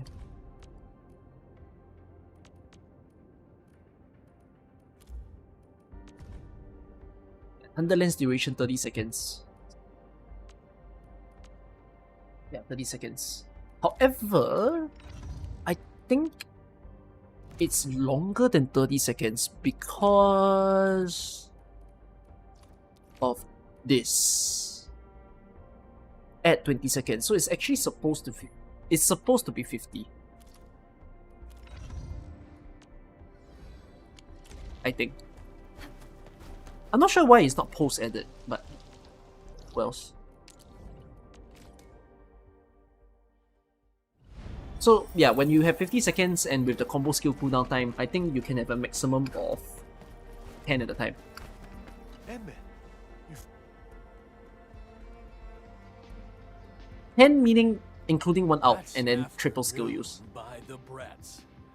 It's the song that made me a fan of it. Endman, where are you? We need you at the northwestern gate of the camp. Granny Jenner is... Enough with your nonsense. I was not informed. Why can't I get through? I'm the lead of the Great Originium Oak Tending Crew. No one has any right to stop me. No, we aren't trying to stop you. But we need to complete this construction job. And then we must head over there right now. Matt Babe won't be able to stall Granny Jenner. Yes, the spawn. Nobody's lying to you. We're really trying. I'm not convinced. You let me through right now. I will not have anyone delay my... You don't have Arena or Arknight set because the team looks fun to play. I think it's the most fun to play, possibly, thus far. The second most fun probably is if you have a parry person that you can use on the team. And then... is there any other team that's quite fun? I think anything to do with cryo... Anything to do with solidification is also fun. We might not be convincing enough, but what about the Endman? You see, a lot of people use Akakuri instead of Arknight on Arena team.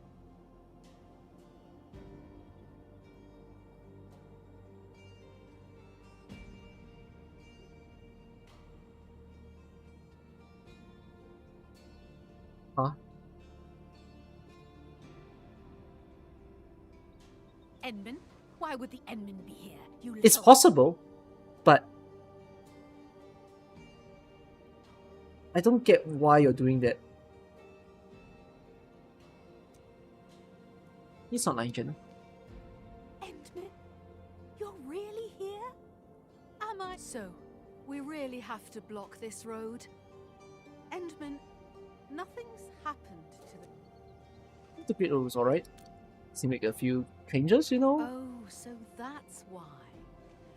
Well, since the end... Of course. Tomorrow, and every one of us will be... There's no way! There's no way!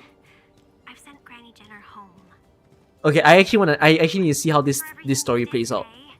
As for tomorrow, maybe Granny will get better. She might even wake up fully healed. You can't say for sure, right? So, do they really lock the quest? They did. So I can only play it the next day, and then I'll get the quest. I do appreciate certain quests in the game actually having a time limit. I think it's quite cool. So, yeah. Alright. Oh else. It was a good time for me to spend the front part of the stream giving a bit of an honest review for you guys to listen to. I hope you all appreciated that also. I got the chance to play through the double story. And now all I sort of have to do is start making my videos for Endfield in the next few days. So I don't think tomorrow I will be up to do like a proper playthrough stream or anything. Instead, it's more like me trying to film all the different guides that I want to make for the game.